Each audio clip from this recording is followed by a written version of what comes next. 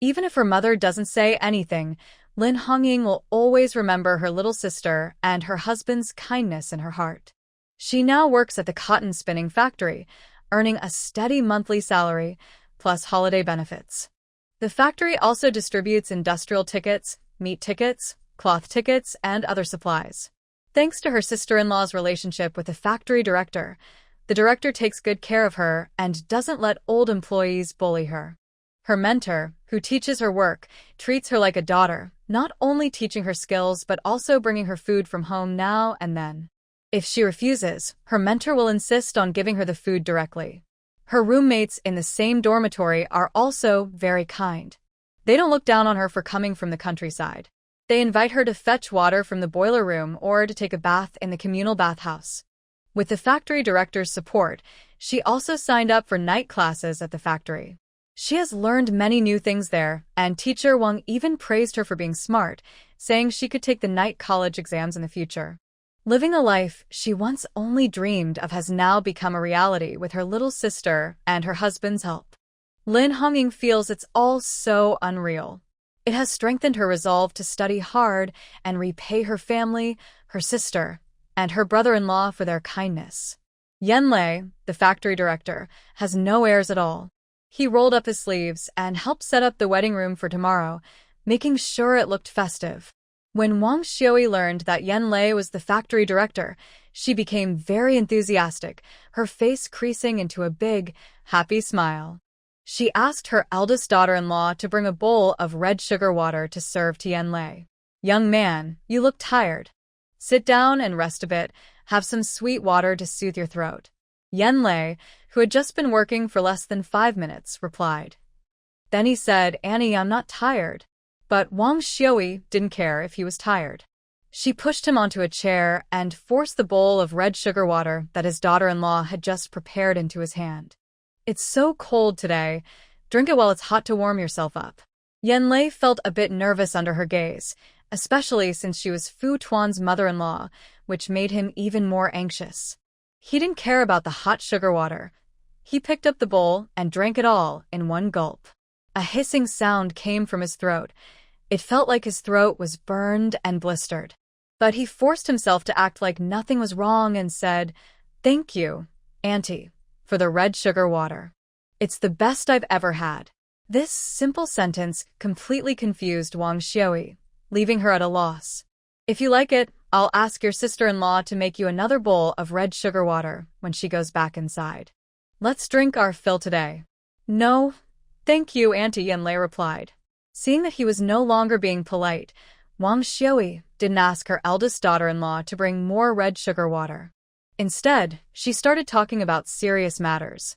"My granddaughter Hongying is at the age to get married. There's no suitable match nearby, so I want to ask you to help find a good, honest boy for her at the factory. If the boy's parents are reasonable, it's best if he's an only child. That way, Hongying won't suffer any injustice when she marries into his family."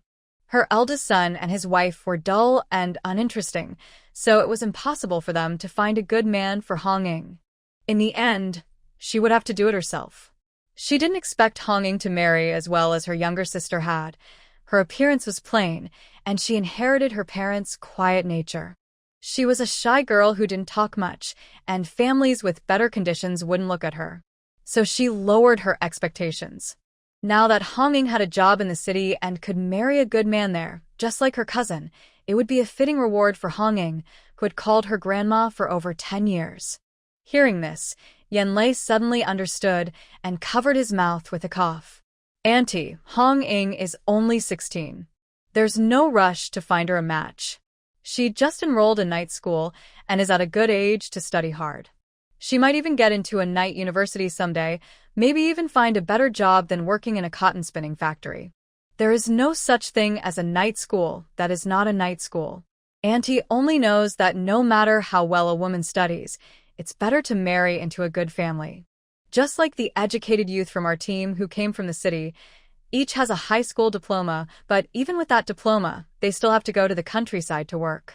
Recently, Lei, one of the educated youths, married Li Weiman from our team. You tell me, what's the use of studying well? In the end, She married a rural man.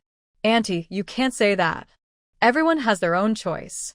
Hong Ying now has better options and doesn't need to marry so early. Wang Xiui, who never went to school, couldn't understand the reasoning in Yan Lei's words. She only knew that a woman should marry early. Otherwise, if she waits until she's old and no longer attractive, finding a good family will be impossible. The good men and families have already been taken by those who acted early, leaving only unsuitable men behind. Since she had called her granddaughter for over 10 years, she didn't want to see her marry a bad man. Determined to find a good family for her granddaughter early, Wang Xiui sadly said, "Just consider this as my plea. You're the factory director, and you know many people. If you find someone suitable nearby, please help us look out for a good man for Hong Ying. In the future, I'll give you a big red envelope." After hearing this, Director Yen didn't dare refuse. But inside, he felt both tight and sour, uncomfortable. Although he had only recently met Hong Ying, he knew she was a hardworking, diligent, and ambitious woman. It would be a shame if such a good woman married early and spent her days cooking and working around the boiler. So, after finishing his talk with Andy Wang, Yen went to report to Director Fu. After listening, Fu Zheng frowned. He still thought of his niece Hong Ying as a little girl. Marrying so young was indeed a bit early. Seeing her call him little uncle, Fu Zheng's brow relaxed a little. Hong Ying is still young. There's no rush to find a partner. You also keep an eye on her at the factory and don't let any unsuitable men get close. As for my mother-in-law, with me here, you don't need to worry. Yan Lei raised an eyebrow happily. Then I'll follow your lead. Finding a partner isn't urgent. Right now, Hong Ying's most important thing is to work hard and study for night school. Fu Zheng looked at him meaningfully, then withdrew his gaze without saying a word. The soldiers he has led, even if he can guess what they ate that day. Not to mention the little thoughts hidden in their hearts. But the Yen family, as far as he knows, is not an ordinary family. They are all involved in military and political careers. Would they agree to Yan Lei marrying a girl from the countryside? Fu Zheng is also unsure. But Hong Ying is the person his wife cares about, and the entire Fu family will rely on Hong Ying in the future. Yan Lei felt a bit guilty, his heart pounding quickly. Fortunately, Fu Tuan didn't say a word, which allowed him to breathe a small sigh of relief. Fu Zheng took the news he got from Yan Lei and went to ask his wife for a reward. Sure enough, Lin Wanwan's reaction the moment she heard her mother ask Yan Lei to introduce a match for Hong Ying was exactly the same as Fu Zheng's. Her eyebrows furrowed tightly. Her mother meant no harm. She just thought she was doing good for Hong Ying, but in fact, she was hurting her. She sent Hong Ying to work at the county cotton spinning factory, not to marry and have children at a young age. On the contrary, as her aunt, she hoped her niece Hong Ying could make her own way through her efforts in this era. Fu Zheng disliked seeing his wife frown. He instinctively reached out to smooth the wrinkles between her brows. "Wife, I am here for everything. I've already told Yan Lei that I won't let Hong Ying be taken away by some unsuitable men." "Fu Zheng, you're so kind. Thank you on behalf of my older brother and sister-in-law," she said. Fu Zheng stared at her bright red lips, his eyes dark and deep, his Adam's apple moving up and down. "Wife, I want you to thank me in person." The word thank was spoken with a heavy tone. Smart Lin Wanwan quickly understood what he meant. After checking that no one was around, she tiptoed and gave him a light kiss on the lips. Her voice was very low. "When we get to Nandao, I'll reward you for what you said I didn't agree to before." Suddenly, Fu Zheng's eyes flickered with an unusual red hue, and his throat moved heavily. "Wife, it's a deal. In the future, not only the Fu family, but also the Shin family from his mother's side would be Hong Ying's biggest support." Just as Fu Zheng was about to ask for another reward, Jiang Chuan hurriedly came to pull him outside to work. Fu Zheng looked at him with a somewhat resentful gaze, annoyed that his good mood was disturbed. He was so close to getting another sweet kiss. Jiang Chuan felt a chill run down his back and instinctively tightened his clothes. Lin Wanwan went to the next room to talk to her mother. "Girl, don't worry about Hong Ying's marriage. I, as her aunt, have other plans." "Did Director Yen tell you something?" "I overheard it myself. No one told me. I just think Hong Ying is still young and not ready to marry. She's not young anymore. The girls her age in the team are already married and almost have children. Hong Ying is still young, works in the city, and should find a partner soon to settle down. That way, I won't have to worry so much and won't have to see her left over after others pick. Knowing her mother was quite stubborn, Lin Wanan changed her approach.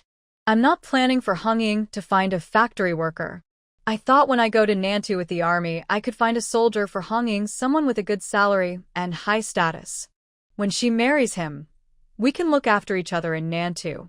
As soon as she said this, Wang Xiao's eyes lit up. Yes.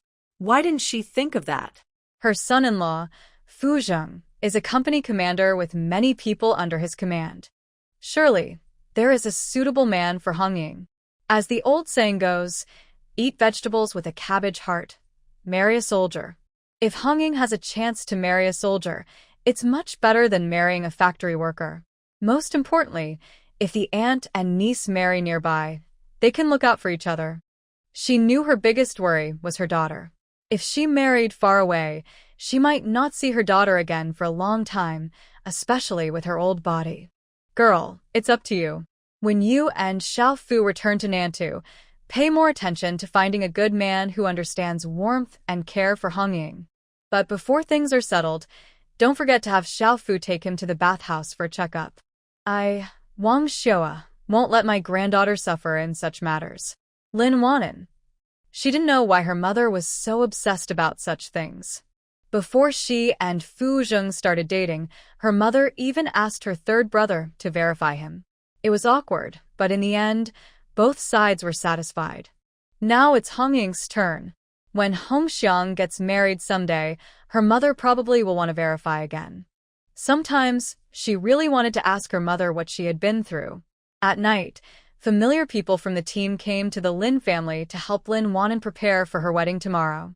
Unfortunately, Wang Xiao had a bad reputation in the team, and few people could get along with her. So, in the end, the makeup was done by her own family. Aunt Li Chuiying and her daughter gave Lin Wanan a set of 4 gold-colored embroidered mandarin duck bedding. Lin Hong Ying received a pair of bright red mandarin duck pillowcases. Her mother, Lu Yulan, prepared a pair of handmade red layered cloth shoes and 30 yuan as a gift. The money was mainly given because Lin Wanwan would be moving to the South Island after marriage. Items like enamel basins and water bottles were not easy to carry on the train, so they decided to buy them later at the destination.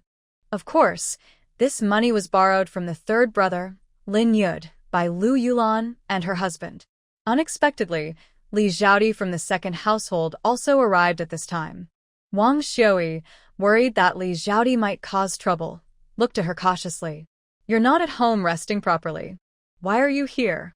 Li Zhaodi smiled playfully and replied, Mother, my younger sister is getting married tomorrow. As her sister-in-law, I naturally came to help her with her makeup. After saying that, she took out 10 yuan she had prepared earlier and handed it over. However, giving the money hurt her feelings deeply. Li Zhaodi kept comforting herself silently. If she was reluctant to part with the money, she wouldn't be able to catch the wolf. Once she had a stronger child and managed to adopt her younger son into the Fu family, she would have control over the family's affairs. Not just 10 yuan, even 10,000 yuan wouldn't be enough. Thinking this way, her heart felt a little better. Although Wang Xiaoyi didn't know what her second daughter-in-law was planning, she never argued over money. She quickly put the money into her pocket and pulled her daughter-in-law outside to talk.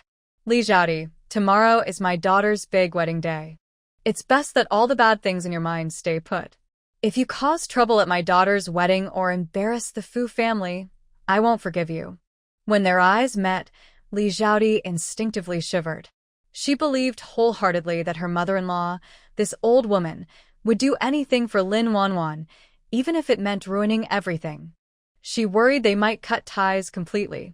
If they really cut ties, all her efforts over these days would be wasted. She was even thinking about having bread and red braised pork for every meal in the future. Mother, even if I had 100 guts, I wouldn't dare cause trouble on my sister's wedding day. You better not, or I won't forgive you. I'll come early tomorrow with Yuzhu to help at home, she said. Maybe she could also get a free meal. The Fu family was so rich, and their parents loved their daughter dearly. She could already imagine how lavish the wedding feast would be. Their second house is just taking this chance to eat well, drink happily, and continue having children. Recently, her husband Lin Yuzhu has become very thin because of trying to have a baby, even though he hasn't skipped meals. Li Xiaodi doesn't understand and chooses not to think about it. Her greedy mind is full of the delicious dishes at tomorrow's celebration, and she is drooling at the corner of her mouth. Wang Xiua thinks about how her second son slapped his younger sister last time and decisively refuses. Tomorrow, your family must stay quietly at home. You don't need to help here at the old house. Mother, there's no room for discussion. If I see your family tomorrow, I will ask my elder brother to change Lin Yozhu's surname and cut all ties with your second house. Upon hearing this, Li Xiaodi's cheerful face immediately darkened. Reluctantly, she said, "Fine, I'll listen to you." It's just a pity she won't be able to enjoy the meat dishes on the table tomorrow. Wang Xiua still has unfinished work and, tired of chatting nonsense with her second daughter-in-law, turns around and goes back inside to continue her chores. Lin Wanfan's room has been prepared as a bridal room, with large red characters and red paper cutouts of happiness pasted on the windows. On the dressing table, there is a pair of iron-plated hot water bottles decorated with flowers, all of which have been pasted with happiness characters by Fu Zheng. The bed is covered with new red four-piece bedding, with a pattern of blooming peonies, vividly detailed and beautiful. Before going to bed, Wang Xiua calls her eldest daughter-in-law to boil a pot of hot water for her daughter to take a bath. She squats down to help her daughter wash her back, and whether it's the steam from the basin or her reluctance to see her daughter marry so soon, tears stream down her cheeks. She mutters softly, "Girl, after you get married, live a good life with Xiao Fu. Don't always think about your family back home. Your elder brother, sister-in-law, and third brother are here, so there's nothing to worry about. After marriage, if your father-in-law and mother-in-law treat you like their own daughter, you should also treat them with your heart.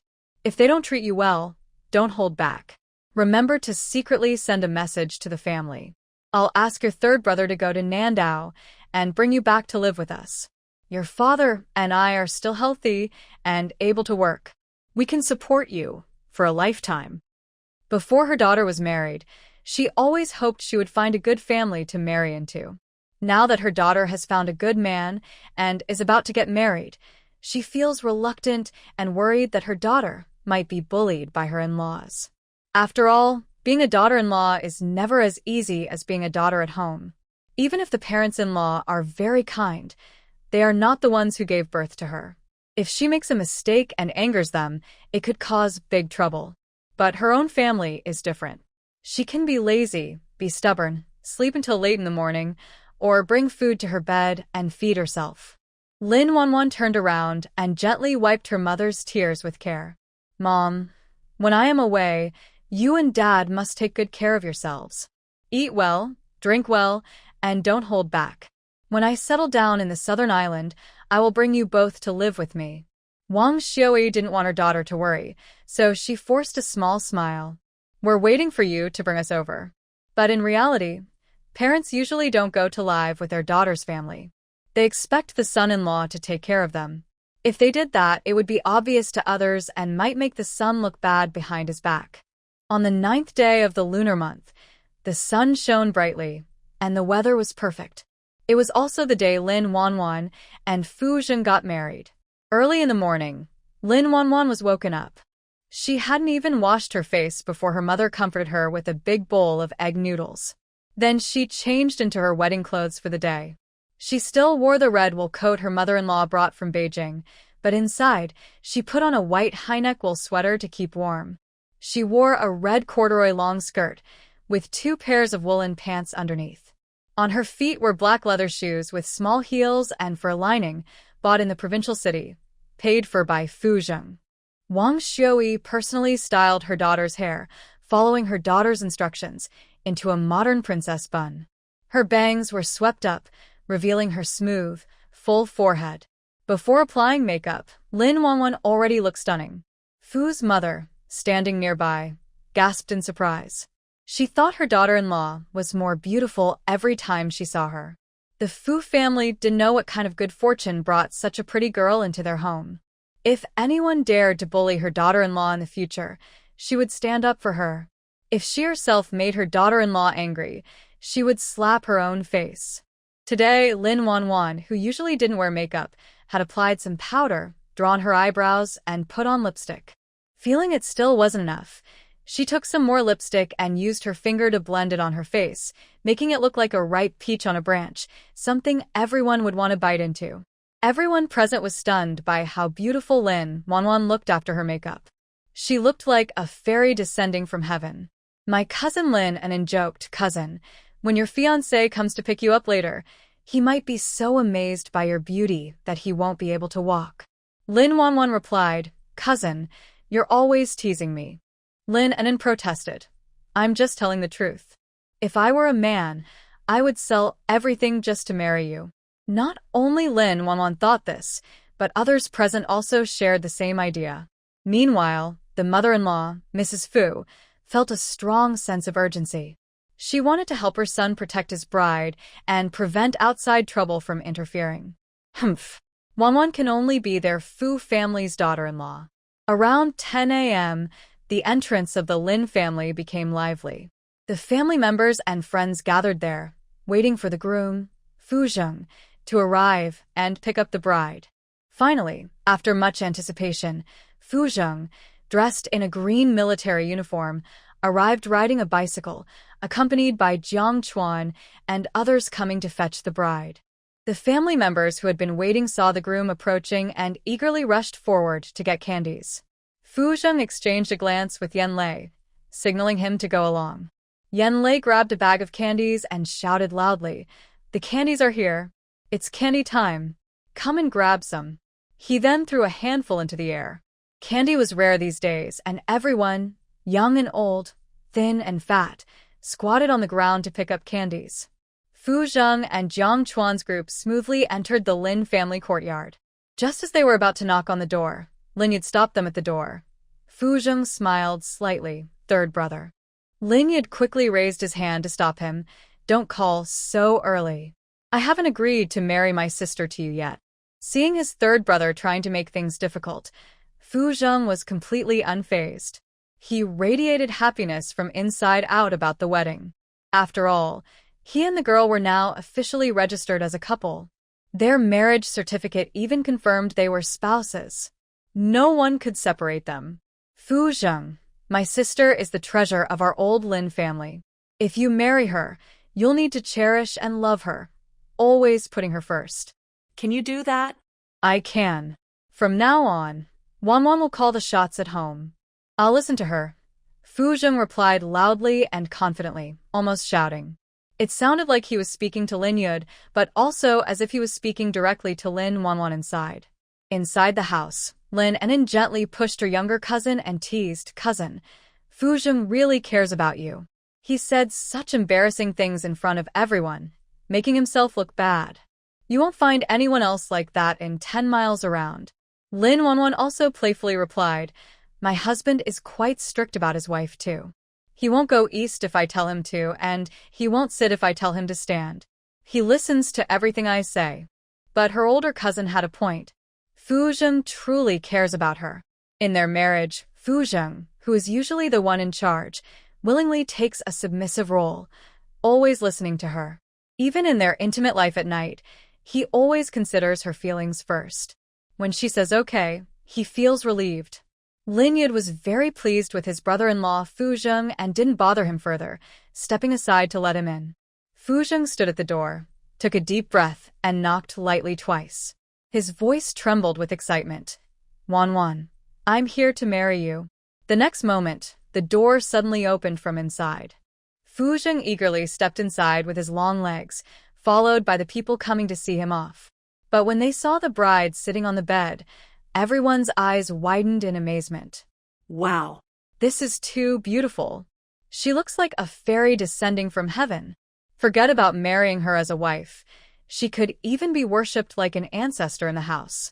For a moment, Everyone was unsure whether to envy Lin Wanwan for marrying the youngest regiment commander in the military district, Fu Zheng, or to envy Fu Zheng for marrying such a beautiful fairy. But at this moment, the groom Fu Zheng's eyes were only on his bride. He had always known she was beautiful, but today was the first time he saw her look this stunning. His heart was pounding, and his face turned red like a young man experiencing love for the first time. Seeing her brother-in-law staring blankly, Lin Enin covered her mouth and secretly giggled. "Brother-in-law, why are you just standing there? Don't you want to marry the bride home?" Fu Zheng's ears felt hot, and he loudly replied, "Yes, I do." Lin Enin teased, "Then hurry up. If you're slow, the bride might run away." Everyone else laughed happily, filling the room with joy. Under everyone's cheers, Fu Zheng approached Lin Wanwan and said, "Wanwan, I finally married you." The next moment, Lin Wanwan felt dizzy and disoriented, her hands instinctively wrapping around Fu Zheng's neck. Fu Zheng could smell the fresh pomegranate blossom scent without even lowering his head. He lowered his voice, speaking softly so only the two of them could hear. "Wife, Fu Zheng, swear to the heavens that I will never betray you in this life." "Fu Zheng, I promise the same." Fu Zheng smiled happily and carried Lin Wanwan out in a princess carry. Everyone else around was stunned by Fu Zheng's sudden action. Whoever has ever seen a groom carry his bride out like that? Especially now, when the situation was tense, if those overly strict people saw this, they would definitely cause trouble. It would be bad if it disrupted today's wedding. Jiang Chuan looked worriedly at Fu Ma, who was grinning foolishly. "Aunt Fu this." Fu Ma replied, "Xiao Zheng is rarely this happy today. Let him be. If anything happens, Old Master is here to handle it." The Fu family has a noble and proper reputation. From Old Master to the younger generation, Fu Zheng always rushes to the front line. Their loyalty to Huagua is unquestionable, especially since Fu Zheng was injured during a mission on the front line. They thought he might spend his life alone, but unexpectedly, a girl accepted him. She was as beautiful as a fairy. What's wrong with a few hugs at the wedding? They didn't do anything terrible or harmful. Today, she was just staying here. If anyone dared to nitpick or ruin her son and daughter-in-law's wedding out of ignorance, she would have Old Master bite them to death. When Jiang Chuan heard that Old Master would protect them, his worries about his brother instantly disappeared. He happily went after them. The team members watching in the courtyard saw the bride come out and gathered around her. Wow, this Lin family's daughter is so beautiful. No wonder Commander Fu was in such a hurry to marry her. Before, people mocked Wang Xiaoyi for raising a worthless girl, but now they're going to be proven wrong. It's not fair to say that. Lin Wanwan was so chubby before, everyone disliked her. Even Zhou Jiqing from the youth station avoided her. Now Lin Wanwan looks so good, and she married a regiment commander. Zhou Jiqing, who used to refuse her, must be dying inside. On such a happy day. Why is he doing this? If Wang Xiaoyi hears about it, she'll tear his mouth apart. And secretly hiding in the shadows, Lu Mu watched with shining eyes. She excitedly patted her niece's shoulder. "Your little sister-in-law and her partner look so good together. Their children will definitely look like them in the future." Lu Yulin's face stiffened when she heard her mother mention having children. Captain Fu was injured during a mission earlier, so he and his wife would never have their own children. But she couldn't say that aloud, especially since her mother was someone who couldn't keep secrets in her belly. Fu Zheng rode his bike around the Trumpet Flower team, then returned to the Lin family house. After parking his bike, he picked up Lin Wanan and carried her back to the wedding room they had prepared earlier.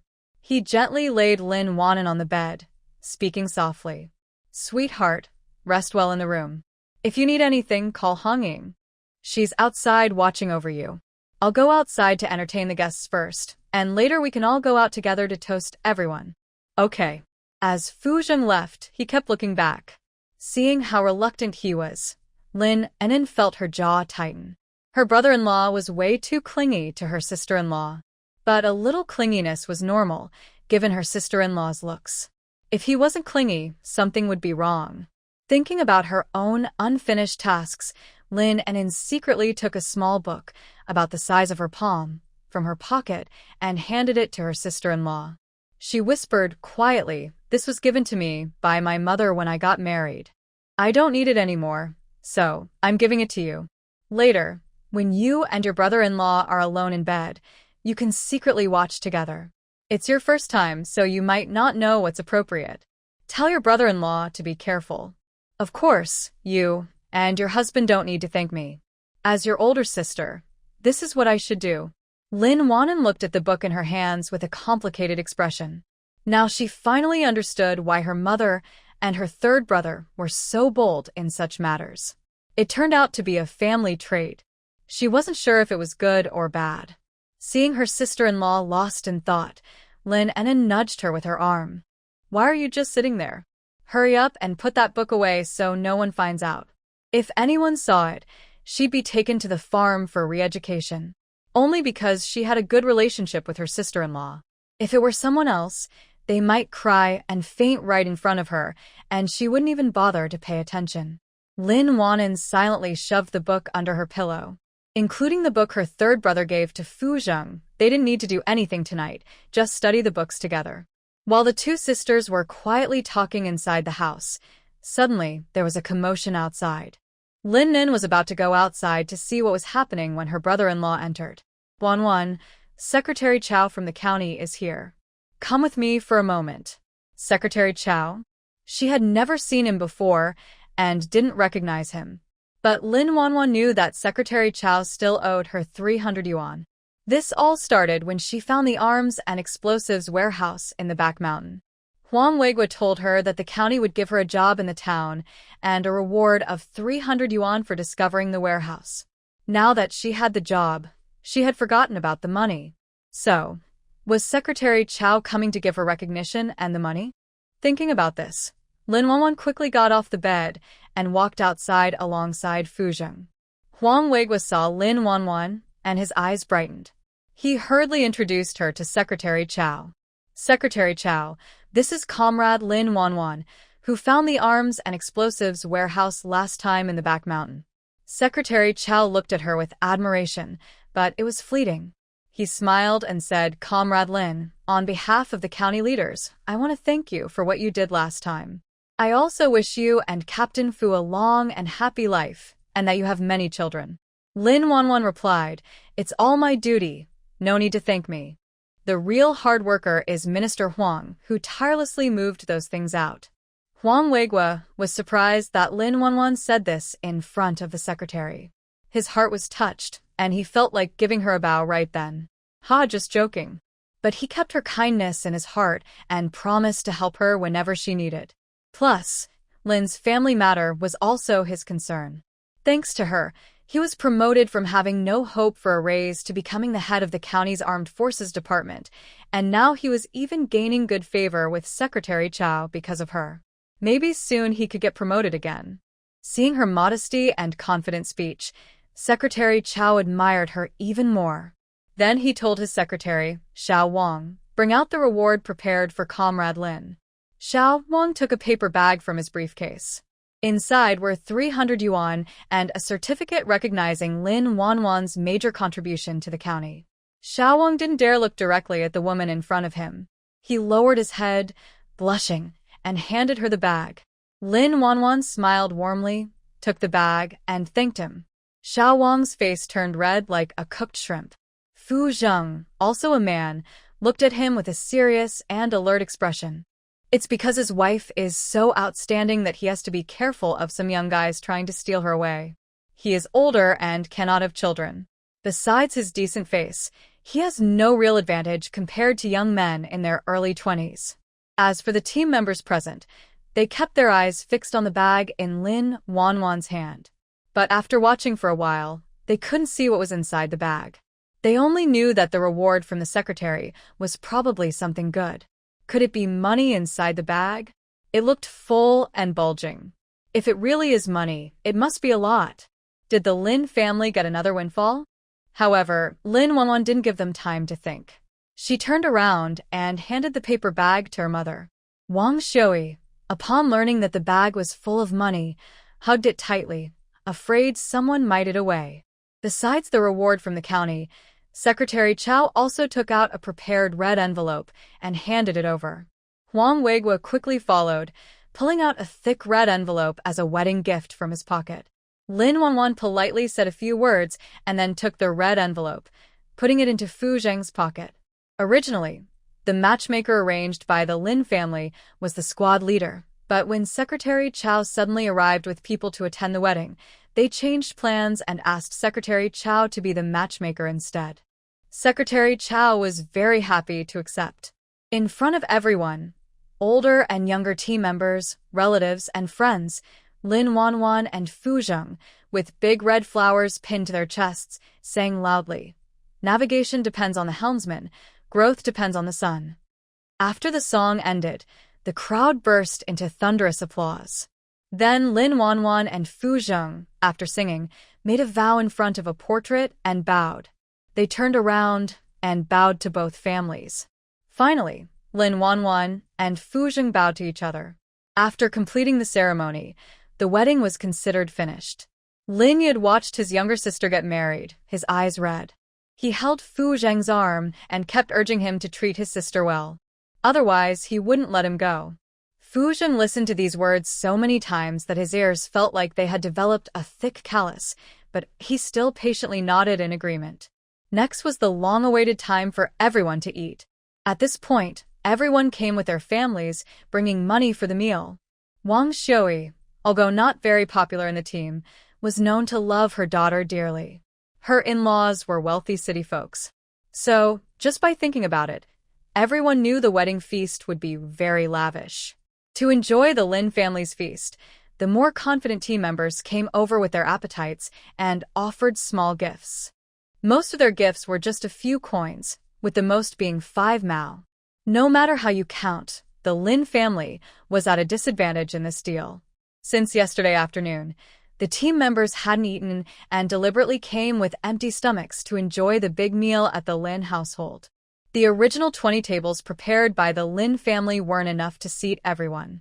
Wang Xiui then asked the eldest and third siblings to borrow some tables and chairs from the team. With 8 more tables added, there were a total of 28 tables, barely enough to seat everyone.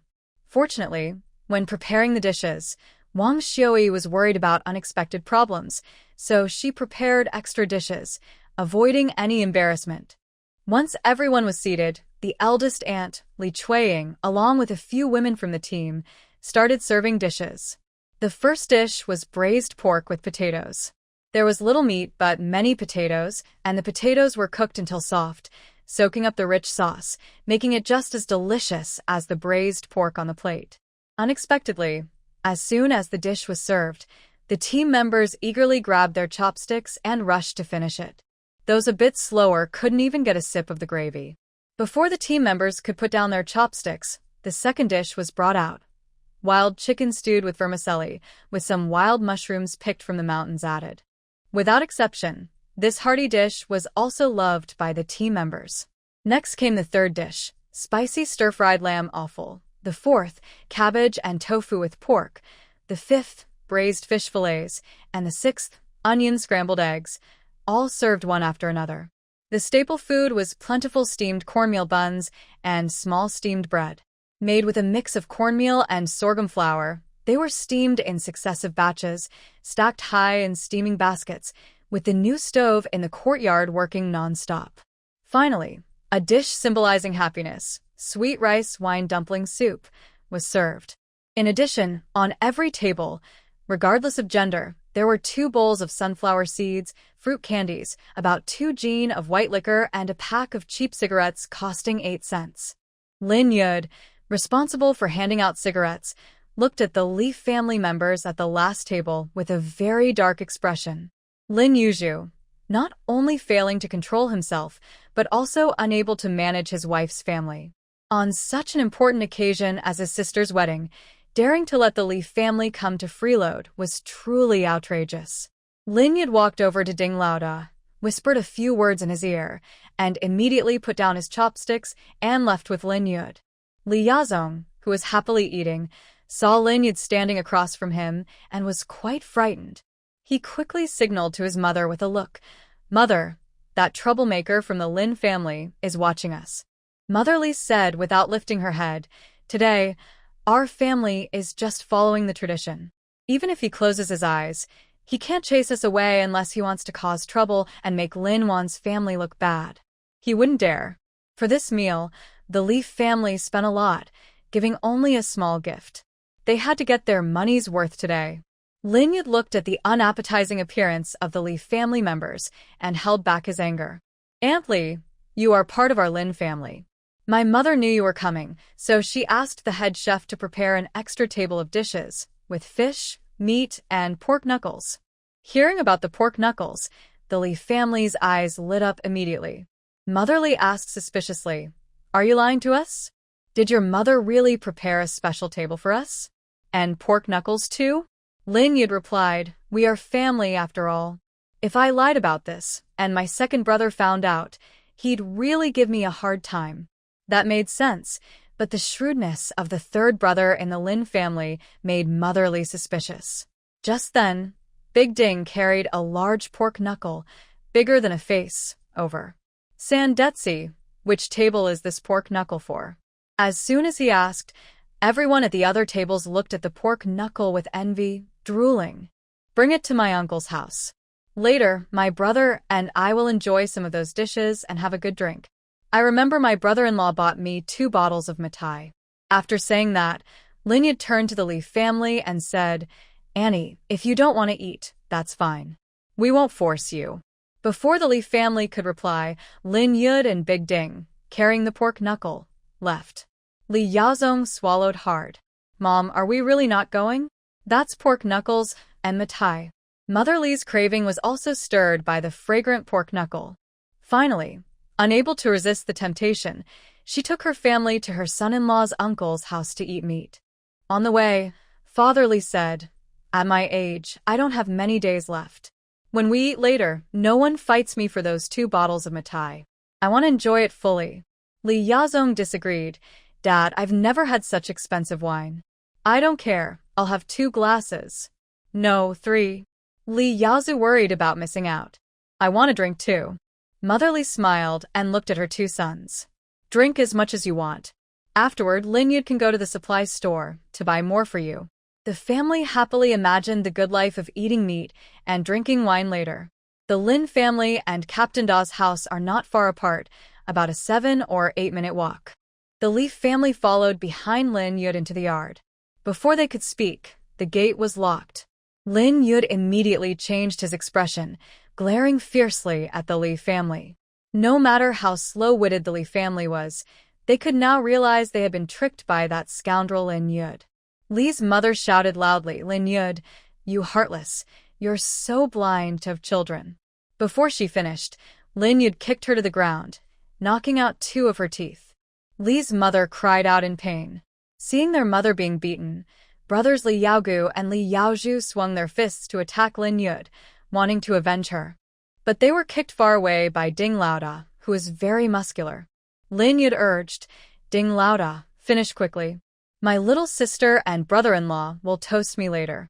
If we're late, it won't look good." He didn't want to waste time on the bunch of trash from the Li family. "Give me 3 minutes." After saying that, Ding Laoda started a fierce beating mode. The Li family, old and young, including the only 2 brothers who seemed capable of fighting, Li Yaozhu and Li Yaozhu, were knocked out by Ding Laoda. In less than 3 minutes, he had subdued the Li family completely. He also kindly helped them by dislocating their arms. Lin Yud squatted down and threatened openly, "Don't let me see you again, or don't blame me for being ruthless. I'll find someone to cut the meat off Li Yaozhu and his 2 fools to feed the dogs." When Li Yaozhu, just waking up, heard this, he shivered instinctively. Lin Yud was a crazy man who didn't care about anything. A scoundrel. Without caring if they hurt him, Lin Yud and Ding Laoda exchanged a few words and then left. Not long after, Ding Laoda drove them away. Go back the way they came. Fu Zheng and Lin Wanwan toasted everyone at each table one by one. After a round, Fu Zheng's handsome face was quite red.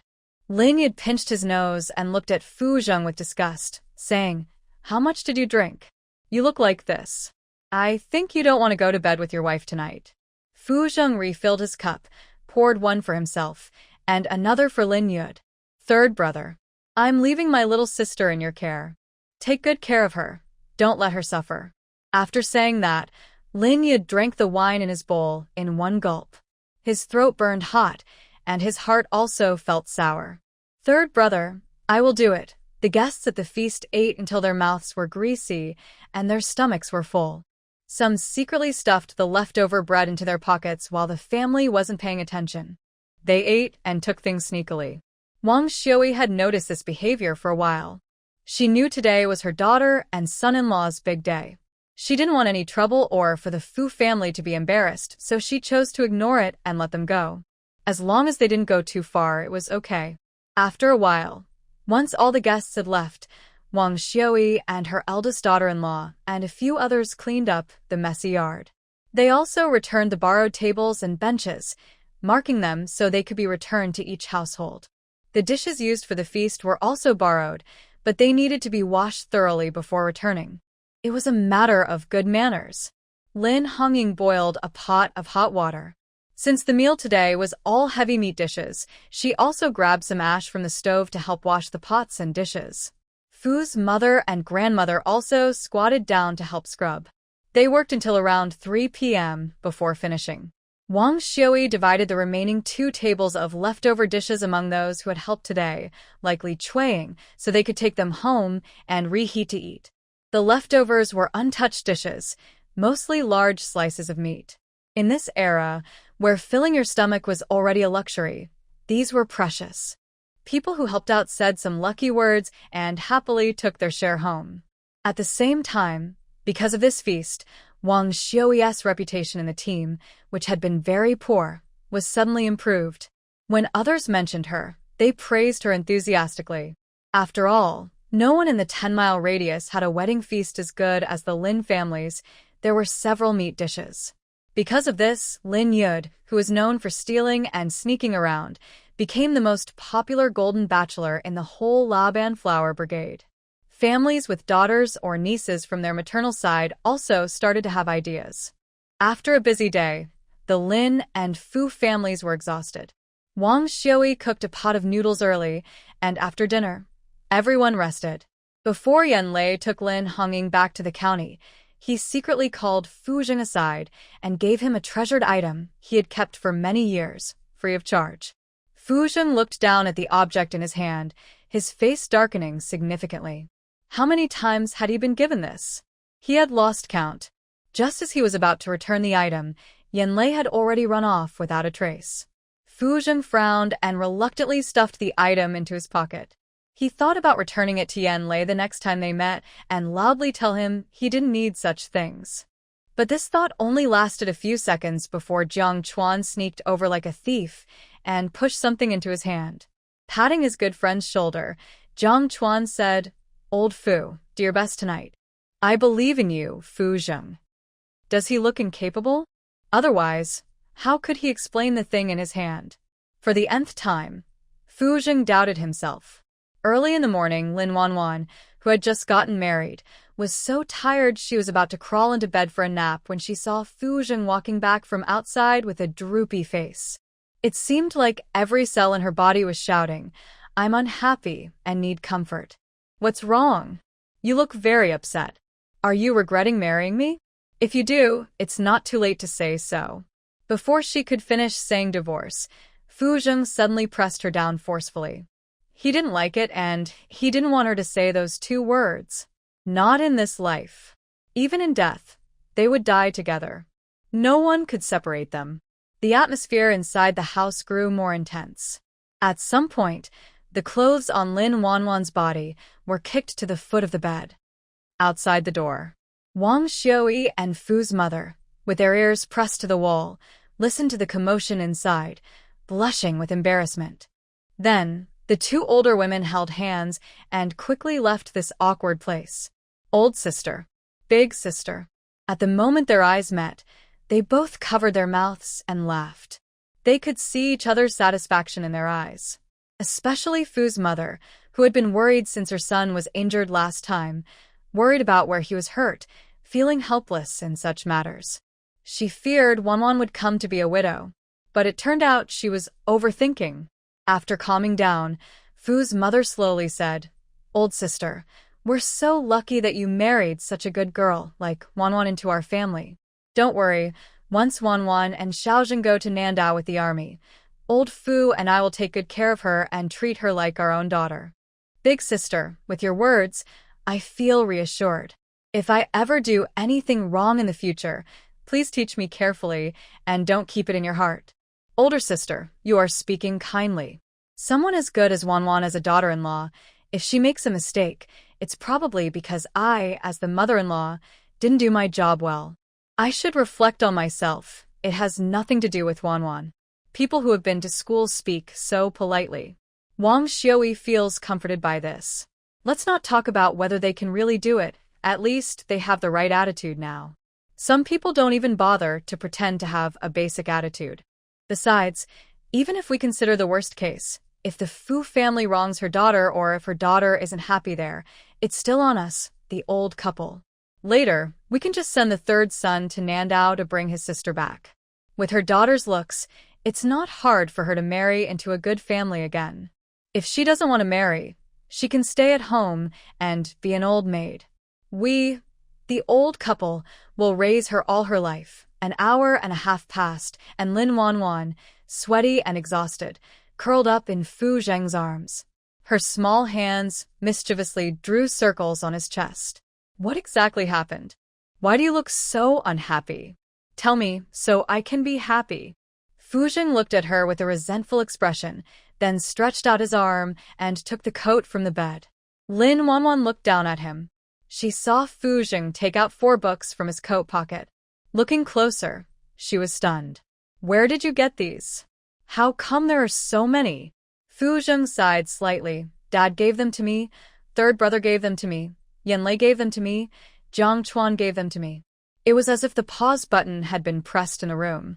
After a moment, Lin Wanwan, feeling quite speechless, tugged at the corner of her mouth. They really treat you well. It's impressive they managed to find so many things at this time. Wife, is it because I'm not good enough that they do this? After speaking, Fu Zheng looked at his wife with great nervousness. He didn't care about others' opinions. He only cared about how his wife felt. When Lin Wanwan saw him questioning her, she shook her head wildly. No, that's not true. You will always be the best to me. Don't think too much. If Fu Zheng still wasn't good enough, then most men in the world could just die out. Hearing his wife's praise, a faint sparkle of stars flickered in Fu Zheng's eyes. But when he caught sight of her white shoulder and neck exposed as the blanket slipped, his eyes instantly deepened and his throat unconsciously tightened. A deep, husky voice sounded. Little ancestor, please be gentle with me. The next day, Lin Wanwan woke up only when the sun was high in the sky. Fu Zheng helped her put on her clothes, squeeze toothpaste for her, and pour hot water. If Lin Wanyan had not strongly refused, Fu Zheng would have fed her food directly into her mouth. The people from the Lin and Fu families saw the couple so close and happy, and they were very pleased.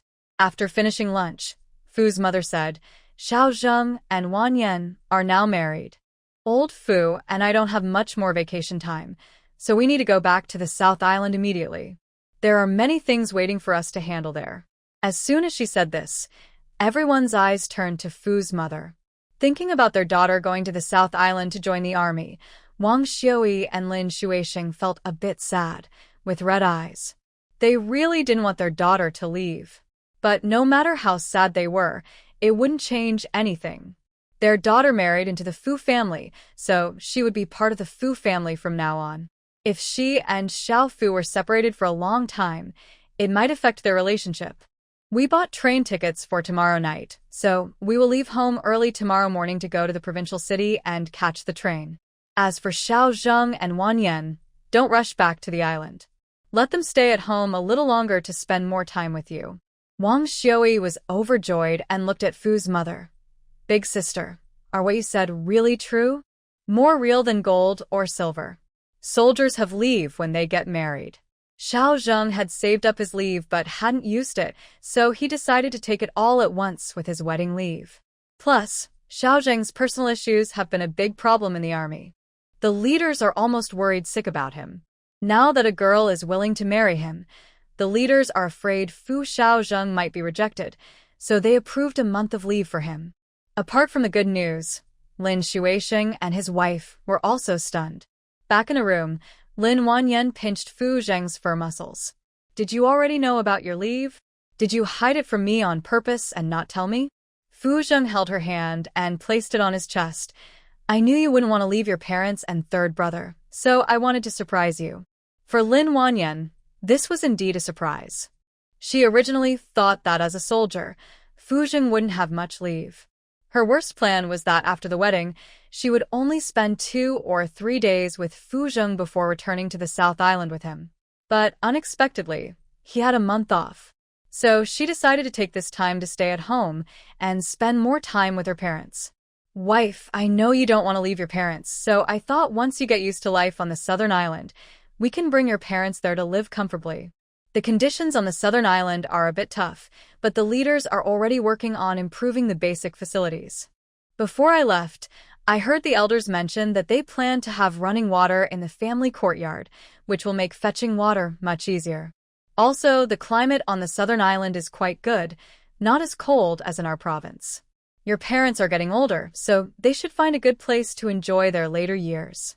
Lin Wanwan looked at Fu Zheng, who was always thinking about her, and her heart warmed. "Fu Zheng, thank you. You are my wife, and your parents are like my own. As a son-in-law, it's natural to be filial to your parents. If you thank me again next time, I might have to give you a serious punishment."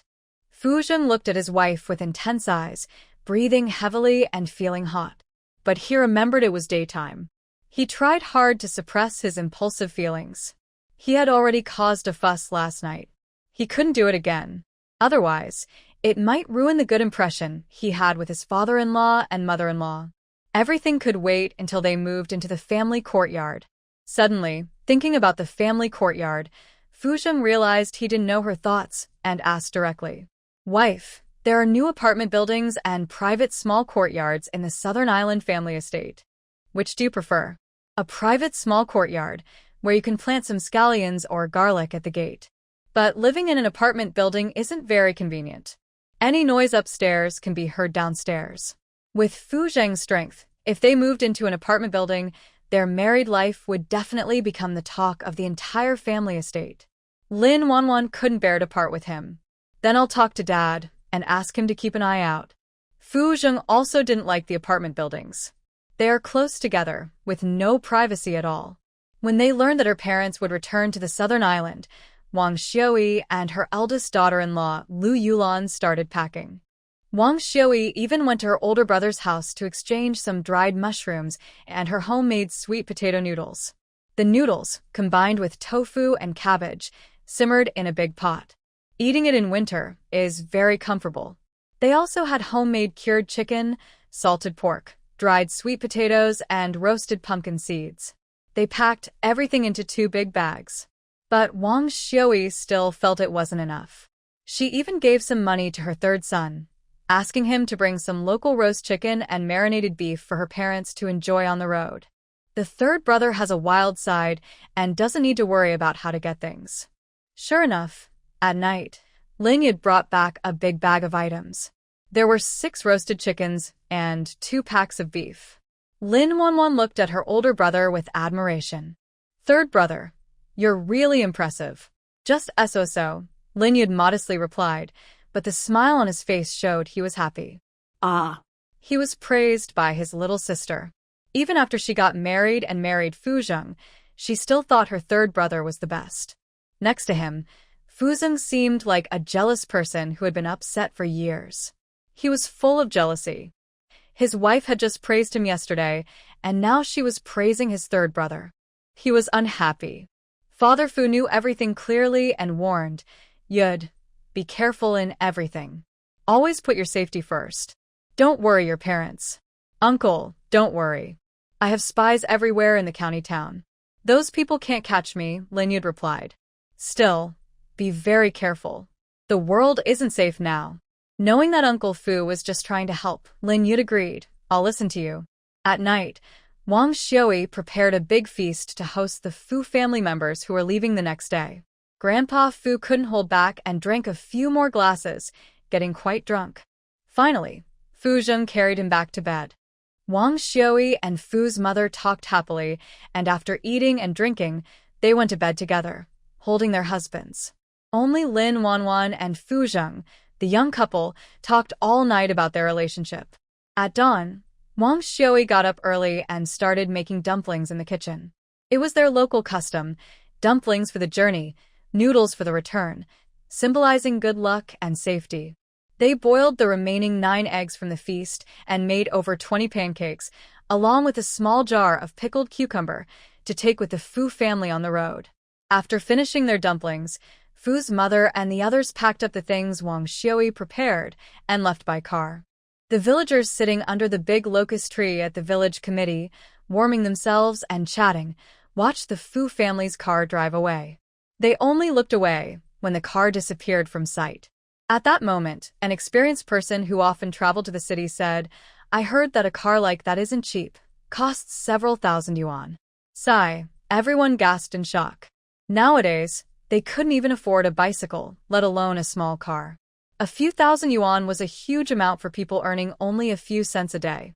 They couldn't even imagine having that much money. The Lin family really had caught a wealthy son-in-law. They were so jealous they drooled. But no matter how jealous they were, it didn't help. First, it's very unlikely they'll ever meet someone as rich as the Fu family. Second, even if their daughter was remade, she wouldn't be as pretty as Lin Wanfan. Lin Wanfan was like a rare, beautiful phoenix suddenly appearing in a poor mountain village, stunningly different from the local people. Especially compared to the small-nosed, small-eyed couple, Wang Xiui and her husband, who looked nothing like her. If it weren't for the team's third aunt personally delivering Wang Xiui's baby, they might have thought Lin Wanfan was brought back from outside. Someone stammered, it looks like the Lin family is about to rise. On their wedding day, Secretary Chow from the county and Minister Huang from the armed forces came to celebrate. The daughter of the old main family was sent to work at the county's cotton spinning factory. She's now a regular employee. The second family's daughter is blind to good days. She refused to accept the split, insisted on dividing the family, and even slapped Lin Wanfan. They've made a lifelong enemy. Don't expect Lin Wanfan, the daughter-in-law, to help them in the future. But the third family is different. He's the one who loves his little sister the most. Lin Wanfan is close to him, so he'll definitely find ways to help his third brother. Probably like the daughter of the old main family, she'll be arranged to work in the city. Or maybe, since Lin Wanfan's husband is in the army or a regiment commander, he might even get her third brother into the army. I heard the army's benefits are great. Meals provided, monthly allowances, and the wife can follow her husband when married. In my opinion, the third brother will definitely rise to fame and become successful. Everyone felt a twinge of envy and bitterness. After all, with Lin Laosan's reputation, everyone in the team knew he was a troublemaker, always stealing and causing trouble, lazy and disliked by others. Now, suddenly, with his sister's help, he's about to enjoy a good life, eating well and drinking well, and even becoming a city person. That feeling was worse than being stabbed. Xiang Tao sighed softly. It's a pity that I only have my daughter, Chower. Last year, she married into the neighboring team. If not, I'd have asked a matchmaker to introduce her to our family Chower. Maybe she'd get some benefits from her daughter and son-in-law, and I could taste a bit of the good life. Sister Kaiyun, who had always had this idea in her heart, heard this and was afraid her chosen son-in-law would be taken away by someone else. She quickly picked up her sewing basket and was about to leave. Kaiyun, why are you leaving so soon after coming? Aren't you going to warm yourself by the fire? I'm in a hurry to go home and use the bathroom. I'll come back later to chat with you all. After saying this, Sister Kaiyun left without turning back. When she got home, she changed into clean clothes and took out 5 eggs from the cabinet. She thought for a moment. 5 eggs seemed a little few. Feeling reluctant to part with her children, Sister Kayun clenched her teeth and decided to take all the eggs she had originally planned to exchange for money in the county to the Lin family. Hey, Chang Kayun, what wind blew you here during such an ordinary day? Wang Xiuya's eyes were fixed on the basket of eggs Sister Kayun carried. Inside, she was thinking, given how stingy and penny-pinching this old woman was, her generosity today must mean she had some hidden motive. She was scheming something. After all, among all the households in the Laba Flower Brigade, she was the most stingy and thrifty. Sister Kayun was definitely the second. My hen just laid these eggs recently. I brought them to you to try, she said. Usually, I use these eggs to steam a little egg custard for Wanwan to nourish her. Look at Wanwan, she's so thin, all skin and bones, much thinner than before. As her auntie, I feel sad to see her like that. When she mentioned her daughter, Wang Xiuya's face softened immediately. But thinking about her son-in-law, the captain, and not wanting to give him any trouble, she quickly retracted her hand. She really wanted to take the eggs, but she couldn't. She couldn't risk causing trouble for her daughter and son-in-law over just 10 or so eggs. Otherwise, she'd be so upset she'd wake up at night and slap herself. She kept a stern face and said, "If you have something to say, say it. You can take the eggs. We don't lack them. But I told you beforehand, if you want my son-in-law to do something for you, you'd better go back early." "I won't agree." Seeing Wang Xiui misunderstand, Sister Kayun hurriedly explained, "Andy, I'm not asking my son-in-law to do anything for you. I came here today because of your third son's marriage." Hearing this, Wang Xiui's attention was caught. She quickly changed her expression and welcomed her inside. For many years, her third son, Lin Yud's marriage, had been a worry for her. He was the same age as others, but he still hadn't married, and he was already running around with no one to settle down with. No girl was interested in him, and even the matchmakers who came to suggest marriage had no luck. Every time she asked around, it was because his unpredictable personality scared people away. She was really worried. Now that her daughter was arranged well, she had plenty of time to find a match for her third son. Sister Kayun saw Wang Xiu's attitude and thought her daughter and the third son could be a good match. She couldn't help but smile happily. Just as she sat down, she heard Wang Xiu say, "Kayun, whose daughter is she? Do I know her?" "Tell me all about her." "She's our second daughter. You've watched her grow up since she was little. Of course you know her." Hearing that it was Chang Tsayun's daughter, Wang Xiu's face cooled a bit. But Sister Kayun didn't notice her change and kept talking happily. "Our second daughter is the hardest working girl in our team. She boils water, cooks, works in the fields, and earns points. Not many young girls in the team can compare. Although she's 5 years younger than Da, they're a perfect match, made in heaven. Once she marries into your Lin family, we hope she can have 2 children in 3 years and 3 in 5 to help your family grow. And you like girls, right? Later, let the second daughter have a few grandchildren to keep you company." Wang Xiu just rolled her eyes at this. Does she really like girls? She clearly prefers her own daughter, Wanwan. She wouldn't even bother to look at others. She doesn't even like their second son, Chang Fu, who's the only grandson in their Lin family, so she definitely can't stand the granddaughter Sister Kayun mentioned. A few little girls chattering away around her gave her a headache just thinking about it. But if that girl was born from her own daughter Wanwan's belly, it would be different. It's a pity that her son-in-law, Xiao Fu, has a disease that makes him unable to have children. Otherwise, she could go to Nandao to take care of her daughter during her postpartum period and help raise the kids. Sister-in-law, what do you think? If you like my second daughter, we can get the 2 of them to register at the commune tomorrow." After saying that, Sister Kayun looked anxiously at Wang Xiu, her palms sweaty. Wang Xiu thought about her second daughter's small eyes, flat nose, and thick lips, and said with some disgust, "Your second daughter is too ugly. Our third son is a good match, and he probably wouldn't agree." "What?" Did Wang Xiu, this old woman, just call her second daughter ugly? Did she hear that right? She didn't mind Lin Yud, that carefree second son, but Wang Xiu, this old woman, dared to look down on her daughter. If it weren't for the fact that the Lin family now has a good son-in-law, Sister Kaiyun would really want to go and slap Wang Xiui twice. But thinking about Hong Ying, who works at the cotton mill in the county town, she held back and said, "My second daughter just needs some dressing up. One day, I'll take her to the county to get ready, and she won't be any less beautiful than the girls in the city. Besides, getting married is about living a good life at home. What's the use of having a pretty face? It might attract trouble, cause chaos in the family, and if she brings home a green hat someday, it would be terrible." Wang Xiui squinted and interrupted her. "Are you saying that my daughter's good looks are a sin? I think you're just jealous because my daughter is pretty." Realizing she had spoken carelessly and upset Wang Xiui, Sister Kaiyun quickly tried to fix her words. "Madam, I didn't mean it like that. Wan's daughter has been growing up with me since she was little. I know her very well. She's honest and straightforward.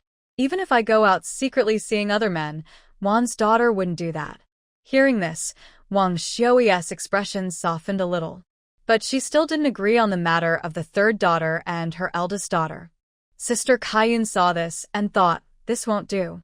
She was still waiting for her daughter to marry into the Lin family and then find ways to help her brothers and younger brothers.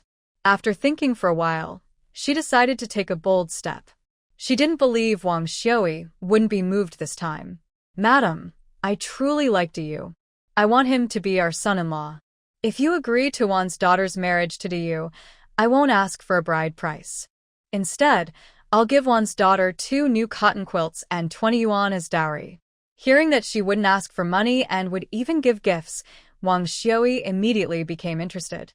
She squinted and looked Sister Kaiyun up and down several times. "Is there really such a good deal in the world? Could it be that your second daughter was taken advantage of and no one wants her, so you're trying to give her to you? I tell you, our Lin family doesn't accept just anyone." Sister Kaiyun was both angry and annoyed. "My second daughter is a pure girl. If you don't believe me, tomorrow I will take you and my daughter to the village clinic to have a gynecologist check her and prove her innocence." Seeing that Sister Kaiyun didn't seem to be lying, Wang Xiui's face changed immediately. "Oh, my words are careless. Please don't take what I said earlier to heart." Sister Kaiyun was overjoyed. "So, you agree to Wan's daughter's marriage to you?" Without spending a penny, gaining a daughter-in-law for free, Wang Xiui was naturally willing. Although Arya is not as pretty as her daughter, she is a hardworking girl, just as Chang Kaiyun said. No other girl in the entire Trumpet Flower team is as diligent as her, able to handle chores inside and outside the house. The lazy third brother, who wouldn't even bother to help when his car broke down, definitely needs to marry a hardworking girl to take care of him. Besides, a very beautiful girl is too much for the rough, countryside man like third brother to handle or afford. Beautiful girls cost a lot to support, like her family's Wan, who always eats, wears, and uses the best. In the end, third brother is better suited to find a simple girl who knows how to live a good life as his wife. But Wang Xiui didn't dare to say this too clearly. "All right, let's find a time tomorrow to have you to take Arya to the commune for a walk. If they like each other, we, as parents, will help arrange their marriage. If not, we'll forget about it." "Okay, let's do as you say. Since they grew up in the same team, they should get along well." When she said this, Sister Tsayun's mind was full of images of her Arya marrying Lin Yuda, and her face was full of happiness and smiles. Wang Xiui was afraid that Chang Kaiyun might not keep her word, so she asked again with certainty, "Are what you just said true? Are you joking with me, this old bone?" Sister Kaiyun? She had said so much just now. How could she know which words Wang Xiui, this stubborn old lady, was referring to? Seeing her silent, Wang Xiui's face darkened like a donkey's face. "I knew you were lying just now. Since that's the case, let's forget about third brother and Arya." "No, I'm telling the truth. I'm not lying to you. If this really happens and we don't give any bride price, will you still want to give us 2 quilts and 20 yuan? Sister Kaiyun suddenly felt like she was about to smash her own foot with a stool. If she had known, she wouldn't have said that. Looking at her chattering mouth, she really wanted to slap it. But at the moment she made eye contact with Wang Xiui, she bit her cheek and said, "Yes." We don't want bride price. We'll give the dowry instead. Wang Xiu smiled happily. After sending her off, she hummed a little tune alone in the house. During dinner, Lin Wanwan and her friends, who had gone to the county town for fun, returned. Fu Zheng brought the hot buns they specially packed from the county's state-run restaurant to Wang Xiui and her husband to eat. Seeing her son-in-law go out to play, and still thinking about her, Wang Xiui and her husband felt very happy inside. They didn't eat much. After each eating a bun, Wang Xiui locked the remaining buns in the cupboard. She planned to warm them up the next morning for her daughter and son-in-law to have for breakfast. Suddenly, she called Lin Yud, who was about to go to bed. "Third son, stay here.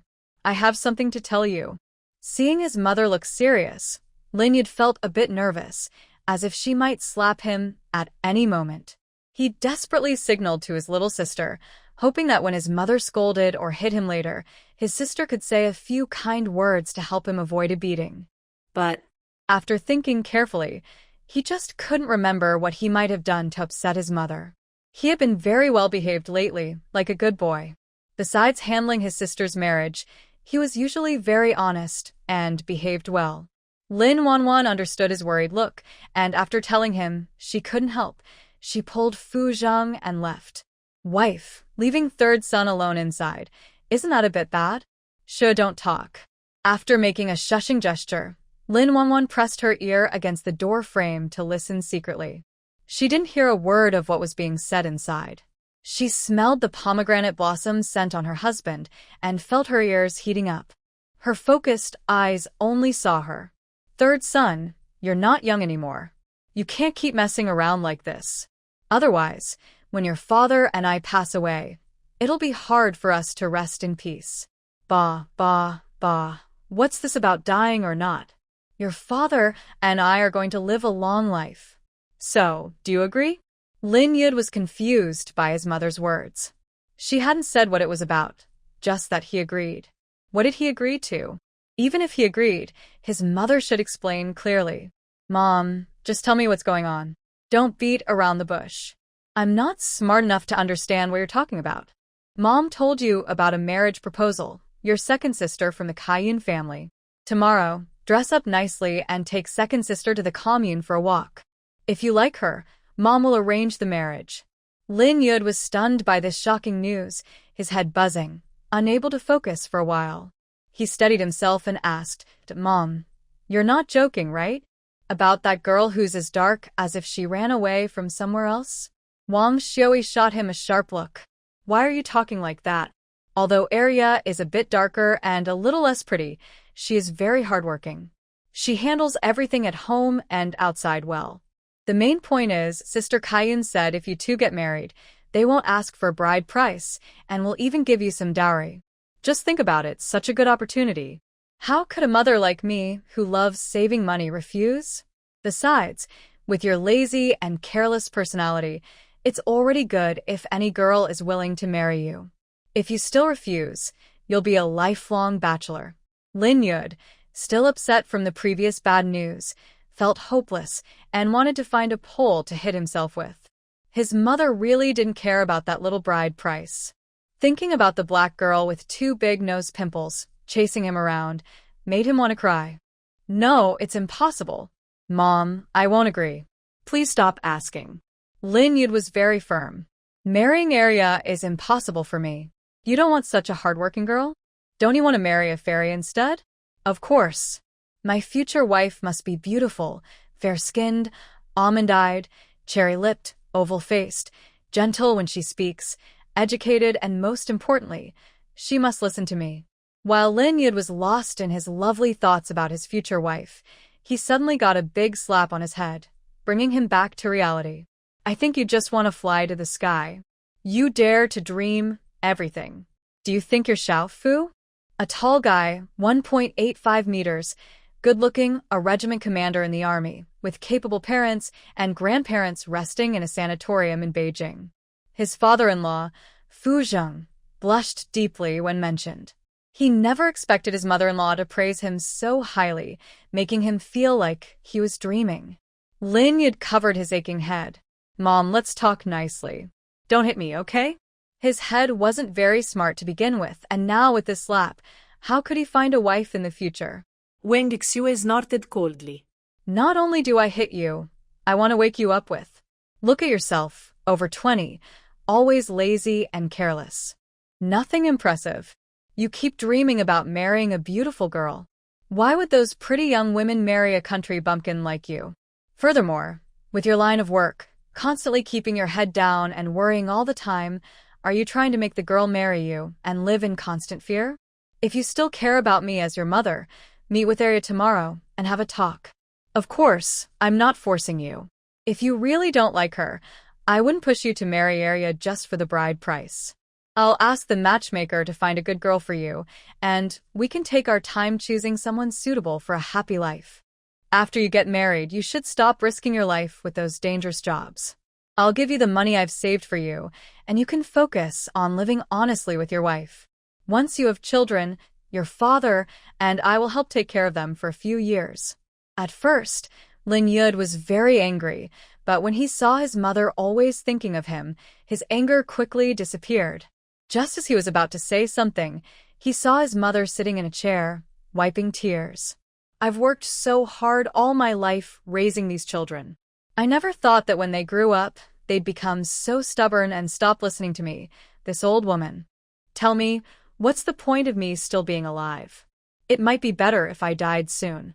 Oh, my dear mother, my mother-in-law, why didn't you wait for me when you died? Take me with you. So I wouldn't have to stay alive and be disliked by everyone. My dear mother, my mother-in-law. Already used to this scene, Lin Yud's face twitched again and again. Fine, I'll agree. You should have told me earlier. I've been crying for so long for nothing. Wang Xiao quickly wiped her tears and took out 2 coins from her pocket, handing them to Lin Yud. Tomorrow, take Arya to the state-run restaurant for a meal and watch a movie. Be stingy when you need to, but don't be stingy when you shouldn't. Did you hear what I said? Lin Yud, weak and tired, replied, I heard. Wang Xiao finally relaxed and happily went back to her room to sleep. No matter whether this marriage will succeed or not, it's at least a good start. At least someone has come to introduce her 3rd son to a girl. Maybe more will come in the future. Of course, she knew very well in her heart why Chang Kaiyun came over today with eggs to introduce her daughter. She just wanted to see her daughter married into a good family. Her daughter and her 3rd son have such a close relationship that, no matter what happens in the future, her daughter and son-in-law will do everything they can to help her 3rd son. Lan Kaiyun was determined to marry her daughter to the 3rd son, even if it meant giving up the bride price. She believed that in the future, her family could benefit from the 3rd son's good fortune. However, with her watching over her, even if the 3rd son and Arya got together, the Chang Kaiyun family wouldn't share in the benefits. After Wang Xiao left, Lin Wanwan took Fu Zheng's hand and jumped out to playfully say, 3rd brother, am I about to have a 3rd sister-in-law? Little sister, please don't tease me now. I'm in such a bad mood, said Lin Yud with a sad face. Thinking about tomorrow's matchmaking, he felt so anxious he wanted to bang his head against the wall. He truly didn't like Arya, but his mother had given him a strict order. He had already decided that after meeting her tomorrow, he would tell her directly that they shouldn't waste time on him. Arya was hardworking and capable, and she would surely find a man who suited her.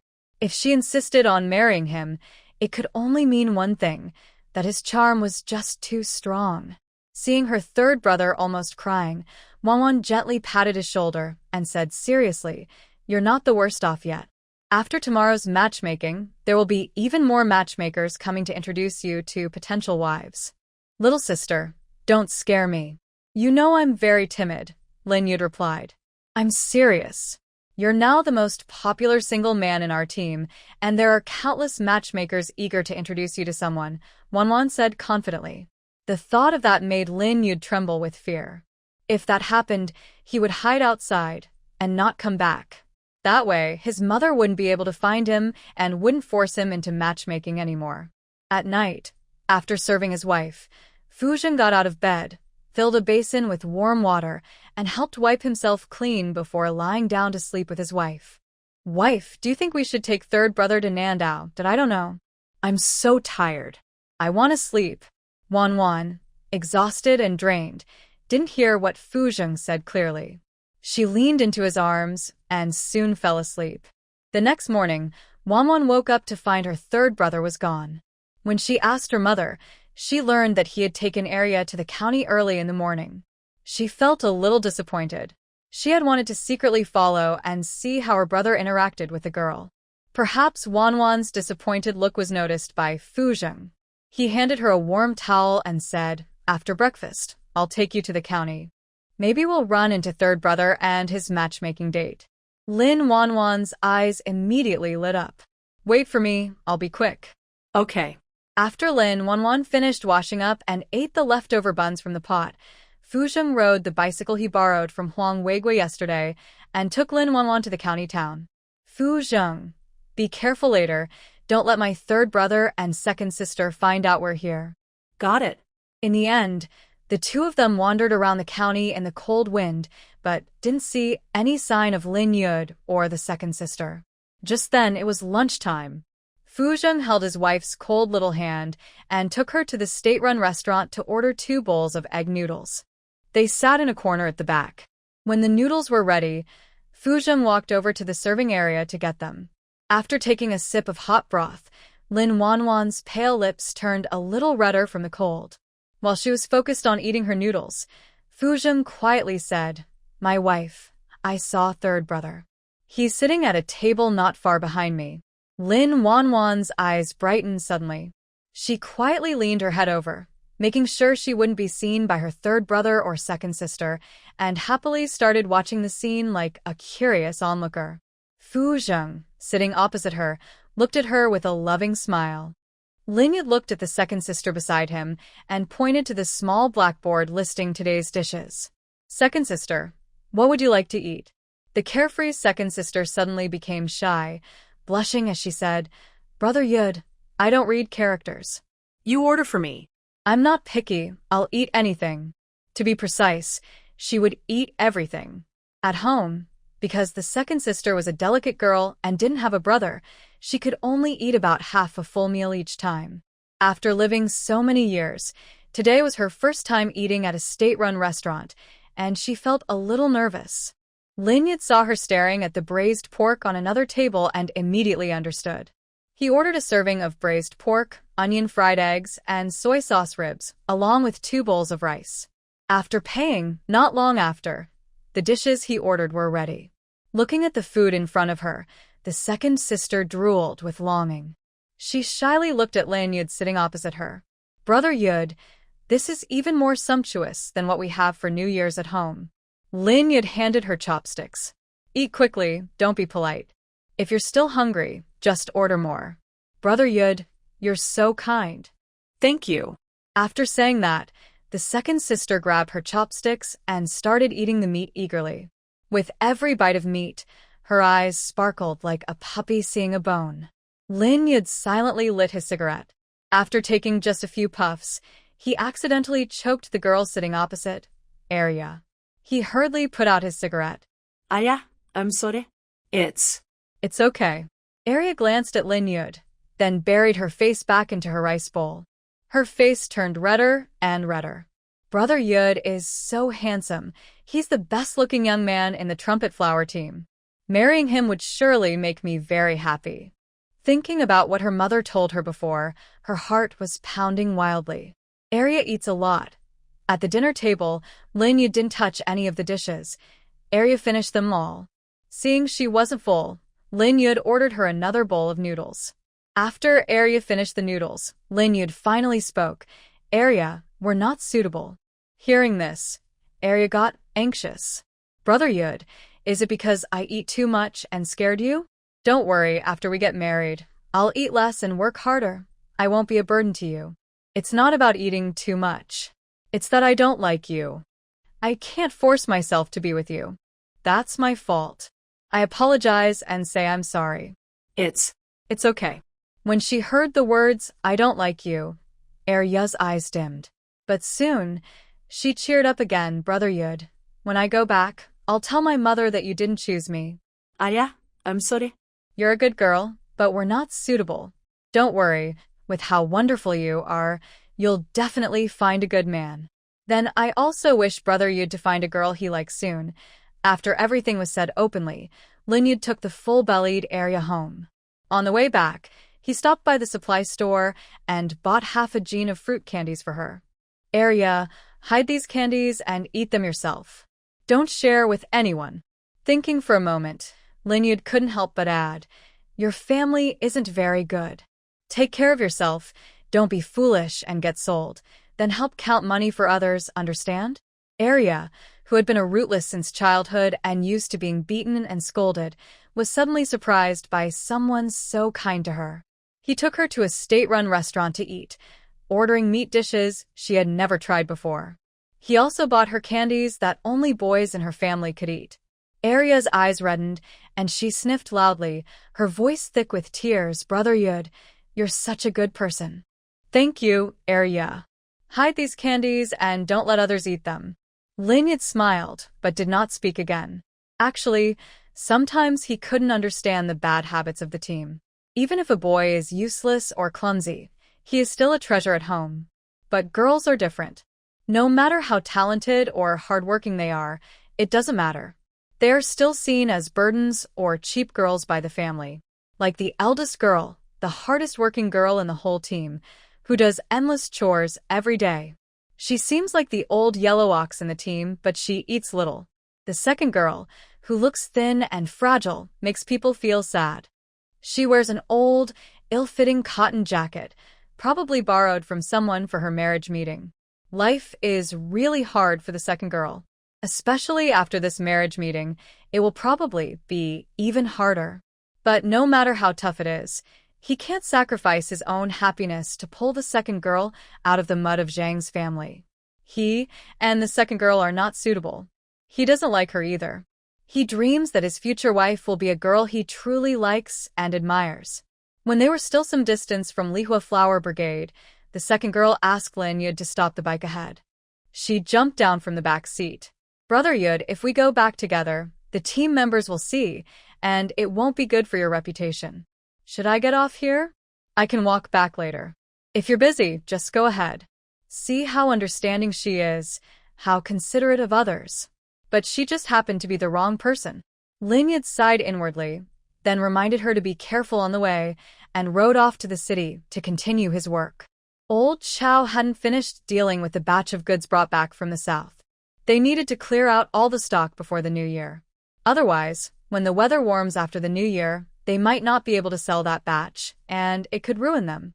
They might even lose all their investment. Lin Yud had planned to sell all the goods, settle accounts with Old Chow, and then give the money he got to his younger sister to take to Nandua. He heard that Nandao is a place where birds don't even bother to fly, and everything they eat, wear, or use is supplied from inland. Things there are not cheap. The Fu family is rich, but that's their business. He didn't want his sister to be looked down upon by the Fu family because of money. But just as he connected with Old Chow in the county town, some scheming people started watching him. Meanwhile, the second girl didn't go straight home. Instead, she went to the back mountain, found a quiet spot at the foot of the hill, and dug a hole. She buried the bag of candies Lin Yud gave her. Otherwise, if her mother finds it at home, she will definitely take it away and share it with her nephews. She didn't get to eat even one. She didn't want to, nor was she willing, because this was bought for her by Brother Da. Second sister patted the dirt on her pants and slowly walked home. On the way, some team members saw her and couldn't help but tease. Second sister, I heard from your mother that you are engaged to third brother Lin from the Lin family. How's the talk going? Did you say when you'll get married? We're all in the same team. On your wedding day, we'll definitely go to share in the joy. They called it sharing in the joy, but really, they just wanted to enjoy the wedding feast at the Lin family. The feast for the Lin girls' wedding was held several days ago, but they still couldn't forget it. They just wanted to have another meal there. So, they set their sights on Lin's only bachelor, Lin Yud. The wedding feast for a bride shouldn't be much better than the groom's, right? Second sister said in a muffled voice, That's not true. Don't listen to what my mother is saying. The people teasing second sister were all stunned. How could a daughter say one thing and her mother say another? Today, Sister Kaiyun was loudly bragging across the whole village that her daughter's second sister was looking at Lin's third son in the county town. She even said they would get married soon and invited everyone to come celebrate. Just as everyone was full of questions and wanted to ask second sister for the truth, there was no one around her anymore. Wang Guifan, who regretted that her family's third son was already engaged to Lin's girl after she had been beaten to the punch, kept blinking her small eyes when she heard second sister's words. Her legs moved faster than her brain, so she quickly hobbled back home. Second sister wasn't very pretty, so when they looked at her today, Lin's third son didn't choose her. But her family was different. Her family was much prettier than second sister. Honestly, she was the most beautiful girl in the trumpet flower team. Of course, except for little Lin Wanwan. Men all like pretty girls, so Lin's third son would definitely like her family's beauty. The more she thought about it, the happier she felt. She wished she could take her daughter to see Lin's family right now. When second sister got home, she silently took her brothers and their families' washed clothes to the well. But before her frostbitten hands could even touch the water, her mother, brother, and sister-in-law pulled her aside to ask questions. Second sister, how did it go today? Does third brother Lin like you? Did he touch you? Kiss you? If he did, you must tell us. Big brother and your sister-in-law will help you stand up for yourself at Lin's house. Yes, second sister, if old man Lin tries to be inappropriate with you, we will report him to the commune. If he dares not to marry you, my older brother and I will make him suffer the consequences and ensure he faces justice, so he won't get away with it. After everyone finished talking, second sister weakly spoke up. Old sister Kaiyun angrily poked her on the head. You foolish girl, are you as dull as a piece of wood? Why are you so clueless? If he doesn't touch you, won't you touch him? Using force without consent, do you understand? How did I teach you before you left? I told you to take the opportunity today to get Lin Yud, preferably to give yourself to him. If he doesn't want to marry you, he will have to accept it. Once you marry into the Lin family, you'll enjoy good food and drink, and you can help support your family. But now, you've messed everything up. You're clearly trying to make me so angry that I die, and you're happy about it, aren't you? Second sister, scolded, looked down at her cotton shoes with toes sticking out, silent. It seemed she was used to her family's insults. Seeing her daughter fail to make any impact despite multiple efforts, old sister Kaiyun was furious. If she had known this wouldn't work, she wouldn't have sent over those dozen eggs to Wang Xiaoa. Now everything was wasted, nothing left. No, she had to go to the Lin family and get back the eggs she had sent out. She wouldn't let Wang Xiaoa, that old witch, get away with it. Big sister-in-law Zhang saw her mother-in-law about to leave and quickly reached out to stop her. Mother, everyone is discussing second sister's marriage. Where are you going now? If the marriage is off, I'll go find Wang Xiaoa and get my eggs back. Who said the marriage is off? Old sister Tsayun's eyes lit up at her eldest daughter-in-law's words. Old sister-in-law, do you have a plan? Zhang's sister-in-law smiled slyly. As long as Lin Yu doesn't get married for a day, my younger sister still has hope. Tomorrow, I'll ask my husband to find an excuse to invite Lin Yu over for a meal. During that time, we'll put medicine in the wine to help with breeding the pigs. Once Lin Yu drinks the wine, he won't be able to resist. When the man and woman are alone in a room, something is bound to happen. When the time is right, we'll bring people to catch him in the act and block him at my younger sister's bed. By then, Lin Yud won't be able to deny it, no matter what. We plan to marry Arya off and have Lin Wanwan's husband arrange jobs for our family in the county town. Then, our whole family will become city people. Everyone listened and felt hopeful. That's right, if we push people onto the bed, the Lin family will have to accept it. Back then, Li Zhaodi succeeded by doing this and even tricked Wang Xiaoyi out of 150 yuan in bridal money. If the Li family can do it, the Zhang family can too. They all gathered to make plans for tomorrow, while Arya clenched her fists tightly and stayed silent. Later that night, Arya, who was sleeping in the kitchen, took advantage of everyone being asleep to sneak over to the Lin family. She quietly knocked on the door. Fu Zheng, dressed in a military coat, opened the door. Seeing the cold, stern Fu Zheng, Arya shivered instinctively. Fu Zheng asked, "What's the matter?" Arya replied, "Is Dago at home? I have something important to tell him." Fu Zheng said, "Third brother isn't back yet. Do you want to wait until tomorrow to find him?" Seeing that Dago wasn't home, Arya almost started crying. If she waited until tomorrow, it might be too late. Dago is such a good person. She can't let her family trick him. Third brother isn't home, but my wife is here. You can talk to her too. This immediately calmed Arya down. Dago loves Wanwan the most. Telling Wanwan is just the same as telling Dago. So, with Fu Zheng guiding her, Arya met Lin Wanwan, who was lying in bed. Seeing her curious and worried look, Fu Zheng explained, "Comrade, Arya has something to discuss with you." Lin Wanwan looked at Arya and asked, "Arya, what's wrong? Did something happen?" In a rush, Arya blurted everything out, like pouring beans from a bamboo tube, telling her all about how the Zhang family planned to trick Dago this afternoon. Lin Wanwan immediately frowned.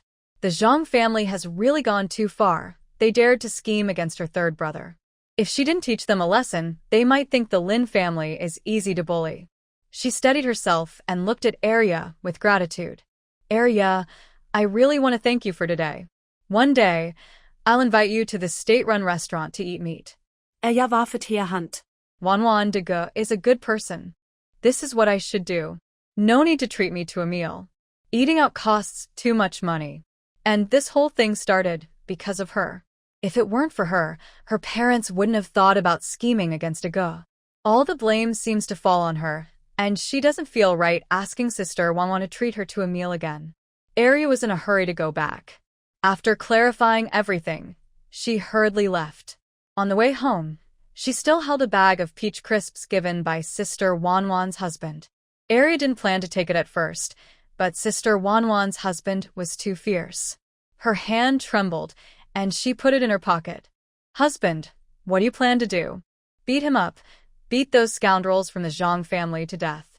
Thinking about how her beloved third brother was almost tricked, married someone he didn't like, Lin Wanwan couldn't help but want to send those people to a foreign country to work in mines with Lin Jingping, the unfilial son. But have you thought about this? If we fight the Zhang family and also the Wang, Li, Zhao families, many people in the team are watching third brother. You can't be careful. If one day third brother isn't paying attention and falls into someone else's trap, his whole life will be ruined. Are you suggesting, I think, instead of living here in fear, it's better for third brother to come live with us on the South Island? She paused, then continued. The South Island may be tough, but it's full of opportunities, especially since it's close to Port City. Third brother is clever and has a natural talent for business. I think the South Island would suit him well. Just as Lin Wanwan was about to speak, she heard noises outside the courtyard wall. Someone was jumping over. It should be third brother returning. I'll go see. Fu Zheng held her down. It's cold outside. Stay in bed, honestly. I'll call third brother over. After saying that, he went out.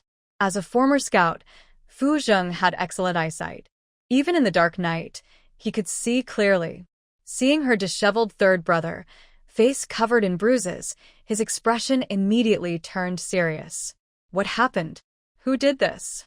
Ling Yi didn't want the family to worry, so he casually lied. It's nothing serious. I fell while riding my bike on the way back. Just minor injuries. Don't tell my little sister. If she finds out, she probably won't sleep tonight. It's already late. My wife needs to see you. Come over. Can it wait until tomorrow? He was too shocked by how he looked now, and was afraid his little sister would be scared again. No. Fu Zheng said firmly, then forcefully helped Lin Yud into the room. Lin Wanwan, waiting on the bed, saw her bruised and swollen third brother and gasped in shock. Third brother, who hit you in the county. Only after understanding what happened could she plan to take revenge for him. No one hit me, I just tripped and fell on the road. Third brother, I'm not stupid. I want to hear the truth. Under my little sister's threatening gaze, Lin Yud had to tell the truth. Today really was unlucky. Old Chow and I planned to sell all the warehouse goods before the new year, so we wouldn't be stuck with them afterward. But somehow, those troublemakers started watching us. We had only made a few deals when they came to catch us. When they caught us, we had no choice but to leave the goods and run. But we couldn't outrun them. Old Chow and I were caught and beaten. Later, we met Yanlei, a comrade of my brother-in-law. He had some influence over those troublemakers and spoke kindly to them. Thanks to his help, they let Old Chow and me go. The others weren't so lucky. They probably won't escape being punished or sent to farm reform. I'm not afraid of trouble. Losing my life doesn't matter.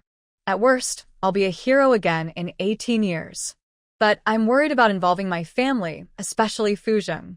My little sister just got married a few days ago. If this causes Fuzheng and her to divorce, I would feel like I died 1,000 times over. Lin Wanwan immediately understood who the troublemakers in Third Brother's words were. A bunch of petty people, like crazy dogs, biting whoever they catch. They'll face backlash in a few years, and they'll pay for their crimes.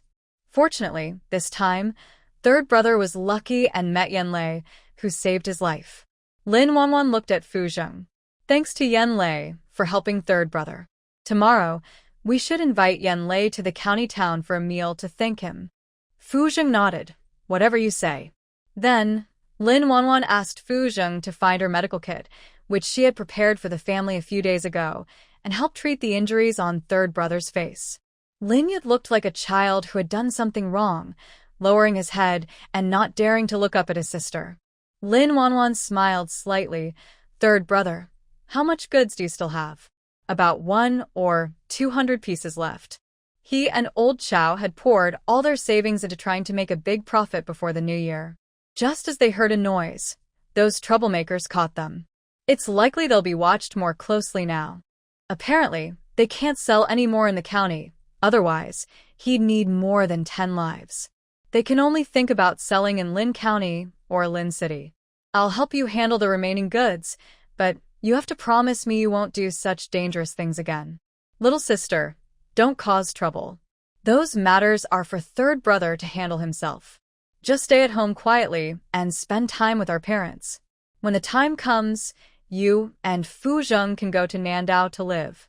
If you need anything, just send a letter to Third Brother, and he will arrange for someone to deliver it to you. Third Brother, I'm not causing trouble. I'm serious. For her, who used to be a powerful figure in the business world, selling things was easy. There was nothing she couldn't sell. As for being caught, that was impossible. She could easily put on makeup and fight back fiercely. She was capable of defeating a dozen wild boars, so she could definitely handle those people. Lin Yud thought carefully and decided it was not a good idea. Going into trouble alone was one thing, but he couldn't involve his little sister. However, Lin Wanwan didn't give him a chance to refuse. She firmly made the decision herself. She also told him about the Zhang family's schemes against him and repeatedly warned him to be careful and not fall for others' tricks easily. Lin Yud, already annoyed, became furious when he heard this. Everyone seemed to be scheming against him. He wanted to go and teach them a lesson. Why wait?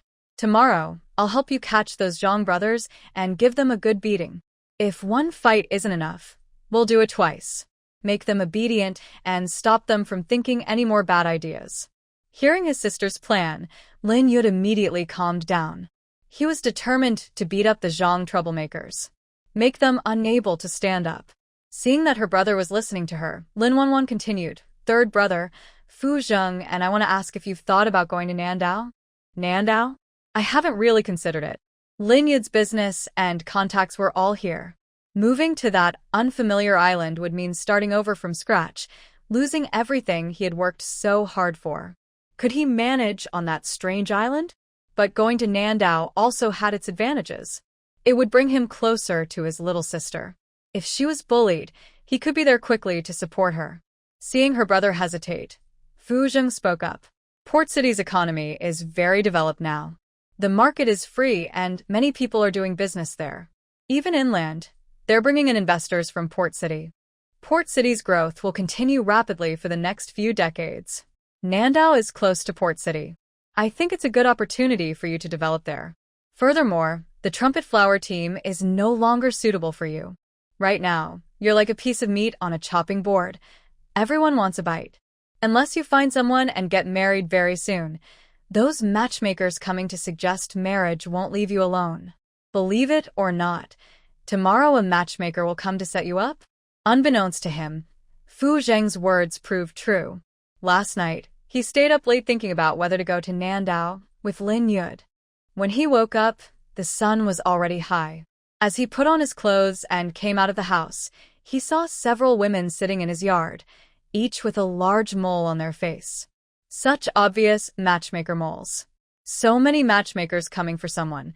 It's very clear. He is the only single man in the Lin family. When he made eye contact with those matchmakers, Lin Yud instinctively shivered. He hurriedly went back inside. Just as he was about to close the door, the matchmakers sitting in the yard, talking and warming themselves, all rushed into his house. He couldn't escape, because these matchmakers had him surrounded tightly. If he touched them, it would be considered inappropriate. Oh, how unfortunate I am. Little sister, where are you? Come save your brother. Yud, Chun-ji from the neighboring brigade has taken a liking to you. That girl is lively and pretty, 3 years younger than you. She's the youngest in her family, with 2 older brothers already married. Now, she's the only unmarried girl left. She said, if you agree, the bride price doesn't matter. I've seen Chun-ji. She's lively and pretty, but she's been spoiled by her parents since she was young. She can't cook, hasn't done farm work, and is very lazy.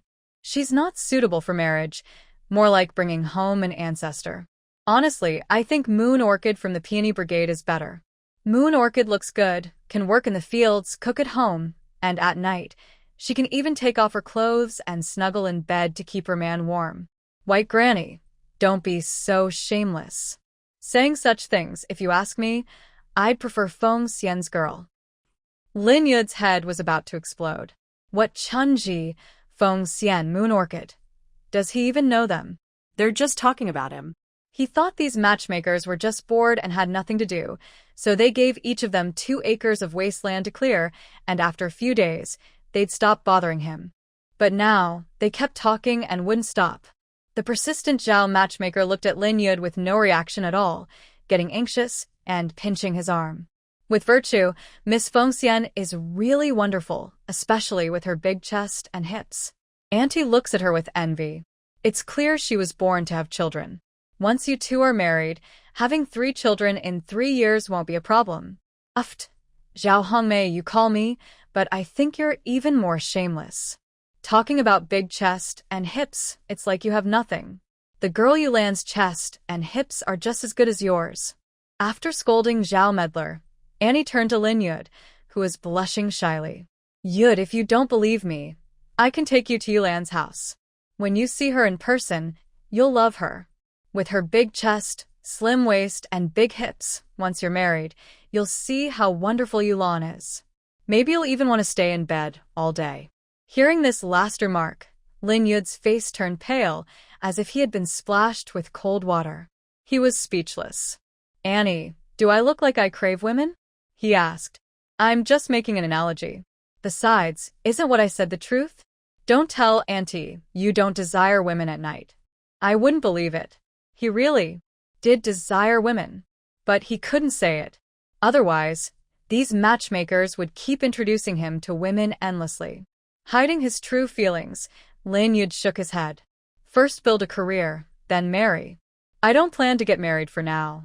You all can leave now. As soon as he said that, everyone's eyes focused on his groin area. Zhao Medler looked at Lin Yud with a complicated expression. You're young and full of energy. You don't want to marry because there's something wrong, isn't there? If there was something wrong, the woman who married him would be left alone, which would be unfair. Even if she didn't want the bride price, she couldn't be a matchmaker for such a marriage. The other matchmakers didn't speak, but their eyes said everything. Any man suspected of having a problem in that area would get angry. Lin Yud was no exception. When he saw himself being questioned publicly, his face darkened. He clenched his jaw and said, I have no problem. Hearing this, the matchmakers finally relaxed. Taking advantage of the moment, Auntie quickly made the arrangements. Yud, let's agree.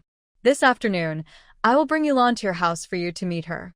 If everything goes well, we'll pick a good day to finalize the marriage. What is all this about? He hadn't even agreed yet. Before he could speak, Auntie disappeared. The other matchmakers followed her lead and arranged for the meeting to happen that afternoon. As for whether it will succeed, it depends on each matchmaker's skill. Thinking about the bride's promised gift, several matchmakers are determined to help the bride and the Lin family get the marriage arranged this time. Lin Yud's face is gloomy, full of sadness and anger. No, he can't just wait and do nothing. He must leave. He plans to stay outside for a while and then come back, at least to get through this difficult period. As for whether to take his younger sister to the South Island, he's still thinking about it. After all, his business and contacts are here. But Fu Zheng is right. South Island is close to Port City and better for doing business and making money. When he was trading goods in the South before, he heard that Port City is a place where people spend money freely, full of opportunities. Just as he was about to run away, Wang Xiui, who saw through his thoughts, locked him in a room. She even called their older brother Lin Yuzhen to guard him. Many girls are waiting for you to choose. You can't go anywhere this afternoon. Stay in the house quietly and wait for the matchmaker to bring someone over for you to meet. Mother, please let me go. I really don't want to get married now. If you don't want to marry now, do you want to stay single forever? You can't just abandon this person. I can't afford to lose face.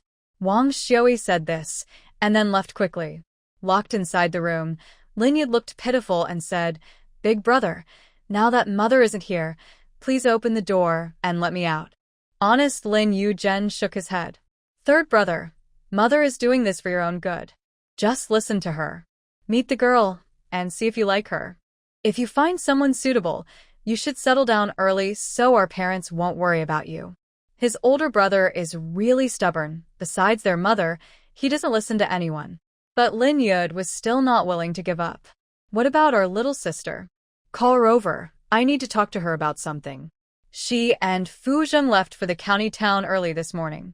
Your wife also asked her to bring some roasted peanuts and sweet potatoes to Honging. At the cotton spinning factory in the county town, Yan Lei heard that a man named Fu Zheng was coming to visit. He quickly put down his work and personally went to the door to greet him. Fu Tuan, don't leave yet. Call Honging over too. I'll treat you all to a meal at the state-run restaurant. This meal is on us. Last night, thanks to you, my third brother's situation could have been much worse. I can't thank you enough. The person speaking was Lin Wanwan, who looked at him with gratitude. Yan Lei felt a bit embarrassed under her gaze and scratched his head shyly. Sister-in-law, you say this is like we're strangers. My life was saved by Fu Tuan, and Fu Tuan's brother-in-law is also my brother-in-law. Fu Zheng cleared his throat. Anyway, thank you for your help. After work, I'll treat you and your wife to a meal at a restaurant.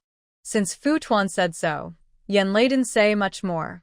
When the bell rang for the end of work, he called Lin Hongying, who was about to go to the cafeteria, and they headed to the state-run restaurant together. Lin Wanwan and Fu Zheng arrived first and ordered the food in advance. When Yan Lei and Hongying arrived at the restaurant, the chef had just finished preparing the dishes they ordered. The timing was perfect. Hongying happily greeted her sister-in-law and brother-in-law, then sat next to her sister-in-law. Lin Wanwan habitually patted her niece's head and said, Big brother and sister-in-law asked me to bring you something. When you go back to work later, take it with you and keep it in your dorm. If you're hungry, you can eat it. Thank you, little sister. Don't be too frugal at work. Buy whatever you want to eat. Always put your health first. Got it, little sister, Hongying replied shyly. At this moment, Yan Lei added, Hongying is really impressive now. The master who teaches her always praises her when he sees me. Also, the night school teacher is my neighbor, and he also praises Hongying for being smart. He says she studies hard and will definitely get into the night university in the future. Hongying smiled shyly. Compared to when she was in the countryside, she looked less timid and more confident, with a sense of self-assurance. Lin Wanwan looked at the changed Hongying and felt a bit unfamiliar. But after the initial unfamiliarity, she felt happy. She was proud of Hongying's growth. At the same time, She was more convinced that bringing Honging to work in the county was a very good decision. Maybe this change would alter Honging's life forever. Lin Wanwan gently placed a piece of braised pork into Honging's bowl and said softly, "Loving to study is a good thing. After dinner, your little brother-in-law and I will go to the bookstore to buy you a few books to send over." Thinking about the prices of those books, Honging shook her head with a pained expression. "Little sister, there's no need to waste money. I usually borrow books from my colleagues. They're happy to lend me books. That's okay for a short time, but if you borrow for too long, the other person might feel uncomfortable." Lin Wanwan paused, then continued, "Listen, your little sister and brother-in-law have enough money to buy a few books. As long as you study hard, they'll be happy." Seeing how kind little aunt is to her, Lin Honging couldn't help but tear up. "Little aunt, you are so good to me.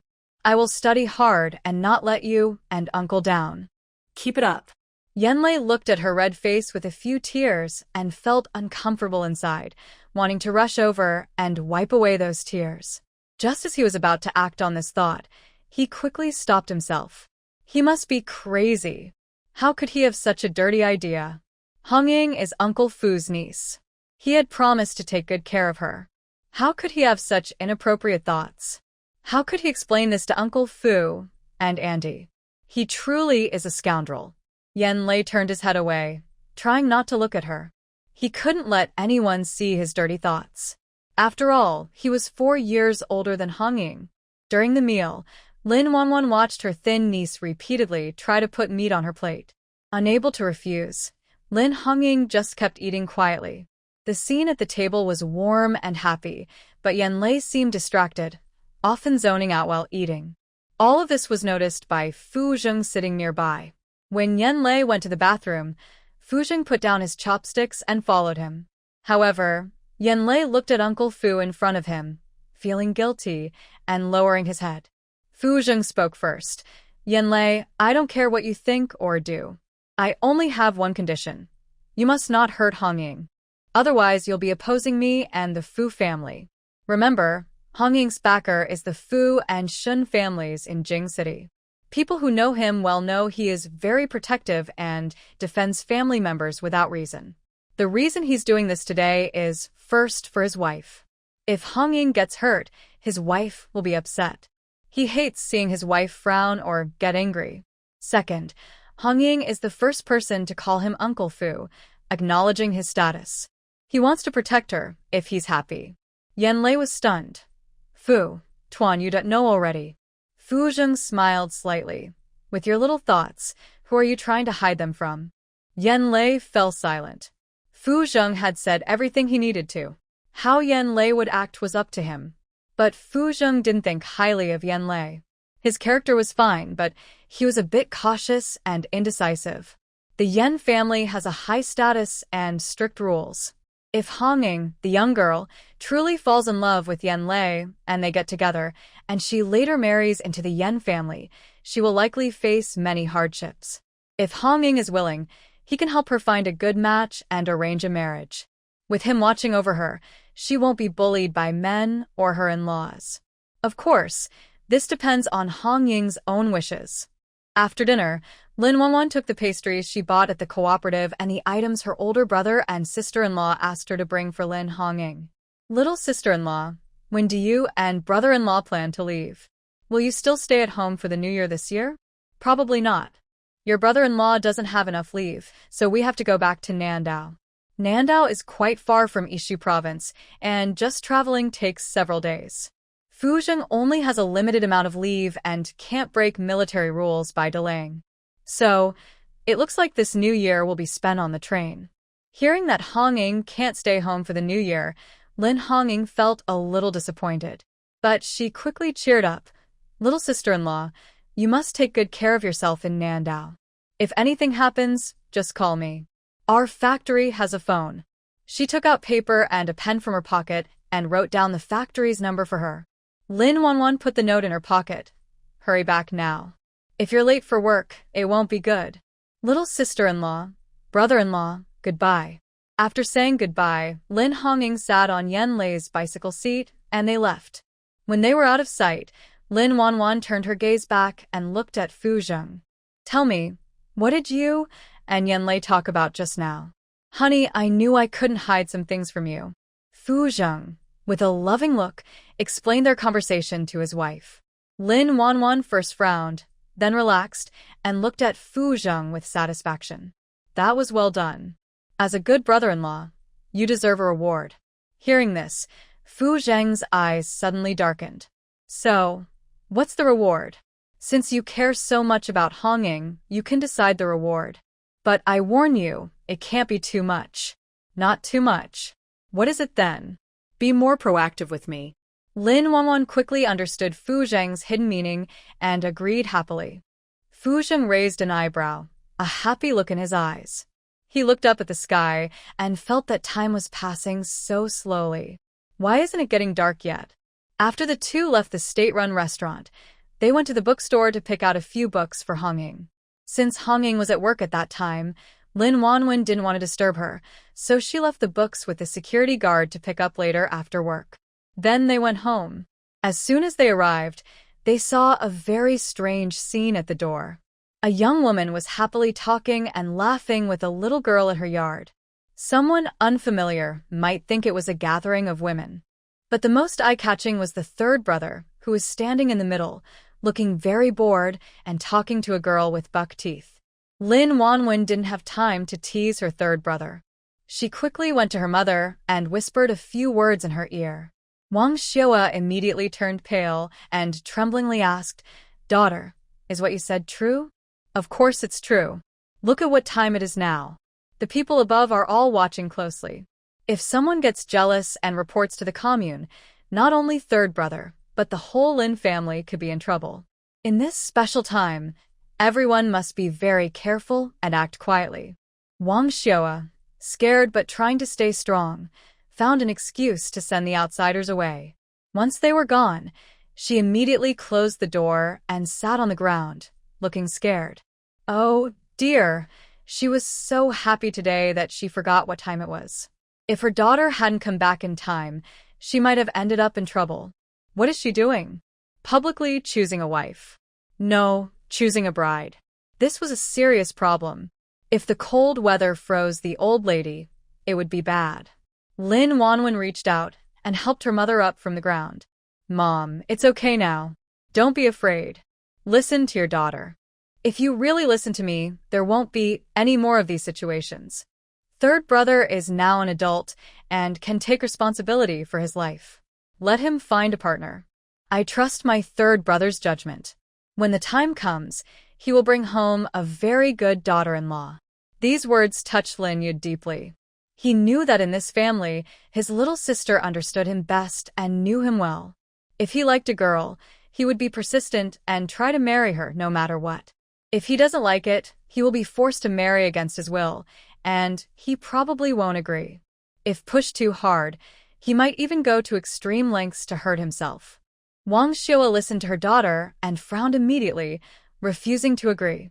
"Your third brother is always so irresponsible. If it weren't for your help, there wouldn't be so many matchmakers coming to see him today. I need to take advantage of this opportunity to find him a wife before no one wants to marry him anymore. If he remains a bachelor forever, your father and I will never be at peace. Even in our sleep, we'll worry about him." Lin Wanan sighed helplessly. Her mother was really stubborn. Even her daughter couldn't get through to her. What should she do? Lin Wanan looked at Fu Zheng, hoping he would think of a solution. As long as he could solve this problem, she was willing to risk everything today. Fu Zheng, noticing his wife's gaze, coughed lightly and said, "Mother, why don't you listen to me?" Of course, he needed to respect his father-in-law's face. Wang Xiaoa smiled happily. "Xiao Fu, go ahead." Fu Zheng said, "My third brother is very good at business. Staying here will only waste his talent. I want him to go with us to Nandao in a few days. First, Nandao is close to Gangcheng, and Gangcheng's economy is better than inland areas, which is good for his business. Second, I will be away on a mission for several days, so Wanan and my third brother can look after each other on the island. Third, there are many women on the island, mostly from the arts troupe my mother manages. We can ask her to help introduce a good girl for him." Hearing this, Wang Xiaoa's eyes lit up suddenly. Why hadn't she thought of this before? Her biggest worry was her daughter marrying far away to Nandao, afraid she wouldn't eat well, sleep well, or be bullied. Now, if the third brother went with her, with how much he cares for his little sister, anyone who dares to bully her would face his wrath. Besides, the girls in the arts troupe are bound to be beautiful, each one more attractive than the last. If the third brother could marry a beautiful girl, it would be a great boost for their family. Most importantly, after marriage, the third brother's family would have children, and someone would need to take care of them. Who would that be? It couldn't be the in-laws. It had to be her, as the mother-in-law, to take care of them. At that time, she could still go to help take care of her daughter, cook her favorite dishes, and do her laundry. Wang Xiui felt happier the more she thought about it and immediately agreed with Fu Zheng's idea. She asked Lin Yud to go with the couple to Nandao. Lin Wanwan was stunned. She wanted Fu Zheng to find a way not to make big promises for her mother. And the promises were so grand. Thinking about the dark, rough third brother standing next to the gentle, delicate soldier girl, she felt dizzy. But she had to admit, this was the fastest way to make her mother relax. As for Lin Yud, he stared blankly at Fu Zheng. He blurted out, "No, I haven't agreed to go to Nandao with you yet." Fu Zheng raised an eyebrow. "Third brother, do you have a better idea right now?" "No, right?" Lin Yud really couldn't think of another way. In the end, he happily agreed to go to Nandao with his sister and her husband to develop their lives there. It would help him get rid of those annoying matchmakers and also look out for his sister. Most importantly, it was a chance to change the environment and make a lot of money. He wanted to buy clothes and a house for his sister, so she would never worry about money again in her life. Ha ha ha. He truly was a good brother. That night, just as Lin Wanwan got into bed, Fu Zheng clung to her, asking for the reward he had promised him today. Oh, it wasn't just one reward, but two. He counted helping her brother get rid of the annoying matchmakers as part of it. 3.5 hours later, Fu Zheng, still full of satisfaction, held Lin Wanwan in his arms.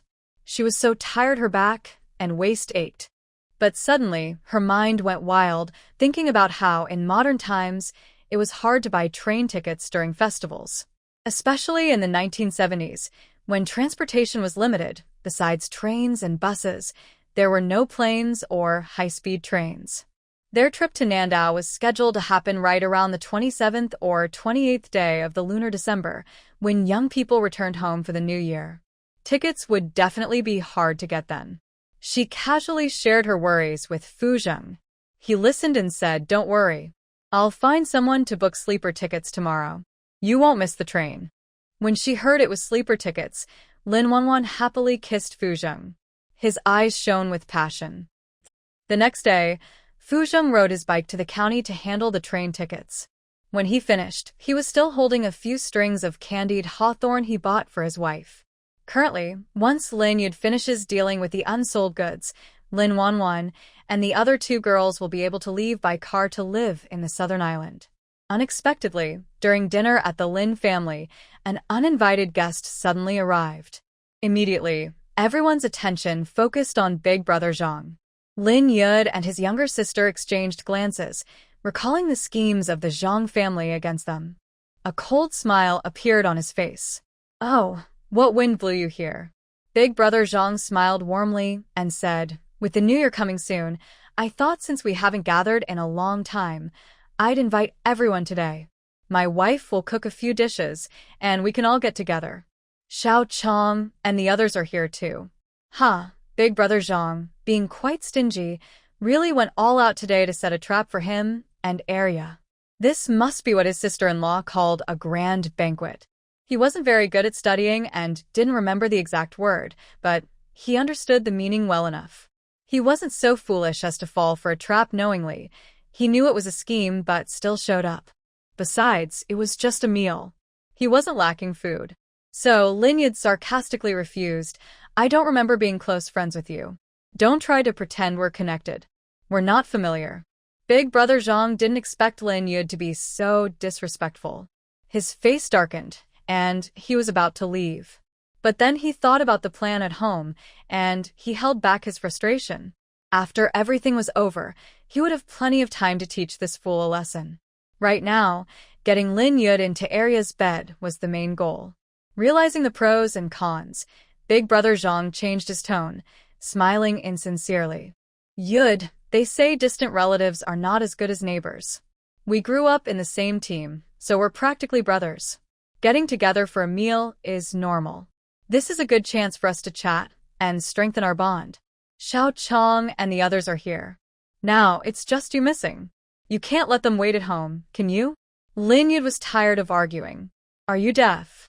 I said I'm not going, didn't you hear me? And don't think I don't know about your Zhang family schemes. Trying to trick me? Maybe next lifetime. Big Brother Zhang's heart sank after hearing this. No. How does Lin Yud know? This was something only their family knew. Could it have been leaked?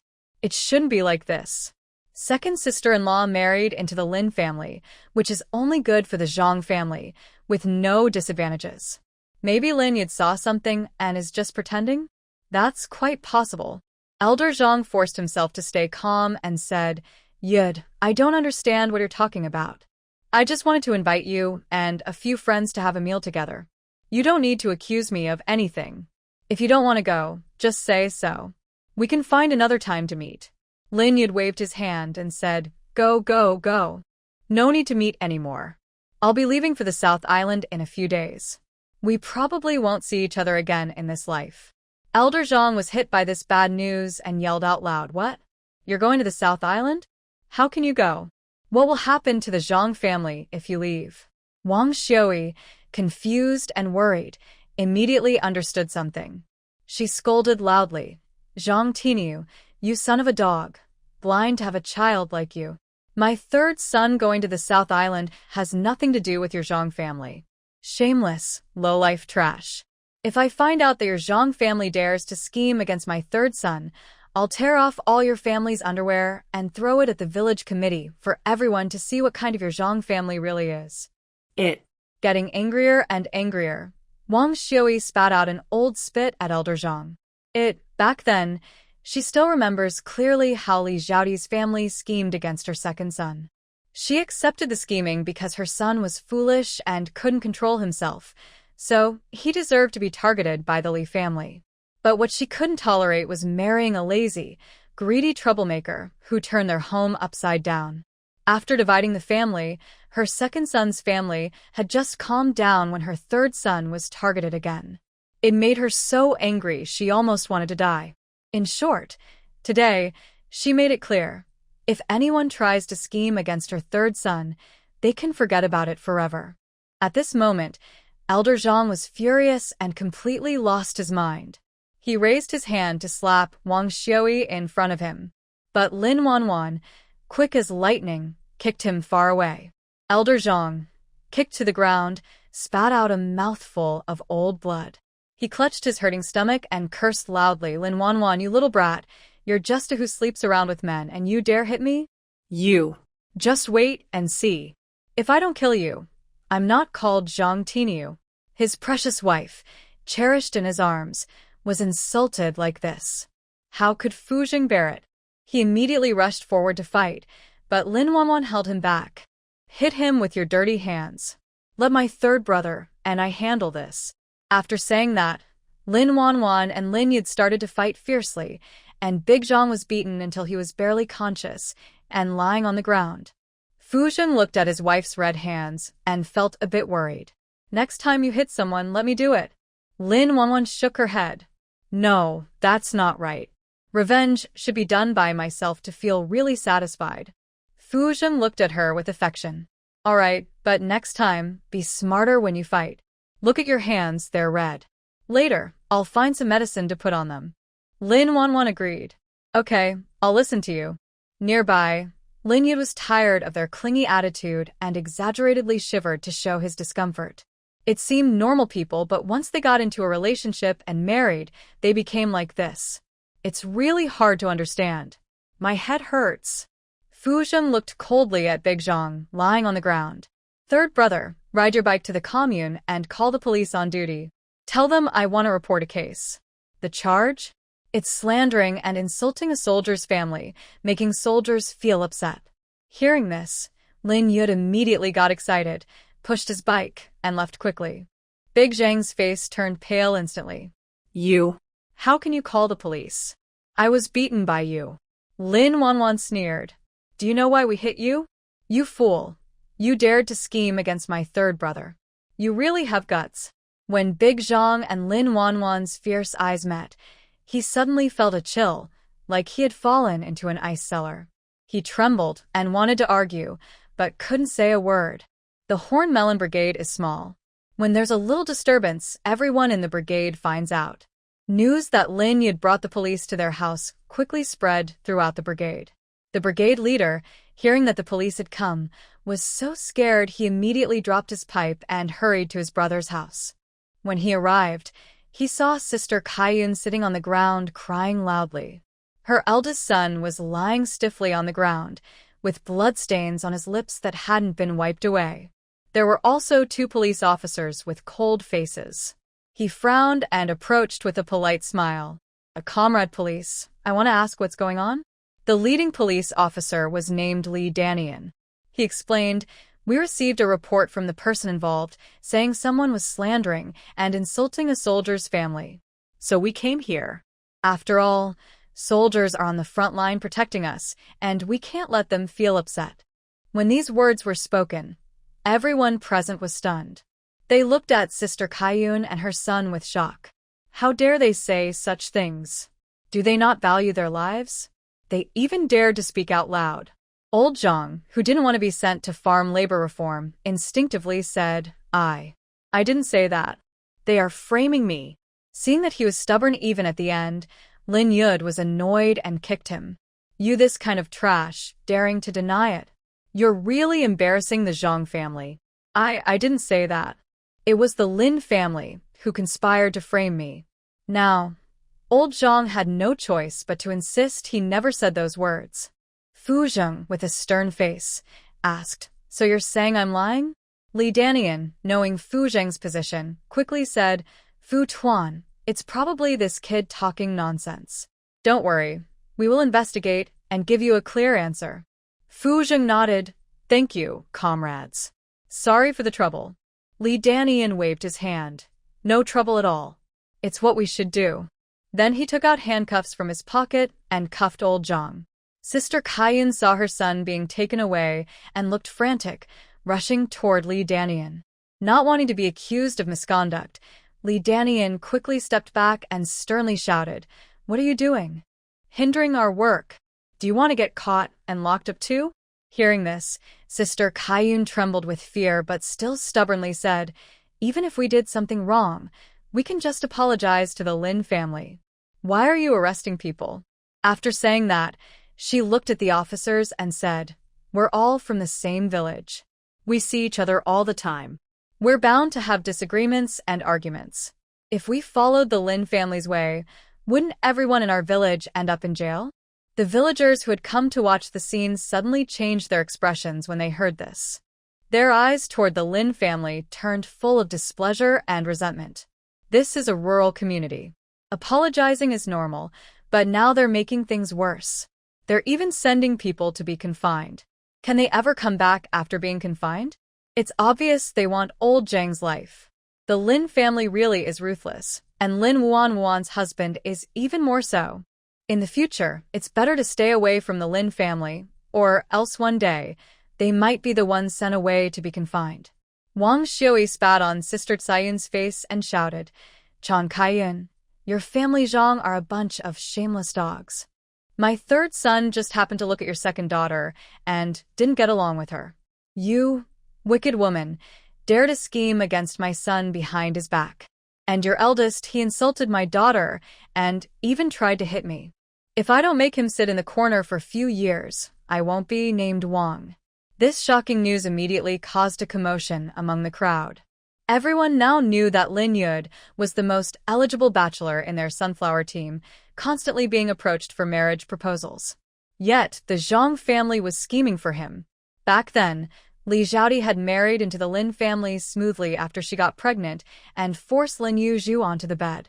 She even extorted 150 yuan in bride price from the Lin family. The The Zhang family wanted to imitate them, which explained Wang Xiu's anger. Among their 3 sons, 2 were being schemed against. Anyone would find that unbearable.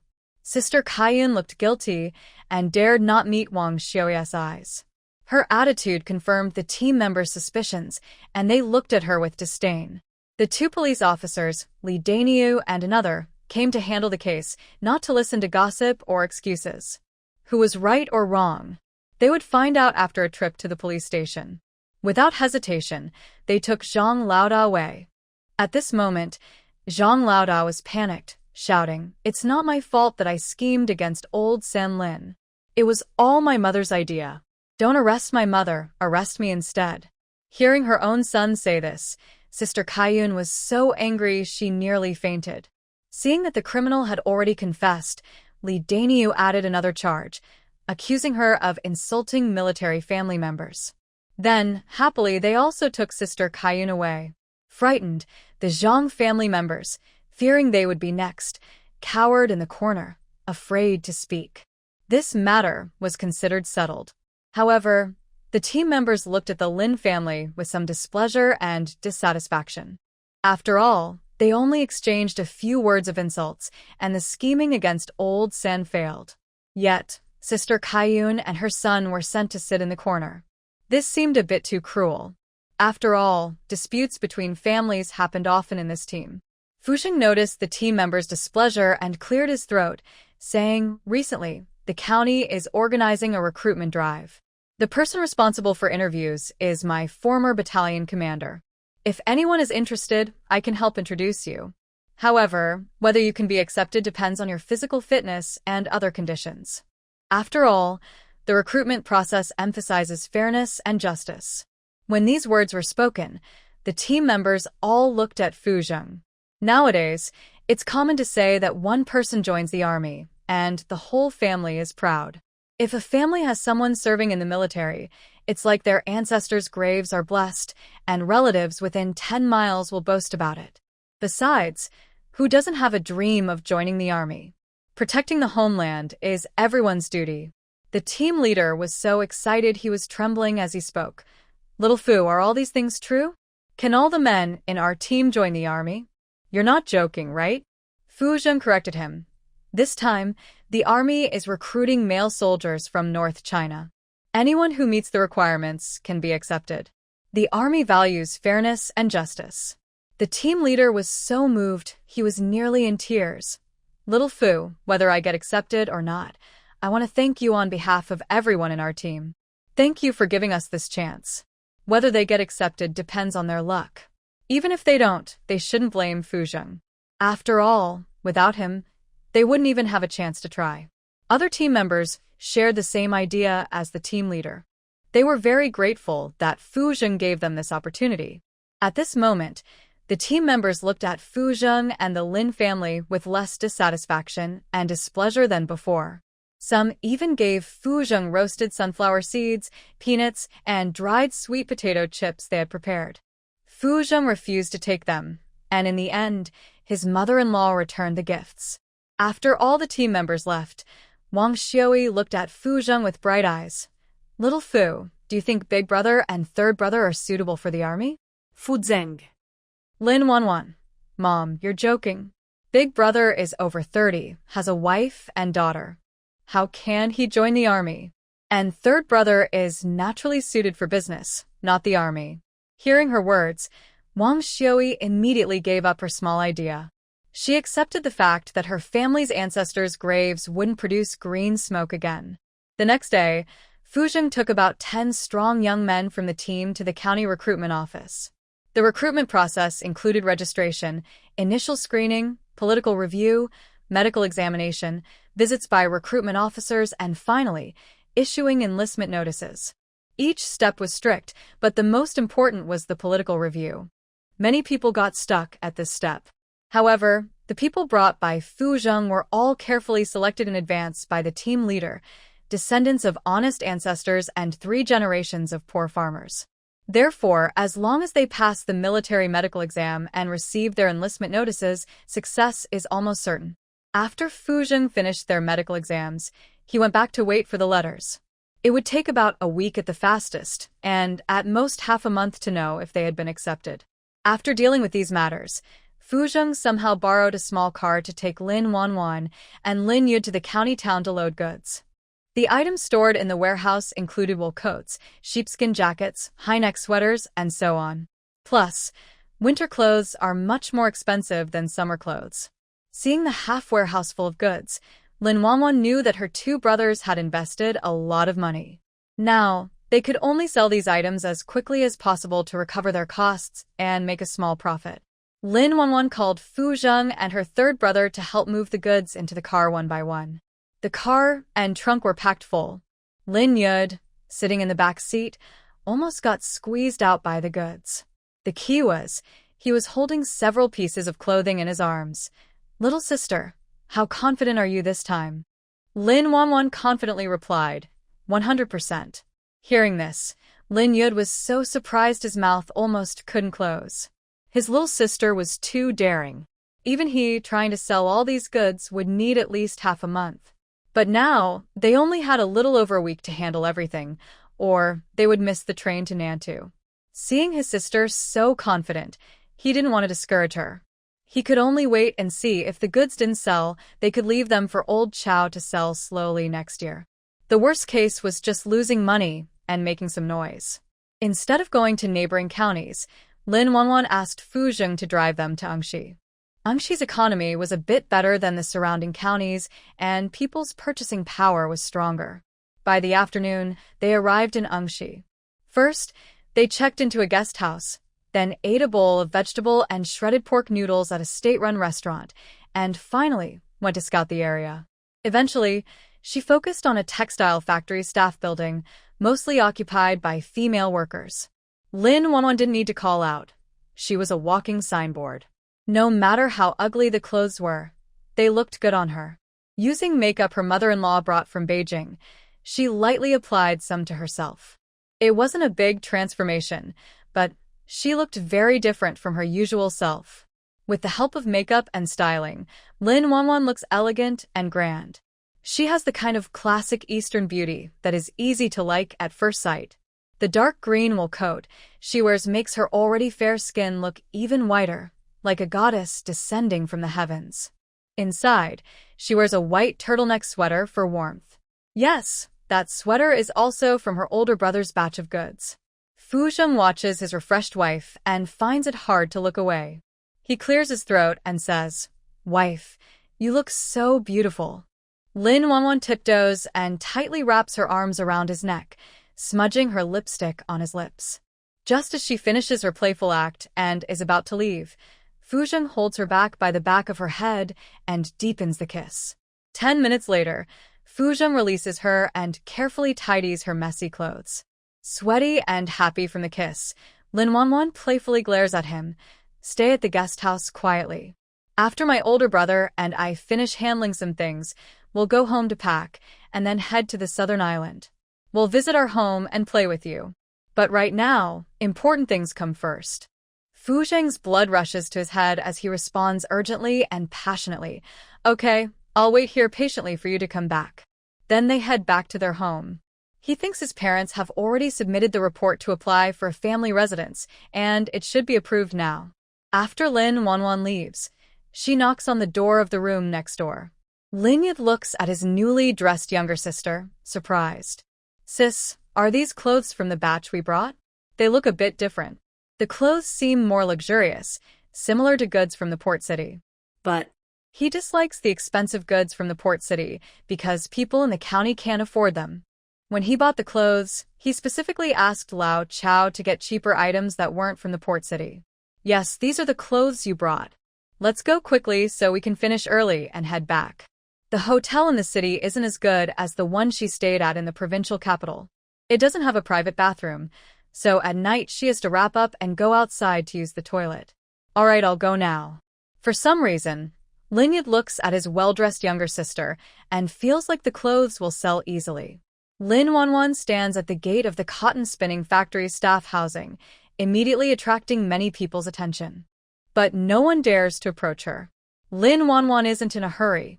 Instead, She asks her system to watch her surroundings for any movement, so she can retreat if there's danger. After another 20 minutes or so, a pretty young girl came up to her and shyly asked, "Comrade, may I ask where you bought this outfit? I want to buy one too." After confirming with the system that the other person was harmless, Lin Wanwan replied, "My family brought it from Gangcheng. You probably can't find it here." Hearing that she couldn't buy it, the girl immediately looked a bit disappointed. Lin Wanwan then said, "If you really like it, I have a new one. But it's not cheap." The girl immediately brightened up and pulled Lin Wanwan aside to talk. "How much is it?" she asked. Lin Wanwan quoted the price she had previously agreed on. "The coat is 40, the sweater is 15, and the pants are 12. If you want all three, I'll give you a discount and charge you 65. Seeing the girl hesitate, Lin Wanwan added, "It's a bit expensive, but it's durable. You can wear it for many years without needing new clothes. Plus, these are from Gangcheng. If you miss this chance, it'll be hard to find similar ones again." Seeing how good the clothes looked on Lin Wanwan, the girl gritted her teeth and said, "I'll buy it." Lin Wanwan nodded at her third brother from a distance to signal approval. After completing the sale, Lin Wanwan offered her another opportunity. "I have a way to make some money. Are you interested?" "I don't do bad things," the girl replied, stepping back cautiously and watching the beautiful woman in front of her, trying to guess what she wanted. Seeing the girl's high level of caution, Lin Wanwan was not upset. In fact, she was quite pleased. Nowadays, there are many tricksters, so it's good that a pretty girl like her is cautious. It helps ensure her safety, because no one knows what might happen next. But still, her main focus was finishing her current work. "You work at the cotton spinning factory, right? You probably know many girls who love to look good. I want you to help me sell clothes. Every time you sell a piece, I'll give you a 1 yuan commission. The more you sell, the higher your commission. It's much better than working hard at the factory. Don't worry, selling clothes won't interfere with your job. Just bring people over. As long as someone buys, I'll give you your commission. Moreover, our clothes are fashionable items from the port city, with the best quality and styles. They sell very well, and I wouldn't need to find partners if I didn't have to rush back home for the new year. You can think about what I said. I should still be here tomorrow afternoon. If you decide to work with me, come to see me at that time." The young girl felt a bit excited after hearing this. For each piece of clothing she sells, she gets a 1 yuan commission. If she sells 40 pieces, she will earn 40 yuan, equivalent to her monthly salary. Plus, the woman was right. These clothes are better in quality and style than what can be found in Ungshi. Although they are a bit more expensive, they don't require fabric tickets, and they look very nice. In a place like the cotton spinning factory, where everyone is always trying to outdo each other, fashionable women would definitely rush to buy these clothes. Furthermore, she only played a role in introducing the products. The money wouldn't go through her hands, so even if she got caught or something happened later, it wouldn't be her fault. The young girl asked, "Are you sure I'll get 1 yuan for each piece I sell?" Lin Wanwan replied, "Of course. Business people value honesty. If I lied to you, I'd be losing money every day, losing every month, and going broke every year." If she dares to swear such a serious oath, it shows she's telling the truth. Realizing that wealth was coming her way, the girl immediately nodded and agreed. "My name is Lu Qingqing. Just call me Ching Ching." Wait here for a moment, don't leave. I'll go call some people." Lin Wanwan said, "I'm not going anywhere. I'll wait right here." After getting her response, Lu Qingqing ran back to call others. Once she left, Lin Yud suddenly appeared from a hidden corner. He gave a thumbs up, very impressed, and said, "Girl, I didn't expect you to have a business mind. Even though you get a 1 yuan commission per sale, it not only reduces our risk, but also helps us quickly clear out our stock. If I'm right, that girl will go back and call her friends to come buy clothes. Maybe word will spread, and soon we'll have more customers than we can handle." Realizing this possibility, the worries that had clouded Lin Yud's brow for days instantly disappeared. In the past, he would have guarded the stock and waited for buyers in the black market. All the goods are good quality and will definitely sell, but the selling process will take a bit longer. It's not like it is now. Lin Wanwan, a kind and teachable girl, looked at her third brother. "Third brother, The most important thing in business is to learn how to think and work together.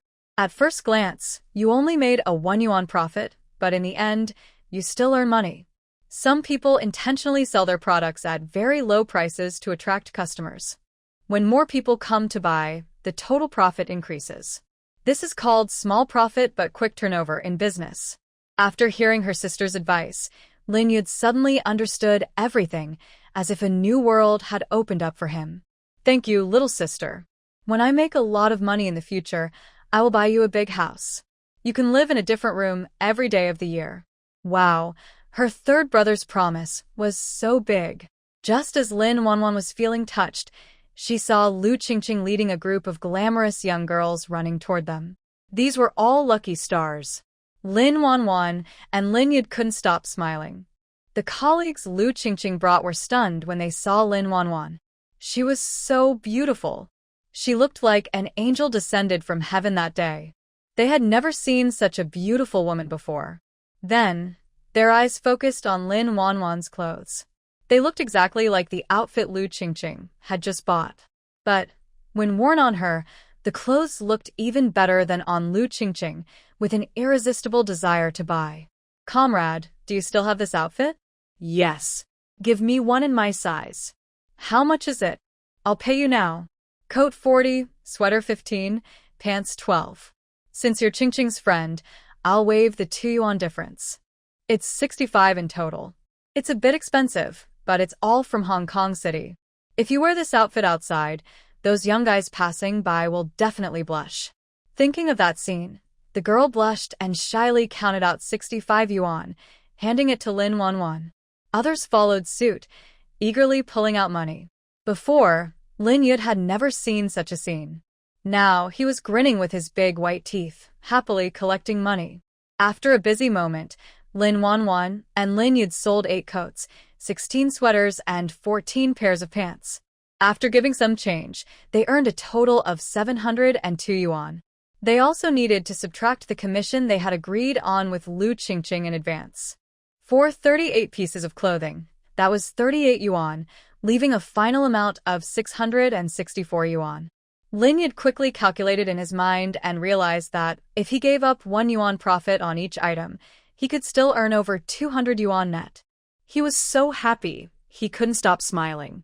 Lu Qingqing, holding her 38 yuan, was also very happy. She knew that she had worked hard at the cotton spinning factory and earned only 40 yuan a month. Now, in less than an hour, she had earned 38 yuan. She felt more and more excited just thinking about it. Eager to try, she asked Sister, "Will you still be here tomorrow? I can introduce more people to buy clothes from you." Lin Wanwan replied, "I'll still be here tomorrow, just like we agreed before. I will get 1 yuan commission for each piece of clothing I sell to you."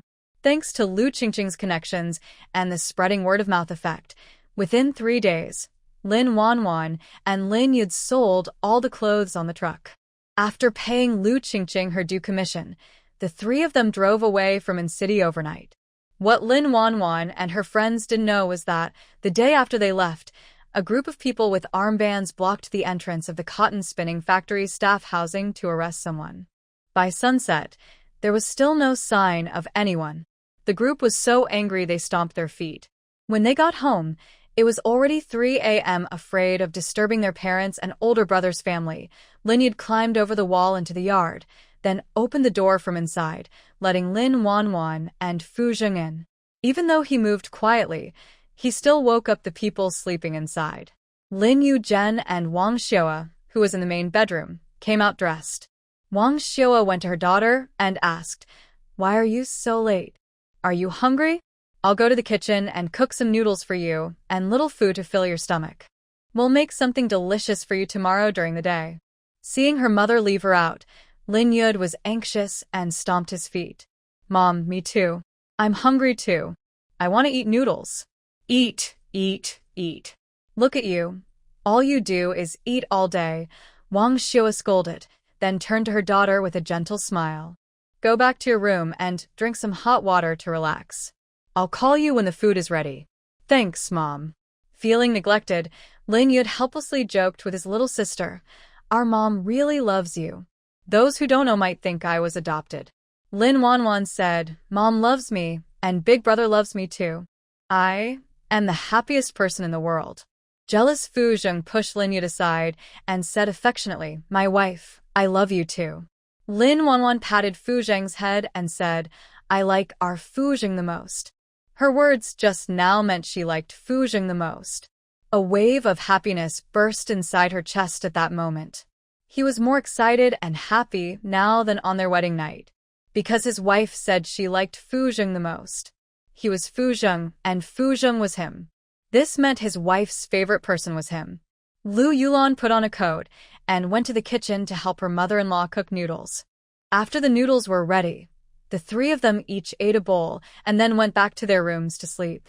The next morning, Lin Wanwan heard her mother talking about the Zhang family.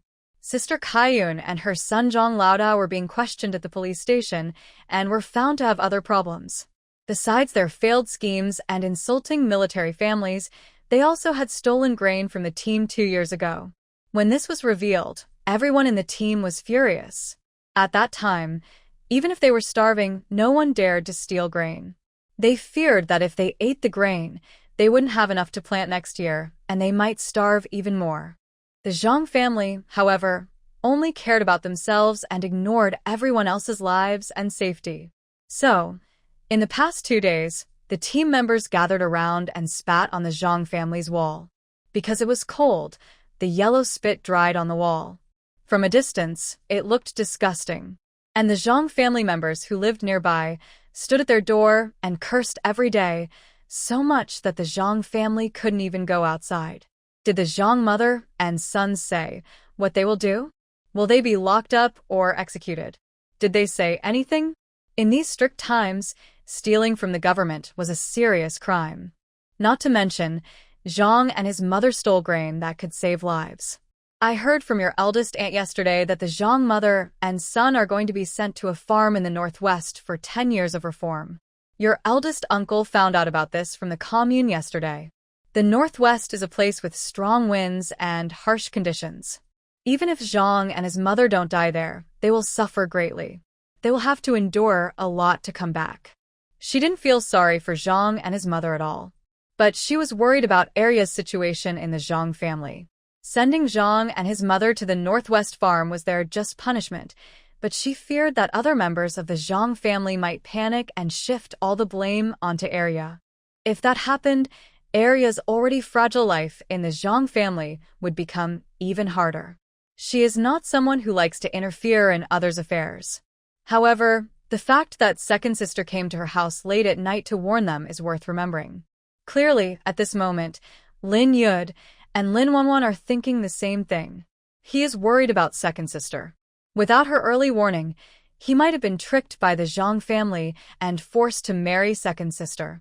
It's not that second sister is bad. She is good in every way. He just doesn't feel anything for her and doesn't like her. Marrying someone he doesn't love is the same as risking his life. So, he must repay second sister's kindness. Otherwise, he will spend the rest of his life feeling guilty. The brother and sister exchange a glance, instantly understanding each other's thoughts. Lin Wanwan looks at her mother. Mom, if you don't have anything to do these days, please help me find out about second sister. Wang Xiua frowns. Why do you want to find out about her? She's getting married in a few days. Getting married? Lin Wanwan's voice rises sharply. Where is second sister getting married? When is this happening? It's just been a couple of days. The Zhang family's misdeeds have caused second sister, who isn't even married yet, to be affected. People nearby don't want to marry her anymore. To get her married sooner and exchange for a bride price, Zhang Laoda's wife promised second sister to an old bachelor who's much older than her. He's old enough to be her father. He's so ugly that no one can bear to look at him. And the things that happen in bed, how can anyone stomach that? It's pure misdeed. They're not earning good karma. Wang Xiua, though not a good person and often petty, dares to swear she would never do such a thing, selling her daughter or granddaughter. She's afraid of ending up in trouble. Lin Yud frowns and says, No, I have to rescue second sister. Wang Xiua kicks him. I think you just forget your pain and ignore the danger. Do you remember how Zhang's family tricked you? I'm telling you, that's their business, not yours. You should stop meddling. If you really want to blame someone, it's just that second sister's life was unlucky. She didn't marry into a good family. Linyad says, Mom, if second sister hadn't come to warn us, I might have fallen for Zhang family's tricks. I might have caused her trouble. I can't just ignore her. If I did, what kind of man would I be? Wang Xiua snaps. What? How is second sister your fault? What are you hiding from me, you little rascal? In the next 5 minutes, Lin Wanwan explains to her mother what happened that night when second sister came to warn them. Wang Xiua listened silently, pursing her lips without speaking. After a long pause, she finally spoke. Third brother, what do you want to do? Of course, I want to save Arya from the fire pit. I can't let her marry that old widower. Save her? How will you save her? If you save her this time, what about next time? What if Zhang's family tries to sell her again for money? What will you do? By the time you rush back from Nandao, Arya might already be married, maybe even pregnant. A series of questions made Lin Yud's head buzz. For a moment, he didn't know what to do. Taking Arya to Nandao seemed a bit unrealistic, but leaving her here, as his mother said, might lead to her being sold again and again. If Arya is willing to leave here, our Lin family will pay to help her find a job in the city, send her as far away as possible. After saying this, Lin Wanan looked at Fu Zheng. Fu Zheng, you have many contacts. Can I ask you to help me find someone who can help her get a job, someone who can send her far away? Wife, we are a family. From now on, no more asking or begging. So, you agree? Yes. Lin Wanan was happy, and Lin Yud finally relaxed. He said, I'll pay for the job. As long as I can find a good place for Arya and prevent her from marrying that old widower, I'll spend any amount. Wang Xiua heard this and felt her heart ache. Getting a job costs a lot of money. I think it might be better to try another way. Maybe I can ask the matchmaker to find Arya a good marriage quickly and marry her off. Mother, jumping from one pit into another. What's the difference? The difference is huge. Marrying a young, strong guy means she won't have to sleep with an ugly, old man after marriage. Lin Wanan. Her mother's thoughts, besides the bed, seemed to have no other content. Fu Zheng was also moved by his mother-in-law's straightforwardness. Being direct was better than beating around the bush. Without his mother-in-law's honesty, how could he have married such a good girl like Wanan? If he couldn't marry her, he'd be destined to live a lonely life. In the end, Wang Xiua's opposition was useless. Lin Wanan made the decision. That night, the three of them sneaked over the wall to Zhang's house while the Zhang family was still asleep, and they found Arya in the kitchen. Lin Wanwan quickly untied the ropes from Arya and removed the towel from her mouth. Arya, wake up. When Arya heard someone calling her, she forced her eyes open. Seeing sister Wanwan and brother Yud, she started crying loudly. Arya, don't cry first. We came to rescue you. Rescue me. A hint of confusion appeared in Arya's eyes. Yes, to rescue you, Lin Wanwan said again. Tell me, do you want to marry that old widower? If you don't want to, I will help you leave this home and send you somewhere far away.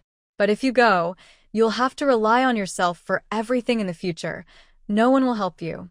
Wanwan's sister, I don't want to marry that old widower.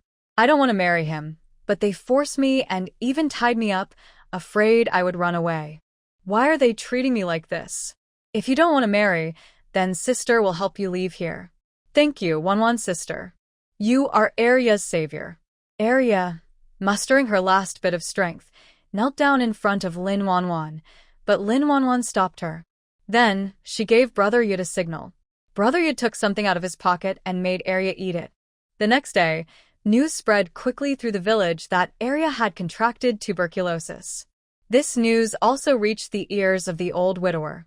When he heard that he had paid a large sum to marry someone with a deadly illness, he immediately rushed to Zhang's house. Especially after seeing Arya coughing up blood, he became even more anxious. He grabbed Zhang Laoer's clothes and demanded that the bride price he paid be returned. Zhang's family refused, insisting that the widower take Arya back now and that whether she lives or dies in the future has nothing to do with them. Listen to this. Does that sound like human speech? The widower was so angry he stormed into the Zhang kitchen, grabbing a kitchen knife from the chopping board, ready to attack. The village chief arrived just in time and persuaded him to stop. Finally, under the village chief's pressure, Zhang's family reluctantly returned the 160 yuan bride price to the widower. At that moment, Arya covered her mouth and coughed violently several times. Suddenly, her hands were covered in blood. The others, recalling the rumors from this morning, quickly took a few steps back. They knew that tuberculosis was contagious. Zhang's wife looked pale and waved a stick, ready to chase Arya out, but the village chief sternly scolded her. Arya is your family's girl. She's sick now and needs your help. Instead of helping her, you want to throw her out? How can you be so heartless? Tuberculosis is deadly. We can't just let this bad girl drag us to our deaths. But she's your family's daughter. No, she's not. Our family doesn't have such troublemakers. She caused trouble for her mother and older brother, and now she wants to drag us all down with her. That's really cruel. In the end, to remove this burden, called Arya from the family, Old Man Zhang, in front of everyone, wrote a letter to cut ties and signed it with his fingerprint. That means, from now on, Arya is no longer part of the Zhang family. 2 days later, the team leader took out 30 yuan from his pocket and handed it to Arya. Go to Beijing and don't come back. Live your life well. If you have trouble, write me a letter, understand? Arya nodded with tears in her eyes. Team leader, I understand. Thank you. The team leader quickly turned away, wiping his tears. Arya's life has been hard. She didn't have good parents. Fortunately, with the help of Wan Wan and Captain Fu, her days will get better and better. He was very happy. Wang Xiui angrily shoved a small bundle into Arya's hands. Inside are 2 sets of clothes, worn by your sister, Wan Wan, before. Take them. Also, these are my homemade pancakes. Eat them on the way. Arya hugged Wang Xiui, choking with emotion. Aunt Xiui, thank you. Wang Xiui froze for a moment. After a long while, she sighed and advised, as a girl outside, you need to be a bit fierce. If someone dares to bully you, just scold her. If you can't win, write me a letter. I'll go help you fight her. In these 2 days, Arya received more kindness than she had in her entire life.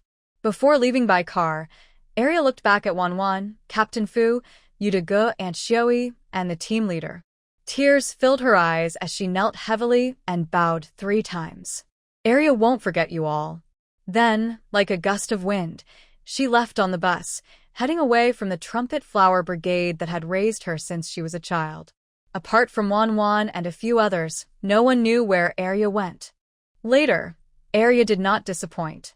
After years of hardship, she opened over 100 domestic service chain stores across the country. Once successful, she used the kindness she received from Wan Wan and others to give back to society. She sponsored thousands of girls forced to drop out of school due to poverty. The night before leaving for South Island, Wang Xiui called her daughter into the room. Girl, these are the dowries your father and I saved for you.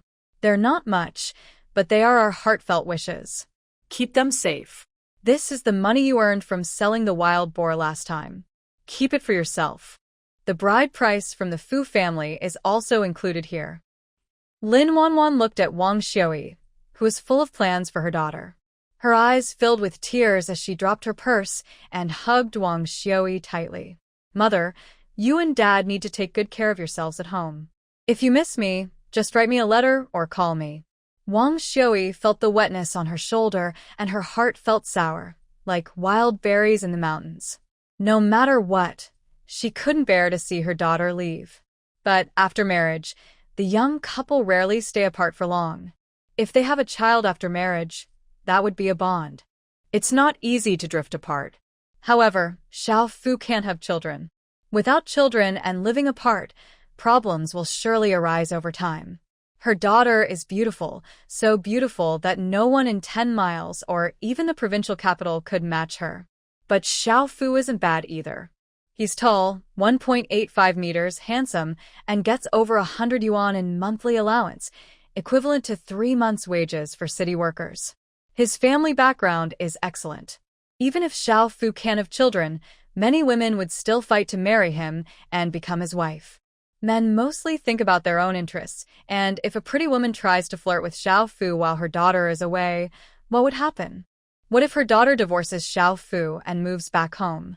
She and her husband can support her, but what about the future?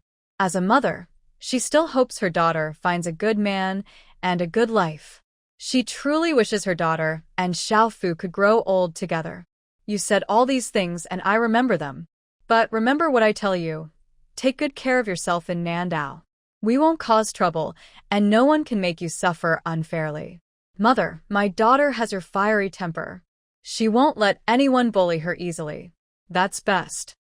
Because Lin Wanwan is leaving for Nandao tomorrow, the next time mother and daughter meet might be after half a year or a year. By then, Lin Wanwan will be pregnant, giving birth, and in her postpartum period, she will definitely ask her mother to come and take care of her. But half a year is a long time. Right now, the mother and daughter have endless quiet conversations before parting. So tonight, Lin Wanwan stays in her mother's house. As for Lin Shuisheng, Wang Xiui told him to go share a room with a third brother. In the neighboring room, Fu Zheng was used to the days of being cherished. Today, suddenly being alone in the empty room felt a bit uncomfortable. He tossed and turned on the bed but couldn't fall asleep. Finally, he hugged the pillow Lin Wanwan had used, smelling the faint pomegranate scent on it, and gradually fell asleep. Sometimes, he thought his little wife was like a pomegranate fairy from heaven coming down to help him through tough times. Otherwise, how could there be someone as kind as her in the world? Meanwhile, Lin Yud in the next room was not so lucky. He lay stiffly on the bed, staring blankly at the cobweb-covered ceiling. The loud snoring of his father echoed like thunder in his ears. One snore after another. Oh, heavenly Buddha! Someone please save him. No one told him that his father's snoring could be so loud. Mother and daughter talked until dawn, and Lin Wanwan, feeling sleepy, quickly fell asleep. Wang Shua gave her a gentle tuck in the blanket and quietly got up to go to the kitchen to prepare breakfast. But when she lifted the curtain, she saw her eldest daughter-in-law chopping dumpling filling in the kitchen. Lu Yulan heard the noise behind her, turned around, and hurriedly explained when she saw it was her mother-in-law. Mother, my younger sister, and them planned to take the bus this morning. I thought I'd make some dumplings for them to eat before they leave. The meat filling used for the dumplings was bought by her husband last night at the black market. Wang Shua nodded. You're thoughtful, sister-in-law. My younger sister told me last night that after she leaves, Hongxiang will move into her room. Lu Yulan shook her head. That won't do. Although she's married now, she's still part of our Lin family.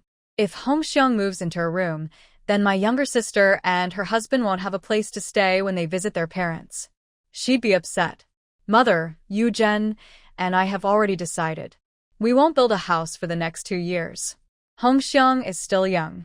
Let her stay with us for now. When Hongying starts working, she can help pay off the family debt. Then we can ask uncle for a piece of land and build a house. Seeing her eldest daughter-in-law's stubbornness, Wang Shua said, If Hongxiang lives with you, how will you have children? Don't you want a son? Not want a son? How could she not want one? Lu Yulan dreamed of having a son every night. For many years, because she couldn't have children, she was often talked about behind her back. Yu Zhen was even scolded by the village for being infertile. Those words felt like sharp needles stabbing her heart, making her feel pain.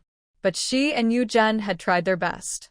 She had also drunk many folk remedies her mother found for her. Since giving birth to Hongxiang, she hasn't had any more pregnancies. Maybe it's true, as those people in the village said. In her past life, she made too many mistakes, so she couldn't have a son. She cried, caused trouble, and prayed, but after so many years, she and her husband accepted it. Having 2 daughters is enough. As the third sister said, raising daughters well is just as good as raising sons. Next spring, she plans to send Hongxiang to the neighboring team to learn reading and writing. Lu Yulan gathers her thoughts. Mother, in this life, I am sorry to your family. I couldn't carry on the family line. Next life, I will work hard to make amends. Wink Xue. Then she scolds whether you have a son or not has nothing to do with you. If women alone could have children, men would be useless. It might be better if everyone just died. Quickly put away that look on your face. It makes me angry just looking at you. It's just having a son. What's so hard about it? After sending your younger sisters away, I will take you to the county hospital to see a doctor. If that doesn't work, we'll go to the provincial city. If still no good, we'll go to Beijing. I don't believe there's anything I can't do. Lu Yulan's nose suddenly itches, and tears start to fall. Mother, thank you. Wipe that bit of cat off your face, so I can make dumplings. Your younger sisters are waiting to finish eating and catch the train. Okay. Lu Yulan sniffs and quickly starts to chop the dumpling filling.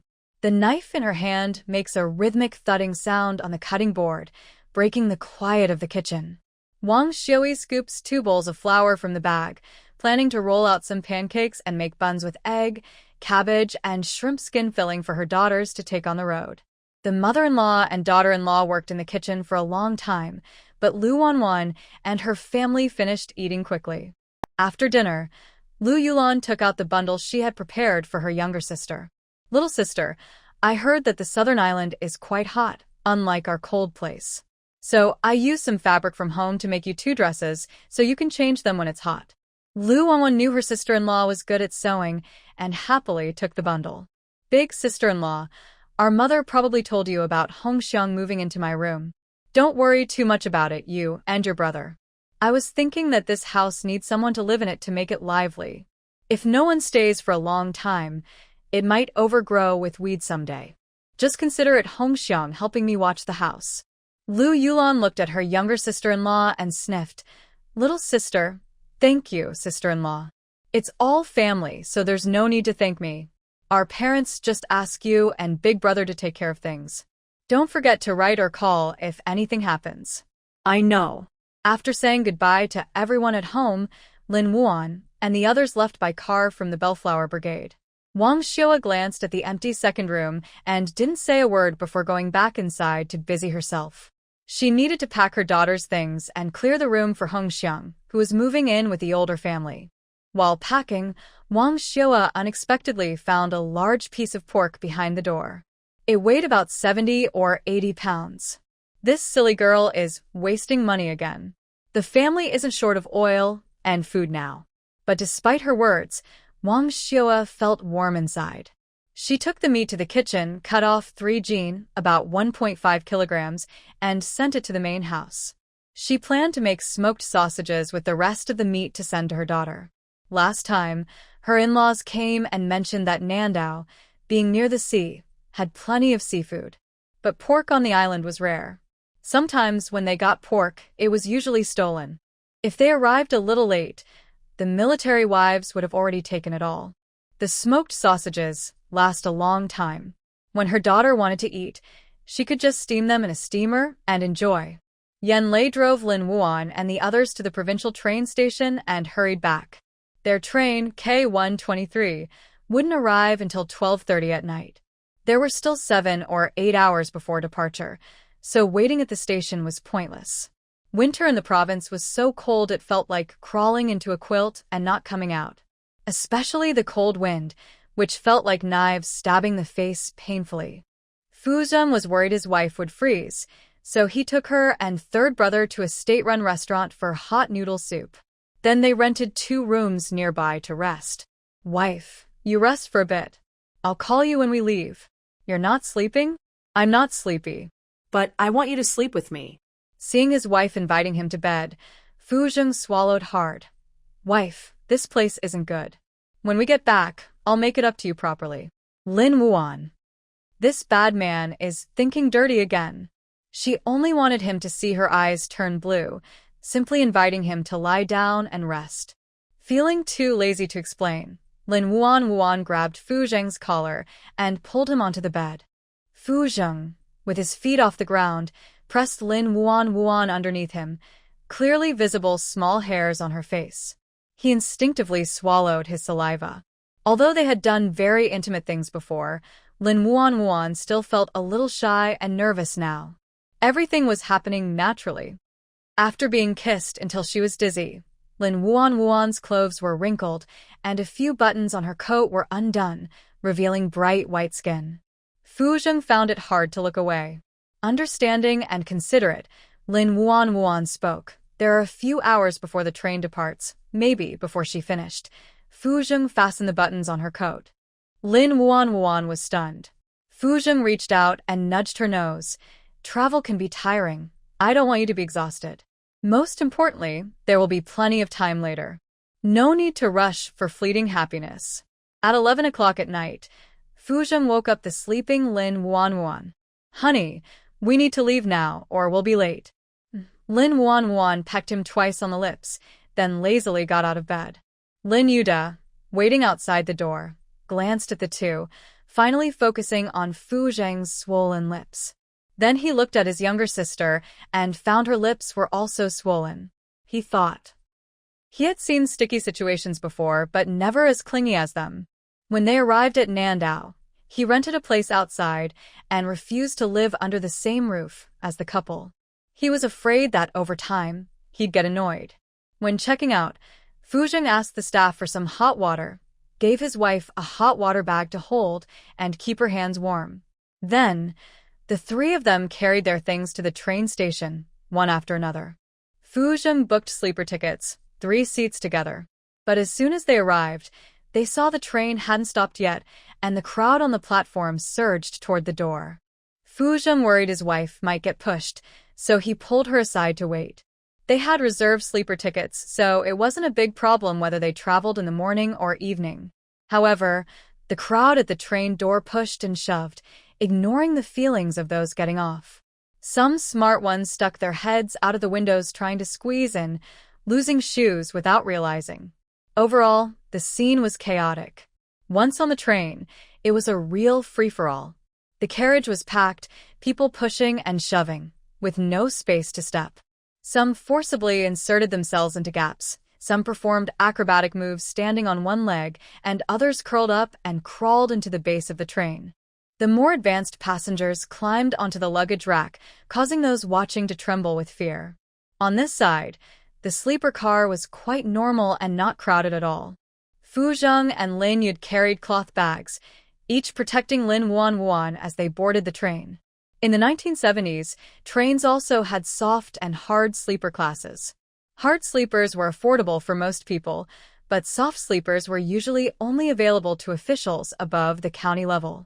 Fu Zheng was a county-level official, and Lin Yud and Lin Wuan, as his companions, were eligible to ride in soft sleepers. Soft sleepers were also more expensive than hard sleepers or hard seats. However, for Fu Zheng, who cared about his wife, as long as she was comfortable, money was not a concern. Compared to hard sleepers and hard seats, soft sleeper cars were more private and comfortable. The whole compartment was designed like a private room, with a lockable door inside. Inside, there were 2 levels of beds, making 4 beds in total. Lin Wuan, Fu Zheng, and Lin Yud each took 1 bed, and the remaining upper bed was occupied by a young man wearing glasses and a Zhongshan suit. The young man was amazed by Lin Wuan and Fu Zheng's appearance. But after the initial surprise, he buried himself in reading a book. It seemed nothing was more important than reading. He didn't speak a single word during the entire journey. Since entering the carriage, Lin Yud looked around, his rough hands touching the blanket repeatedly. He was so excited that he became very energetic. I was curious what a soft sleeper looks like before. Now, thanks to my brother-in-law, I've finally seen it. It's much better than those uncomfortable hard seats. Lin Wuan looked at her rarely childlike older brother with a gentle, affectionate smile. It was very late at night, and the 3 of them tidied up their luggage before going to sleep. They woke up again around noon the next day. When Fu Zheng saw his wife awake, he hurried to the dining car and brought back a bowl of rice, a dish of stir-fried cabbage with tofu, and sweet and sour small ribs. As for himself and Lin Yud, they ate bread and buns made by Wang Xiui with hot water. The train was swaying, making Lin Wuan lose her appetite. She barely ate a few bites of rice and sweet and sour ribs before pushing the bowl away. Fu Zheng and Lin Yud shared the remaining food. Seeing his wife's pale face, Fu Zheng felt a little worried. There's still a few apples in my bag. I'll peel one for you to eat, okay? These apples were brought from the southern black market, small in size, ugly in appearance, and expensive. However, the winter in the Yusheng province is not as cold as in the southern islands, and fresh fruit is available in every season. It is still hard to find fruit during winter in Yusheng province. So, Fu Zheng picked a few good apples from the pile of apples, choosing the shorter ones, and brought them to the car to eat. Lin Wan nodded and said, okay. Fu Zheng quietly sat on the bed, peeling an apple and thoughtfully removing the core. Lin Wan asked for half of the apple, and the remaining half was shared between Fu Zheng and her third brother. While eating the apple, Lin Wan thought of Arya. Fu Zheng, the people in Jing City, should have picked up Arya by now. Yes, Grandpa Goose sent someone to pick her up at the station, Fu Zheng replied. Knowing that his wife was worried about Arya, he added, taking care of Grandpa Gu doesn't earn as much as working in a factory, but the Gu family provides food and accommodation, and she gets 15 yuan pocket money each month. That's much better than marrying that old bachelor. Plus, Grandpa Gu's family is kind and won't make things difficult for Arya, so don't worry. Lin Wan nodded heavily. From now on, how the rest of the journey would go depended entirely on Arya herself. This year, they spent Chinese New Year's Eve on the train. Fortunately, the restaurant on the train served dumplings filled with pork, cabbage, and radish. Lin Wan and the others each ate a bowl of dumplings to celebrate the new year. The train would stop at each station for a while, and it rocked along all the way to Yangcheng. Yangcheng is still a long way from the southern islands, and they would need to take a boat to get there. Yangcheng is a big city, with convenient transportation and plenty of supplies. Many things that are not available in other Yusheng provinces can be found here. Fu Zheng thought that coming here was not easy, so while there was still a few days before they had to return to duty, he decided to buy everything needed for the new home here, so they wouldn't be caught unprepared on the island. In the 1970s, Lin Wan had never seen Yangcheng before. When Fu Zheng said he wanted to stay in Yangcheng for 2 days, she immediately agreed with both hands. Brotherly love for Lin Yud, who only cared about his little sister, was all about making her happy and content. With everyone's agreement, Fu Zheng took the brother and sister to a guest house. After completing the check-in, the three went to a state-run restaurant for a meal. The food in Yangcheng was much more refined than in Yusheng province. Having stayed there for a while, Fu Zheng and his wife had come to understand her tastes. Fu Zheng ordered crispy skinned seafood sausage, pork liver siumai, crispy roast goose, and 3 bowls of rice noodle rolls. The first dish brought to the table was the crispy roast goose. Its golden red, shiny color made it look very appetizing, and just looking at it made people hungry, imagining how delicious it would taste when eaten. Fu Zheng said, "Try this, a little bit of sour plum sauce makes it tastier." Before he finished speaking, Lin Yud quickly took a piece of roast goose and put it in his mouth. It was too hot, and he burned his tongue. Lin Wanwan hurriedly handed him a glass of iced tea. After drinking the cold tea, Lin Yud was saved. Learning from his previous mistake, he ate very carefully this time, chewing slowly. Lin Wanwan picked up a piece of roast goose dipped in sour plum sauce and put it in her mouth. The goose, roasted over lychee wood charcoal, had a crispy skin and tender, juicy meat. The perfect amount of sour plum sauce balanced the richness of the goose, making her want to eat another piece. Even the bones of the roast goose had a fresh lychee aroma. It was much better than the roast goose at her favorite Cantonese restaurant in modern times. Lin Wanwan's eyes lit up brightly. Seeing she liked it, Fu Zheng pushed the plate of roast goose closer to her so she could easily pick at it. Although the crispy rice seafood roll wasn't as impressive as the roast goose, it offered a different taste. Thin, translucent rice roll sheets wrapped around crispy bits and meat filling. One bite revealed the soft, sticky rice roll, the crispy shell, and the juicy meat, with a salty sweet flavor. Lin Wanwan only took one bite of the pork and shrimp dumplings, finding they didn't suit her taste, so she handed the rest to Fu Zheng to finish. As for the rice roll, it was tender and smooth. Hungry and stomach growling loudly, Lin Wanwan ate the entire bowl of rice roll in front of her. Fu Zheng raised an eyebrow. Do you like rice rolls? Lin Wanwan nodded. Yes. Fu Zheng said, when we get back, I'll make some for you. Surprised, Lin Wanwan asked, you can make that? I didn't realize. Fu Zheng replied, it's easy to make, just lacking the tools. When we go back, I'll ask the steward to help me make a simple steamed rice roll tray, and I'll cook it for you at home. Lin Wanwan didn't hold back and praised him. Fu Zheng, you're so good to me. Encouraged by her praise, Fu Zheng said he could do even better as long as it made his wife happy. He already imagined the scene of bringing his wife back to the family compound, where everyone would envy him for marrying her. While eating the crispy rice seafood roll, Lin Yud instinctively shifted a little further back. He vowed, from now on, if he ever had a partner or got married, he wouldn't become as clueless as Fu Zheng. After finishing their meal, the three of them left. Winter in Yangcheng was very comfortable, neither cold nor hot. Lin Wanwan, feeling light and relaxed, took off her thick wool coat. 3 people walk along the busy streets of Yangcheng, and passers-by often stop to look at them. They secretly observe the handsome young man and woman repeatedly. Suddenly, Lin Wanwan stops. Host, there is a situation about 500 meters to your right. There is a small alley. You go through that alley and walk to the end, where you will see an old, abandoned courtyard. Inside, many kidnapped young children are held. You must move quickly. If you are late, the traffickers will sell the children elsewhere. Complete the rescue task to earn a reward, a pill that extends your life by 10 years. Hearing the word trafficking, Lin Wanwan's expression instantly turns cold. Fu Zheng, noticing her unusual mood, asks wife, what's wrong? Lin Wanwan replies, I feel uneasy, like something is about to happen. Let's go to the right. Liao Lin Yud, eager to give advice, speaks before Fu Zheng. Fu Zheng, listen to my sister. He has the most experience with this kind of thing. Although Fu Zheng is confused, he always listens to his wife. The 3 turn to walk to the right. Thinking of what the system said, Lin Wanwan's sense of urgency grows, and she starts running. Her speed leaves Lin Yud far behind. Fu Zheng, worried about his wife, stays close to her, not letting her out of his sight for a second. Suddenly, Lin Wanwan stops at the gate of the abandoned courtyard mentioned by the system. Fu Zheng kicked the door. As soon as she finishes speaking, Fu Zheng kicks the door hard, breaking it open. Li Hong, who is negotiating a price with a buyer, is startled.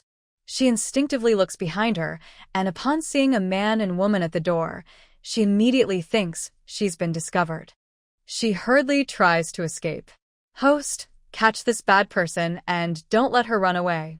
Hearing the system's reminder, Lin Wanwan pulls Li Hong's hair and drags her back. A few loud slaps land on her face. Her face turns swollen and unrecognizable, with blood dripping from her mouth. Fu Zheng is responsible for dealing with the other person.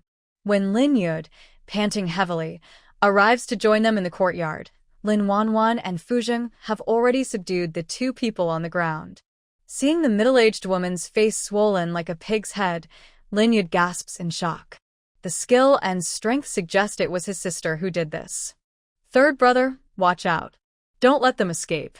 Leaving this sentence behind, Lin Wanwan ran toward the room with the locked door. Just as she was about to break in with force, Fu Zheng, worried for his wife, pulled her back. Let me handle this, wife. With a loud bang, he broke the door open from outside. However, at the moment the door swung open, both Lin Wanwan and Fu Zheng changed their expressions instantly. About 20 children were crowded together, the oldest seeming no more than 8, the youngest around 3. Most of them were boys. The strange thing was, despite the loud noise, none of the sleeping children woke up. Something was wrong. They must have been given sleeping pills or something similar. The dosage was quite heavy. Such young children dared to be given such a strong dose. They weren't afraid of getting into trouble. Even the cold and ruthless Fu Zheng couldn't help but curse when he saw this scene. But he had more important things to do now. Wife, I and third brother are here watching. You go to the police station and bring people over. Be careful and quiet so no one notices. We don't want to miss anyone. Are you suspecting that the two people outside have accomplices? With their skills, they wouldn't be able to kidnap so many children alone. If I'm right, they're working in a gang, dividing the tasks. Then wait here, I'll go call for help. After saying that, Lin Wanwan hurriedly ran to report the case. No need to ask strangers for directions. Guided by the system, she quickly arrived at Yongqing City Public Security Bureau. While the police were amazed by Lin Wanwan's beauty, she had already quickly explained the situation about the human traffickers. She even mentioned Officer Fu Zheng's identity. This immediately attracted the attention of the police leadership and even alarmed the mayor. Under careful planning, Lin Wanwan led her team back to the yard where the traffickers had been found. The deputy director of the police, Lin Sheng, wanted to better observe the yard situation, so he climbed onto a tree despite his usual sedentary habits. Using a telescope, he looked into the yard. He saw a strong, upright man fighting with some people in the yard. The man was skilled and quick, clearly trained in martial arts. Within a few exchanges, he had subdued the attackers. Such a rare talent should work at their police station, to serve the people. But no one knew his name. It's my family's Fu Zheng. Suddenly, a voice startled Lin Sheng, almost causing him to fall from the tree. He looked scared and said, "Is he Captain Fu?" "Yes, we need to hurry. There are about 20 children inside, who have been drugged." Lin Wanwan just learned from the system that the 7-member human trafficking gang was all taken down by Fu Zheng. It was a complete sweep. Lin Sheng was worried about the children and quickly came down from the tree. He led dozens of soldiers from nearby to rush in and rescue the children. Fu Zheng seemed to have anticipated their arrival and pointed at the group of people on the ground who had been beaten down. He said, "Take them back for strict questioning. We must uncover everything and find all the children they sold." Then he looked at the man in charge and said, "The children inside were given large doses of sleeping pills. We need to send them to the hospital quickly for treatment to prevent nerve damage. I will arrange it now." After counting the 18 boys and 6 girls kidnapped from the house, Lin Sheng ordered a jeep to quickly take the children to the hospital for help. The commotion was so loud that it attracted a crowd of onlookers. The scene was bustling, like a busy morning market. Someone grabbed Lin Yid's arm and asked, "Comrade, what's going on? Why are so many police here all of a sudden?" Lin Yid pointed at the people in handcuffs and said angrily, "They are all child traffickers. If my sister hadn't noticed them in time, so many children would have been sold off by these heartless animals." When people heard that those individuals were traffickers, they became furious. Everyone has parents and children. Everyone cares about their kids. Even though now there are many children, they are still cherished like treasures. Losing even one child would tear a parent's heart apart. If it were their own children stolen by traffickers, they would go crazy. Those terrible animals. Doing such immoral, heartless things, they're lucky not to be struck by lightning. Some people got so angry they had a heart attack and cursed the traffickers loudly. Others took off their shoes and rushed forward to slap them. They slapped their faces until they were swollen and bruised. The police guarding the traffickers were hesitant to intervene. They turned a blind eye to the crowd's beating. If not for their uniforms, they would have joined in the fight. This despicable person, involved in the immoral business of kidnapping and selling children, dares to do such things. In the future, he won't even be afraid of losing his eyes when having children. While everyone was beating up the human traffickers, a sound came from behind them. Everyone stepped back. "Make way, let me handle this." Everyone smelled the foul odor of sewage in the air and instinctively pinched their noses, stepping aside. The yellowish, murky water from the bucket was poured over the heads of the handcuffed traffickers. Seeing the scene, Lin Wanwan felt sick to her stomach and quickly turned her body away. Seeing with her eyes made her feel better. But how should I say this?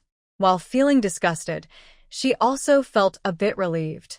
The onlookers were happy, but the police guarding the traffickers were suffering. In the end, they had to pinch their noses, endure the nausea, and take the traffickers away. Lin Wanwan and the other 2 were also taken to the police station to give statements. However, during the questioning, Fu Zheng was the one speaking the entire time. Lin Yud and Lin Wanwan remained silent throughout. To protect Lin Wanwan, Fu Zheng deliberately kept some details to himself.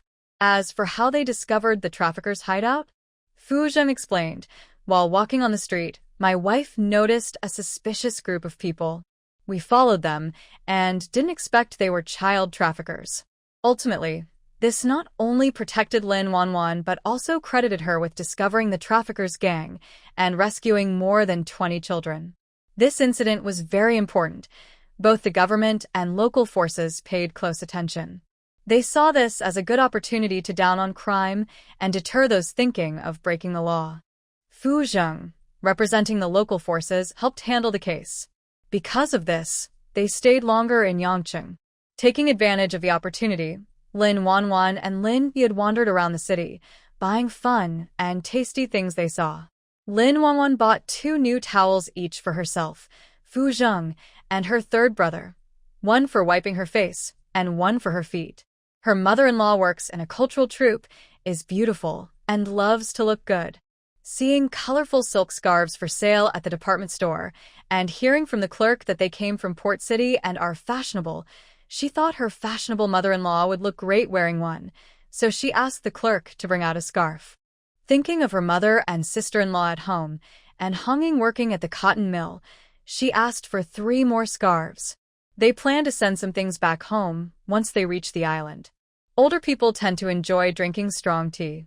So Lin Wanwan chose 2 packs of pu'er tea cakes for her grandfather, which are top quality in taste and color.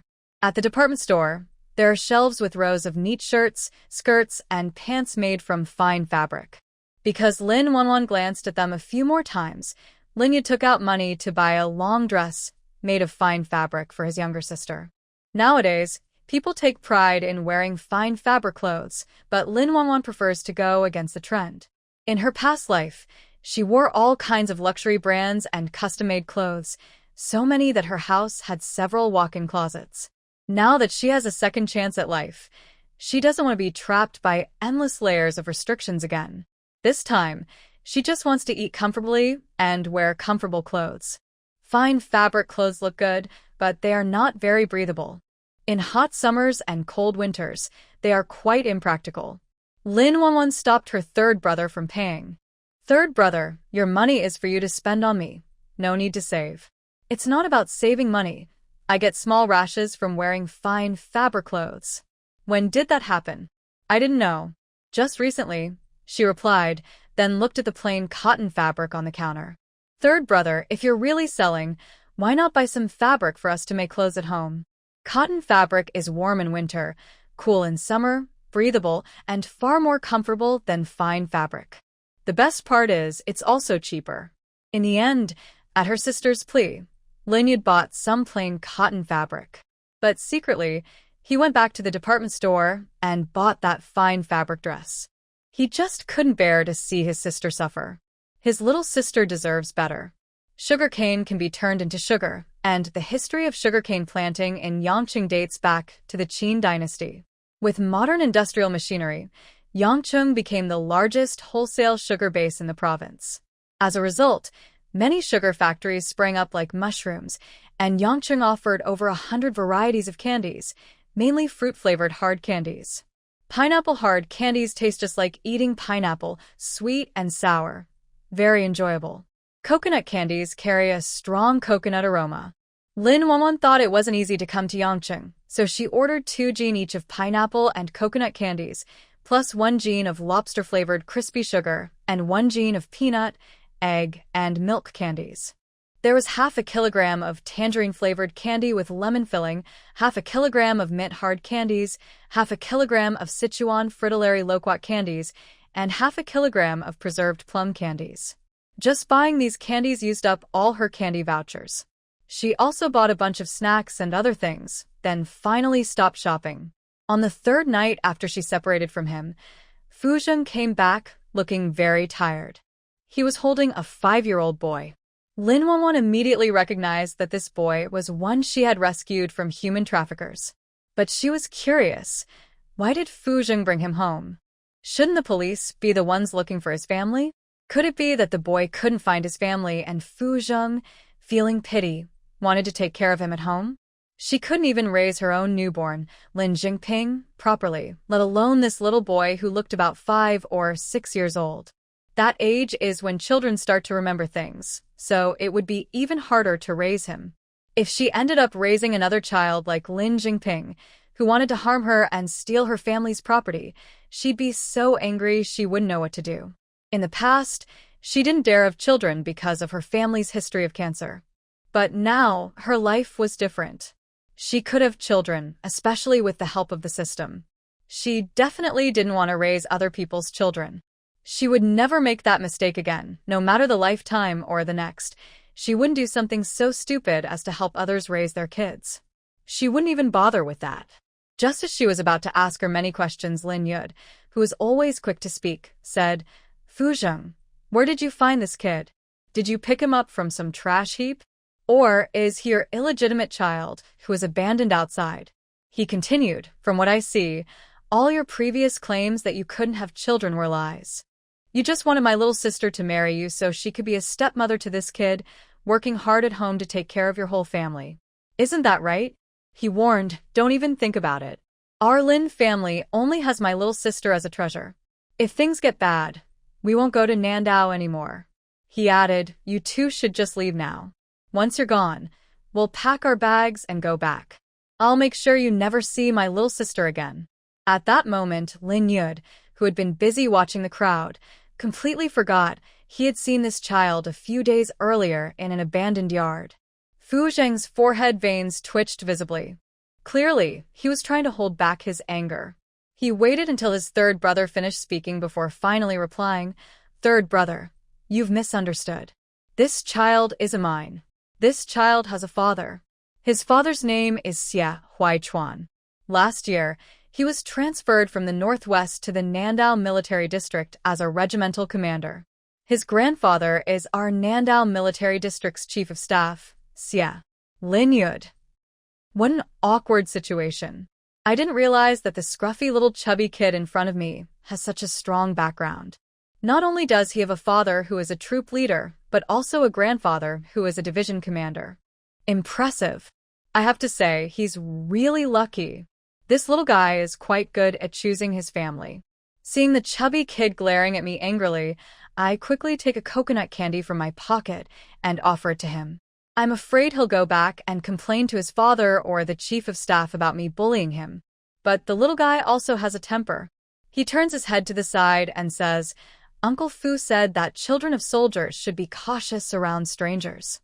I won't eat candy from bad people." Actually, he's secretly looking at the pretty sister in front of him.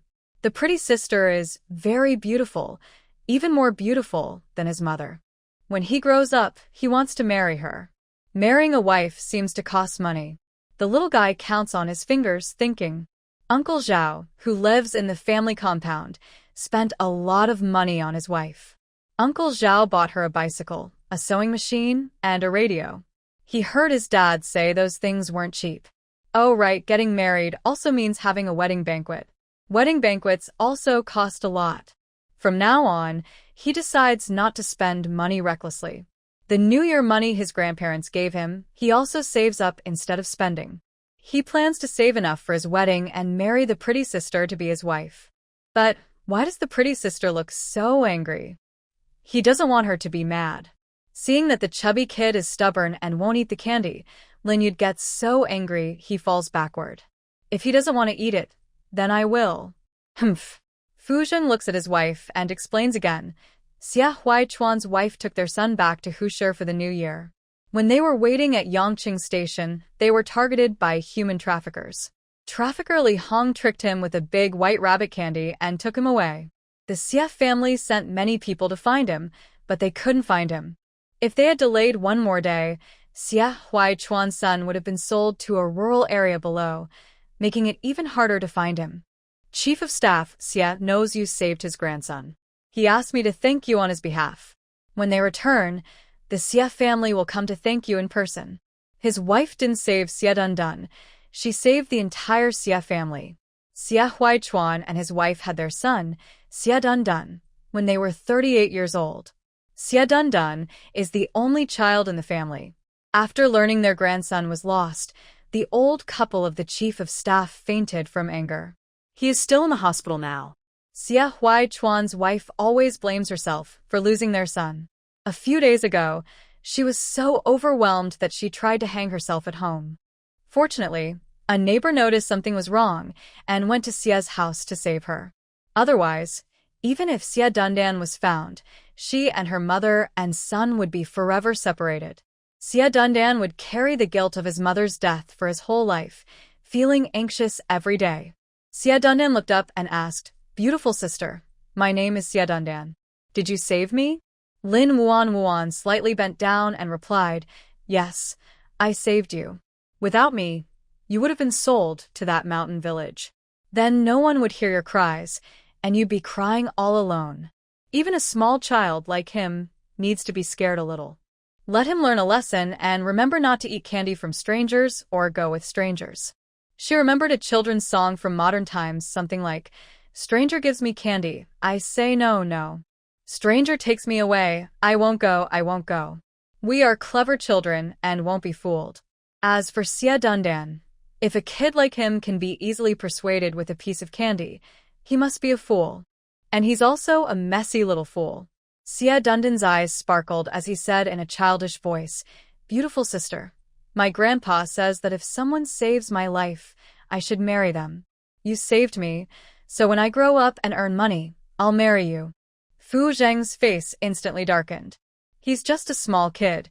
He doesn't understand what marriage means. Then Xia Dundan added, "Marrying means having babies.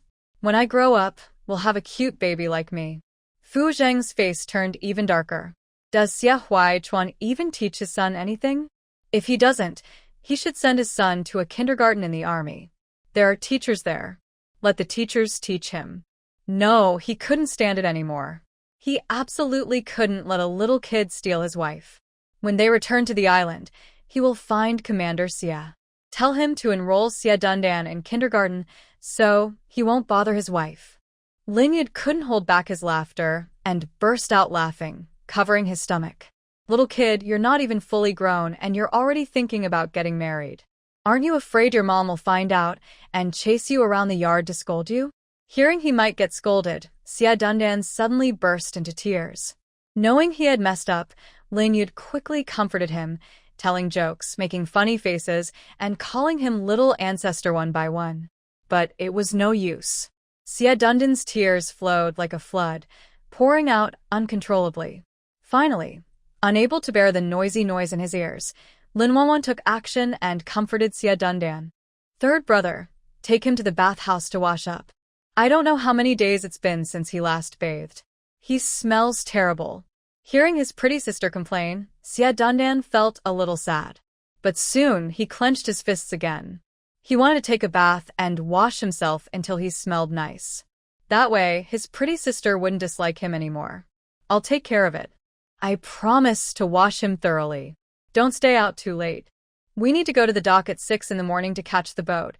On the way to the bathhouse, the vengeful Xia Dundan kept glancing at Lin Yud. Having experienced Xia Dundan's crying before, Lin Yud didn't dare to be rude or talk back now. His little sister was sleeping inside the house. If he made this brat cry, others might think he was a kidnapper, and he wouldn't even have a place to cry himself. He still remembered the disgusting and feces poured on the kidnapper's head. Finally, Xia Dundan couldn't hold back anymore. "You bad boy, why does pretty sister call you third brother? Are you related to her?" Called a bad boy, Lin Yud got angry too. He kept silent and walked forward. He was a decent person, honest and clean, and he hadn't even touched a girl's hand. How come this chubby kid called him a bad boy? This chubby kid really couldn't speak properly. No wonder his brother-in-law didn't like this chubby kid. He didn't like him either. Seeing that Lin Yud ignored him, Xia Dundan got anxious and grabbed his hand to stop him from leaving. "Uncle, please tell me." "Uncle?" Lin Yud touched his chin and got even angrier. This kid, was he that old? So he squatted down and said seriously, "I'm not your uncle. I'm your big brother." Xia Dundan looked at him with a strained face and called out, Big brother." Good boy. Lin Yud felt a little better inside. Xia Dundan took the opportunity to ask, "Are you related to pretty sister?" Yes, she's my little sister. Did you come from the same mother's belly? Of course. Not only did we come from the same mother, but we also have the same father. He understood that. Sia Dundon's parents had told him that dad is dad and mom is mom. But big brother, if you and pretty sister are born from the same mother, why do you look so ugly and not as pretty as her? When he said that, Lin Yud didn't get angry but felt very happy. He proudly said to the chubby boy, "Of course. My little sister is the prettiest girl in the world." This comment got a nod of agreement from the chubby boy. Pretty sister is the prettiest. When I grow up and save enough money, I will marry pretty sister and bring her home. Lin Yud rolled his eyes when he saw he still couldn't forget about marrying a wife. At his age, he was busy worrying about filling his stomach, not thinking about marriage. This chubby boy was just idling around, eating too much and getting bored. When you grow up, my little sister will be old. Besides, she's already married. How can you marry her? Fight Fu Zeng? Steal my little sister away? With your small size, do you think you can beat him? The chubby boy widened his eyes in disbelief, looking up at his older brother. Pretty sister. Got married? And it was to the fierce Uncle Fu. Yes, our whole family is very happy about it. With a snap, the chubby boy felt like his heart was breaking. His big round eyes clouded over, tears rolling down the corners. Why is this chubby boy crying again? Lin Yud saw the 2 drops of tears on his face and felt nervous. He quickly comforted him. If you can't marry her, you can be my little sister's younger brother instead. My little sister doesn't have a younger brother yet. And my little sister really doesn't like crying children. If she sees you crying, she definitely won't like you. This trick worked. Sia Dundon's crying suddenly stopped. He looked at his big brother with a sad face. I won't cry. I want to be a good kid that pretty sister likes. Lin Yud rubbed his head. That's right. Be a good, obedient child. In his heart, he secretly let out a sigh of relief. Fortunately, he didn't cry for long. Otherwise, tonight would be a headache for him. Kids' tempers come and go quickly. Sia Dundon was no longer insisting on marrying pretty sister to bring her home. Now, he shyly covered his face with his hand, standing under the shower head in the bathhouse, letting Lin Yud scrub the dirt off him. Wow. There's really a lot of dirt. This chubby boy is really messy. Lin Yud felt that after the bath, this little boy would be several pounds lighter. Washed all over and smelling fresh, Sia Dundon softly said, Big brother, when we go back to the island, I'll ask my dad to buy you some soda. Lin Yud was straightforward. Scrubbing you so hard almost tired me out. 1 bottle of soda isn't enough. I need 2 bottles. After saying that, he raised. Got it. Early the next morning, around 5 o'clock, Lin Wanwan was sleeping soundly when Fu Zheng woke her up. She hung onto Fu Zheng like a koala. Fu Zheng, with her red face, helped her put on a small vest and dress. He also carefully styled her hair into braids. Having practiced braiding many times in secret, Fu Zheng was now very skilled at doing it quickly and neatly. After finishing, he carried her luggage and the things they bought in Yangcheng downstairs to meet his 3rd brother and the others. Sia Dundon's eyes were drawn to the pretty older sister and automatically stuck close to her. But Fu Zheng didn't like him at all. He reached out and kept him at least 3 meters away from his wife. Sia Dundon pouted, but in his heart, he thought Fu Uncle was very strict. No wonder the children in the big yard were afraid of him. Just hearing his name made them cry. It was a pity that such a nice girl like the pretty sister married someone as cold as Fu Uncle. But, sadly, there was nothing he could do about it. He remembered what his dad had said. People like Fu Uncle, with such high status, couldn't get divorced. Breaking military marriages was against the law and could get you in big trouble. He was still so young and didn't want to get into trouble. Sia Dundon's little head was always full of strange ideas, bouncing from one thought to another. But isn't that what kids are like at that age? Innocent, with a touch of childishness. He cheerfully said, Pretty sister, if Fu Uncle ever bullies you in the future, tell me. I'll ask my grandpa to teach him a lesson. My grandpa is the chief of staff. He's higher ranked than him. Listen to you. If Fu Zheng ever bullies me, I'll tell you, and you can help me get revenge. Lin Wanwan suddenly found this little kid quite interesting. At least, her days on the island wouldn't be too boring. Meanwhile, she planned to use this time to get her and Fu Zheng's bodies in good shape. In 3 months, she hoped to get pregnant. Life on the island, dull and boring without entertainment, would become more lively and fun with a baby on the way. She looked forward to that day. At the same time, she secretly vowed in her heart to be a good mother, giving her child respect and love. Fu Zheng's brows furrowed slightly, calling him uncle and her sister-in-law sister. Wasn't that too informal? He sternly corrected her, call me auntie, or when we get to the island, I'll tell the kids about you wetting the bed at night. Xie Dundan was very angry when he saw Fu Uncle about to tell the other kids his embarrassing story. Uncle Fu really is a bad uncle. He dislikes bad uncles the most. But after getting angry, he also feels scared, worried that the children in the yard will laugh at him. So he obediently called out, Auntie. Lin Wanwan glared playfully at Fu Zheng. Look at you. You scared the kids so much he's almost crying. Fu Zheng said, I'll be more careful next time. At the same time, he found it funny inside. A man almost 30 years old is actually feeling jealous of a little kid. If Jiang Chuan and the others found out, they would probably tease him for a long time. At the dock at 5:30, it was very lively. But the ship wouldn't leave until 6 o'clock. Fu Zheng asked his third brother to watch the people and luggage, then went to buy 4 tickets to Nantu at the ticket window. He also bought 2 small bags of tangerines. At 6 o'clock, the Huahong ship set sail on time. On the ship, besides Lin Wanwan and her friends, there were many young people returning to the city for the new year and others coming back to farm. Everyone was singing loudly on the deck, full of energy. But Lin Wanwan couldn't handle the boats rocking on the waves and squatted on the deck, vomiting loudly. Lin Yud also didn't feel well. It was his first time on a boat, and he was seasick, looking pale. But his eyes stayed nervously on his little sister. Fu Zheng's concern deepened.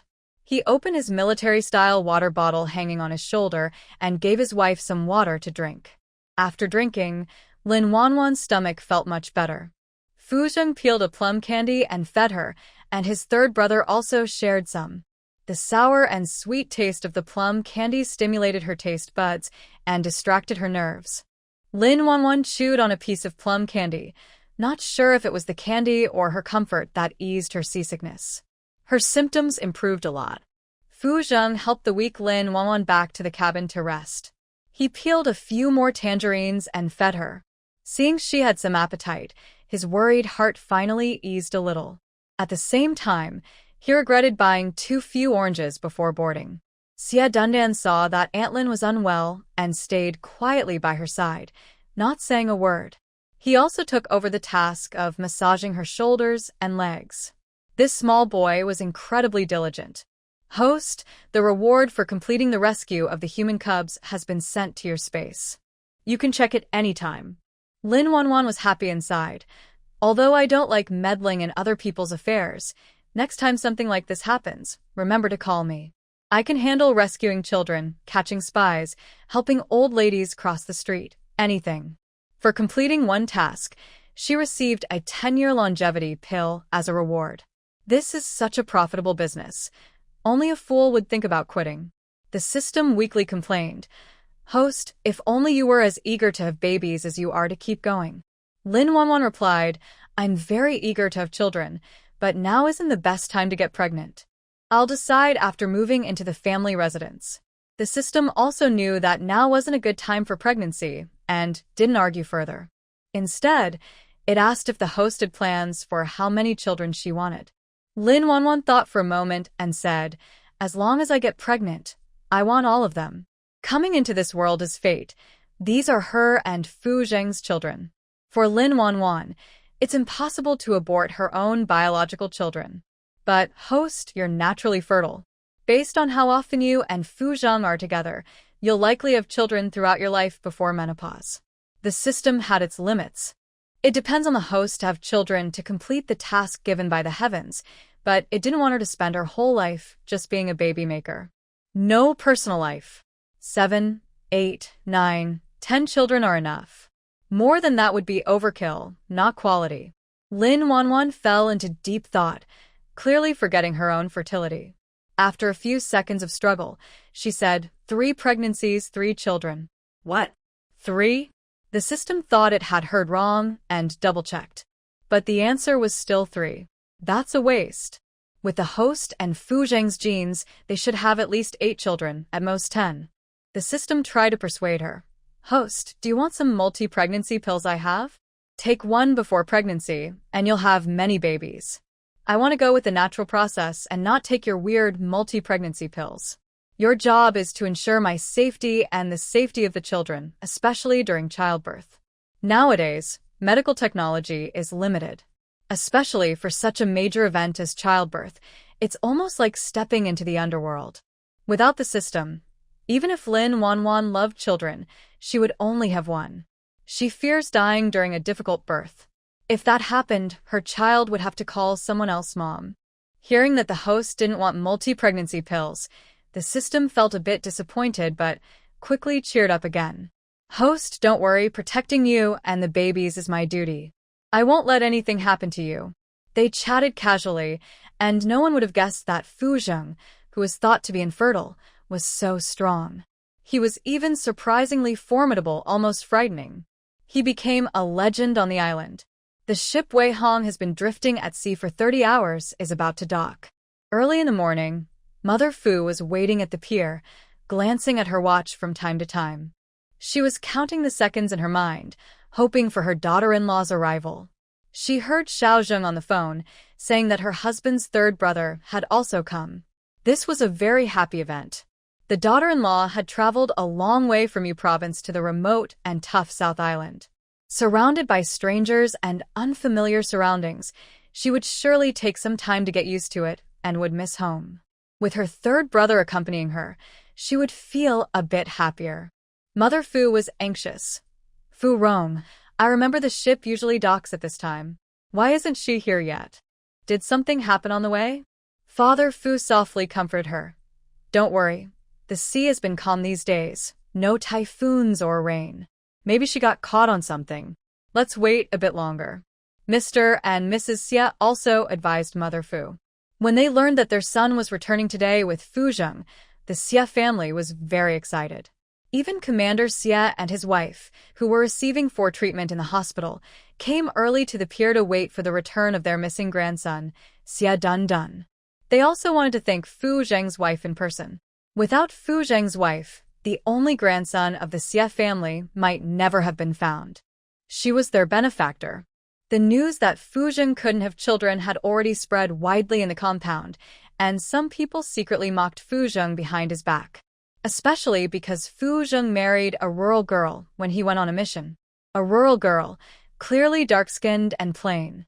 Compared to the single young women in the art troupe, she was far from their level. Not to mention Song Yuning, who was always seen with Fu Zheng before. She was the star of the troupe. She was beautiful and a talented dancer. During major performances and tours, Song Yuning was always the most eye-catching person on stage. Many men in the army liked her. But she only liked Fu Zheng, and everyone in the unit knew this. However, after Fu Zheng got into trouble later, she married Battalion Commander Wang, who was her father. Now Fu Zheng suddenly brought back a rural girl, and people would definitely gossip behind their backs, mocking Fu Zheng and his wife. In the past, the Xia family would have kept silent about such things, neither criticizing nor defending Fu Zheng. But now, things were different. Fu Zheng's wife had saved their precious Xia Dun Dun and was their benefactor. People should be grateful. Fu Zheng's wife is a girl from the countryside. So what? She has the support of the Xia family. Anyone who bullies her will be opposing not only the Fu family, but also the Xia family. This was the consensus reached by the Xia family on the night they learned that Xia Dunnan had been found. They waited at the dock, hoping and hoping, until they finally saw the ship floating on the sea. Once most of the people on the ship had disembarked, Lin Wuan and the others carried their luggage out of the cabin. Fu's mother saw her beloved daughter-in-law immediately and hurried over to her quickly. Wuan, give me the luggage in your hands, she said, taking the bag from her daughter-in-law. Then she turned to scold her son. You little rascal. Wuan is your wife. Why are you making her carry so much? Aren't you worried she'll get tired? Lin Wuan. Oh. She was only carrying a small bag filled with fruit candies bought in Yangcheng. It was light, not even a few pounds. It wouldn't tire her out. But seeing her mother-in-law looking at her with concern, she decided to pretend to be wronged for Fu Zheng. Mom loves me the most. I like you the most. Fu's mother was so pleased by her daughter-in-law calling her mom that she almost lost her sense of direction. Mom also likes you the most. Fu Zheng, who had a big pot on his head, saw the scene of his wife and mother getting along happily, and he naturally took responsibility for his mistake. It was my fault. I'll be more careful next time. The Xie family, immersed in happiness, was soon captivated by Lin Wuan's beautiful face. Wow, she's so pretty. Much more beautiful than Song Yuning, the star of the dance troupe. Thinking about what Fu's mother just said, the Xie family members kept glancing at each other. Fu Zheng, who had been avoiding marriage all these years, surprisingly found a wife. She was so beautiful, like a fresh green onion from the mountains. She looked several years younger than Fu Zheng. Chief Xie thought about the age listed in the Political Review report, and his teeth ached. Fu Zheng, that mischievous boy, was clearly a young man chasing after a girl. But he was happy. Finally, the difficult leader of the army was getting married, and the young girl didn't mind that Fu Zheng couldn't have children.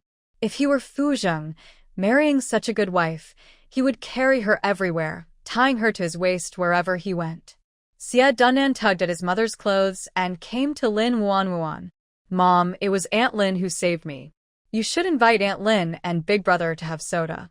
How could a sip of soda repay such a life-saving favor? Seeing her son talking nonsense again, Fu's mother wished she could sew his mouth shut. She looked up at the young girl in front of her and said gratefully, Comrade Wan, Dunnan was able to come back thanks to your help. On behalf of the Xie family, I want to thank you. In the future, if you need anything from our Xie family, just ask. We will never refuse. Hearing this, the members of the Fu family looked surprised. They were shocked that the Xie family would say such things, given old Master Xie's high status. But upon reflection, it seemed quite normal. Nowadays, kidnappers are so ruthless that they dare to do anything. Selling people to remote mountains is considered mild. The worst is if they cut out someone's tongue or their legs. That would be truly terrible. However, Wan was backed by the Fu family, so there was no need for the Xie family to support their daughter-in-law. Lin Wan said, It's just a small favor. In the future, watch the children well, and don't let anyone take them away with just a piece of candy. This made Xie's mother angry. Several people in the family had salaries, so they weren't lacking food. Usually, if her son wanted something to eat, they bought it for him without hesitation. Recently, when he complained about a toothache, she took him to the hospital. At the hospital, they found several teeth were black. The doctor said it was caused by eating too much sugar and warned to eat less sugar, preferably none. Otherwise, he would still have tooth pain over time. Since then, she kept the sugar at home and specifically told her in-laws not to buy him any sugar. Maybe she was too strict, which is why others giving him a piece of candy made him want to run away with them. During the time her son was kidnapped, she reflected on herself. She could control him, but not too harshly. After all, he was still a child under 6. Besides being a little greedy, he was quite sensible in other ways. He helped his grandparents massage their legs and shoulders, helped her wash and pick vegetables, and didn't shout or scream like other children in the yard. Fu's father noticed his daughter-in-law looked upset and said, Let's talk about this at home. For now, let's go back and let them rest. They've been on the boat all day and night, and they're tired. The Xie family knew they had just met and probably had many things to say, so they kindly left first. They planned to visit another day to thank them properly. February 21st, 1972, the first day Lin Wan arrived on Nandao. The salty, slightly bitter sea breeze blew in her face.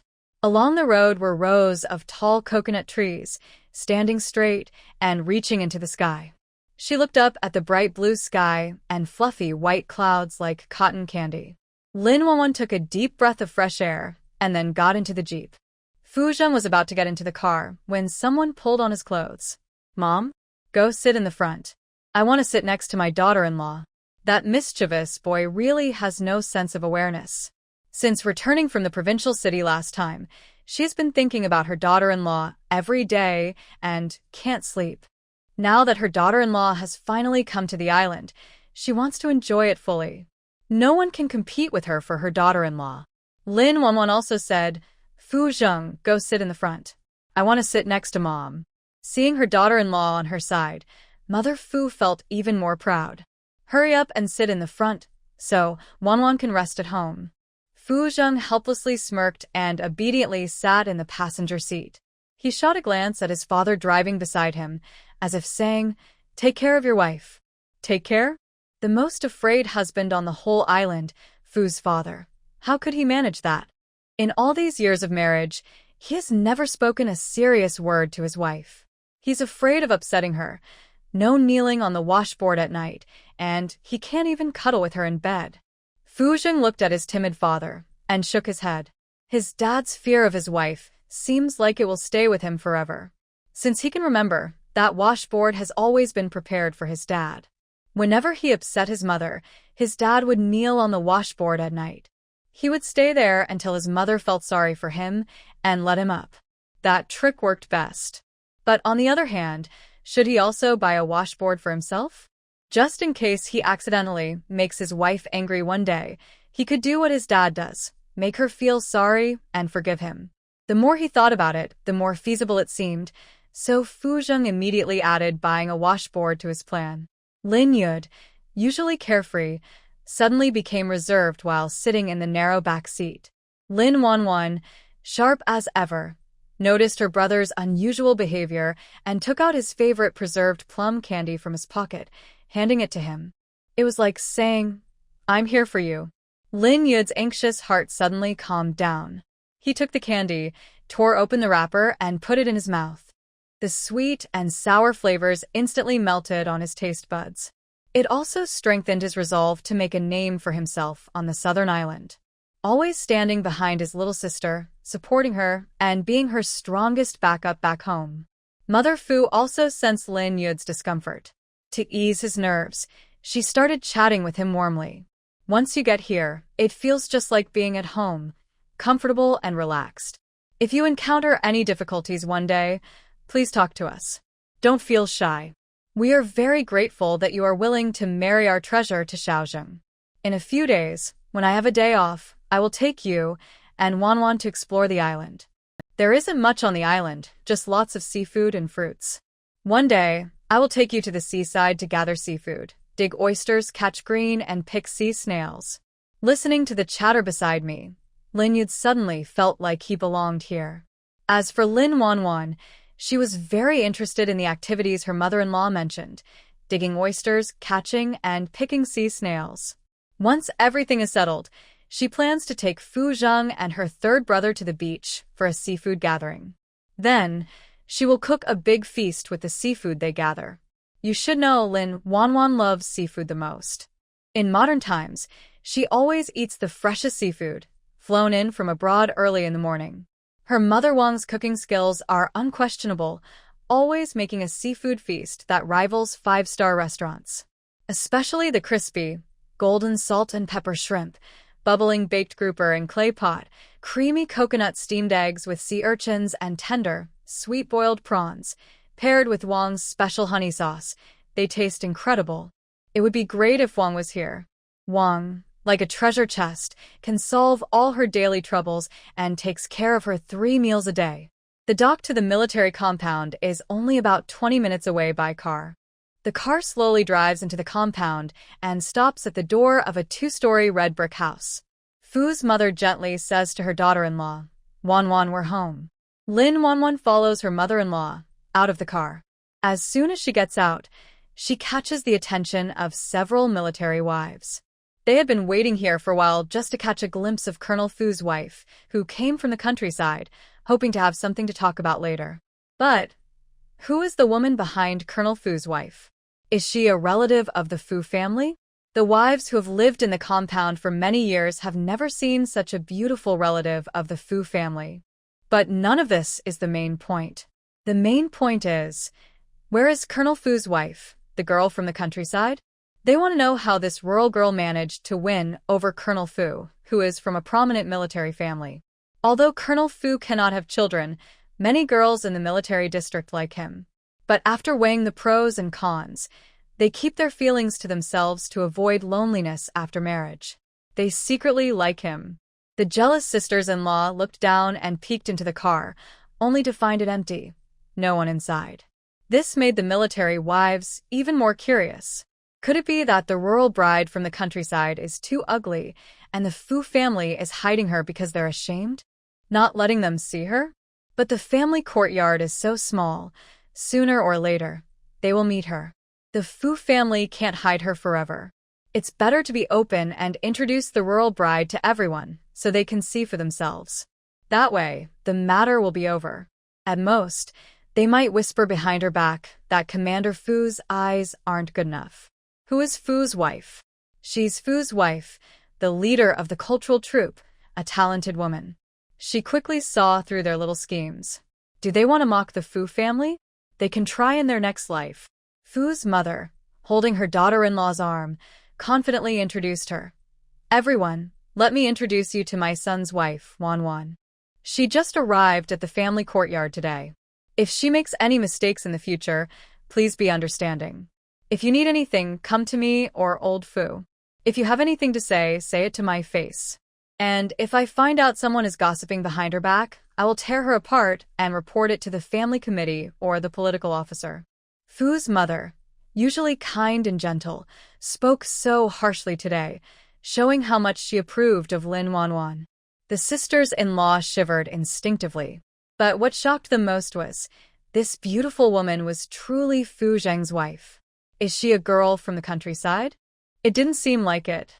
Many of the sisters-in-law had also come from the countryside. They knew that place well. Poor soil, hard work, and constant farm labor. Working under the blazing sun in the fields, even fair skin would turn dark. But Fu's wife's skin was bright and glowing, clearly raised in comfort and luxury. She wasn't a girl from the countryside.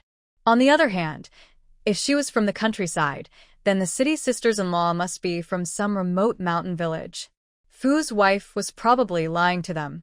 Sister-in-law, I heard that Commander Fu's wife is from the countryside. Can someone from the countryside look this good? Are you joking with us? Or maybe the countryside bride is too ugly to show her face. Mother Fu looked over following the sound and saw that the speaker was Li Mylin, Wang Captain's wife.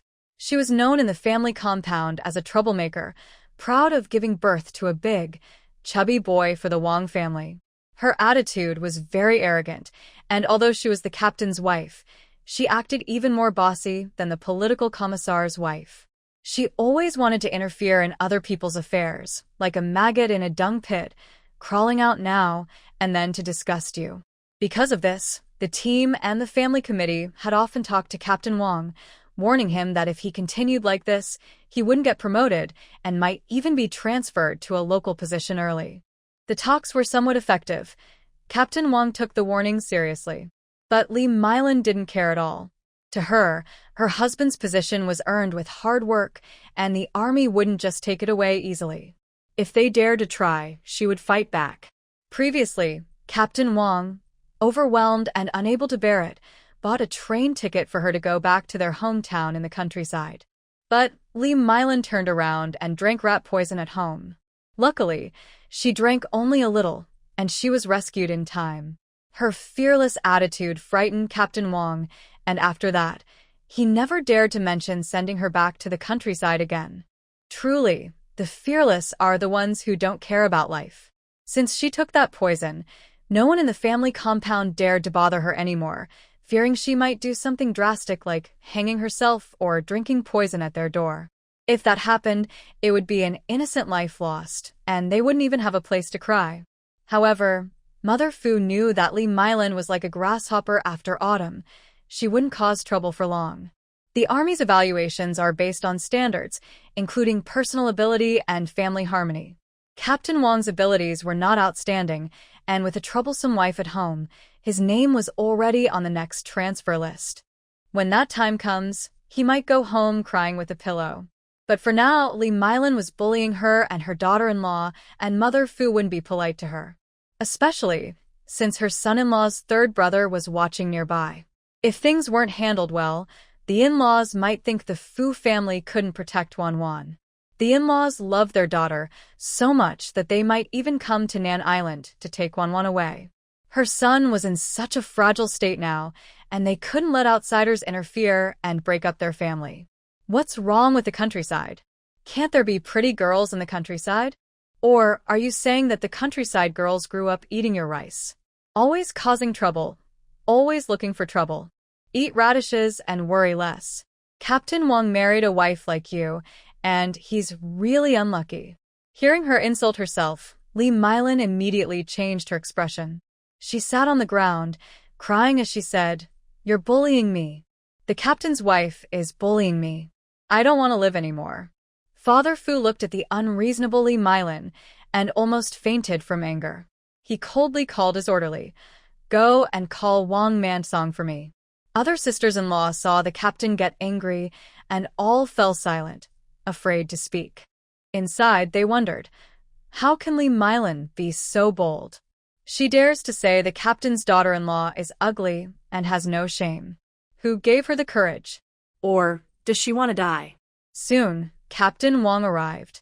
When he saw his wife sitting on the ground causing trouble, his face immediately darkened. At the same time, he felt exhausted.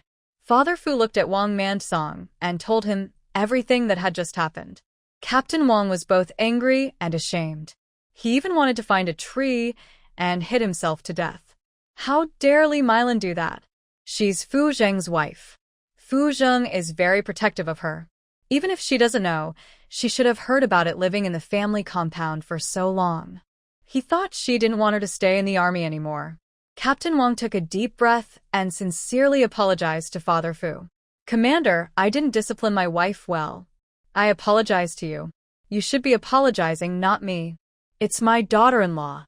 She traveled all the way from the province and didn't even drink water before being scolded by her wife. Is that reasonable? Family members of soldiers represent the image of the military. If this gets out, what will others think of us?" Captain Wang looked along Father Fu's gaze and saw a very beautiful woman standing beside Fu Zheng. A quick flash of admiration crossed his eyes. But he quickly recovered and said, "Sister-in-law, this is our fault. I apologize on behalf of Meilan." Lin Wanwan curled her lips and said coldly, "I've lived so many years, and this is the first time I hear an apology that can be replaced. Really? If one day she stabs someone, will you still sit in jail for her?" As soon as she said this, everyone, including Captain Wang, instantly changed their expressions. They silently reached a shared understanding in their hearts. Commander Fu's wife is like a thorny wild rose, sharp-tongued and not easy to mess with. Li Meilan was fed up. She quickly got up from the ground, furious, and walked over to Lin Wanwan. Before she could speak, Fu Zheng and Lin Yud instinctively stepped in front of Lin Wanwan, their eyes coldly staring at her. Fu Zheng said, "Get out." Li Meilan was so frightened that her legs went weak, and she instinctively took several steps back. After stepping back, she felt a bit embarrassed and forced herself to speak confidently. "Who said I'm going to jail? You little girl, if you have the guts, tell me to my face." "Unbearable." Lin Yud suddenly slapped her. "It's not good for the family's reputation if he fights in the residential area, but he doesn't care. He was born with a tough life, and anyone who dares to bully his younger sister, he will fight them." Li Meilan covered her swollen right cheek and roared angrily, "You little brat! How dare you hit me? I'll bite you to death." "Lin Yud, I hit you. If I hear any more dirty talk from you, I'll kill you first, even if I have to die myself." The sisters-in-law looked at Lin Yud suddenly jumping out, and their minds couldn't keep up. Who is this person? Before they could think further, Li Meilan lunged at Lin Yud with claws bared. Lin Yud dodged while kicking her. Lin Wanwan stepped in to stop Fu Zheng and her mother-in-law from fighting. "Let me handle this." After saying that, she quickly and precisely grabbed Li Meilan's neck and didn't let go. Li Mylan couldn't breathe and almost fainted from suffocation. She was her own daughter-in-law and had given birth to a big, chubby boy for the Wang family, which only had one generation of heirs. In this situation, even if Commander Wang disliked Li Mylan's actions, he would still speak up to plead for her. Otherwise, her son would have no real mother. Sister-in-law, my wife knows she was wrong. Please forgive her this time. I promise, such things will never happen again. Lin Wanwan turned to Commander Wang. If you want me to forgive her, you can send her back to her hometown. Just don't let me see her. The problem should be solved from the root. Although she didn't know the woman in front of her, she knew this woman harbored strong hostility toward her. Since there's hostility, it's even less safe to keep her around. Sending her away is the best choice. If this were modern times, she would have already sent this woman to work in the mines in France. Seeing her wife roll her eyes, Commander Wang quickly agreed. Fine. I'll take leave tomorrow and send her back to her hometown. Lin Wanwan disdainfully loosened her grip. Fu Jing took a handkerchief from his pocket, walked forward without regard for others, and carefully wiped each of her delicate fingers. He really disliked her carrying the smell of others. Li Mylan, who had barely survived, sat on the ground gasping heavily. Once she recovered a little, she crossed her waist and scolded Commander Wang loudly. Wang Montsung, you are such a useless person. I was bullied, and not only did you not help me, but you also want to send me back to my hometown. You heartless scoundrel. If I hadn't taken care of your sick and bedridden parents at home, would you be where you are today? Without me, the Wang family's roots would have already been cut off. Being scolded and pointed at by his wife, Commander Wang lost both face and dignity, especially in front of the division commander and Fu Tuan. His pride was crushed under others' words, and he was truly angry. He forcibly dragged Li Mylan back home. The other sisters-in-law looked at each other in shock. Afraid that staying longer might cause trouble for their own husbands, they each found excuses and hurriedly left the scene. At the Fu family's gate, everything suddenly became quiet. Fu's mother looked at her daughter-in-law with regret. Wanwan, today's matter is our fault. We're sorry you had to suffer. Lin Wanwan shook her head. Mom, it's not your fault. You don't have to blame yourselves.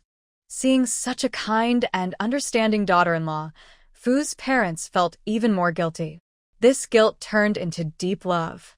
They almost wanted to lift Lin Wanwan up to the sky, and even when Wang Xiui, her biological mother, arrived, she was no less generous. The housing in the South Island military family compound is roughly divided into two types. One is a 5-story block with 2 rooms and a living room, with 6 families on each floor. The water and toilet are shared. Long corridors are lined with coal briquettes and stoves for cooking. At mealtime, the sounds of cooking and the smell of food fill the corridor. Residents here are officers of at least deputy battalion level and their families. Neighbors often argue and bicker. The other type is the layout where Fu's parents now live.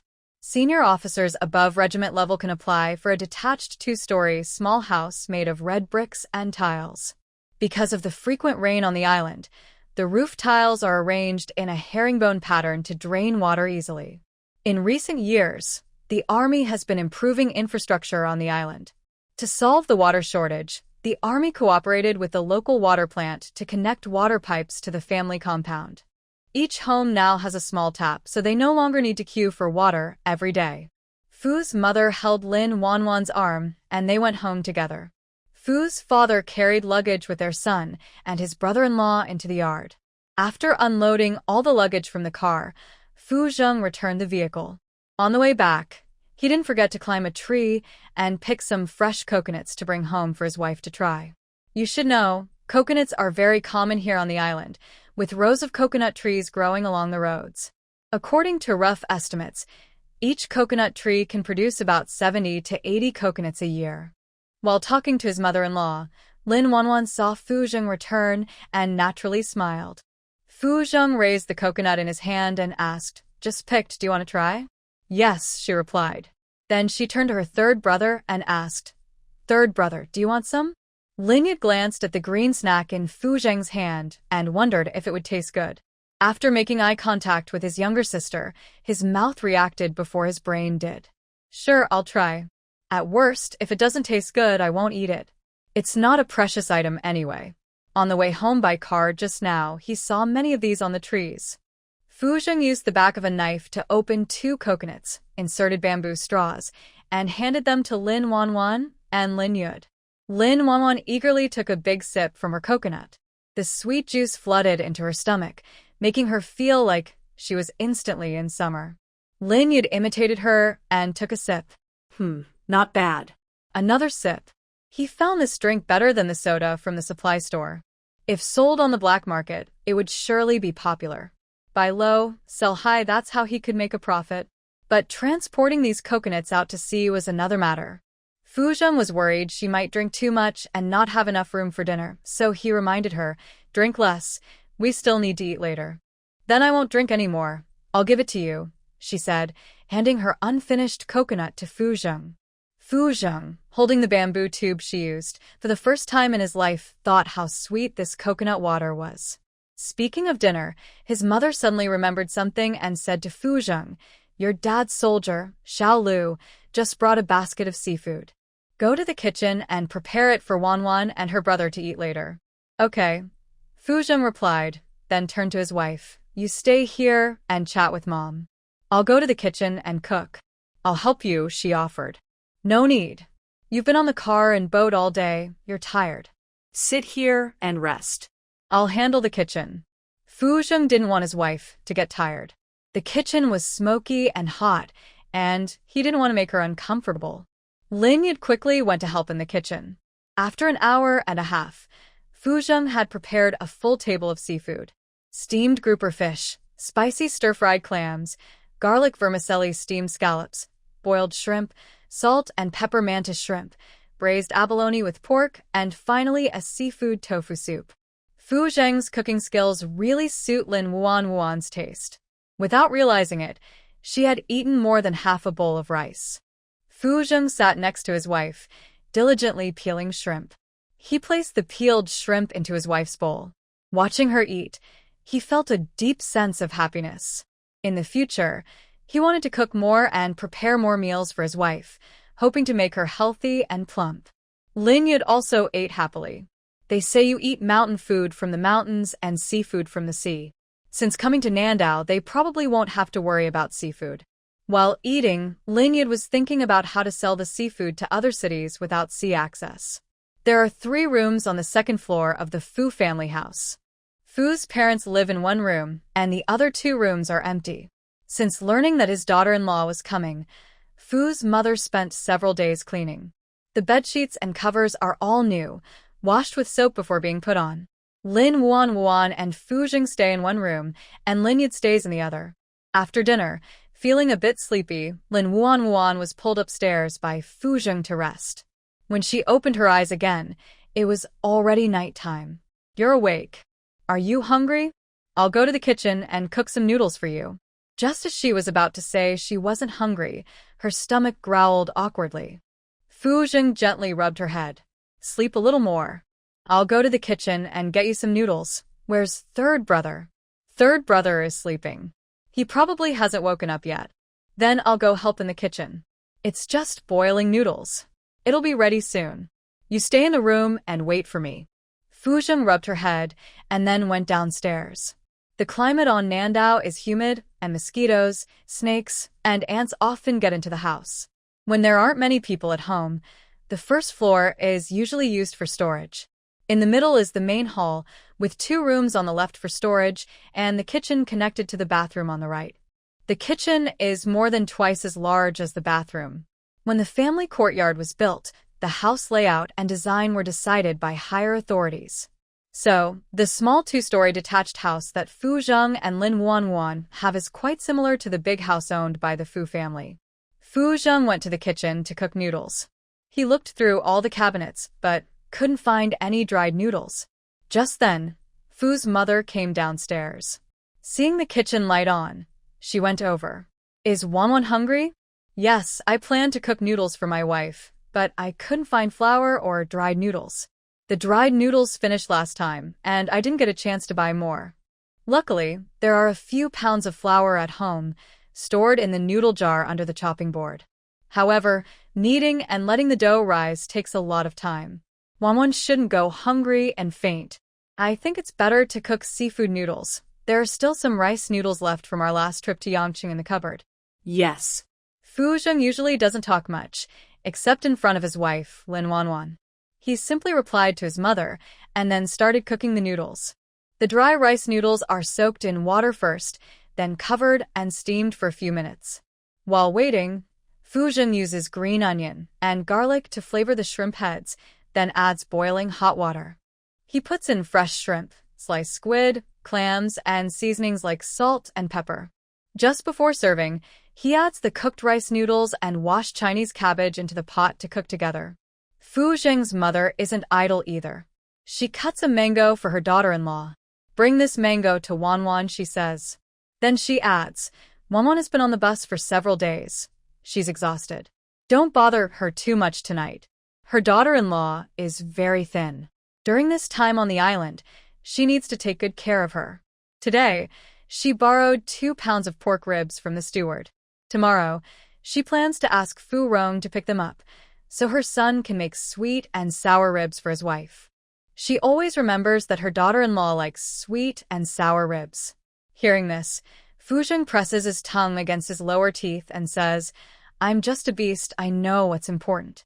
Even if he's in a hurry, he wouldn't delay this little thing. His mother replies without mercy, "I'm just afraid you're not a real person when you act like a beast." His daughter-in-law's face is so lovely, not just men, even she herself likes it very much. That brat can't possibly resist. Fu Zheng.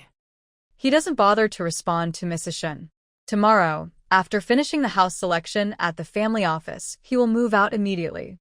Fu Zheng carries 2 bowls of seafood noodles upstairs. He knocks on the door of his neighbor, third brother Lin Yud. "Third brother, I cooked some seafood noodles. Do you want to eat some before bed?" Originally, Lin Yud said he wasn't hungry, but when he smells the aroma coming from the bowl, he rubs his stomach and says yes. The siblings sit on the dressing table in their room, slurping noodles together. Fu Zheng goes downstairs again and brings up the mango his mother cut. Lin Yud takes a bite of noodles and a bite of mango, looking very happy. The southern island doesn't seem as bad as people say. At least it's much better than our countryside, with seafood and fruits to eat. The yellowed fruits and the green cucumber list are not available where we are.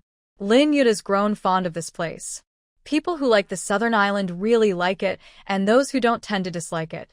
Besides mosquitoes, snakes, and ants, there are typhoons. When the wind is strong, it can off the roofs, and sometimes there's heavy rain again. The supplies on the island are also very limited, mostly brought by boat from Yangqing. If there's a storm or typhoon, the supply store stock can be gone for 10 or 15 days. That's why Fu Zheng wanted to stay a few more days in Yangqing to buy everything he needed. Nothing much else, except the mosquitoes, snakes, and ants. Those sound a bit scary. When Lin Yud was bitten on by a poisonous snake as a child, just hearing the word snake made him shiver.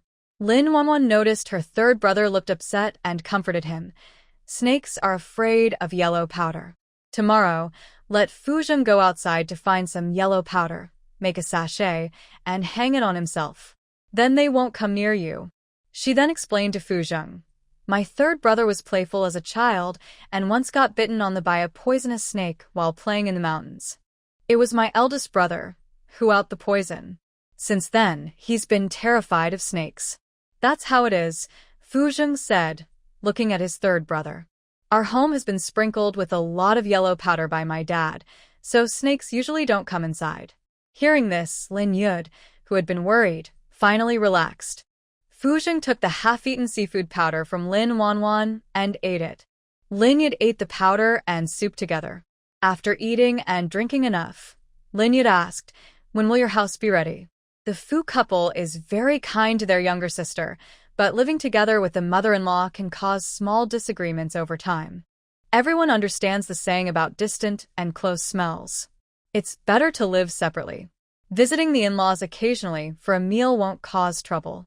Fu Zheng said, "The application for the family courtyard has been approved.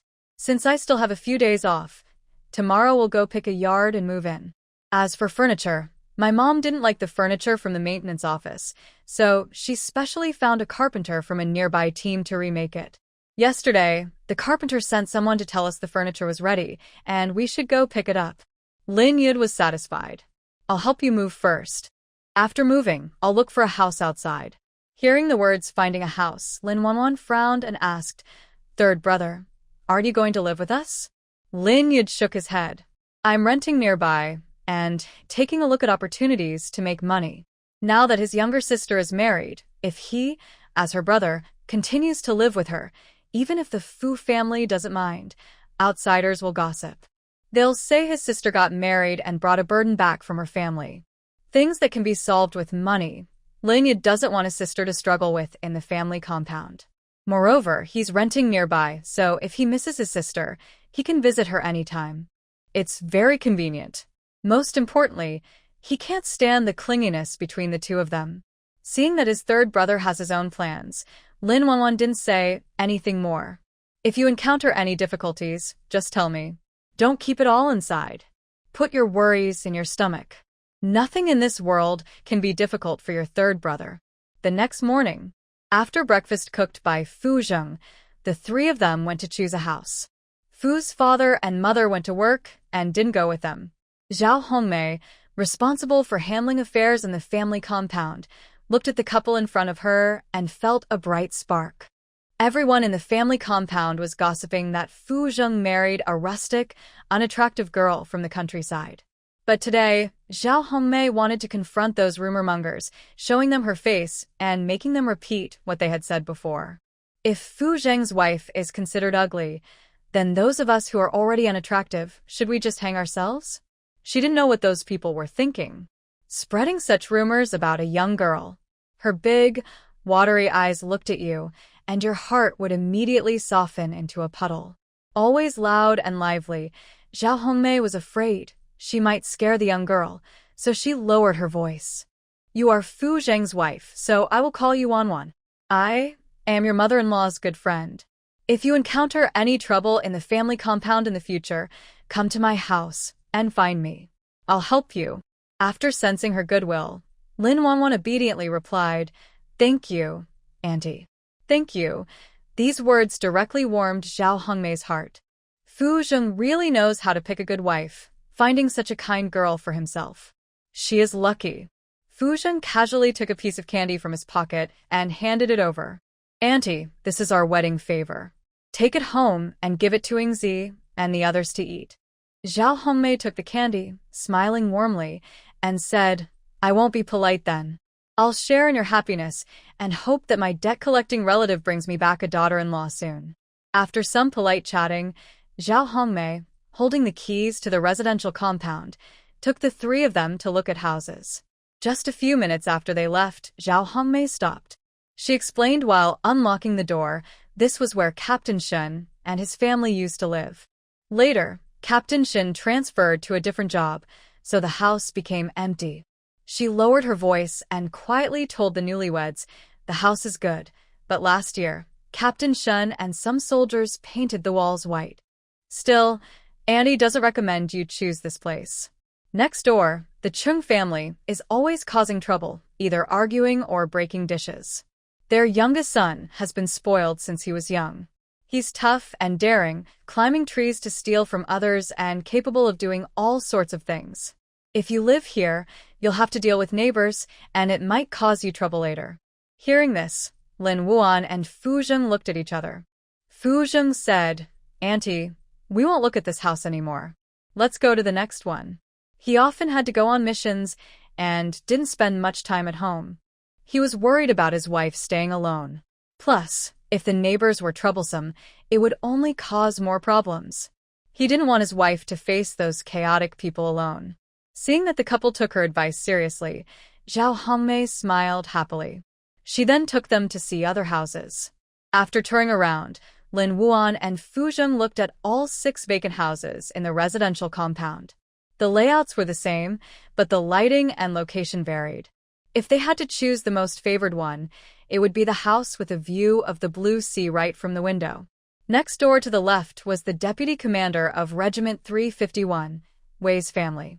Wei's family was honest and hardworking, with 4 daughters. His wife was diligent and kept the house very clean. To the right was the Chow family. Chow's wife was from Shanghai, liked to dress up, and enjoyed drinking bitter coffee. She was a bit proud, but not the kind to cause trouble. Compared to the troublesome neighbors, Chow's family and Wei's family were the most normal. Lin Wuan decisively chose the last house, which had a view of the sea right from the window. Fu Zheng always listens to his wife. Whatever she says goes. Seeing that the newlyweds have chosen their house, Zhao Hongmei happily hands over the keys. I also think this last one is the best. Lin Wuan smiles and says, "Thank you, Auntie." Zhao Hongmei replies, "There's no need to be so formal, Auntie. The house you chose is very close to my home. One day, Captain Fu can take you to visit me, and I'll make you some grass jelly dessert." Annie isn't just bragging. No one in Nandao makes grass jelly as good as I do. Lin Wuan says, "I've never had grass jelly before. One day, let Fu Zheng take me to your house to see it." Zhao Hongmei agrees. "That's settled. I'll wait for you to come over." Since Zhao Hongmei had other things to do, she quickly left after a few more words. Fu Zheng looks at the messy yard and says, "This afternoon, I'll call Jiang Chuan and the others to clear the weeds, and we'll rebuild the toilet." Lin Wuan asks, "Wouldn't that be too much trouble for others?" Fu Zheng shakes his head. "No, it's just a little help. Before, old Lu brought his family over with the troops, and we helped clean up too." Hearing this, Lin Wuan feels relieved. She hates owing favors the most. Nowadays, debts are easy to pay back, but favors are hard. If she asked for help with cleaning, she'd rather work herself. But thinking about living here for the next few decades, she feels excited, like she's been energized. "Fu Zheng, can you help me lay a small stone path in the yard? That way, on rainy days, I won't have to walk through mud into the house. Also, near the right wall, build a small shaded pavilion and plant a few bougainvillea. When they have children, they can play in the pavilion together. Can we change the toilet to a flushing one? And I want a bathtub for soaking." These requests from Lin Wuan were all quickly agreed to by Fu Zheng. Watching his lively wife, Fu Zheng's eyes are full of love. At the same time, a heart that had been floating finally feels steady. From now on, this will be their home. Home is a beautiful and longing place. When Fu's father and mother came home from work at noon and heard that the couple chose the house next to Commissar Chow's, they weren't surprised at all. Fu's mother said, "That house isn't far from here. Even if you move out, we're still family. Wuan, just have Fu Zheng bring you and Yud over for meals. Don't cook at home anymore." Lin Wanwan, Mom, Dad both have jobs and are busy most of the time. "Zhou, and I won't bother you. We'll come over to eat when you're free. Just don't mind us being a little annoying." Her mother's face shows affection. "Your dad and I would love for you to come over and eat every day. If you don't come, it'll just be us at home, feeling a bit lonely." After dinner, Fu Zheng called Jiang Chuan and a few others to clean up the yard at the new house. Lin Wanwan and Lin Yud also went to help. The soldiers under Fu Zheng saw his wife for the first time and were all amazed. Wow. This is their sister-in-law. She looks so beautiful. Their squad leader has great taste. Especially seeing her up close, the new soldiers all blushed. Fu Zheng looked coldly and said, "Hurry up and work. After you're done, Lali from the kitchen will give you extra food tonight." He was actually thinking, these guys are so inexperienced. They're his wife, and they're blushing like monkeys. The new soldiers shrank back in fear and replied in unison, "Got it," then focused on their work. Jiang Chuan watched his friend get embarrassed and teased. Who can blame them? It's because your wife is so beautiful that they can't take their eyes off her. Fu Zheng nudged him with his elbow. "Get lost." Jiang Chuan chuckled and greeted Lin Wanwan, then joined the pulling team. Lin Wanwan filled a basin with water, then took a cloth and broom to clean upstairs. Next door, Comrade Chao Zhengwei's wife, Chen Shulan, heard the noise and rolled her eyes before lying back in her room. That noon, her husband came back and said someone had moved into the neighboring yard. Fu Zheng from Group 352, who just married a rural girl, had moved in. Fu Zheng was very famous. Despite not interacting much with the people in the compound, she had heard of him. He was handsome and the youngest squad leader in the military district. He was injured during a mission, and if not for his age, he might have been promoted further. But now, when people in the compound talk about Fu Zheng, they mostly feel pity or mock him. After all, a man injured in that place is no different from ancient eunuchs. He's not even considered a real man. Chen Shulan thought they were all strange. They were all bored, staring at his private parts. But now she thought Fu Zheng was sick, really sick. If that part was ruined, it was ruined. Yet, he still married a rural girl. She thought it was just asking for trouble. Commander Fu and his wife still follow his way of doing things. They are truly a bunch of crazy people. Just thinking about having to deal with the rural girl in the future gives her a headache. Before Fu Zheng moved into the neighboring courtyard, the family of Captain Sun from Group 350 lived there. Captain Sun's wife brought their 3 children from their rural hometown to join the army. It's okay if they argue at home, but they even put their sons on her house's toilet roof. Her toilet roof is almost turned into a dump for the Sun family. This made her very disgusted. Captain Sun's eldest son also sneaked over when she wasn't home, climbed the wall, and tore out her bougainvillea and frangipani plants. It made her so angry she had to stay in the hospital for several days. Finally, she hoped the Sun family would leave, and now a rural young wife has arrived. Unlike the Sun family, Commander Fu cannot have children. Not being able to have children means there are no kids, and no more kids waste on her toilet roof. This comforted Chen Shulan quite a bit. But the idea of dealing with a neighbor's rural young wife was unthinkable. On the right is the Wei family. Deputy Commander Wei's wife, Ma Chunmei, heard the noise next door and came over with her child. When she saw that Commander Fu was the one working, she was stunned. She knew someone was moving into the neighboring house, but didn't expect it to be Commander Fu. Could it be that their 2 families will be neighbors in the future? Clearly, Fu Zheng also noticed her and the baby in her arms. Sorry for the noise. We'll try to be quieter. Ma Chunmei was very frightened when she heard Commander Fu apologize and quickly explained, "It's not noisy. I just heard some sounds and came to see." Then she hurriedly left with her child. It was like she was being chased by a ghost. Back home, she thought more and more that something was wrong, so she asked her older sister to take care of her younger sister while she went to the kitchen to cook a pot of kelp and mung bean sugar water. But there was no white sugar at home, so she added a little sugar essence. When the kelp and mung bean sugar water was ready, she gathered her courage and went to the neighbor. Commander Fu, I cooked a pot of kelp and mung bean sugar water. You can drink some and rest before working again. Originally, she wanted to say it wasn't troublesome, but she hesitated and just said, "Thank you." Then she went upstairs to call her wife down to drink the sugar water. Deputy Wei's wife is an honest person. If you're bored staying alone at home, you can chat with her. Zheng Fu and Wanwan Lin just came down from the upstairs when they saw Jiang Chuan carrying 2 new soldiers bringing over the cooking pot from the neighboring Wei family. "Old Fu, hurry and bring your wife over to drink some sweet soup," Jiang Chuan shouted loudly. Fu Zheng felt like his ears were about to be deafened. After giving Jiang Chuan a cold look, he turned to his wife beside him. "Wait here for me. I'll bring it over." Okay. Just then, Ma Chunmei came over holding several bowls. Seeing the beautiful woman glowing in white in the yard, she was stunned. Wow, has she seen a fairy? While observing Lin Wanwan, Ma Chunmei was also being watched by Lin Wanwan. She guessed that she was the daughter-in-law of the Wei family, as Fu Zheng had mentioned. Her honest and simple nature was written all over her face. Lin Wanwan warmly stepped forward to greet her. "Hello, my name is Lin Wanwan. I am Fu Zheng's wife. Sorry for the trouble today." Ma Chunmei was stunned for a moment before quickly waving her hand. "It's no trouble at all. If you like, I still have some seaweed from our last sea outing. I'll bring some over later."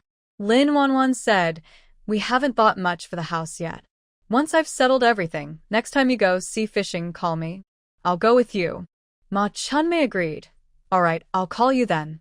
Lin Wanwan looked at the little girl beside Ma Chunmei and took out a few pieces of fruit candy bought in Yangcheng, handing them over.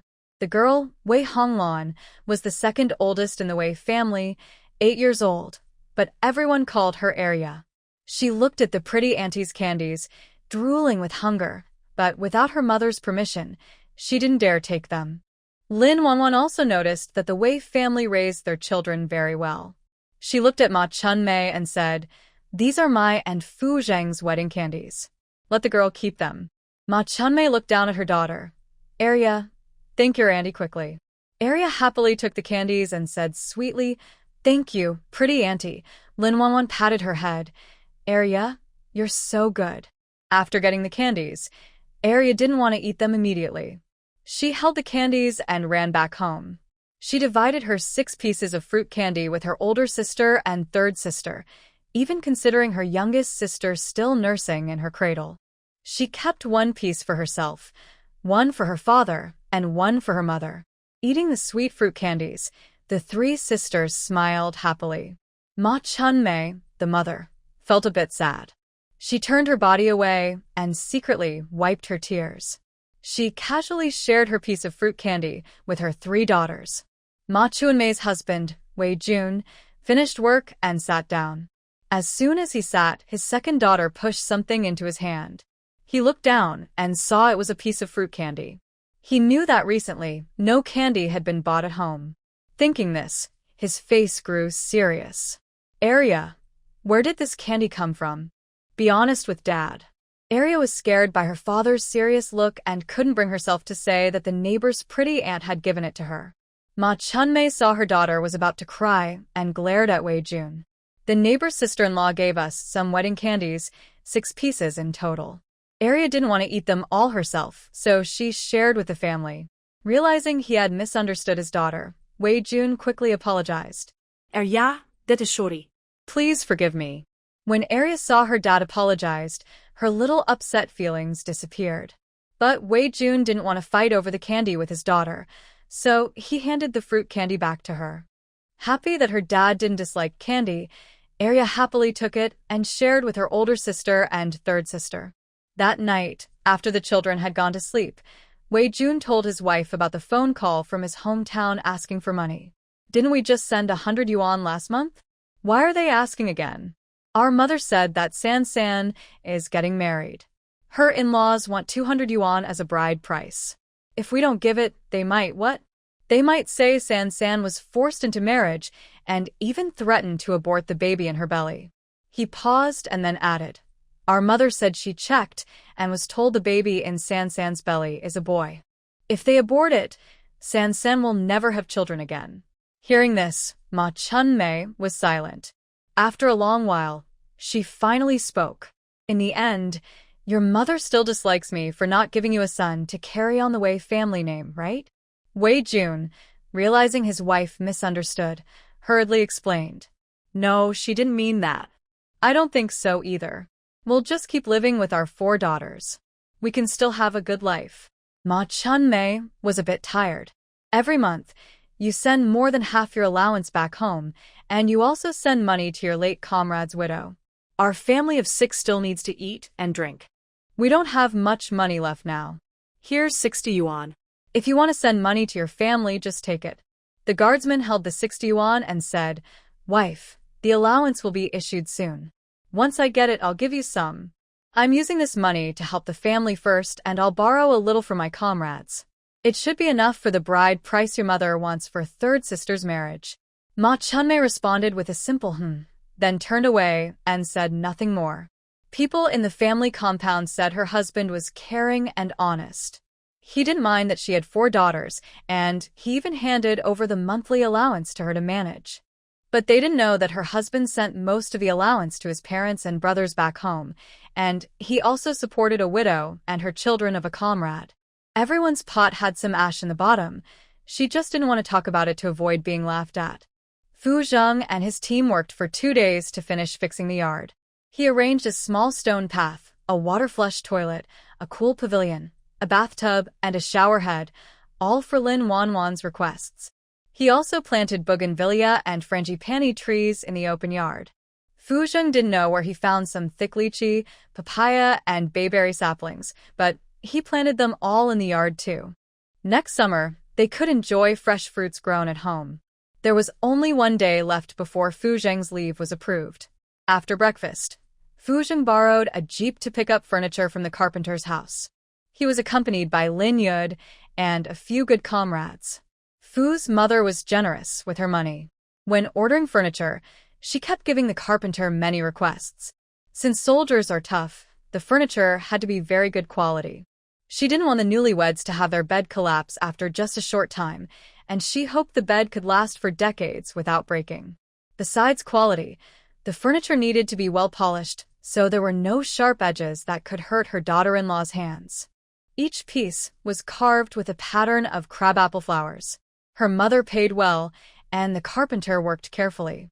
There were 2 double beds, each 2 meters long and 1.8 meters wide, with 4 legs. One was for the master bedroom, the other for the guest room, so the family wouldn't have to sleep on the floor when relatives came from far away. There was a large 3-door wardrobe, a 5-drawer chest, a dressing table for the bride, a square table for dining and entertaining guests, and various storage cabinets, bedside tables, a writing desk, a bookcase, and a food cabinet. There were also 6 chairs and 2 small stools. Her mother thoughtfully asked the carpenter to make a rattan rocking chair so her daughter-in-law could relax and play when she was bored. The people who went with Fu Zheng to the carpenter's shop to pick out furniture were all a bit stunned when they saw so many items. Jiang Chuan said, "Old Fu, your mom really loves you and your wife." Everyone nodded in agreement. Nowadays, the furniture bought for a bride usually has 36 legs. There are some with 72 legs, but they are rare on the island. After all, making furniture costs a lot of money. For those who are used to being thrifty, why buy so much furniture? It's not edible or drinkable, just enough is fine. The money spent on furniture could be used to buy 2 pounds of pork from the supply store for cooking at home. But the furniture Fu's mother prepared seems to have more than 72 legs. It shows how much she must be pleased with her daughter-in-law Lin Wanwan to have the carpenter make so much furniture. Fu Zheng smiled and said, "My wife looks so lovely. Isn't it normal for my parents to love her?" Seeing Fu Zheng's proud words, Jiang Chuan and the others clenched their fists a bit tighter. Thanks to Zhao Hongmei's loud shouting to the family, everyone in the courtyard now knew Fu Zheng had married a girl as beautiful as a fairy. Really, he always seems to get the best luck. His wife is beautiful and loved by everyone, and his mother-in-law likes her very much. Fu Zheng doesn't have to worry about conflicts between his wife and mother-in-law. Everyone who is married there envies Fu Zheng to death. Unlike them, who always see their own mothers and wives arguing when they go home, trying to please one after the other. They are caught in the middle, feeling torn. But quickly, they think about how Fu Zheng is good at everything except for one thing: he can't have children. Their envy turns into sympathy. After all, what does a man want in life? Just a warm home with a wife and children. Losing that makes life hard. Fu Zheng didn't know what they were thinking, so he quickly called them to help load the things onto the car. Since getting on the train, he hadn't been close to his wife for half a month. For an older man who just started eating meat, this was torture. Today, he definitely wanted to move out from his parents' house. He wanted to spend more time with his wife. Lin Yid saw all the furniture and was even more pleased with Fu's family. They were good parents-in-law who knew how to love their daughter-in-law. When he wrote to his parents tomorrow, he would mention the furniture so they wouldn't worry at home. Fu Zheng and the others spent 3 or 4 hours loading the furniture back into the house. "Old Fu, we're going home now. Once I finish tidying up the house, I'll invite you all over for a wedding celebration. My father-in-law also has 2 bottles of special Maotai hidden away." Hearing the words special Maotai, Jiang Chuan and the others' eyes widened with surprise. Fearing that Fu Zheng might change his mind later, Jiang Chuan quickly said, "Old Fu, let's agree on this. If there's no good wine when the time comes, our group of brothers won't let you off." All right. After receiving Fu Zheng's confident reply, Jiang Chuan and the others happily left.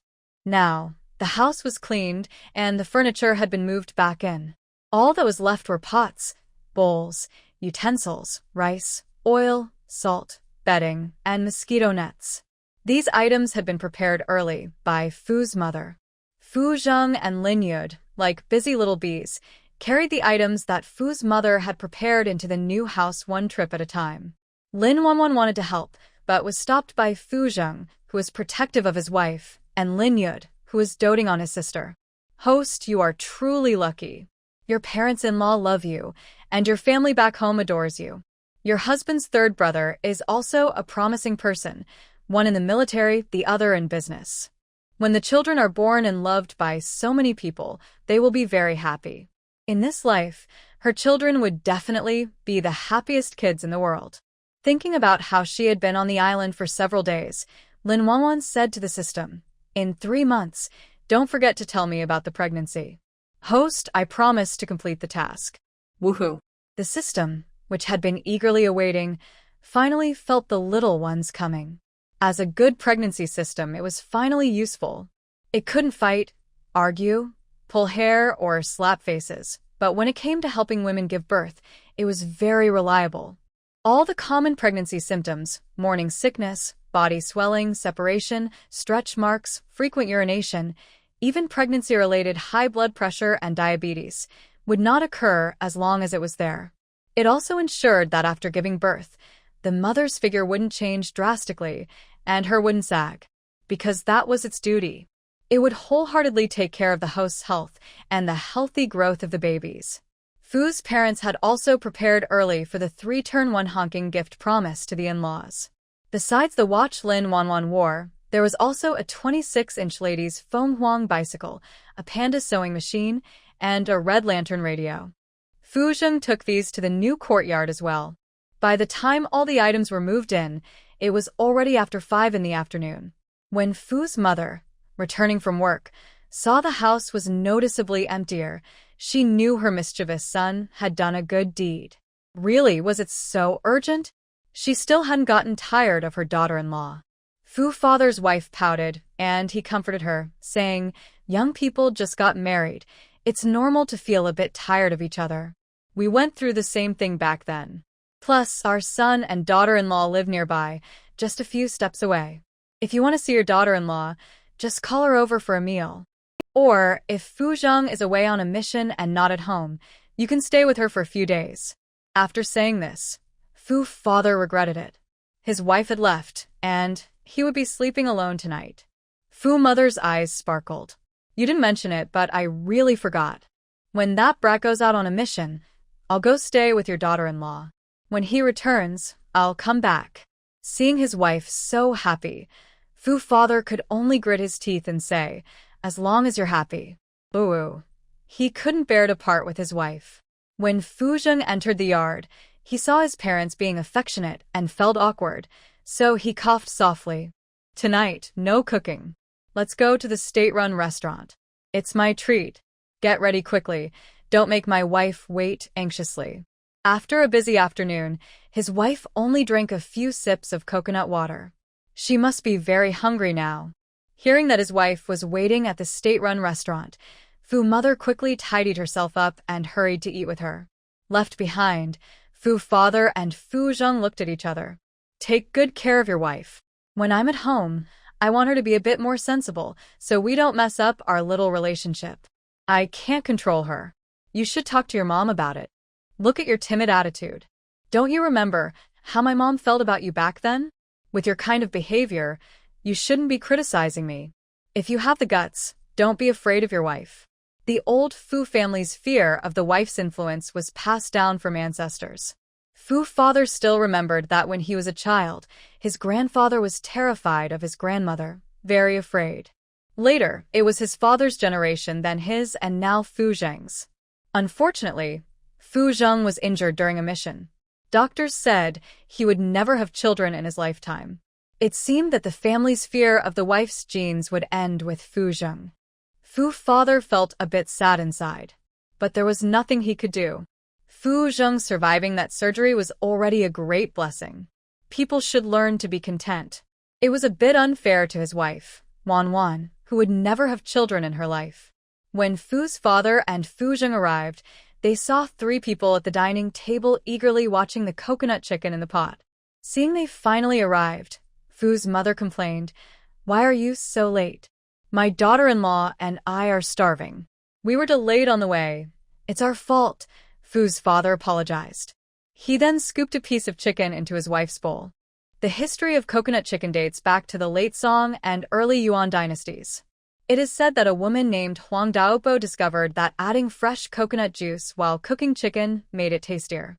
This method was passed down and became a local specialty. It is served with a dipping sauce made from sand, lemon, and soy sauce. The chicken cooked in coconut water, combined with the sauce, tastes sweet and fragrant. After eating the chicken, the broth can be used to dip vegetables. Before Fu's father and Fu Zheng arrived, the mother-in-law and daughter-in-law had already prepared the vegetables for hot pot. They had a plate of water spinach, corn, shiitake mushrooms, wood ear mushrooms, and fresh shrimp. Fu Zheng also went to a nearby supply store to buy a few bottles of orange soda. The family gathered together for a meal, feeling very happy. Their good looks attracted the attention of other tables, and some guests kept turning to look at them. Fu Zheng felt a bit offended and shot a cold glance, causing the other guests to settle down. However, they were still amazed by their beauty from earlier. Fu's father swallowed the chicken and then asked about Lin Yud. Have you decided what to do now?" "Not yet. Tomorrow, I plan to go out and look around before making plans. If you encounter difficulties, just tell me. If you're shy, just tell Xiao Zheng," Fu's father said. After a pause, he added, "We are family. When you're together, we should help each other." "Thank you, uncle. I will." After dinner, Lin Yud wisely went back to sleep with Fu's parents. Fu Zheng and his wife took a walk near the residential area, and he showed her the surroundings. In case she got lost one day, she wouldn't have trouble finding her way home. The residential area not only houses soldiers and their families, but also has a supply store. The store is run by military wives and nearby residents. There are also a grain station, a grocery store, a state-run restaurant, a tailor shop, and a barber shop, making life convenient for soldiers, wives, and residents on the island. After a long walk, Lin Wanwan's legs were tired. However, sneaking around has its benefits. With her excellent memory, she remembered the layout of the island very clearly. It was already very dark outside, and few people, like Lin Wanwan and Fu Zheng, were wandering around. At this time, everyone was at home sleeping. Fu Zheng walked ahead, slightly bending down. "Wife, I'll carry you home." Lin Wanwan hugged Fu Zheng's neck with both hands, and her restless little legs wrapped around his strong waist. Fu Zheng's face turned a little red and looked uncomfortable, even breathing heavily while walking. As soon as they got home, Fu Zheng pushed Lin Wanwan against the door and kissed her passionately. The next morning, Lin Wanwan woke up to find Fu Zheng gone. When she saw that the dressing table still hadn't turned away from the wall, her fair face turned shy and red. Last night, the two of them had no worries and got a little too carried away. They had fun together without restraint. Unaware of how difficult the neighbors, the Chow couple, had found the night, the couple hadn't slept much. When they woke up, both had dark circles under their eyes. Chen Shulan looked at herself in the mirror and was so shocked she screamed. She hurried to the kitchen and sliced some cucumbers to put on her face for a cool mask. At the same time, she secretly cursed the young wife next door. She was such a clingy little green tea. She wondered how Captain Fu could stand it. She clearly remembered that the neighbors argued until 2 or 3 in the morning last night. Wait, didn't they say Captain Fu was injured there during a mission? But from the sounds, it didn't seem like it. If Captain Fu wasn't okay, then old Chow's situation would be even worse. He wouldn't even compare to a single toe of his. She didn't want to say more. Could it be that someone was jealous of Captain Fu and spreading rumors behind his back? But that didn't seem right. If it was just gossip, with Shen Mingtong's protective personality, he would definitely find out who spread it and tear them apart. Where exactly was the problem? Not only was Chen Shulan curious, but Commissar Chow, working at his desk with 2 dark circles under his eyes, was also very curious. Secretary Zhou saw the Commissar daydreaming and couldn't help but ask, "Commissar Chow, what's wrong? You look so down. Did you argue with your wife again?" Commissar Chow was really caught off guard. How could he explain? Should he say he was forced to listen to the neighbors arguing all night, or that his wife thought he was useless? Neither option was good. People care about their reputation, and he wanted to keep his dignity. However, in front of appearances, he cared more about whether the rumors in the hospital were true or not. If someone spread false rumors, they must be dealt with seriously to clear Fu Zheng's name. After all, he truly heard the commotion from the next room yesterday. Xiao Zhou, who spread the news that Captain Fu can't do it.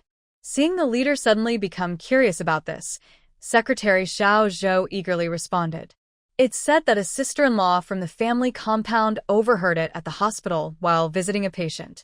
She couldn't keep her mouth shut, and the story spread from 1 to 10, then from 10 to 100, until everyone in the hospital knew. Even the girls from the art troupe who liked Captain Fu started looking for other partners after hearing the bad news. You know Song Yuning, the star of the art troupe? Someone who liked Captain Fu so much, she got married, but unfortunately, luck was not on her side. Right after marrying into the Wang family, Commissar Wang had an accident.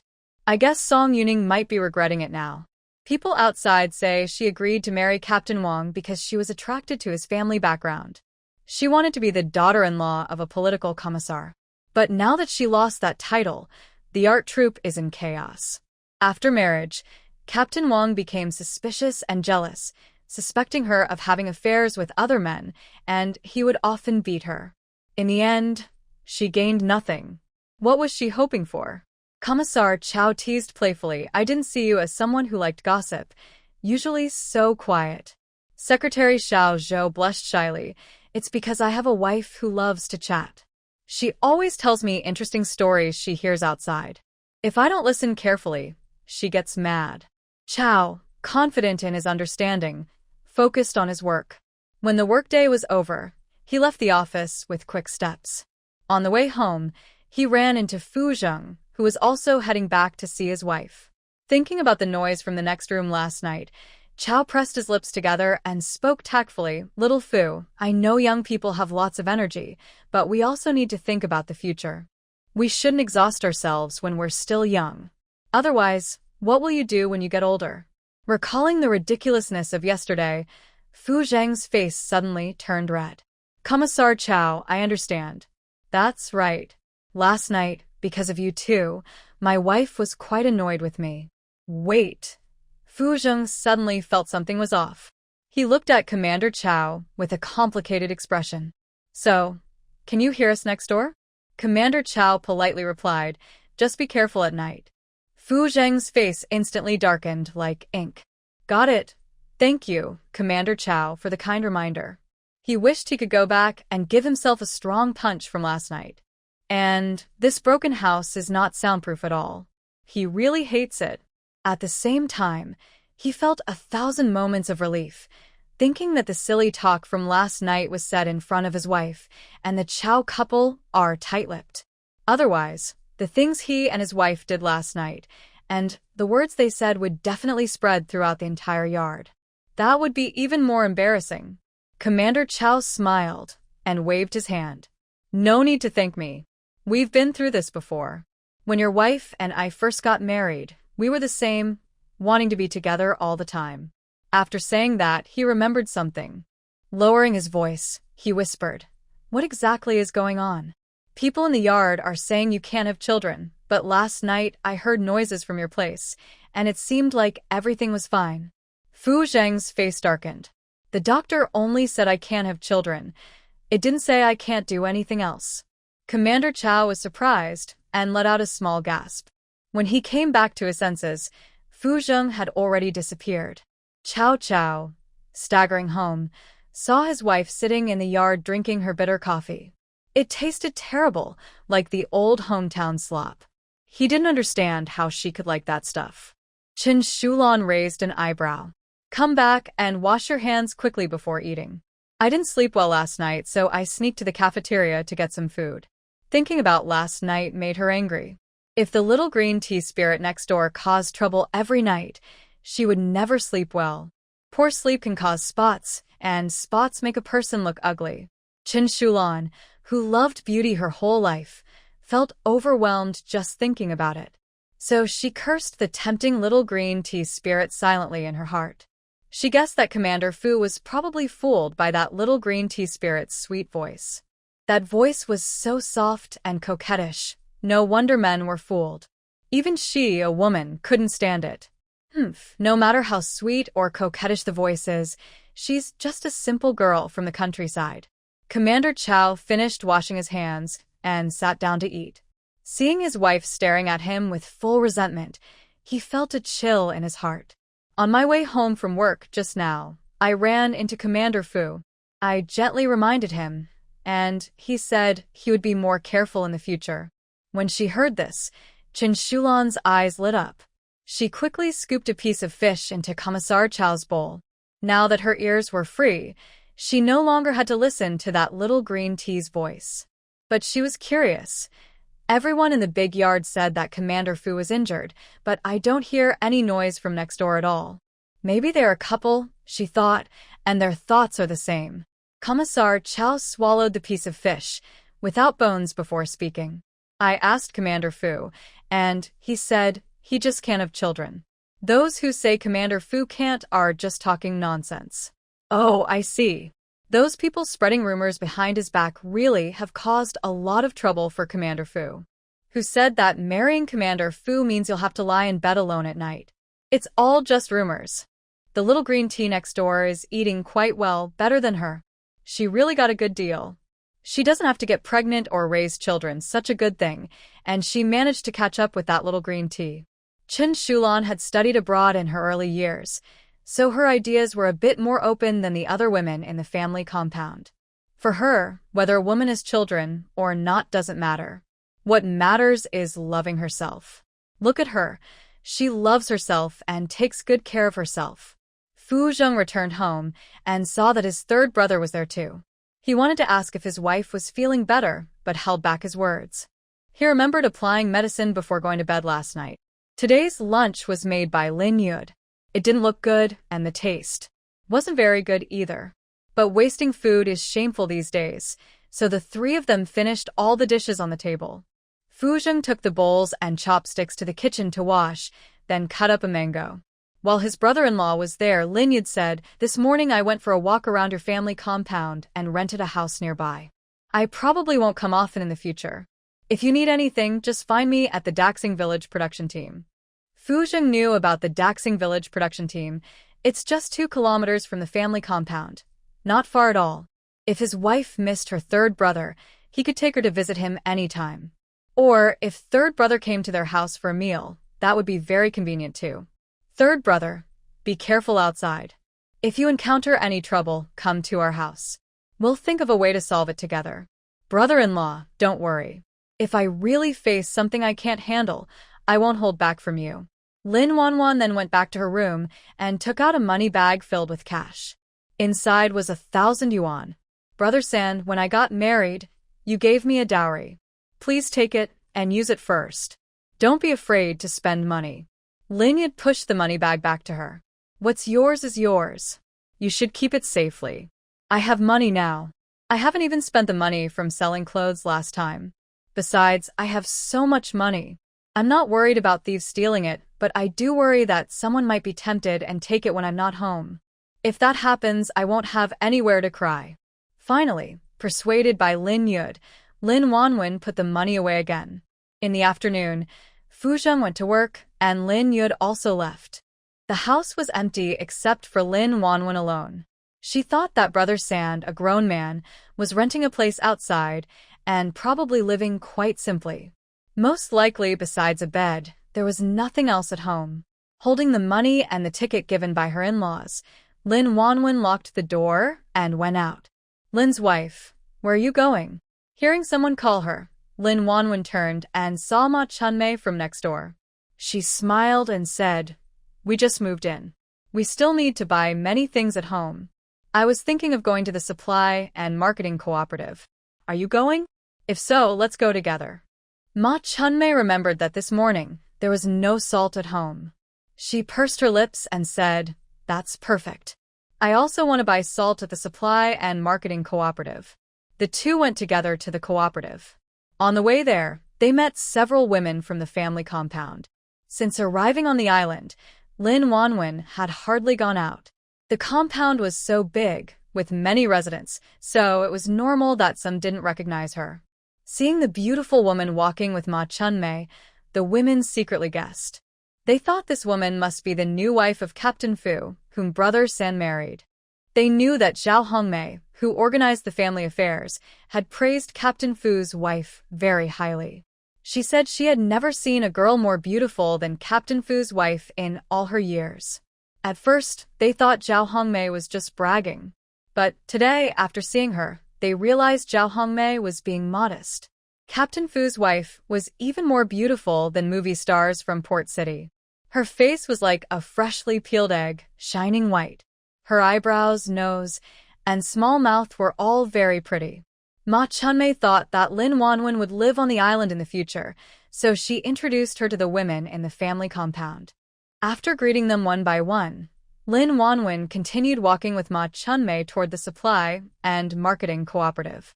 Captain Fu's wife is really beautiful. She looks thin and delicate on the outside, but her chest and hips are quite full. It's obvious she is meant to have children. Zhou Xiaojun, you really hit the sore spot. Having children isn't just one person's business. Captain Fu's wife may want to have a son, but she might not have that chance. In the end, it's all because of those troublemakers. Otherwise, Captain Fu wouldn't have been hurt. When talking about this, all the women present were furious. They wished they could catch those troublemakers and punish them. After all, their husbands are out on missions too. If something like this happened to them, the whole day would fall apart. Captain Fu's wife is truly unfortunate. She is so pretty, but she has no children, and she doesn't even have happiness as a woman. Yes, even having a child nearby would be good. At least there would be something to look forward to. Xiao Qing saw that they were feeling sorry for Captain Fu's wife and couldn't help but snort softly. She said, "She has a much brighter life than us. Her father-in-law is a military officer, and her mother-in-law is the leader of the cultural troupe. They both get allowances. Their home only has Captain Fu's child. Not only does Captain Fu not need to support the family, but his parents also support their son. Yesterday, when we moved furniture, I really saw it clearly. There are 72 legs in total, plus some extra. Besides the Fu family, which other family in our community could have such treatment when getting married?" Her words made the women silent. Lin Wuan didn't know they were talking about her. At this moment, she and Ma Chunmei had already arrived at the supply and marketing cooperative. The cooperative on the island was not much different from the one in her hometown's county town. The sales clerk, who was lazily leaning on the counter and napping, was stunned when she saw a beautiful girl enter the shop. Lin Wuan asked, "Comrade, do you have mosquito nets?" Because of the many mosquitoes on the island, sleeping without a net means being bitten all night. Her careless and forgetful third brother probably wouldn't remember to buy a mosquito net. There was only one net at home, bought by her mother-in-law before, so she needed to buy another one. Later, she planned to ask Fu Zheng to come home from work and ride his bike to Daxing Village production team to deliver things to her third brother. The clerk responsible for serving Lin Wuan was named Luo Bingqing. She was young, fashionable, and lively. Seeing the beautiful girl in front of her, her eyes widened in amazement. It took her a long time to recover. Blushing, she took out a mosquito net. It was a simple white mesh mosquito net, a very common style. These days, there's not much to choose from. After checking that the mosquito net had no holes, Lin Wanwan bought it. She also bought 2 enamel wash basins, a hot water kettle, soap, an iron water bucket, and a porcelain water cup for drinking, among other things. All these items are meant to be delivered to her third brother's place.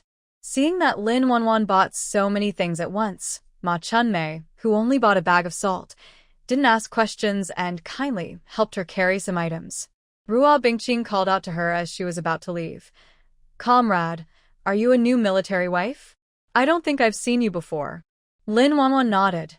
"Yes, I just moved here with my husband to live on the island." Seeing that her guess was correct, Ruo Bingqing's face lit up with a smile, sending friendly signals. "My name is Ruo Bingqing. I work at the supply and marketing cooperative on the island. If you need to buy anything there in the future, you can come to me. As she finished speaking, the system appeared. Host, she means no harm. She just wants to be friends with you. Lin Wanwan smiled slightly. My name is Lin Wanwan. I'll come back to buy things from you next time. Wanwan? Such a beautiful name. Truly a lovely name for a beautiful person, Ruo Bingqing thought happily. On the way back, Lin Wanwan chatted with the system. Back in the countryside, I didn't see you so lively. Now that we're on the island, you even remind me to watch out for the people around me. Have you become so good now? It's the past versus the present. Host, you're about to have a baby. I must ensure the safety of you and the babies, so no one can hurt you or them. Considering how actively I'm preparing for pregnancy, can you grant me one request? Host, please tell me. While protecting me, you also need to help protect my family and my husband's family. I don't want any accidents happening to them, especially Fu Zheng and my third brother. The system was silenced by the host's greed. A good pregnancy system helping the lucky child extend his lineage, was now being treated like a wish-pool turtle by the host. Is the host too shameless? I plan to have many children in the future. Relying on me alone to raise so many isn't enough.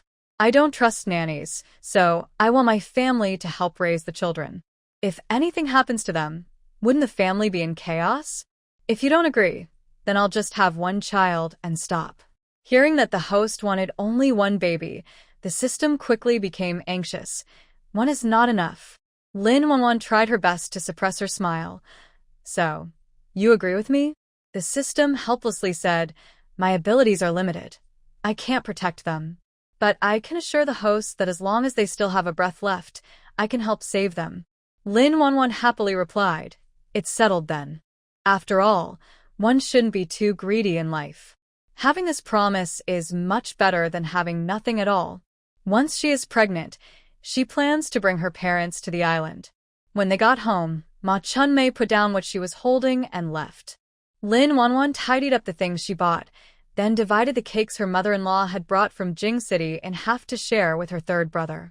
When she was very hungry, she could eat these to fill her stomach. That way, she wouldn't need to cook again. While Lin Wanwan was busy organizing things, she heard someone calling her outside. Is this the home of Captain Fuzheng? Looking at the coal balls behind him, Lin Wanwan suddenly remembered that yesterday, during dinner with her in-laws, her mother-in-law had told her she ordered 240 coal balls to be delivered this afternoon. She quickly nodded. Yes, this is Fu Zheng's home. I am his wife, Lin Wanwan. This matched, as yesterday, when Captain Shen went to the coal factory to order coal balls, he left the names of his son Fu Zheng and daughter-in-law Lin Wanwan. Old Li, the delivery worker, asked again, Comrade Lin, where should the coal balls be unloaded? Unload inside the storeroom. Old Li pushed the cart into the yard and started moving the coal balls into the house. Lin Wanwan rolled up her sleeves to help, but Old Li refused. Before coming, Captain Shen already paid for the transportation. This is our duty. Lin Wanwan didn't expect her mother-in-law to be so thoughtful. A warm feeling flowed through her. Such a considerate mother-in-law was really hard not to like. Ma Chunmei was picking loofah in the yard when she heard the noise outside and felt a bit worried about her delicate sister-in-law, who looked like a flower. The new year had just passed, and many family members still hadn't left the relatives' courtyard. Many came with their families. There were all kinds of people. She was most afraid that someone might see her sister-in-law's face and take advantage of Captain Fu Zheng's absence to bully her. Thinking more and more about it, Ma Chunmei told her eldest daughter to watch over her sisters, then took some freshly picked loofah to the Fu family. Chunmei, you're here. It turned out to be Old Li, the coal ball delivery man. Ma Chunmei slightly relaxed in her heart and then handed over the loofah. This is the loofah from our farm. You can use it to stir-fry or make soup. If you like it, I have more at home. A few loofah seedlings planted earlier in the year were fertilized with farmyard manure and grew wildly. If they weren't harvested, the loofahs would become too old. So lately, our family has been eating loofahs every day. No matter how much we try to change it, they are still loofahs. Although this saves us money on vegetables, Ma Chunmei feels like she is almost soaked in the smell of loofahs. Even her farts smell like loofahs. From now on, she vowed never to plant so many loofahs again. Lin Wanwan took the loofah from her hand and said, "Chunmei, thank you." Ma Chunmei smiled shyly and said, "It's all from our own yard, so there's no need to thank me." Then her eyes fell on the pile of coal balls in the car. "Why did you think of buying coal balls? They are so expensive." The people in our community usually buy coal ash from the coal factory and mix it with yellow earth to make their own coal balls, which saves a lot of money. Lin Wanwan explained, "It wasn't me who bought them. It was my mother-in-law. She bought them and asked the coal factory to deliver them home." However, she had never heard before that coal gas could be made at home. Once her mother-in-law finishes using these coal balls, they will buy coal ash from the factory next time and have Fu Zheng make more. When Ma Chunmei heard it was Captain Fu who bought them, a hint of envy appeared in her eyes. "Your mother-in-law is really good to you." "I think so too." Seeing her husband about to finish work, Ma Chunmei quickly finished a few words and went home to cook. Old Li also carried all 240 coal balls from the car into the house. He was exhausted, sweating all over, drank a bowl of water, then pushed the cart away. Lin Wanwan gathered some ingredients from home and made a seafood noodle dish she had last seen Fu Zheng prepare for her. She also added a spoonful of garlic oil and chopped celery. When Fu Zheng returned from work and arrived at the door, he immediately smelled the aroma of food. He hurriedly headed to the kitchen. When he lifted the curtain, he saw his wife wearing a blue floral apron, busy at the chopping board. He stepped forward and took the knife from her hand. "Didn't we agree I would cook when I got back?" Lin Wanwan pushed him gently. "Hurry up and wash your hands to eat. After dinner, we still need to go to Daxing Village production team to deliver some things to third brother." "Okay," Fu Zheng said, pecked her on the earlobe, and went to wash his hands. Lin Wanwan placed a cloth under the 2 bowls of seafood noodles she had prepared and carried them to the square table in the living room. "Fu Zheng, there's a plate of sliced guava I cut on the kitchen chopping board. When you finish washing your hands, help me bring it over." "Okay." After washing his hands, Fu Zheng looked at his recently trimmed nails, which had already grown out again, and furrowed his brows slightly. Last night, she probably got hurt. It's all his fault for forgetting about this in a rush last night. Lin Wanwan learned to cook under Wang Xiui's guidance, and she uses plenty of oil, so the seafood noodles she made still tasted pretty good. When Lin Wanwan's seafood noodles just went into the bowl, Fu Zheng sitting opposite had already finished eating all the soup and noodles. "Lin Wanwan." After a moment of silence, she asked, "Is it not hot enough?" Fu Zheng shook his head. "I'm used to it from the army." Thinking about his health, Lin Wanwan advised, "Eating very hot food isn't good. In the future, eat more slowly." Modern experts say that eating very hot food can damage the mouth and throat lining, and long-term irritation can greatly increase the risk of esophageal cancer. Fu Zheng replied, "I'll follow your advice." After dinner, Fu Zheng took Lin Wanwan to the Daxing Village production team. With the help of the team members, they easily found Lin Yud, who was cooking in the kitchen. "Little sister, brother-in-law, why are you here?" "We came to see the house you're renting and to bring you some things." When Lin Yud saw the pile of stuff in the car, his nose immediately felt sour. "Little sister still knows how to care for me." "Third brother, stop joking around. If you keep joking, your food might burn." Hearing that the food was burning, Lin Yud hurried to the kitchen to stir the food with a spatula. Lin Wanwan and Fu Zheng unloaded the things from the car and took them to the room where Lin Yud was sleeping.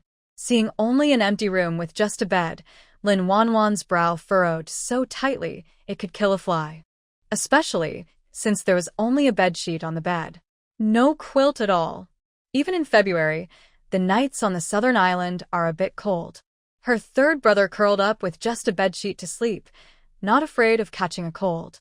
He is truly young and resilient. "Husband, in our wardrobe, there are 2 quilts. Can you ride back home and bring them here?" Fu Zheng's body suddenly tensed, and his Adam's apple moved heavily. "Wife, I didn't hear you clearly. Could you say that again?"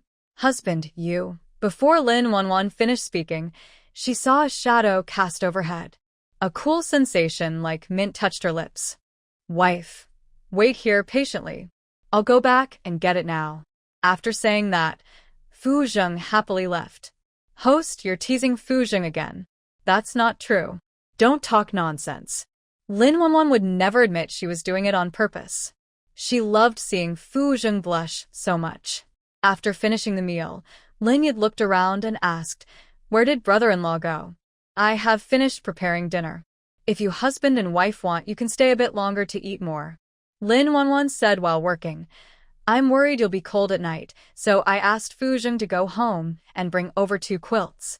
Seeing how caring his younger sister was, Lin Yid felt very happy inside. He knew he had never wronged anyone in his life. "Little sister, you rest. After we finish eating, I will clean up. Don't tire yourself out." His younger sister, who had been spoiled by their mother since childhood and never even washed her clothes, was now helping him tidy the house. He felt heartbroken just watching her, not to mention their mother. If their mother saw this, she would probably grab a knife and cut him into pieces to cook and eat. "We just finished eating not long ago. Doing this little work is like exercise." Seeing he couldn't persuade her, Lin Yi decided to join in. After working together, they cleaned the house thoroughly. Even the bed was wiped spotless with a damp cloth by Lin Wanwan. Coincidentally, Fu Zheng brought back 2 quilts from home that his wife wanted. Lin Wanwan wanted to help make the bed, but Fu Zheng, who cared about her, pulled her aside. "With me and third brother here, you can sit nearby and rest for a while." She wanted to sit and rest? Where could she sit? Besides the things she brought from home, there was only one bed in the room. Not even a stool was in sight. This man's way of living is rough. Thinking about it, Lin Wanwan decided that next time she came, she would bring 2 small stools from home. Besides the 2 quilts, Fu Zheng also brought the straw mat he used in the dormitory for third brother. First, lay down a straw mat, then a quilt, and finally a bed sheet. If it's cold at night, the remaining quilt can be used to cover himself. Finally, Fu Zheng helped third brother put up the new mosquito net they bought. After finishing all this, it was already dark outside. Fu Zheng took out a box of arsenic powder from his pocket and handed it to third brother. "Third brother, aren't you afraid of snakes? This is arsenic powder I got from the steward. Sprinkle a little along the edge of the bed at night, and no snakes will dare to come near you." Lin Yud eagerly clutched the bag of arsenic powder, not willing to let go. God knows how afraid he was of snakes. Just thinking about those slimy, boneless, smelly creatures crawling all over him made him jump with discomfort. He even had a wicked thought that all the snakes in the world should be extinct. "Third brother, we're leaving now. Remember to take care of yourself. If anything happens, come to the family courtyard to find me and Fu Zheng." Lin Wanwan added, "When Fu Zheng has a day off, we'll come back to see you again." Lin Yid waved his hand at the young couple. "Your third brother wouldn't mistreat anyone, not even himself. It's getting late, so hurry back." After seeing them off, Lin Yid, hungry and stomach growling loudly, quickly went to the kitchen to eat. Ugh, this fish is way too salty. The fish was so salty, it made Lin Yid cough. He hurriedly poured himself a big cup of cold water and finally felt better. Sigh, it's really hard at home without a woman who can cook. Lin Yid started thinking about getting married. But besides his younger sister, he didn't see any other women around. He felt lonely inside. Meanwhile, Fu Zheng returned home and handed his savings book to his wife. He explained, "I've been busy these days and forgot to bring the savings book from the dorm. From now on, I'll give you my monthly allowance from the army. You can decide how to spend the money at home. Buy whatever you want. I just want you to be happy." Lin Wanwan looked at Fu Zheng, who was so obedient, and reached out to pat his head. "What if I spend too much and use up all the money I earned with my life? Would you be angry? Men earn money, women spend it. That's only natural. I earn money just to spend it on you. Such a high sense of awareness? Because of that, I think I deserve a little reward for being so understanding." When Lin Wanwan heard this, she knew the scheming man in front of her had bad intentions. She rubbed her aching waist. Before she could refuse, Fu Zheng hugged her into his arms. Afraid of falling, Lin Wanwan tightly hugged his neck with both hands. Fu Zheng remembered what Commissar Chow had said to him with a red face on the way home from work at noon. He whispered into his wife's ear, "Wife, tonight, bite me on my shoulder." "What do you mean? Someone in the next room is still living there. Are you saying that the noise from last night was heard by the neighbors?" "Yes, Chow Commissar told me today." Lin Wanan felt dizzy. But she couldn't escape being thoroughly kissed and spoiled by Fu Zheng. Next door, the Chow family. Chen Shulan was very happy that there was no movement from the neighbors today and happily went to rest. The next morning, after a good sleep, Chen Shulan got up early, humming a song while watering the flowers and plants at home. She also occasionally listened secretly to the neighbor's side. Seeing no sound from next door, she frowned in disgust.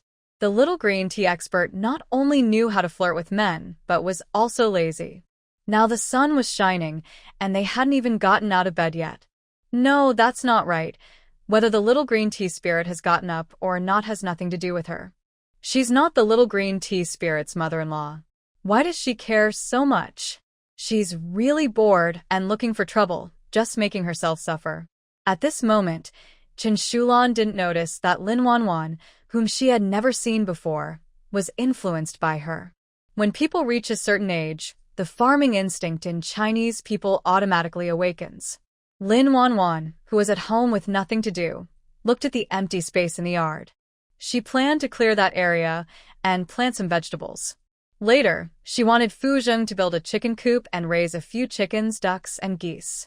Then they could lay eggs. Chickens lay chicken eggs, ducks lay duck eggs, and geese lay goose eggs. People say that eating goose eggs during pregnancy is good for the baby, but she wasn't sure if that was true. Lin Wanwan went next door to the Wei family and borrowed a from Ma Chunmei. When Ma Chunmei heard that Lin Wanwan wanted to grow vegetables at home, she looked surprised. It wasn't that she looked down on Lin Wanwan, but she could tell from her delicate skin that she had never done farm work. If she hurt her hand, with Captain Fu's love for his wife, he would be heartbroken. Thinking about it, she asked sister-in-law, "Have you farmed before?" This was awkward.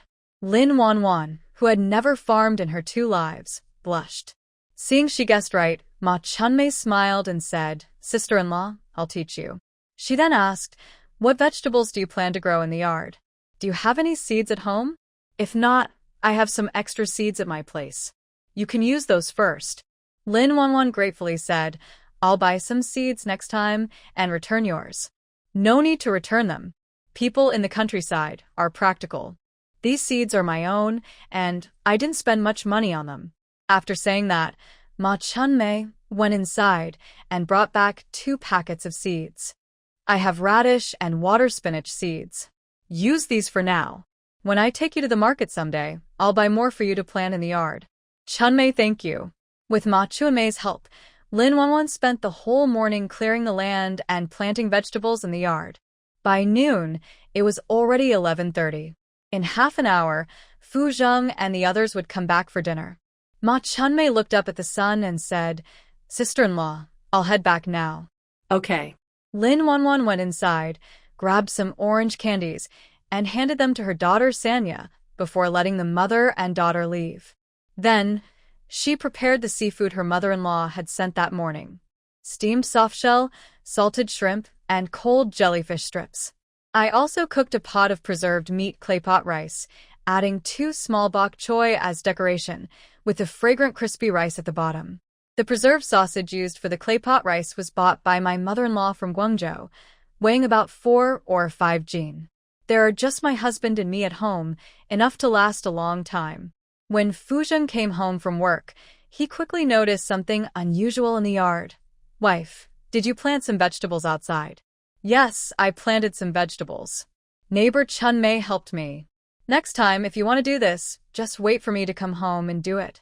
Fu Zheng didn't want his wife to tire herself and wished he could do everything for her. But because of his special job, he couldn't always be with her, which made him feel guilty. Now, while he was at home, he wanted to do more for her. Lin Wanwan looked at his nervous face and couldn't help but say, "Fu Zheng, I'm not that delicate. I just cooked some food and planted some vegetables." Before coming here, her mother specifically told her that a married couple should support each other. Only then could life become more hopeful. Her mother's words made sense. She wasn't thinking about working now, especially since she planned to have a child first. After the baby was born and went to elementary school, she would consider working outside again. At that time, it was the early days of reform and opening up, with many opportunities and policies supporting her. With her past experience, she could start from nothing and build a new prosperity group. But now, she wanted to be a good wife and mother. Love is mutual. In their marriage, Fu Zheng was the one who gave the most. She was the one loved and cherished. But Fu Zheng was also human. Maybe for 1 or 2 or 3 years or even 10 years, he wouldn't feel tired. But what about after 10, 20, or 30 years? No one can say for sure. In their marriage, she also wanted to do something for Fu Zheng. For example, when he comes home tired after a long day, she wanted him to enjoy a warm meal. She heard from Jiang Chuan that the cafeteria food was getting worse and worse. She could handle this small task of cooking. Besides, she needed to eat too. Even without Fu Zheng, she would learn to cook for herself. After all, there's no takeout in this world, and no all-knowing chef Wang Ma to take care of her. Fu Zheng disagreed and corrected her. Wife, it's not about being delicate or not. It's because I feel sorry for you. Hearing this, Lin Wanwan's heart trembled. There's no rule that straight men can't be charming. She looked at Fu Zheng and knew how to flirt. Afraid she might say something inappropriate later, Lin Wanwan pushed Fu Zheng with her arm and said, "Hurry up and wash your hands so we can eat." "Okay, but next time, if something like this happens, just wait until I get back to talk about it." After saying that, Fu Zheng pecked her earlobe and went to wash his hands. At the dining table, Fu Zheng rolled up his sleeves and, while peeling shrimp, said, "When we moved, Jiang Chuan and the others helped us a lot. I want to invite them over for dinner tomorrow night." "That's right. I'll wake up early tomorrow to buy the ingredients, so we won't go late and miss out." Lin Wanwan had heard from Spring Plum that whenever good things arrived at the supply store, it was always by rushing to get them. It's not necessary to buy too much. I asked the steward to save 2 gin of pork, and we still have the preserved sausage for Mom. Just buy some vegetables and seafood. Sounds good to me. Unexpectedly, in the afternoon, Fu Zheng sent his aide, Xiao Wu, to their house. Xiao was only 20 years old. Since joining the army, he was assigned to Fu Zheng's team as a service soldier. Maybe because of the sun or just his natural skin tone, he was so dark that at night, even with the lights on, you couldn't see him clearly. He had been with Fu Zheng for 2 years. When he learned where Fu Zheng was injured during a mission, he cried for days. Later, when he heard that the squad leader was getting married, he felt alive again. He was eager to see his sister-in-law, but when the squad leader was transferred to help another unit, he was also transferred today. Now, seeing how beautiful his sister-in-law was, Xiao Wu's face turned red again and again. The squad leader truly was the best. His wife was so pretty. But he also remembered his boss's instructions. "Sister-in-law, I am Xiao Wu, Fu Zheng's service soldier. The squad leader asked me to tell you that he will be on a sea patrol for a while and can't come back soon. Please take care of yourself." "I understand, Xiao Wu. Thank you. Sister-in-law, it's my duty. If you need anything, just tell me." After a pause, Xiao Wu scratched his head. "Before he left, the squad leader asked me to tell you that the household chores are for him to handle when he returns."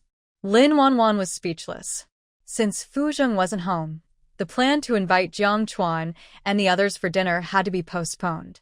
However, the dishes and meat that Fu Zheng asked the steward to save were delivered to their house the next morning by Xiao Wu. Alone at home, Lin Wanwan couldn't eat that much food. In the afternoon, she prepared a delicious meal in advance and rode her 26-inch women's bicycle, bought by her mother-in-law, to her husband's family to invite the elderly couple to her house for dinner. When her mother-in-law heard that her son was not at home, her eyes immediately lit up. "Wanwan, are you afraid living alone? Do you want me to come over and sleep with you?" Wanwan wanted to say she wasn't afraid, but when she saw her mother-in-law's bright, sparkling eyes, she quickly swallowed her words. "Will my dad be unwilling?" Hearing this, her mother-in-law immediately exchanged a look with her husband, signaling him to be more considerate. No need to bother her and her daughter-in-law to get close. You should know, when she first got married, she dreamed of having a daughter, but later, when her son Fuzheng was born, she accidentally hurt herself and gave up that idea. Unexpectedly, her mischievous son silently found her a daughter-in-law. The daughter-in-law is exactly what she wanted. She likes her very much.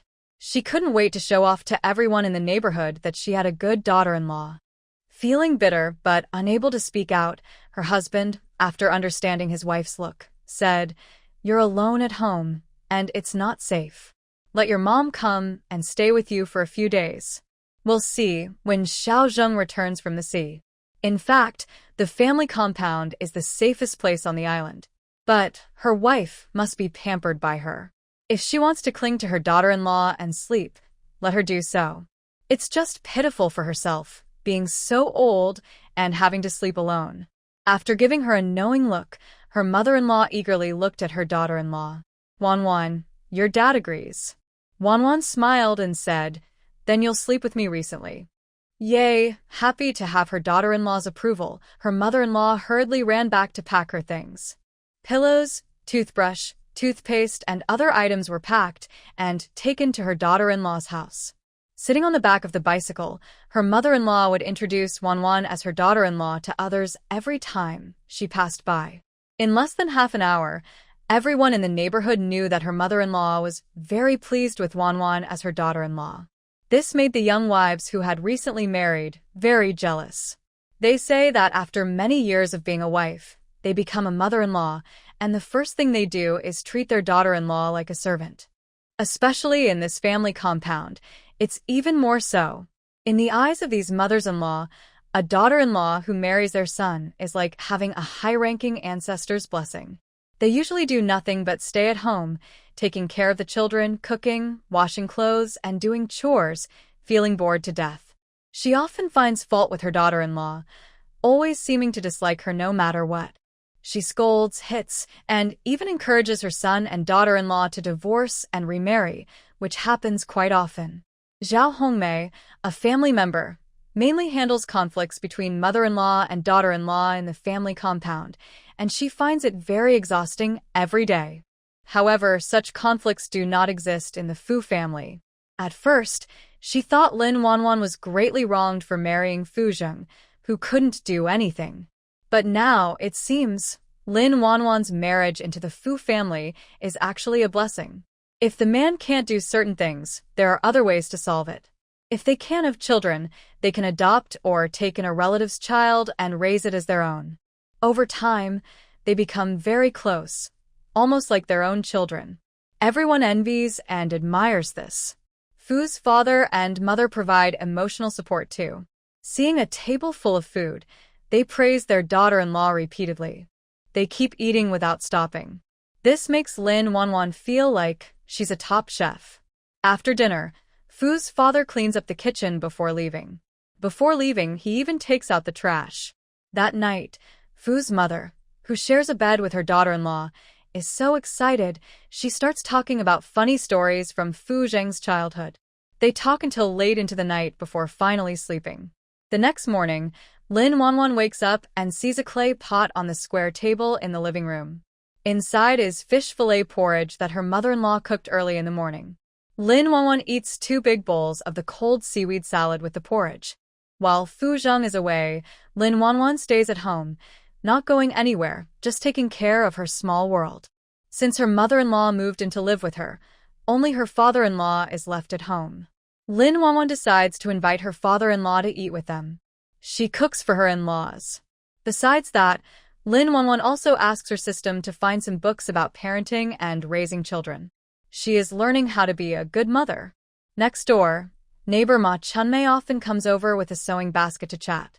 Most of their conversations are about funny stories in the family compound. For example, the steward took home leftover vegetables to feed the chickens, but accidentally overfed them until the chickens were too full to walk. To save the chickens, the steward performed surgery, cut open the chickens' bellies, sewed them up with a needle and thread, and in the end, the old hen that was still laying eggs died. Or, Lieutenant Lu's youngest son was pecked on the by a turkey raised by Officer Yang from the organization department. Lin Wanwan's simple life has become much more interesting because of these funny stories. It has been a week since Fu Zheng was last at home. At night, just after finishing talking and preparing to sleep, the mother-in-law and daughter-in-law heard a noise outside and suddenly sat up from their beds. Wanwan, it should be Xiao Zheng returning. When Lin Wanwan heard Fu Zheng was back, her eyes lit up instantly. She quickly put on her clothes and went to open the door. Fu's mother knew the couple had been apart for so long and must be missing each other very much. With quick awareness, she hurriedly hugged her pillow and left. Lin Wanwan stopped her. "Mom, it's so late. Come back tomorrow. Today, Fu Zheng can stay in the room next door." Fu's mother waved her hand. "I've neglected your dad for so long. I need to go back and comfort him." She added, "We won't come over for dinner tomorrow. You can sleep as late as you want." After saying that, Fu's mother, holding her pillow, slipped away quietly. Fu Zheng, who had been drifting at sea for several days, looked much more worn out, with a beard starting to grow. Just as Lin Wanwan was about to go forward and kiss him, she saw him hurriedly step back 2 steps. Just a few days, and they are already distant? Fu Zheng seemed to guess what she was thinking and explained, "I'm dirty. I haven't showered in several days." "Then go take a shower quickly. I'll help you cook some noodles in the kitchen." "Thank you, wife." Fu Zheng was indeed very hungry and didn't bother to be polite anymore. He went to take a shower. Covered in fishy smell, Fu Zheng lathered himself with soap repeatedly. Only after he washed himself until he was fragrant and clean did he find a towel to dry off and change into fresh clothes. He went to the kitchen to find his wife. Under the warm yellow light, Lin Wanwan stood in front of the coal stove, cooking noodles. Her figure was reflected on the rough kitchen wall. Fu Zheng watched her busy for him, his eyes wide with admiration. His heart softened completely. He embraced her waist from behind, resting his chin on her neck, smelling the faint scent of her hair, feeling an unprecedented happiness. "Wife, I haven't seen you for so many days. I miss you so much." "Stop joking." "I'm cooking," she replied. Thinking about the leftover dried noodles at home, Lin Wanwan decided to fry 2 eggs and make egg noodles. She also added some water spinach into the pot to cook. Now, the noodles were just cooked. "I'm not joking," she said. After that, her head felt dizzy, and she didn't remember what else she said. An hour and a half later, Fu Zheng carried his wife back to their room. He helped her tidy up before going to the kitchen to eat. The bowl of egg noodles on the chopping board had been sitting too long and had soaked, but Fu Zheng finished it all. After tidying up the kitchen, he went back to his room and cuddled with his wife to sleep. Fu Zheng was lucky to sleep in late today. When he opened his eyes again, the person in his arms was gone. He put on his clothes and came downstairs. Lin Wanwan, lying in a rocking chair and enjoying the sunshine, saw that he was awake and asked, "Was the seafood in the kitchen brought back by you last night?" Yesterday, she was busy joking around with Fu Zheng and didn't notice there was a big bag of seafood behind the kitchen door. This morning, when she saw the lobsters in the bag, she was surprised. But she didn't know how to deal with it, so she could only wait until Fu Zheng woke up to discuss it. The seafood caught during the fishing trip. After a pause, Fu Zheng added, "If you like it, I can bring more next time." On the island, supplies are limited, and priority is given to the local residents. So every time they go out to sea, Fu Zheng and his team try to catch some seafood to help the soldiers stay healthy.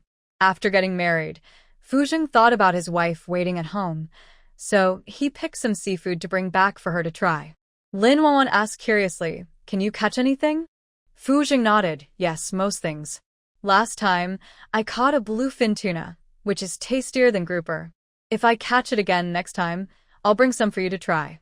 In modern times, Lin Wanwan often ate bluefin tuna sashimi, dipped in soy sauce and wasabi. It melts in the mouth, rich and not greasy, with firm and elastic flesh. But since she arrived here, she hadn't eaten it again. Now, hearing Fu Zheng mention he could catch bluefin tuna in the sea, she was a bit surprised. But she said, "Fu Zheng, our home has everything. If you want seafood, you can buy it privately from fishermen. What I need most is for you to come back safe every time." She had become accustomed to life with Fu Zheng. Her only wish was for his safety. And she had a feeling that once they had children, her good husband Fu Zheng would be a responsible and caring father. Fu Zheng smiled slightly. "I'll do as you say." He didn't want to die.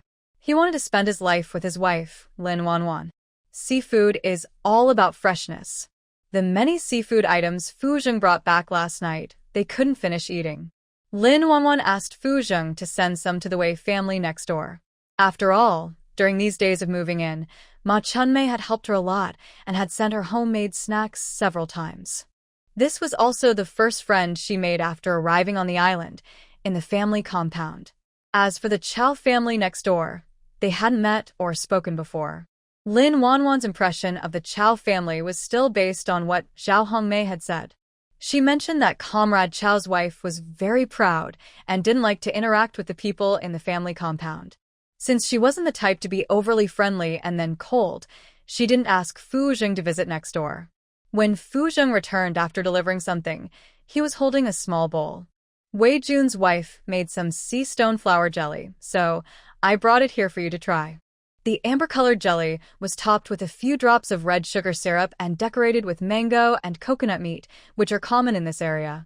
It looked very tempting. Lin Wanwan sighed happily. Spring maize cooking is really good.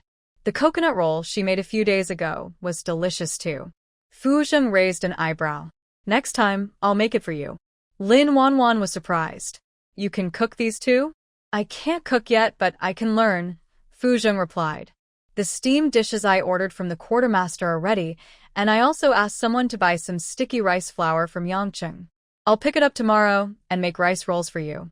He had been remembering this and was working hard to learn how to be a good husband. Fu Zheng, you're so great. This made Fu Zheng recall last night in the kitchen, when she looked at him with tears still on her face, and said the same words. His throat tightened.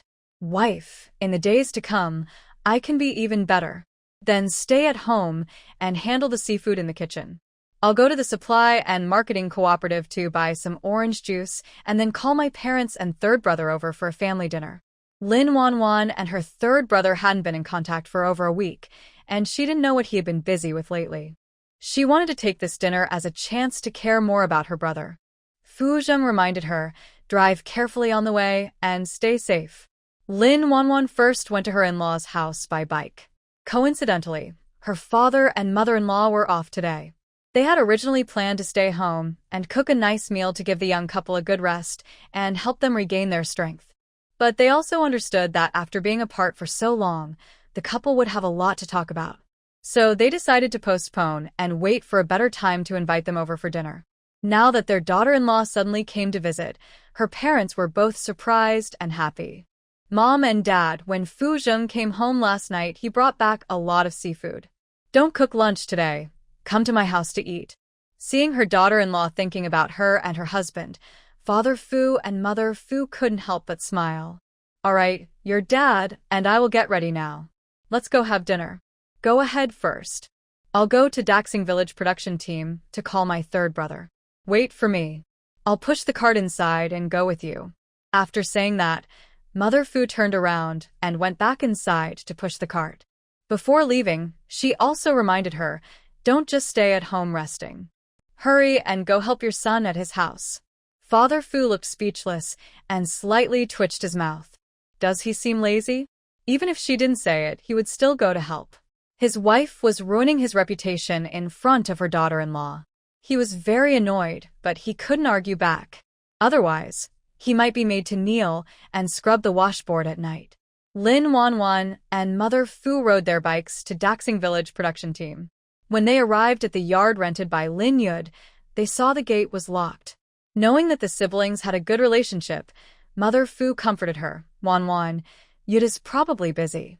I'll come back in the evening to check on him. Okay. Since she couldn't see him, Wanwan was a bit worried. Just as she finished speaking, a small boy suddenly appeared out of nowhere. He looked curious and stared at the two women. Thinking of what her older brother had told him, he tentatively asked, Are you relatives of the older brother? Hearing his words, Wanwan immediately realized that the little boy in front of her knew her third brother, so she nodded quickly. I'm his younger sister. Do you know where he went? That's right.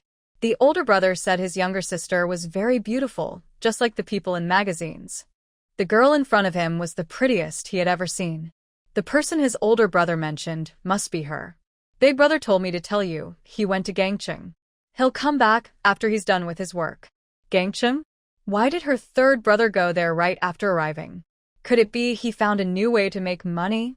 Full of questions, Wanwan couldn't see her brother now, so she had to keep her doubts to herself and wait until he returned to ask him what was going on.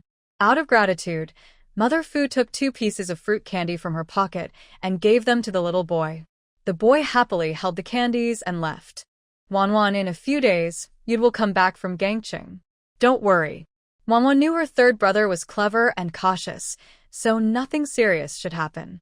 She then rode her bike with her mother to go home for dinner. On the way, they bought a few bottles of orange soda at the supply and marketing cooperative. In the kitchen, a father and son, both wearing aprons, are busy cooking and washing vegetables. They are working together as a team.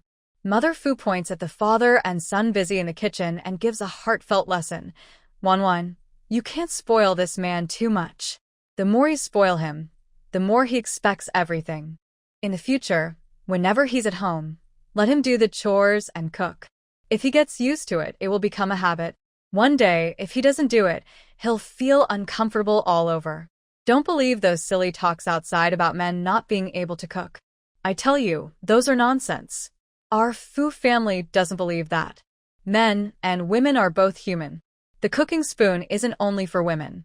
If we don't cook for them, can they really starve themselves? It's obvious that's impossible. Remember, when you need to care for yourself, don't be soft.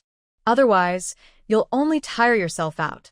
Listening to her mother-in-law's earnest advice, Lin Wanwan nods firmly. Mom, I understand. Good. One day, I'll take a few days off and take you to Yangqing for a walk, buy you some nice clothes, and make you look beautiful. Let's see how we can charm everyone outside. Hearing this, Fu Zheng, who was handling some shellfish, suddenly stiffened. Then, his handsome face darkened like water could drip from it. Is Miss Shen Mingtang his real mother? His wife can attract many people just by not dressing up. Now, his mother wants to make her look even more beautiful and charming to outsiders. Does she think his rivals aren't enough? Miss Shen Mingtang, you're really something. Fu Zheng clenched his teeth so tightly, they almost cracked. Then, he looked at his father, who was bending down to wash vegetables. Take care of your wife. No more visits to my house unless it's for a reason. His father, who rarely saw his usually calm son lose his temper, held back a laugh and deliberately said, It's not us coming over. It's your wife inviting us for dinner. Then he added, If you're upset, just talk to your wife. Your mother, and I will listen to her. Fu Zheng immediately saw that his father was hiding something, and his face darkened even more. He knew that if he dared to tell his wife how he felt, he'd be in big trouble. But unexpectedly, in the next moment, he was coaxed into a good mood. It's fine to dress up nicely in front of Fu Zheng, but outside, just keep it simple. Lin Wanwan knew how attractive her face was. If she dressed up too beautifully, she might attract some unwanted attention, which would be more annoying than anything.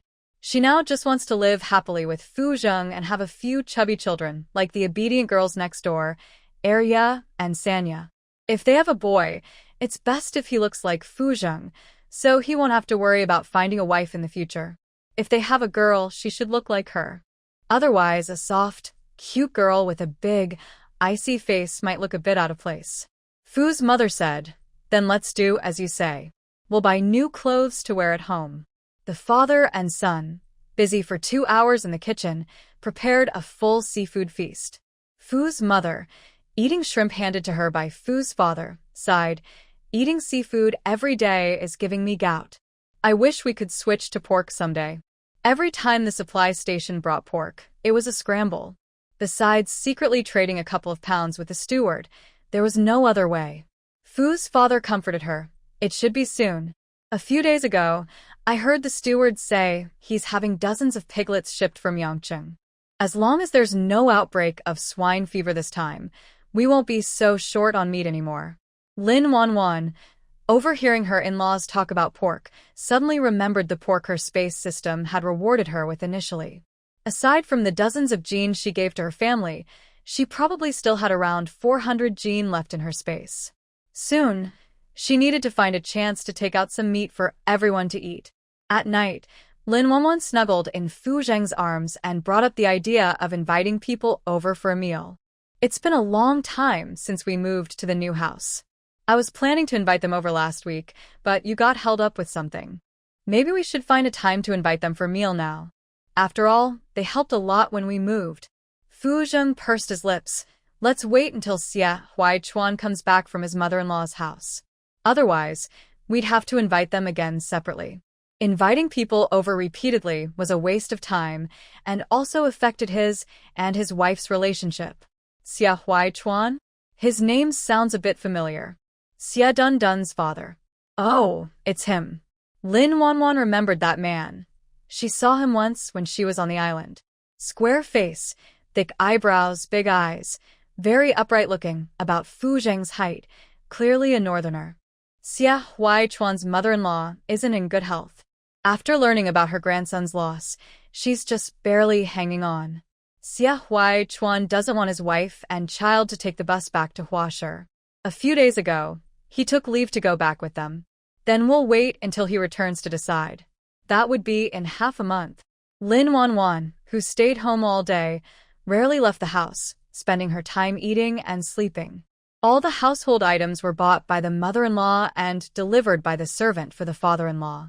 Fu Zheng joked that she was just staying at home growing mushrooms. Next door, Chen Shulan was still acting like a little green tea girl, constantly shouting. But when she saw that the green tea girl was not making any move, she felt annoyed and restless. The day before Jiang Chuan and the others were invited to dinner at their house, the Xie family came over carrying things. The Xie family had big and small bags, and the father was also carrying a burlap sack, but no one knew what was inside. Little Xie Dundan, who hadn't seen the beautiful aunt in days, ran eagerly towards Lin Wanwan. Before reaching her, Fu Zheng, who was very jealous, stopped him. Xie Dundan looked up, very annoyed, and glared at Fu Zheng. Humph, bad uncle. He wouldn't let him get close to the beautiful aunt. Fu Zheng said in a deep voice, men and women shouldn't be too close.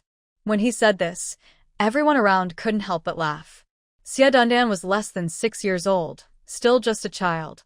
Fu Zheng's words clearly showed he was jealous of the little boy. But Fu Zheng didn't mind the laughter. In his opinion, even a child who just learned to talk and walk, if he had that thing, he was a boy. He didn't want his wife to carry the smell of other men. Today, the Xie family came for an important reason. Then, Commander Xie represented the whole family and sincerely thanked Lin Wanwan for helping them find their grandson. He also promised that if they needed anything from the Xie family in the future, just ask. Fu Zheng is a soldier, and I am his wife. It's only right for us to do this. There was no right or wrong about it. The resolute Xie family knew that Lin Wanwan had saved Xie Dundan. So Lin Wanwan was their family's benefactor. The sisters-in-law standing outside Fu's house couldn't hear what was happening inside and were anxious. If it weren't for Commander Xie's status and Fu Zheng's stern face that could scare anyone, they would have rushed in already. After all, they saw the Xie family just carrying a lot of things into the house. What could it be? They really wanted to know. After exchanging pleasantries and thanking each other, the Xie family left. But just as they stepped out of Fu's house, they saw a crowd of people peeking over, looking at them. Why are all of you standing at the door? Are you bored? If you're bored, go sign up for the Army's literacy class and learn some new things. Chief Supervisor Xie, why are you and your team visiting Captain Fu's home? Seeing someone ask boldly, the others all looked eagerly at Chief Supervisor Xie. Mother Xie knew that her father-in-law had a quick temper, and she was worried that if she said the wrong thing, others might misinterpret it and cause trouble for the young couple in the Fu family. So she took over the conversation. A few days ago, I took my son Dundan back to my family's house for a visit. But while waiting for the train at Yongqing Station, my son was kidnapped by bad people. You all know about this. The sisters-in-law nodded in unison. Losing a child in the Xie family's courtyard was a big matter. Chief Supervisor Xie and his wife were so upset they ended up in the hospital. Mother Xie was so distressed she tried to hang herself at home, but she was saved in time. Otherwise, if Dundan had been found without his mother, it would have been even worse. No one knew how Dundan was found again. No one spoke up or dared to ask, afraid of touching on the family's pain. In everyone's eyes, as long as the child was found, everything else was unimportant. But a clever sister-in-law, noticing what the Xie family brought before coming and her mother-in-law's current reaction, began to have some guesses. Then she heard Mother Xie say, later, Comrade Lin Wuan, who was accompanying Captain Fu on the island, discovered the human traffickers and reported them to the police. Thanks to the cooperation between the police and Captain Fu, the traffickers were caught, and more than 20 kidnapped children were rescued. My son Dundan was among them. It was Captain Fu and his wife who saved our son Dundan. They are our family's lifesavers. We came today to thank them both. Everyone present was stunned by these words. Many had seen Captain Fu's wife before. She was a slim, very beautiful young girl. At first, they thought she was just a pretty face with no real ability, but it turned out she was quite capable. She managed to rescue more than 20 children from the traffickers. But those weren't just children. Behind each child was a family, especially the sisters-in-law, who were already mothers. Children are like a piece of flesh fallen from their own bodies. If their children were stolen by traffickers and couldn't be found, they would feel as hurt as Mother Xie did at that moment. Even if they didn't die, they would live every day with guilt and sadness over losing their children. This Commander Fu's wife truly made a great contribution. She is a very good person. For a moment, everyone's impression of Lin Wanwan became much more admirable. Zhao Hongmei, a family member, excitedly said, "Thank you, Chief of Staff. It's rare to see such a capable military wife in our family compound. I think she should be shown as a positive example and promoted well. We should encourage all military families on the island to learn from Sister Lin Wanwan. I've already thought of a slogan. Military wife's pure heart reflects the mountains and rivers, fighting hard to protect the young. 20 children call her mother, and red clouds shine brightly." Everyone present was moved by Zhao Hongmei's slogan, clapping and cheering loudly. Chief of Staff Xie signaled for a long time before calming down the excited crowd. He turned to Zhao Hongmei and said, "Zhao, I leave this to you. Make sure the promotion work is done well and spread this spirit." Zhao Hongmei patted her chest and promised, "Don't worry, Commander. I will definitely complete the task." Wang Jinghua, who works in the publicity department, quickly said, "I handle writing. I'll go home tonight and write an article to send to the Yangqing newspaper." Li Qingqing, a radio announcer, said, "I'll ask my colleagues to write a broadcast script tomorrow, and we'll broadcast it all day on our station." Inside, Lin Wanwan heard the noise outside and looked a bit complicated. However, Fu Zheng didn't hide from Fu's parents at all. Holding his wife's hand, he smiled and said, "Wife, once you become famous, don't forget about me.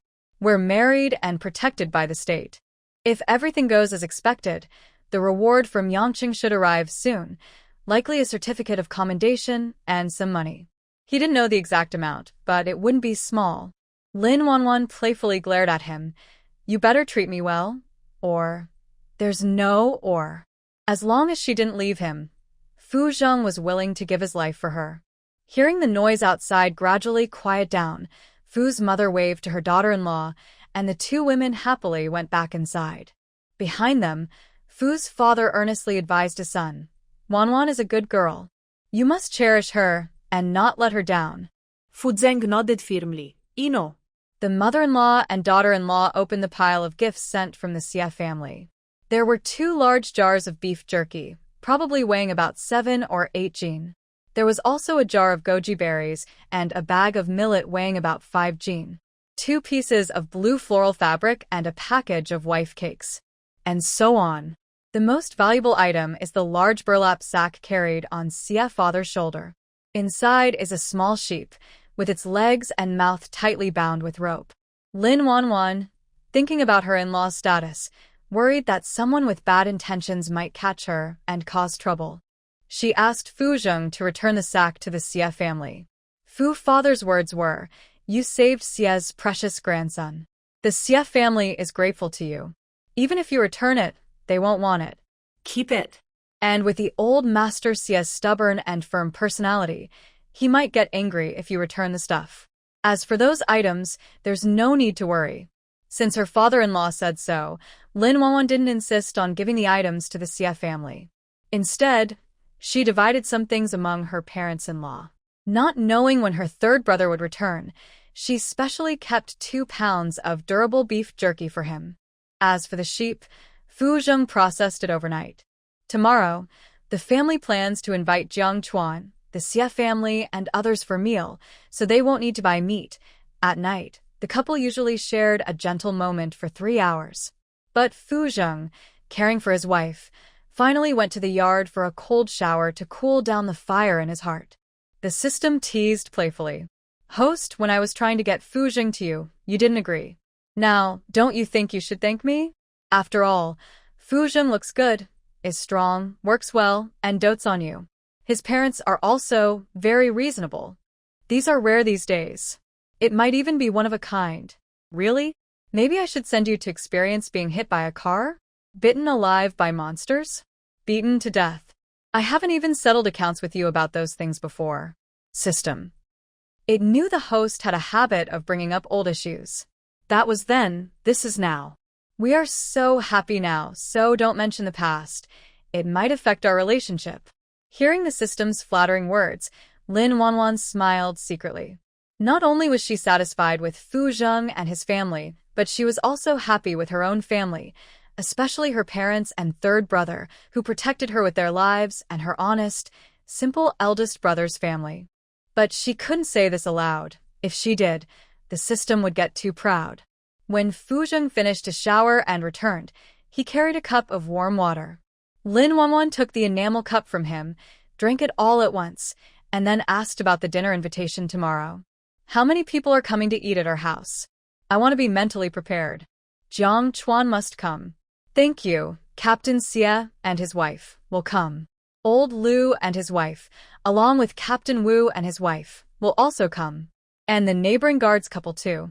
As for Commissar Chao's family, his sister-in-law doesn't like to interact with people in the family compound, so she probably won't come. There are about 80 or 90 people in total." In the eyes of outsiders, Fu Zheng is quiet and reserved, but when he talks to his wife, he always has a lot to say. "Where are the children? Are they coming?" "The children won't come.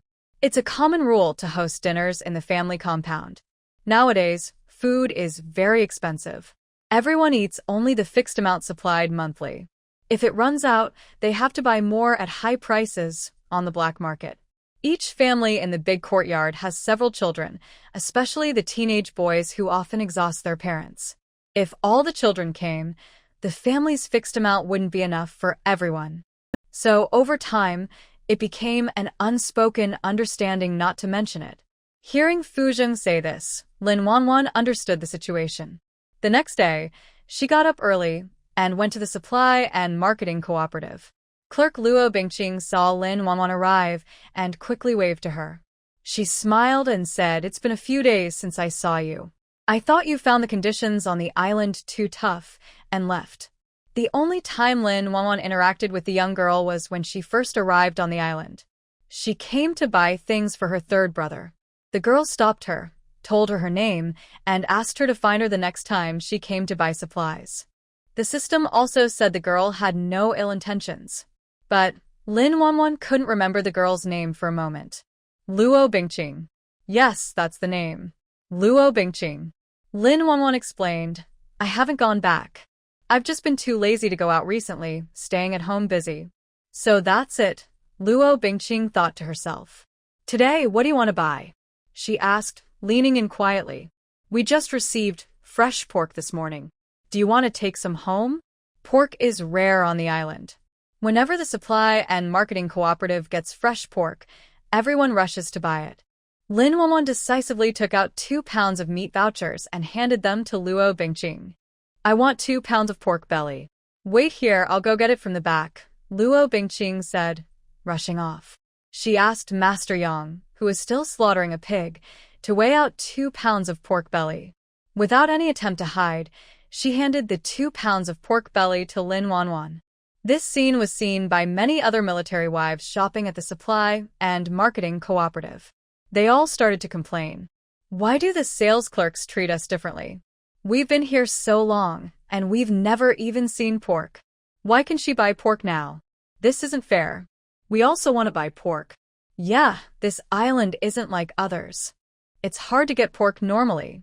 Now that there's pork, you're selling it to your relatives. That's really unfair. Faced with their complaints, Luo Bingqing didn't hold back. She scolded them all loudly and made them too afraid to lift their heads. Next to her, Lin Wanfan was stunned. Isn't it supposed to be that customers are treated like royalty? Why does it seem different here? After venting her anger, Luo Bingqing grabbed Lin Wanfan's clothes and asked, besides pork, what else do you want? I'll get it for you so you don't have to squeeze with them. Coming back to her senses, Lin Wanfan quickly said, do you have shrimp? Help me get 3 jin of shrimp, 2 jin of conch, a fish, and 12 oysters.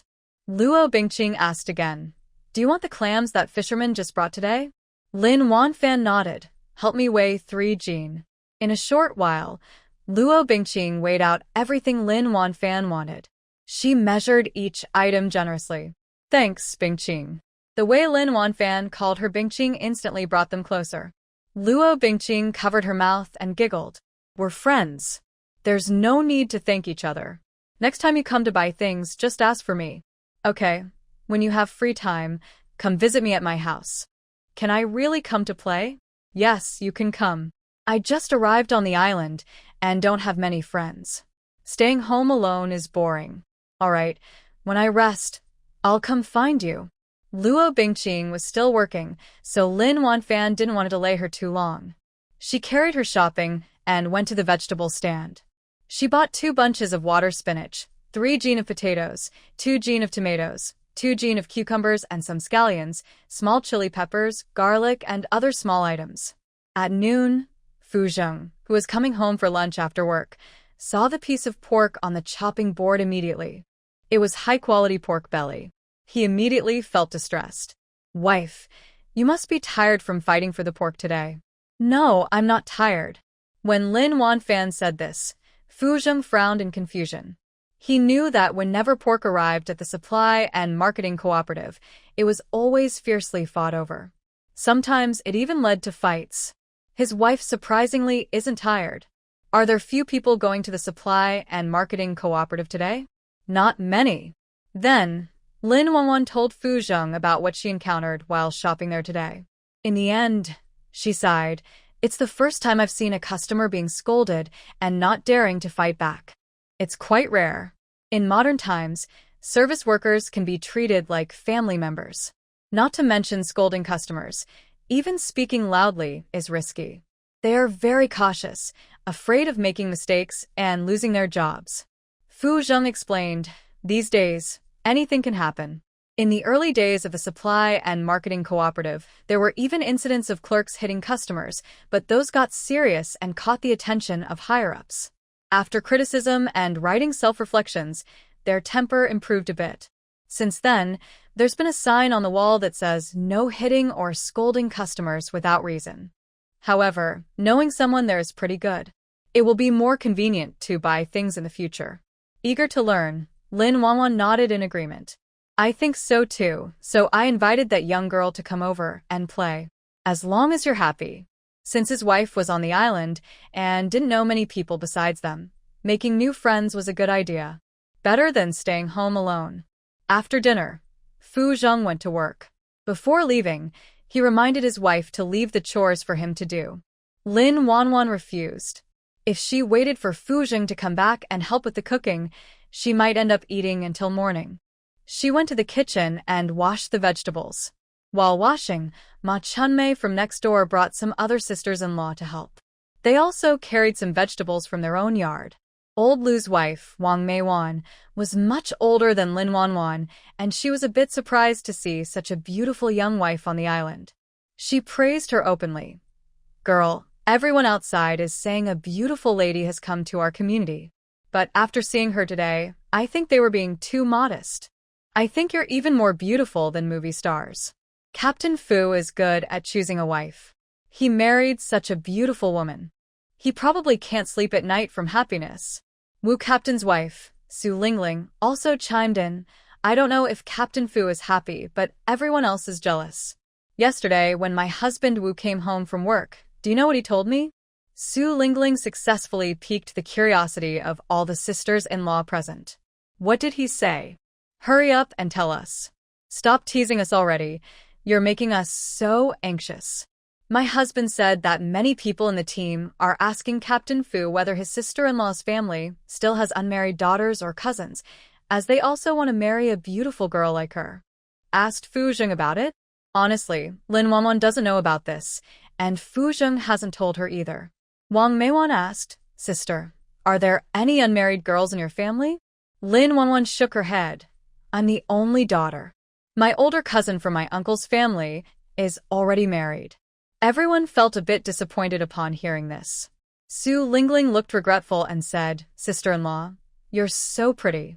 If I were your parents, I would have tried my best to have 10 or 8 children. Lin Wanwan. If Su Lingling met her brothers, she probably wouldn't say such things. Her genes must have had a sudden change. The secretly powerful system remained silent. Lin Wanwan handed each of the helping sisters-in-law a bowl of red sugar water. Since they knew about the Fu family's background, they didn't refuse. After drinking the red sugar water, they started working. They worked until the men came home from work. Fu Zheng pushed aside the curtain and entered the kitchen, taking the knife from his wife. Are there a few dishes left to prepare? Just cumin lamb and braised pork with potatoes. I'll handle the remaining 2 dishes. You and the sisters-in-law have been busy all afternoon.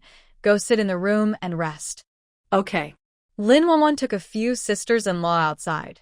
Wang Meiwan was still stunned by Fu Zheng helping in the kitchen and hadn't recovered. After a while, she asked Sister, does Captain Fu often cook at home? Lin Wanwan nodded. Yes, he cooks often. Fu Zheng's cooking is very good. Hearing this, the sisters-in-law envied her deeply. Their men were so lazy they wouldn't even bother to pick up a fallen oil bottle, let alone cook. Usually after dinner, they just push away the bowls and chopsticks and go to lie down in their rooms, not moving a bit even after calling them. But Captain Fu cares for his wife so much. They wondered how men could be so different. In the yard, the macho old Lu said, Old Fu always rushes to the kitchen when he comes home. If his soldiers saw that, they'd probably laugh to death. Wei Jun nodded in agreement. That's right. Back in our hometown, cooking is a woman's job. Captain Xie and Commander Wu remained silent, but silently agreed that they were right. Cooking is traditionally a woman's job. Old Fu doing this is embarrassing for their men. Hearing this, Jiang Chuan's small mouth looked like it was filled with poison. Cooking a meal won't kill anyone. Old Fu is just caring for his wife. Unlike you guys, who treat your wives like servants. Your wives have to have children, do housework, serve your parents, and still you're unhappy because they don't look as pretty or earn money like others. Every day you think too highly of yourselves, but look at how you really are. Old Lu. Weiyun. Captain Xie. Lieutenant Wu. What should I do? My fists itch. I really want to hit someone. Just then, Commissar Chow came over. Seeing their unhappy faces, he became curious. What's wrong? Who upset you? Tell me, I want to hear. Commissar Chow, you're teasing us again. Old Lu said helplessly. Come on, tell me. Commissar Chow still hoped for an answer. Tell what? Tell them they think the kitchen is a woman's place and got scolded by Jiang Chuan? They are too embarrassed to say. If they don't say it, others will. Jiang Chuan repeated what they just said, again. Commissar Chow's face turned serious instantly. Jiang Chuan is right. You should learn from him.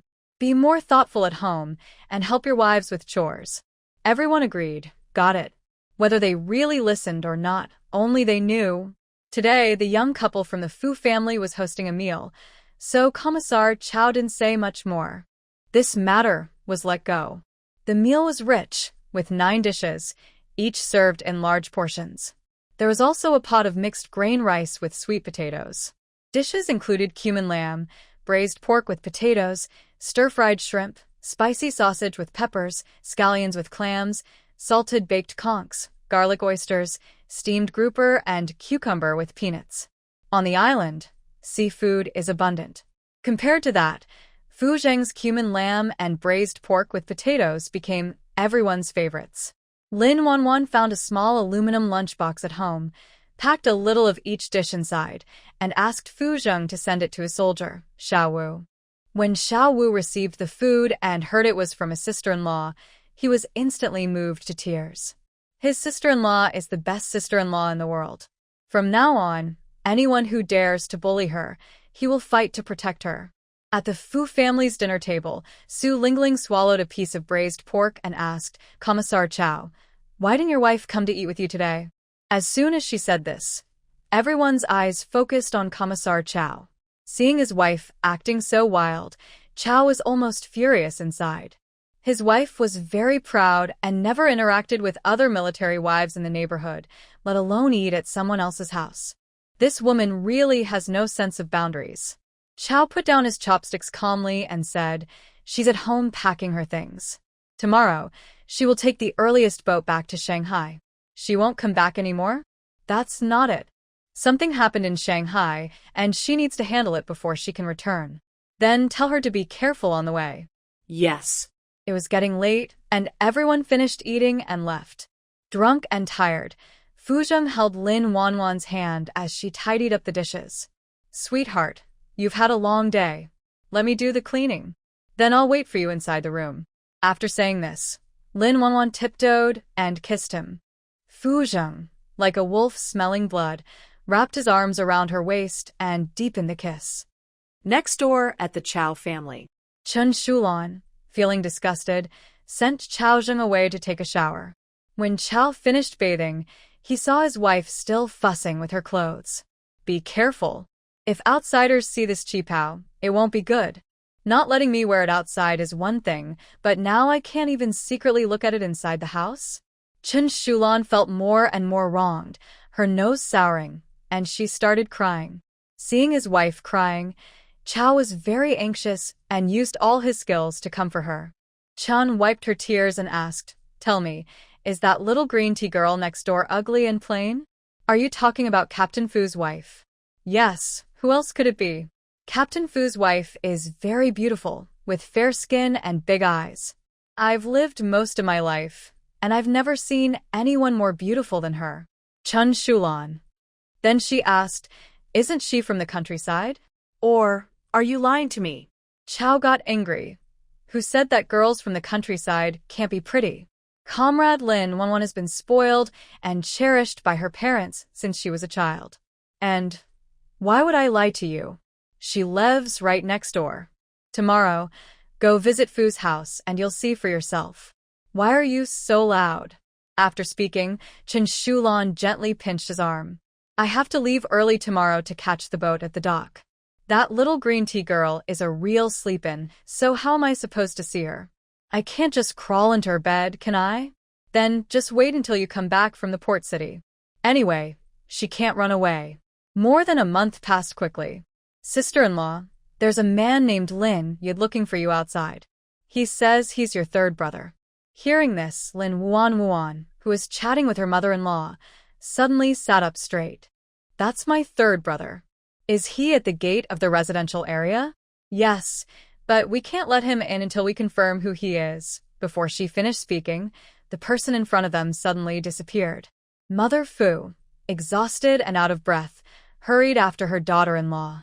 Wuan, walk slowly, don't fall. Lin Yud, waiting anxiously at the gate, was about to take out a cigarette from his pocket when he saw his younger sister approaching. He quickly put the cigarette back into his pocket. Little sister. Third brother, you're finally back. I looked for you many times but couldn't find you. As they talked more and more enthusiastically, Mother Fu quickly said, Wuan, let's go home and talk. We have plenty of time. So, Lin Wuan signed her name on the form. Carrying a lot of bags and with things hanging around her neck, Lin Yud was finally allowed in by the security guard. "Third brother, give me what you're holding. I'll carry it for you. It's not heavy." "I can carry it myself," Lin Yud thought, but he knew these things would tire out his little sister. They then slowly headed home together. Meanwhile, the oddly dressed Lin Yud attracted many sister-in-law's glances. Once home, Lin Yud was so tired he sat on the ground, taking a long moment to recover. "Tell me, what have you been busy with lately? And how did you go to the port city?" When mentioning this, Lin Yud became serious. "I'm now a sales clerk at Food Factory Number 1. I went to the port city, representing the factory this time. Through my hard work, I brought in a deal worth 100,000 yuan for Food Factory Number 1. Lin Wuan frowned. "I remember you said before you didn't like working at the factory. Why did you go back to Food Factory Number 1? Although she mostly stayed at home and didn't go out much, she had heard about Food Factory Number 1 from Spring Plum and her mother-in-law. The factory mainly produces canned food, soda, and shrimp paste. Some military wives who live in the residential area also work at Food Factory Number 1. The most important point is that when the county rewarded her for working at the cotton spinning factory, she immediately asked her third brother. Her third brother disliked working in the factory because it was not free and the wages were low, so he gave the job to Honging. Now, does working at the food factory mean more freedom? Does working at the food factory mean higher wages? You should know that, at this time, wages at state-owned stores are fixed. It's different. The new factory director at the food factory has recently been making big changes. He even brought in advanced equipment from abroad, which has directly increased production several times. With higher production, we need to find markets. Our sales department is working to expand the market and sell our products all over the country. Port City is the first place to open the market. Also, our sales department doesn't get a fixed salary. We earn commissions. 1% of the order amount as commission.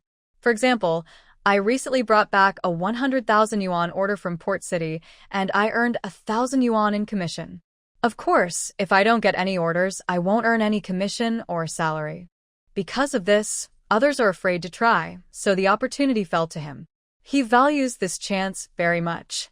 Tomorrow, yes, tomorrow, what you've been hoping for, they will come. It is 1972. A few years before market economy reforms begin. Unexpectedly, the factory director of the food factory has such foresight. Changing the traditional state-owned economic model can maximize the economic vitality of the food factory. This way, there won't be large-scale layoffs in the future. And her third brother is very impressive, daring to take risks, challenge, try new things, and be among the first to explore new opportunities. He has a talent for doing business, with an unpredictable future ahead. Out of concern for her third brother, Lin Wanwan suggested, "Third brother, I've tried everything your food factory produces. The taste is excellent, but your main focus now is to promote your products externally, gain recognition, and increase sales. If that's the case, you need to redesign the product packaging to make it eye-catching so that people see it and immediately think of your factory, creating a brand effect.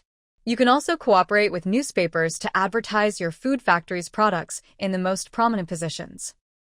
Lin Yud listened, his eyes shining brightly. Then he patted his thigh loudly and said, "Little sister, you hit the nail on the head. When I first arrived in the city, I faced many setbacks. I was kicked out of the office before I even had a chance to introduce myself. But your third brother may lack other qualities, yet no one can match my thick skin. I spent every day hanging around the secretary, buying her food and drinks. Over time, we became familiar. Later, that secretary told me that their boss thought our product packaging was too plain and not high enough. Afterwards, I talked to several bosses about this issue. I was thinking about how to give feedback to the factory director. Now, after hearing what you said, I immediately know what to do. I knew my third brother was the smartest." After a pause, Lin Wanwan added, "Third brother, wait for me here. I want to draw something for you." Lin Wanwan went upstairs to get paper and a pen, then came back down. In just a few strokes, she sketched a cute, chubby girl with twin ponytails, big eyes, wearing a small hat shaped like a can lid, holding tightly onto a soda bottle, dressed in fresh green overalls. The drawing had a soft, adorable 3 heads tall style. Mrs. Fu exclaimed, "What a cute little girl." Then, as if she remembered something, her mood suddenly dropped. In the end, it's all about fate. Even if you don't want to accept it, you have to. Otherwise, what can you do? Lin Wanwan handed the drawing to Lin Yud. He looked at it in disbelief, trembling as he said, "Little sister, is this for me?" Lin Wanwan smiled warmly and said, "I hope it can help third brother." Lin Yud firmly replied, "It definitely will." Inside, he thought, "Boo-hoo, little sister is so good to him. He must earn a lot of money to buy things for her." With this big problem solved, Lin Yud couldn't wait to talk to the factory director. He ignored his tired body and said to the two in front of him, "Annie, little sister, I have something to do now. I'll come to see you another day." Without waiting for their reply, he slipped away quickly. Lin Wanwan, who had wanted to sit down and have a good meal with her third brother, was left speechless. Her third brother was really impatient. She wondered if her future sister-in-law could keep him in check. Mrs. Fu saw her daughter-in-law looked a bit disappointed and quickly comforted her. "Yetta is ambitious. Men with ambition are good. As family members, we should support him." That made sense. Not dwelling on worries or internal conflicts, Lin Wanwan turned around and pulled her mother-in-law to start unpacking the things her third brother had brought her in the living room. All of these are from the Port City area. There are chocolates, butter cookies, bird's nest cakes, and other snacks. There are also 2 small blue and white floral shirts, a pair of loose-fitting bell-bottom jeans, and a pair of platform shoes in Lin Wanwan's size. There are 2 tubes of Revlon lipstick, a set of Elizabeth Arden cream, and 2 sets of skincare water from Double Sister. Lin Wanwan understands her third brother's meaning. She divides the skincare products and snacks in half and gives them to her mother-in-law. Additionally, Lin Wanwan finds a large bag of sanitary pads. Sanitary pads are available in modern supermarkets and convenience stores, but in this era, they are quite rare. It seems that sanitary pads were first introduced to the country after 1980, but now it is just the beginning of the 1970s. Lin Wanwan remembers the time right after she arrived, from her initial dislike of using menstrual pads to gradually getting used to them. After all, if she didn't try to adapt, she had no other choice. She couldn't just do nothing and let herself bleed freely. This time, her third brother brought her some sanitary pads called Onkong from the Port City. They have no adhesive backing and still need to be used with menstrual belts. Compared to using just pads, they are a bit more hygienic and cleaner. However, rarity makes things expensive, so they probably aren't cheap. Her mother also recognized that these were sanitary pads. Some girls in their art troupe use them, saying they are hygienic and help prevent gynecological issues. She found out that these pads are only sold in the Port City. Recently, she asked someone to buy them, but that person is still in the Port City and hasn't returned yet. Now, seeing how thoughtful her third brother is, she can only feel grateful in her heart. To avoid revealing anything, Lin Wanwan pretends she doesn't understand and asks, "Mom, what is this?" This is a sanitary pad. When you have your period each month, you attach the pad to your menstrual belt. When it's full, you throw it away and put on a new one. This keeps things clean. I also asked someone to buy some for you a few days ago, but they haven't arrived yet. Her mother explains how to use it as she speaks. Lin Wanwan suddenly understands. Oh, I see how it's used now. Then she pushes the 10 packs of sanitary pads toward her mother-in-law. "Mom, you can use these. Don't be shy with me. When I go to the Port City next time, I'll ask my third brother to bring back a few more packs." Looking at the calendar, she realizes she has been on the island for nearly 3 months.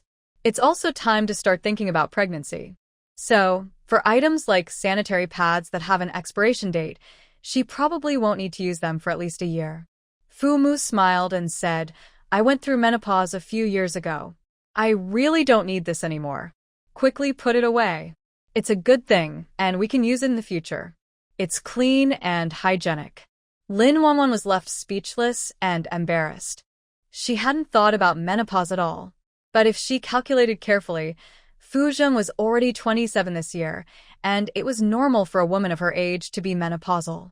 Since Fu Mu no longer needed it, Lin Wanwan took all 10 packs of sanitary pads upstairs and put them away. Later, encouraged by her mother-in-law, Lin Wanwan changed into the clothes her third brother brought from Gangcheng. She wore a blue and white floral blouse with high-waisted wide-leg jeans, and on her feet, she had the platform shoes her third brother bought for her. The clothes fit perfectly. They made her skin look even whiter and her legs longer. Fu Mu was stunned, staring without blinking. Her daughter-in-law was so incredibly beautiful. She had never seen anyone more beautiful than her daughter-in-law. Wait, something seemed missing. Fu Mu hurried back to her house, grabbed her usual tea oil, and headed to her daughter-in-law's home. She cooled the red-hot coal tongs with cold water, dried them, and applied tea oil. She parted and styled her hair into large waves. Her curling skills were impressive. After a busy session, Lin Wanwan's straight hair was transformed into alluring, big, wavy curls. Her innocent look now had a touch of charm, making her even more captivating. Wanwan, quickly put on that lipstick your third brother gave you, so I can see. Okay. The lipstick was bright red. Lin Wanwan applied some, and instantly she looked like a stunning beauty. It was hard to look away from her face. Fu Mu swallowed nervously. Wanwan, if Xiaojing sees this, he might not be able to walk properly. Just as she finished speaking, Fu Zheng, who had been outside finishing his work, pushed open the door. It was like hitting the pause button. Seeing the scene in front of him, Fu Zheng swallowed hard. Finally, he told his mother beside him, "Mom, Dad needs to see you. Hurry back." Hearing this awkward excuse, Fu Mu looked speechless and slightly twitched her mouth. This brat might as well have just said she was staying here delaying his work. Look, his eyes were practically glued to her, as if he wanted to swallow his daughter-in-law whole. Seeing his mother hesitate and not leave, Fu Zheng's face darkened further, and he couldn't help but urge, "Mom, Dad is waiting at home and getting anxious." "I'm leaving. I can't stay any longer," she said, then winked at her daughter-in-law. "When I have free time someday, I'll give you a nice hairstyle with a pear blossom curl. I learned that style from a master at the state-run barbershop. Soon, I'll give you a new look." After saying this, Mrs. Fu quickly slipped away, still thoughtfully closing the door behind the young couple. Fu Zheng cleared his throat heavily. "Wife, you are truly beautiful." Before Lin Wanwan could speak, she suddenly felt dizzy and found herself in Fu Zheng's arms. "Fu Zheng, this is daytime." "I know," he replied. Fu Zheng held Lin Wanwan and locked the door from inside. Today, he had the whole afternoon to relax. Exhausted and drowsy, Lin Wanwan woke up at 11 at night.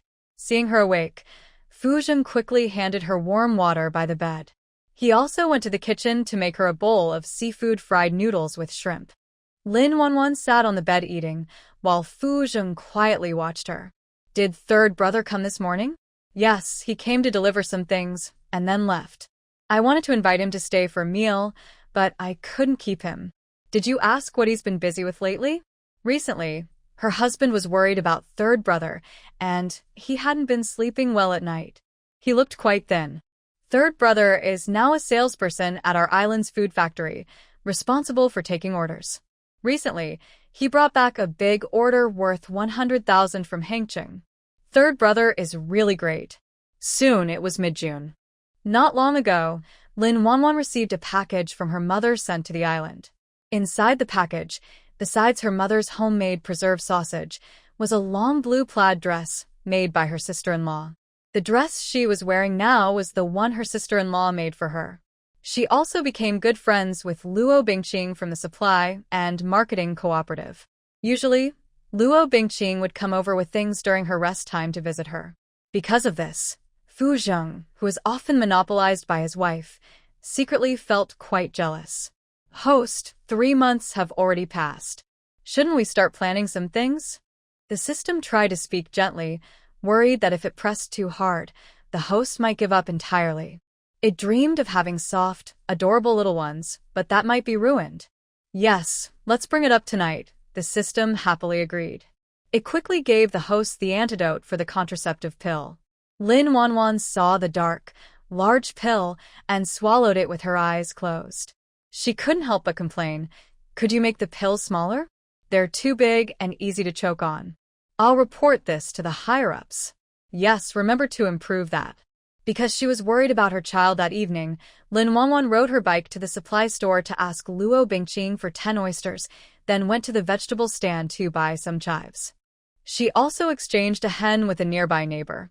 So, tonight's dinner at the Fu family included garlic oysters, chive and egg dumplings, and chicken soup simmered on the coal stove for 2 hours. When she added goji berries to the chicken soup, Lin Wanwan's small hand trembled and she accidentally poured in half a jar of goji berries. A thick layer of goji berries floated on top of the soup. Lin Wanwan. Well, just eat it, it won't go to waste. It's also good for Fu Zheng's health. She even threw in a recovery pill she received as a system reward into the chicken soup. While Lin Wanwan was busy cooking in the kitchen, Fu's mother brought over 2 bowls of cooling herbal dessert from the neighbor for the young couple. As soon as she entered the yard, she smelled the aroma. Following the scent, Fu's mother went to the kitchen and saw her daughter-in-law busy at the chopping board, looking very distressed. Wanwan, you're so hot. Go outside and rest for a bit. I'll wrap the remaining dumplings. Without waiting for her, Fu's mother took the dumpling wrappers from her hands, shooed her outside to cool down, and handed her a bowl of herbal dessert. The kitchen in June was like a big steamer. Just moving around made it unbearably hot, especially in a place like Nandao. Fu's mother quickly wrapped the remaining chive and egg dumplings. After finishing, she said, Wanwan, I'll head back now. Your dad is still waiting at home. Lin Wanwan stopped her. Mom, don't go yet. I still have chicken soup on the stove. Take some raw dumplings back with you, so you won't have to work so hard. She threw a recovery pill into the chicken soup, which was good for her health. Even if her mother-in-law didn't come today, she would later ask Fu Zheng to deliver some chicken soup to them. Fu's mother was always efficient. Seeing her daughter-in-law's sincerity, she agreed without hesitation. But when she saw the thick layer of goji berries floating in the pot, she couldn't help but twitch her mouth repeatedly. What was going on today? Chive and egg dumplings, oysters and chicken and goji berry soup. Could it be that brat's body is too weak? Is his daughter-in-law trying to nourish him? Mother Fu increasingly believed this was the truth and then said, Wanwan, there is still an aged ginseng at home. Tomorrow I will ask your dad to bring it over for that little rascal to help him strengthen his health. Lin Wanwan. She thought her mother-in-law misunderstood. But such things are hard to explain, so she chose to stay silent. In the end, Mother Fu carried a box containing old hen and goji berry soup, dumplings filled with chives and eggs, and 4 garlic oysters. When they got home, Father Fu, after seeing what was inside the boxes, couldn't help but twitch his mouth a few times. Is that little rascal really so weak? Though he complained, he ate every bit of the meal. He wasn't sure if it was just his feeling, but after drinking the chicken soup, Father Fu felt much more relaxed. That night, he worked hard. Meanwhile, Fu Zheng finished his work with the group and also returned. He was carrying 2 pineapples given by Xiao Wu, just picked from the tree. They were a bit green and needed some days before they could be eaten. As soon as he arrived home, Fu Zheng called out, Wife, I'm back. Lin Wanwan peeked out from the kitchen. Wash your hands quickly and come eat. At the dining table, Fu Zheng looked at the goji berries almost overflowing in his bowl and pressed his tongue against his back teeth. Wife, did I do something wrong? Did I make you unhappy? No, nothing like that. I just slipped and accidentally poured too much, she said. Slipping with chicken soup was one thing, but what about the dumplings? They were still chive and egg-filled. And those garlic oysters in front of him. Don't even mention them. His wife's meaning was clear. She was being straightforward. So, tonight, Lin Wanwan paid a very heavy price for her actions. More than half a month later, Lin Wanwan, who is usually very punctual, noticed her period hadn't come. She started to suspect something. Then she heard the system's excited voice. Congratulations, host. You are pregnant. Hearing this, Lin Wanwan instinctively touched her belly. Tears started to fall uncontrollably. She was going to have her own child. Not adopted, not transferred. A biological child related by blood. She was so happy. Her crying immediately scared the system. Host, don't worry. With me here, I will protect you and the baby. No one will hurt you or the child. System, thank you, she said. This was the most sincere thank you Lin Wanwan had ever given. She thanks the system for allowing her to have a loving family in this era and for giving her her own child. Meanwhile, Fuzheng always keeps track of his wife's menstrual cycle. When her period is late, he starts to worry that something might be wrong with her. Recently, he heard others say that women are the most fragile and easiest to get sick. Worried, Fuzheng doesn't go straight home after work, but takes a detour to his parents' house. Hey, you little rascal, not staying home with your wife and coming here, his mother teases him, but Fuzheng doesn't get angry. Mom, I have something to ask you. Let's talk over there. His father, hearing this, looks hurt, like he's been stabbed in the chest. It feels like he's the only outsider in the family. Upset, his father goes outside to give them space to talk. After his father leaves, Fuzheng finally speaks. Mom, my wife's period is a few days late. Could she be sick? Late by a few days? Were her previous periods on time? Yes, very accurate, not a day off. Hearing this, Fuzheng's mother frowns. Tomorrow is our day off.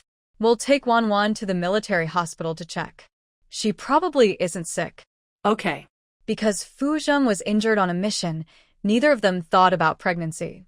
After Fuzheng leaves, his father sees his wife looking worried and feels unhappy too. What's wrong? Did that little rascal make you mad? Just wait. I'll deal with him tomorrow. His wife rolls her eyes. It's not our son who made me upset. It's my health. Hearing that his daughter-in-law is unwell, his father's heart tightens. They promise their in-laws before marriage to take good care of his wife. Now, she's only been on the island for a short time and already got sick.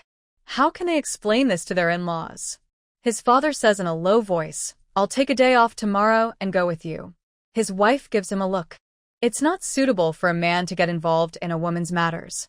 His father sighs but then says, all right, I'll leave work early tomorrow and wait at home for you. If there's something I can't handle, your son can come to my office. Tonight, the couple sleeps restlessly, both worried. Meanwhile, Fuzheng, after taking a shower, holds Lin Wanwan in his arms. My wife, I have talked with my mother. Tomorrow, I will take you to the military hospital for a checkup. A checkup? Could it be that Fuzheng found out about my pregnancy? That shouldn't be. I just learned about it from the system. Then I heard Fuzheng say, your period has always been regular. Now it's late, and I'm a bit worried that you're not feeling well. Fuzheng's big hand on Lin Wanwan's waist tightened again. Since the day they met, he knew she was his weakness. And his greatest wish in life was for her to be safe and healthy, free from illness. Lin Wanwan listened quietly to Fuzheng's words. She didn't have her period because she was pregnant. But how could she tell Fuzheng? There was no way. She decided it was better to wait patiently until tomorrow's checkup at the hospital. When the results come out, Fuzheng will know she's pregnant. But would Fuzheng be happy about her pregnancy? Lin Wanwan wasn't sure. To keep the pregnancy a secret from those with bad intentions, she delayed having a child for several months after arriving on the island.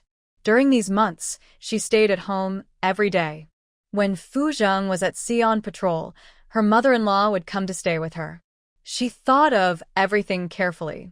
The next day, Lin Wanwan and the two others skipped breakfast and went straight to the hospital. They went to the gynecology department. Fuzheng's mother accompanied Lin Wanwan inside, and Fuzheng, worried, followed them. The gynecologist, Hong Yuan, was quite surprised by her patient at first, but quickly regained her composure and started the examination. Are you feeling unwell anywhere? Doctor, my daughter-in-law's period has always been very regular. This time, it's several days late. Could she be sick? Hong Yuan glanced at Fuzheng's mother, then looked back at her. When was the last time you and your husband were together? Day before yesterday. After saying this, Fuzheng's face turned red. And the time before that? 3 days ago. And the one before that? 4 days ago. After asking several questions, Fuzheng and Lin Wanwan's faces were as red as monkey bottoms. The expressions on Hong Yuanyuan's and Fu Zheng's mother's faces were quite amusing. Wow. Even the cattle in the production team weren't this busy. They worked nonstop, every day. And this young lady, daughter-in-law, who looked so fragile, was surprisingly resilient. Husband is nearly 40 years old, and Hong Yuanyuan, who hasn't been intimate with her husband for a long time, looks at the young girl in front of her with envy. But that's not the main point. Anxious and worried, Mother Fu quickly shifts the topic. Doctor, please check my daughter-in-law quickly. I hope she's not sick again. Our family only has my daughter-in-law as a treasure. Hong Yuanyuan. She takes a deep breath and says, You had children before, so can't you tell if your daughter-in-law looks like she might be pregnant? What? Pregnant? Is the daughter-in-law pregnant? This news hits like a thunderbolt, crashing down Fu Zheng and Mother Fu, almost knocking their spirits out. Mother Fu trembles and asks, Doctor, did you diagnose it wrong? My heart isn't good. I can't handle this stress. Before, Fu Zheng was injured during a mission, and the doctor said he probably wouldn't have children in his lifetime. Could it be that their ancestral spirits from the underground power are at work, making her daughter-in-law pregnant? Realizing this possibility, Mother Fu's eyes turn red, and she can barely stand. Just as she's about to faint from excitement, Lin Wanwan quickly supports her. Mom, don't get too excited. Let's finish the check first, she says. After a pause, she adds, I also feel strange lately, eating more, feeling very sleepy. Missed periods, eating more, feeling sleepy. Isn't that a sign of pregnancy? It's exactly the same reaction she had when she was pregnant with Xiao Zheng.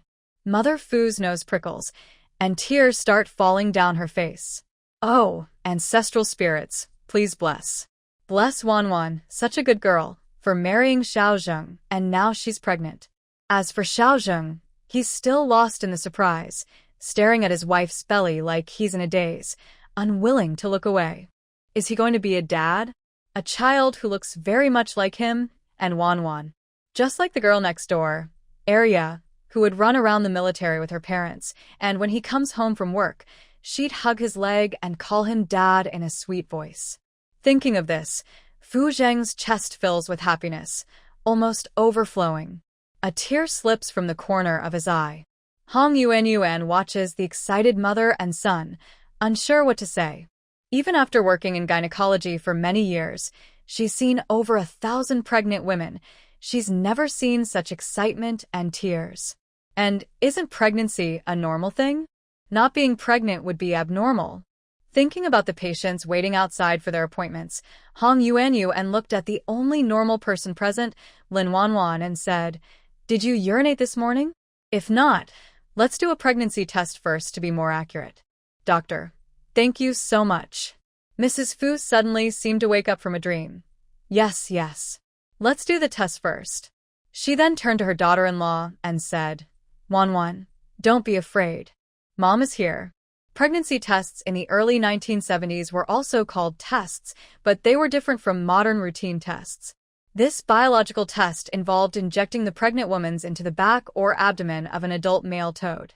While waiting, the hormone HCG would stimulate the toad's testicles to produce, which could then be observed under a microscope. If tadpole-shaped were found, it meant pregnancy. If not, then no pregnancy. However, it usually took a day to get the results. Mrs. Fu, eager to know if her daughter-in-law was pregnant, thought of Dr. Zheng, who was still working at the hospital. Coming from a traditional Chinese medicine family, Dr. Zheng was excellent at pulse diagnosis. After consulting her daughter-in-law, Mrs. Fu took the young couple to the 3rd floor. They pushed open the door in the corner. Dr. Zheng, who was dozing in a chair, was startled by the sudden arrival of the three. But when he saw the pretty girl next to Fu Zheng, his eyes lit up with a smile. She must be Fu Zheng's new wife. A very beautiful young lady. It seemed that this mischievous guy inherited his good taste from his father. Mrs. Fu didn't have time to chat with Dr. Zheng and went straight to the point. Old Zheng, quickly check my daughter-in-law's pulse and see if she's pregnant. Hearing this, Dr. Zheng slightly frowned. Didn't they say that Fu Zheng was injured during a mission and couldn't have children? How could she be pregnant again? Could it be that Did Fu Zheng's wife cheat on him?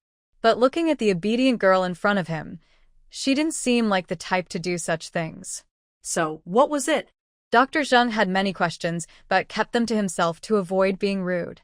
Otherwise, it would be impolite and simply asking for trouble. He asked Lin Wanwan to sit down and extend her right hand for a pulse diagnosis. Mrs. Fu and Fu Zheng held their breath, staring intently at Dr. Zheng, not daring to make a sound. "Young lady, give me your left hand." Lin Wanwan obediently extended her left hand. After 3 minutes, Dr. Zheng withdrew his hand. Hasty Mrs. Fu quickly asked, "How is it? Is my daughter-in-law pregnant?" Old Zheng forced a faint smile and said, "The pulse is flowing smoothly, like pearls rolling on a plate. It indicates a gentle, circular rhythm, coming and going. This is a sign of good fortune, and she is pregnant." Hearing this, Mrs. Fu excitedly held her daughter-in-law's hand, tears and smiles mixing on her face. "May our ancestors bless us. Bless her to become a grandmother. No matter if it's a boy or girl, she likes both." "Thank you, Wan Quan, for your kindness." Fu Zheng also looked at his wife with reddened eyes and said, "Wife, we are going to have our own child." Lin Wan Quan asked, "Do you like that?" Fu Zheng nodded heavily. "Yes, I like it very much." "Thank you, wife." "It's wonderful, he's going to be a dad." Old Zheng watched the joyful mother and son, feeling a mix of emotions.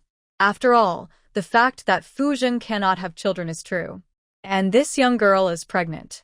Anyone who knows about this would find it hard not to think about other things. Could it be that everyone will soon know about Fu Zheng's situation?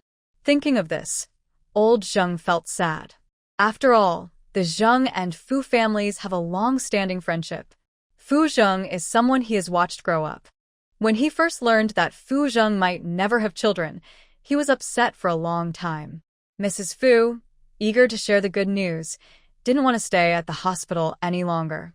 She told old Zheng, "When my daughter-in-law gives birth, don't forget to come to our house for the celebration." "I definitely won't forget that," old Zheng replied. Then he looked at Fu Zheng. "Xiao, Zheng, let them go back first. I want to talk to you about what to watch out for now that she's pregnant." It only takes about 10 minutes by bike from the military hospital to the family courtyard. Under Fu Zheng's careful instructions, Mrs. Fu rode her bike with Lin Wanquan and headed home. On the way back, worried about bumping or hitting her daughter-in-law, Mrs. Fu was very cautious, her hands sweating as she held the handlebars tightly. "Wanquan, once the test results are out tomorrow, let's call Grandpa and Grandma and your family to share the good news and make them happy." "Mom, I'll listen to you," Wanquan replied. She thought that maybe she could use this pregnancy as a reason to bring her parents to live on the island. Fu Zheng took out some paper and a pen, then looked seriously at old Zheng. "Uncle Zheng, you can tell us now. His wife is having her first baby, so she must be well taken care of." Later, he planned to find some nearby villagers to exchange for an old hen to make chicken soup for his wife. His wife needed extra nourishment, eating for two, so he had to make sure she was well fed. He repeatedly felt guilty in his heart for bothering his wife at night recently. Luckily, she and the baby inside her are fine. Otherwise, he wouldn't forgive himself. Old Zheng took a moment to organize his words before speaking. "Xiao Zheng, you remember what the doctor told you after your last surgery, right?" "So," Fu Zheng interrupted him with a very unhappy face, saying, "So, you suspect my wife?" Old Zheng shook his head. "That's not quite right. Even if I don't suspect her, others might. You need to be mentally prepared for that. The arrival of this child is a mistake. Even if he is born, many people will talk behind our backs. This isn't good for you, your wife, or the baby. So, while the pregnancy is still early, you should consider terminating the pregnancy, so it's as if this never happened.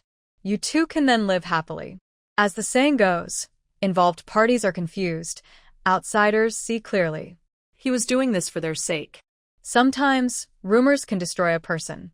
Fu Zheng instinctively refused. "This is our first child, and I can't just abort him. Most importantly, my wife is innocent. I trust her and our love." After speaking, he glanced at old Zheng. "Uncle Zheng, I don't want to hear any more bad things about my wife or our baby from you." Without waiting for a response from behind, Fu Zheng left and went to the gynecology department on the second floor, where he asked the doctor about pregnancy precautions, such as keep the pregnant woman's mood happy, avoid emotional fluctuations, pay attention to her nutrition with a balanced diet of meat and vegetables, avoid strenuous exercise, heavy lifting, and bending. Most importantly, during the first 3 months of pregnancy, avoid activity. Fu Zheng blushed as he left the consultation room. This scene was just seen by Wang Chaoying, who was at the hospital for a checkup. Before she could ask further, Fu Zheng had already disappeared. This made Wang Chaoying, who loved gossip, instantly excited. The man coming to the gynecology department could only mean one thing. He was there for his wife. Just as this thought crossed her mind, she heard the doctor calling her name. She quickly pushed the door open and went in for a checkup. When the doctor spread her legs for a lower body exam, she didn't forget to ask about gossip. "Doctor, what was that man here for just now? Is his wife sick?" There was no illness. It was because his wife was pregnant. Hong Yuan had never seen such a caring husband who was so nervous about his wife. His wife was pregnant and came to ask her about what to watch out for during pregnancy. He was afraid he would forget, so he took a small notebook and wrote down everything carefully. Such a good man is rare these days. Wang Chaoying was shocked and shouted, "What? Pregnant? Commander Fu can't have children, right?" Hong Yuan found the woman in front of her amusing and said, "If she can't have children, where did the baby come from? Did it just jump out of a stone? The baby in her belly is over a month old, and she will give birth soon. Her parents look good, so even if the child isn't perfect, it won't be too bad. The child will definitely be very cute." Wang Chaoying muttered, "Impossible." Last time, Commander Fu was injured during a mission. The doctors at the military hospital said he would never have children in his life. Hearing this, Hong Yuan's heart suddenly skipped a beat. Earlier, she had also heard at the hospital about a Commander Fu who was injured during a mission and couldn't have children. How could it be such a coincidence that she happened to find out about it? If that man can't have children, then the baby in his wife's belly is obviously from someone else. This clearly means he's cheating. Realizing this possibility, Hong Yuan's face instantly turned grim. Why was it that whenever she was just doing her job, she kept running into trouble? If she had known earlier, she wouldn't have been so blunt. After examining the patient and prescribing some anti-inflammatory medicine, Hong Yuan let her go. Before she left, she reminded her that this should not be shared outside. Wang Chaoying nodded obediently, but once she got home and couldn't hold her curiosity, she spread the news everywhere that Lin Wanwan was pregnant. Commander Fu's wife is pregnant? That can't be true. Wang Chaoying, did you hear wrong? Yeah. The hospital's doctors at the Total Military District Hospital said Commander Fu couldn't have children. They wouldn't lie, right? Other sisters-in-law also nodded in agreement. They preferred to believe their men were having affairs outside rather than believe that Commander Fu's wife was pregnant. After all, pregnancy can't be achieved by women alone. Men have to put in effort too. Seeing that they didn't believe her, Wang Chaoying got anxious. Who's lying? Besides, do you think I would lie about such a small thing? This is something the doctor personally told me. If you don't believe me, at least believe the doctor. If it doesn't work out, we can wait a few more months. Then we'll know if I'm lying. You should know, a woman's pregnancy belly can't be hidden. Everyone then agreed that Wang Chaoying's words made sense. If the wife of Captain Fu is really pregnant, it can't be kept secret. But that's not the main point. The real issue is that Captain Fu has been injured and cannot have children. If his wife is pregnant, then whose child is it? It definitely isn't Captain Fu's. This clearly implies that Captain Fu is being blamed. And the blame is pointed directly at him, and it's a harsh color green. Captain Fu is a proud man.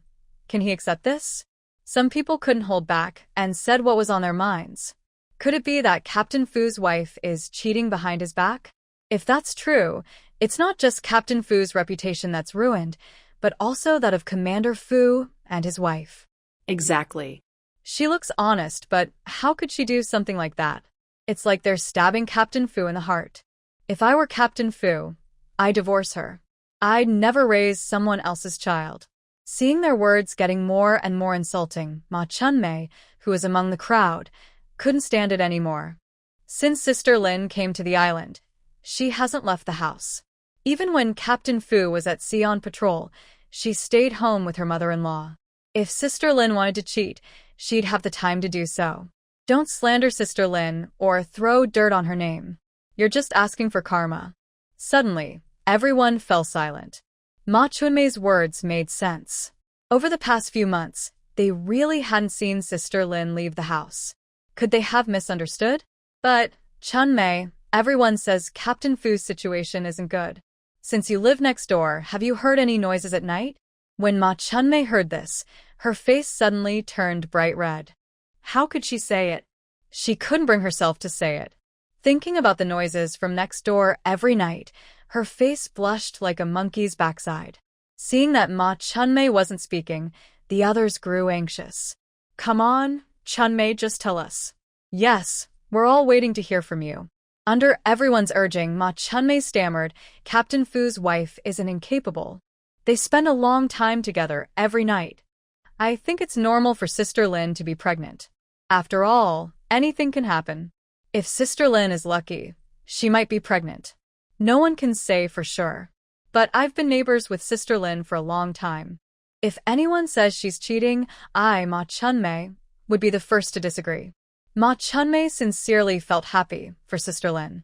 After all, this couple lives together, and it's not good without children. The women present were shocked by Ma Chunmei's mention of every night. Captain Fu's wife eats so well. Isn't it said that Captain Fu isn't capable? If Captain Fu wasn't capable, wouldn't the men be useless? They only have a few times a month, not even enough to count on one hand. The women felt discouraged. No one kept questioning whose child was in Sister Lin's belly anymore. Like Ma Chunmei said, anything can happen. If by chance she gets pregnant, no one can be sure. Besides, Sister Lin rarely goes out. They often sit at the gate of the residential area all day and rarely see her leave alone. Most times, her mother-in-law and Captain Fu accompany her. Back home, Mother Fu still couldn't calm her heart.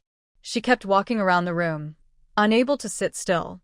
No, I must tell the elders at home about your pregnancy now, so they can be happy too. When the news spread that Xiaozhen couldn't have children, the old couple fell seriously ill from worry, and they still haven't recovered. Now that they know Sister Lin is pregnant, they will definitely be excited and come to the island to see her right away. And the relatives need to be informed as well. Thankful that her in-laws gave her such a good daughter. Thankful that they married her daughter to her son, fulfilling her wish to become a grandmother. She thought her daughter-in-law, Sister Lin, was truly a blessing for the family. The Fu family must have accumulated good karma in a past life to have such a wonderful daughter-in-law. Mom, it's better to wait until tomorrow's checkup results come out before telling them. Her pregnancy is certain now, but the results of the pregnancy test will only be available tomorrow morning. The hospital's test results are more reliable. Then she can call her mother and coax her, asking her to come to the island and stay with her. After being apart for so long, she missed her mother. She especially longed to eat the meals her mother cooked herself. Her mother's pickled vegetables, sour and tasty, were her favorite. Just thinking about it made her drool. At her mother-in-law's house, the daughter-in-law can say whatever she wants, and she never scolds her. Just do as you say. When the test results come out tomorrow, I will call home. Fu Zheng came back carrying a whole chicken and a grouper fish. I'll go to the kitchen to cook. Thinking that his wife was now pregnant, Fu Zheng added, during your pregnancy, you shouldn't cook. In the morning, I'll prepare the rice and cover it in the pot. At noon, I'll go to the cafeteria to get food, and dinner will be ready when I come back. The doctor said pregnant women need rest and shouldn't be overworked, and he remembered this clearly. Lin Wanwan took this opportunity to suggest, since you and my parents both work, taking care of me might distract you. Why not let my mother come from her hometown to take care of me? With her here, I won't feel so lonely, and I also miss the food my mother makes. Her mother-in-law's cooking skills were well known to Fu Zheng. If his mother-in-law could take care of his wife, he would feel more at ease. Then I'll call my mother tomorrow. If she agrees to come, I'll find someone to pick her up. Yes. Her mother loved her the most at home. When she found out she was pregnant, her mother would definitely pack her things and take the earliest train to the island to stay with her. Fu's mother felt guilty when she heard her daughter-in-law wanted her own mother to come and take care of her. After all, this should be something their Fu family did. Now, they had to trouble her in-laws. What could she do about her guilt? She could only try to make up for it with money. In her eyes, either money or companionship was necessary. Otherwise, when her daughter-in-law had children in the future and the children grew up calling someone else grandma, she would have no face to say she was their grandmother. Fu's mother hurried home, took out the family savings passbook, which showed a balance of 1,000 yuan. Without hesitation, she put the passbook in her pocket, thinking it was her gift as a grandmother. Just then, Fu's father came home from work. Seeing his wife at home, he asked, "How did it go at the hospital? How serious is my daughter-in-law's condition?" Fu's mother replied, "She took some blood pressure medicine first. I'm worried that if I tell you now, your blood pressure will spike and you'll faint." "Daughter-in-law, stop joking with me. Just tell me quickly. I can handle this old body." Seeing him get so anxious he was blushing, Fu's mother stopped teasing him. "My daughter-in-law is pregnant." "What?" Father Fu widened his eyes, looking at Mother Fu with disbelief. My daughter-in-law "Is actually pregnant." Seeing his reaction, her face immediately changed. "Fu Rong, what do you mean? Are you doubting that Wanwan's baby isn't Xiaozheng's? It's one thing if others think so, but how can you think that? Don't you know who Wanwan is? She's such a good daughter-in-law. You won't find another like her in the entire family compound. Moreover, when Wanwan was on the island, she hardly left the house. I was with Xiaozheng when he was away, so she couldn't have done anything wrong. She wouldn't do such a thing. If you dare to doubt Wanwan, then we'll get a divorce. After the baby is born, don't even think about seeing her, let alone having him call you grandpa." Father Fu was scolded harshly and looked as if he had eaten something rotten. He couldn't stand hearing the word divorce. "Divorce? That's impossible in my life. You might as well forget it. If you don't want a divorce, just behave yourself. Shut your mouth and stop talking nonsense. If I hear you say anything unjust again, I'll kick you out and move in with my daughter-in-law." At night, she could still take care of her daughter-in-law and the baby in her belly. In a few months, when the little one is born, he'll call her grandma in a sweet voice and follow her around every day. Thinking about those days makes life seem much better than now. Mother Fu wishes she could fly over immediately. Father Fu, on the other hand, feels more wronged than the legendary Judge Do of the 6th month. What did he say?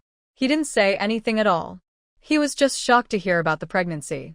After all, Xiaozheng's side was certified by the hospital as unable to have children.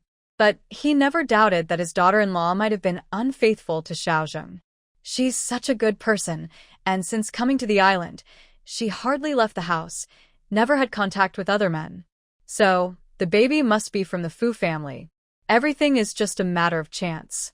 He thinks it's the ancestors underground working, unwilling to see Xiaozheng childless, which is why Wanwan is pregnant. When he returns to the old house, he plans to secretly burn some incense for them. Otherwise, the couple might be thinking the same thing. The hidden talent system. Father Fu's lips were almost worn out from explaining everything repeatedly. Only then did Mother Fu realize she had misunderstood him earlier. She quickly apologized. "This was my mistake. Please forgive me this time." Father Fu snorted coldly. "It's one thing to be wronged, but now you want a divorce? We're old enough, and I'm sure others would laugh at us." Mother Fu rolled her eyes at him. "It's not a big deal. I just misunderstood you. Do you really think I'd make you kneel on the washboard all night?" Hearing that he might have to kneel on the washboard tonight, Father Fu felt even more wronged. Clearly, she was the one who falsely accused him, but now it seemed like it was his fault, and she wanted him to kneel on the washboard. It was just, where is justice? But what could he do? Father Fu, who had been controlled by Mother Fu for most of his life, hurried to please his wife. After a long while, he finally calmed her down. Then he seemed to think of something. "What about your parents and Wanwan's family? Did you tell them?" If not, I'll call and send a telegram now so they can be happy too. Let's wait for tomorrow's test results before sharing the good news with them. What test results? A pregnancy test. The report isn't out yet? No, we're just waiting. Father Fu looked speechless. So, after all this waiting, the results aren't back yet. I was so hopeful for nothing. Fortunately, he didn't call the people in Jing City, or else he might have caused a fuss and sent the old couple to the hospital again, which wouldn't be good. Although the test results aren't out, we've checked with old Jung. He personally felt the pulse and said she's pregnant. It can't be fake, right? Hearing that old Jung had personally checked her pulse, Father Fu knew that his daughter-in-law was probably pregnant. His frustration instantly disappeared. Thinking about how next year, around this time, the little one, whether a granddaughter or grandson, would be born, he couldn't help but feel very happy. He turned to his wife and said, "Raising a child costs money. Take the family savings book with you. Later, we'll go and give it to our daughter-in-law. Also, from now on, only your monthly allowance will be kept.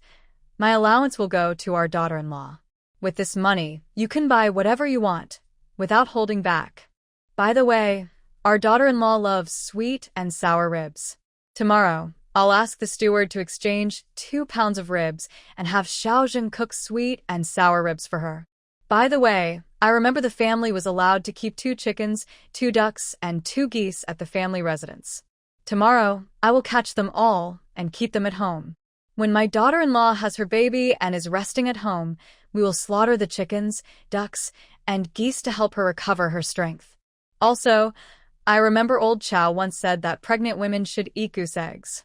Tomorrow, I will ask the steward to find some goose eggs from somewhere else, so your daughter-in-law can eat one each day." Usually, Father Fu is not very talkative, but he suddenly started to nag. Mother Fu teased him after he finished speaking, "You're just like when I was pregnant with Xiaozheng. I was newly pregnant then, and you were so nervous, just like now." Father Fu shook his head. "It's different because Xiaozheng couldn't be born. I knew you secretly cried at night. Now that your daughter-in-law has finally had a baby, I'm happy to see you happy. The idea of loving someone because of love for the family is the same." But seeing his daughter-in-law pregnant, his happiness was real. Mother Fu blushed from the sudden sweet words and finally managed to say 3 words. "You're so shameless." People feel joyful and energetic. Father Fu and Mother Fu took their savings and receipts to visit their son's house for dinner. When they arrived, Fu Zheng was still busy in the kitchen. Father Fu didn't hesitate and went into the kitchen to help. Mother Fu handed her daughter-in-law the savings and receipts she had kept in her pocket. After seeing the amount of savings, Lin Wanwan felt the bank book and receipts were so hot she refused without thinking. "Mom, Fu Zheng and I have money. Please take it back. This is a gift from me and your dad for the baby. Please keep it." If you don't take it, I'll be upset." Since she had already said so, Lin Wanwan couldn't really refuse. After all, this bank book was a gift from her grandparents for the baby. She could refuse, but she couldn't make the decision for the baby. "Thank you, Mom. I'll accept it for the baby. Quickly put it away, don't lose it. When your belly gets bigger, you'll need to get new clothes. Otherwise, they won't be comfortable to wear. Not in a hurry. It's still early. When my mom comes to the island, I'll prepare everything then." With his father's help, Fu Zheng prepared a big seafood feast. There was also chicken soup simmering on the stove over a small fire. Later, after Lin Wanwan finishes eating and takes a nap, she can drink it when she wakes up. After all, now that the couple is expecting a baby, they must take good care of her and not let her go hungry. At the dining table, Fu Zheng thoughtfully helps his wife by removing small fish bones and diligently peels the shrimp on the plate. Watching their son take care of his wife so naturally, Fu's parents feel more at ease.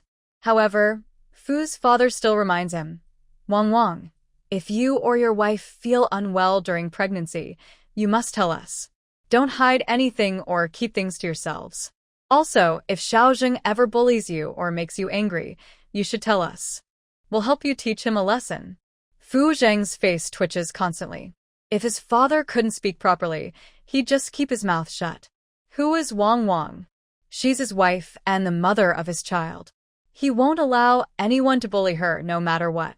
Otherwise, she'd be no different from a beast. Lin Wangwang looks at Fu Zheng, who is about to lose his temper, and secretly squeezes the firm muscles at his thigh under the table.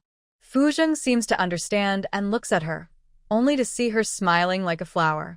His anger instantly melts away. Why get upset with an old man? The most important thing now is his wife and the baby in her belly. There's nothing more important in this world than they are. After dinner, Fu's father leaves for work. Fu's mother and Fu Zheng stay behind, circling around Lin Wangwang. In July, on the southern island, the weather is hot and stuffy. Fu Zheng gently fans his wife with a palm leaf, feeling himself sweat profusely. Meanwhile, news of Lin Wangwang's pregnancy spreads from the family compound to the military unit. Old Lu sympathetically says, "Old Fu really has it tough. He finally married a wife, only to be cuckolded and humiliated. It's like he's been turned into a turtle or a cuckoo. If he had listened to me back then, he'd have married a modest, honest woman who'd settle down with him. Wouldn't that be better? But it's too late now. I guess everyone in the unit has heard about it. Old Fu's hard-earned reputation is ruined by one woman. That beautiful woman is a troublemaker, and you can't trust her at all." As soon as he finished speaking, he was punched hard in the face. Old Lu covered his swollen right cheek and roared furiously, "Jiang Chuan, are you crazy? Why are you hitting me for no reason?" Jiang Chuan snorted coldly, "I'm hitting you because you're talking nonsense. If I hear you bad-mouthing my sister-in-law behind her back again, I won't hold back. What a disgusting thing, daring to ruin my sister-in-law's reputation." A slap would be too light for him. Old Lu, who was beaten and scolded, looked like a lit firecracker, furious and ready to fight Jiang Chuan to the death. Soon, the two started fighting fiercely, neither willing to back down. Father Xia appeared to be trying to stop the fight, but secretly pinched old Lu hard in places others couldn't see. What kind of trash is this, ruining the reputation of our benefactor from the Xia family? Furthermore, even if we ignore that, without this benefactor's support, I wouldn't believe Lin Wanwan would do something to betray Fu Zheng. After all, no young man in the entire military district is more outstanding than Fu Zheng. And just a few days ago, he heard from Commissar Chow that Fu Zheng is quite vigorous in bed. What's so strange about pregnancy? Maybe there was a mistake in the hospital diagnosis? Fu Zheng isn't incapable of having children. It's just that the chances are very slim. And that slim chance just happened to be met by Fu Zheng. Remember, he and Fu Zheng had taken several baths together at the bathhouse, and he saw clearly how vigorous Fu Zheng was, more than twice his own. It's quite normal to have such a chance. Their fight quickly attracted the attention of Deputy Commander Wang Bowie and Commander Fu's father. After clarifying the situation, Fu's father's face turned ashen, and his blood pressure shot up in anger. Private Zhao, who was nearby, noticed something was wrong and quickly took out a blood pressure medicine for Fu's father to take. Only then did Fu's father's complexion improve. Wang Bowie then sternly reprimanded Old Lu. "Old Lu, are you crazy? Spreading rumors about your comrades' families without knowing the facts and accusing Lin Wanwan of secretly cheating. Do you think this is right after so many years of friendship with Commander Fu?" Old Lu stubbornly raised his head, looking unconvinced. "I said those things because I care about Commander Fu. Otherwise, he'd be wearing a green hat and still be happily unaware." As soon as he said that, the atmosphere in the room froze instantly. If it weren't for the two officers watching nearby, Jiang Chuan, itching to fight, would have lost control and punched that annoying face. What a disgraceful attitude. Fu's father then picked up a porcelain cup from the table and slammed it hard at Old Lu. But Old Lu dodged it. Even so, the splashing water still hit him, scalding him and making him flinch. Father Fu said coldly, making false accusations, slandering a comrade's family, undermining military and civilian unity, and repeatedly refusing to change. This is damaging the organization and the troops. After speaking, he looked at Wang Bowie. "You should know how to handle this punishment, no need for me to tell you." Wang Bowie also looked grim. A reprimand, writing a 10,000-word self-criticism and a team-wide announcement. Hearing about a punishment, old Lu couldn't hold back anymore. I don't admit it. I did nothing wrong. Everything I said is the truth.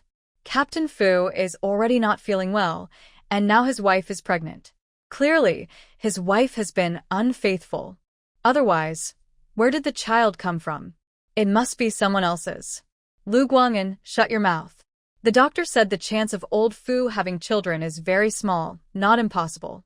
If you keep talking nonsense, I'll rip your mouth apart so you can't speak again. This comment from Jiang Chuan seemed to open the door to Father Fu's memories.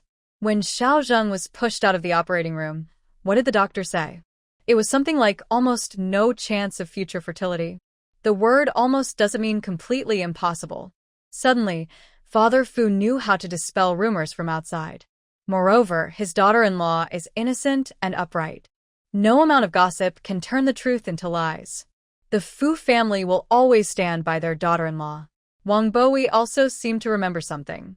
Before Fu Zheng was discharged, he, concerned about his subordinate, asked Fu Zheng's primary doctor about the situation. The doctor straightforwardly told him that the chance of having children in the future was very slim, and the family should be mentally prepared. Very slim doesn't mean zero. This means Fu Zheng still has a chance to have children, but the probability is much lower than what everyone present thought. Old Lu, who is stubborn and persistent, suddenly fell silent. After a long pause, he finally spoke. I accept the punishment. As for Jiang Chuan, he was the one who started the fight. Although he was not formally reprimanded, he was ordered to write a 5,000-word self-criticism. So, Jiang Chuan took paper and pen and went to the Fu family. Old Fu, please help me write a 5,000-word self-criticism. It needs to be done quickly. The supervisor is waiting for it. I can't. My wife is pregnant, and I have no time.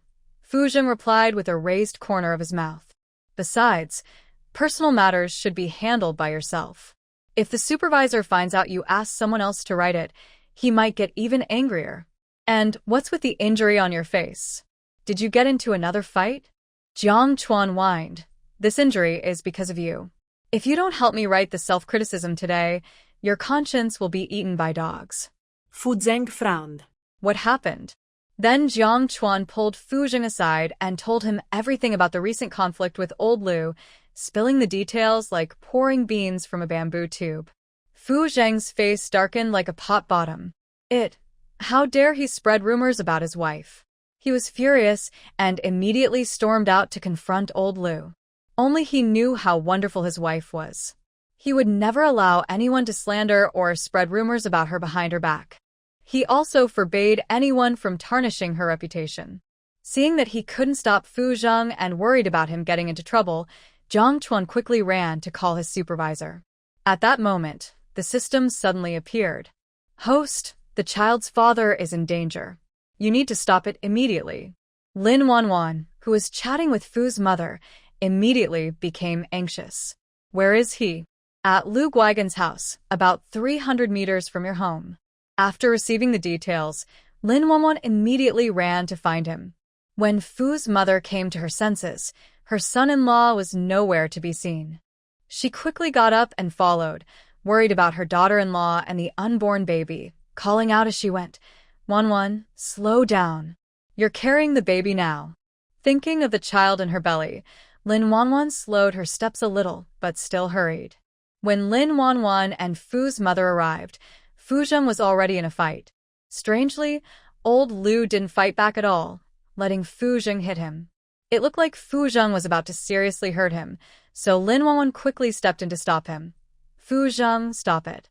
Fu Zheng, seeing who was in front of him, looked helpless. Wife, why are you here? On the way over, the system had explained the whole situation to her. She was very happy that Fu Zheng could trust her unconditionally, including the unborn child in her belly. However, she didn't want to stain Fu Zheng's hands because of this matter. Dirtying his hands was a minor concern. She was more worried that Fu Zheng might ruin his bright future by beating someone up. It's not worth it for someone like that. But she could do something. Lin Wanwan turned around and slapped Lao Lu twice. The crisp slaps echoed through the courtyard, also scaring the onlookers. Lin Wanwan looked at everyone present, then turned to Lao Lu. I, Lin Wanwan, am honest and straightforward. I do things with a clear conscience. Only Fu Zheng is the man I trust. If you accuse me of stealing a man, show your proof. Otherwise, I won't let you off easily. None of you are getting away. Although Fu's mother didn't understand what had happened, she guessed a little from her daughter-in-law's brief words. She was so angry she almost had a heart attack and immediately scolded, I know my daughter-in-law well. It's you who are the one stealing. My daughter-in-law would never do such shameful things. And look at all of you, so ugly and misshapen. With my son here, I wouldn't even look at my daughter-in-law, let alone me, an older person. If I find out anyone is spreading rumors about my daughter-in-law and her unborn child, I, Shin Mingdang, will not let it go. The onlookers, watching the scene, said nothing but felt annoyed. They wondered why they were being resented so much. They felt extremely frustrated. Coincidentally, Fu's father arrived with Chao Linghua. She is the wife of Deputy Battalion Commander Kong, who had been living in the countryside for years. Only in the past 2 years was she brought to the family compound by Deputy Battalion Commander Kong. She often caused trouble in the compound. It was she who, by chance, overheard a conversation between a doctor and Fu's father, which led her to spread rumors about Fu Zheng's infertility. Fu's father looked at Chao Linghua and said, Tell everyone here exactly what you heard at the hospital, word for word. Suddenly, everyone's attention was on Chao Linghua. She trembled with fear and stammered, I was just talking nonsense earlier. The doctor didn't say that battalion commander, Fu couldn't have children. He only said that the chances of having kids in the future were very slim. The words couldn't and slim were worlds apart. Slender here meant there was a possibility, however small, but it definitely didn't mean they couldn't have children at all. Chao Linghua, who often caused trouble, was now spreading falsehoods about such a serious matter. She was hurting the young couple. Those who initially thought Lin Wanwan was a thief now felt 1,000 times more guilty. They wished they could slap themselves. During the days on the island, Lin Wanwan stayed at home and did not go out, with neighbor Ma Chun-mei as her witness. Additionally, Fu's mother loved to show off, and every time she visited her daughter-in-law, she would talk about everything openly. These rumors naturally faded away.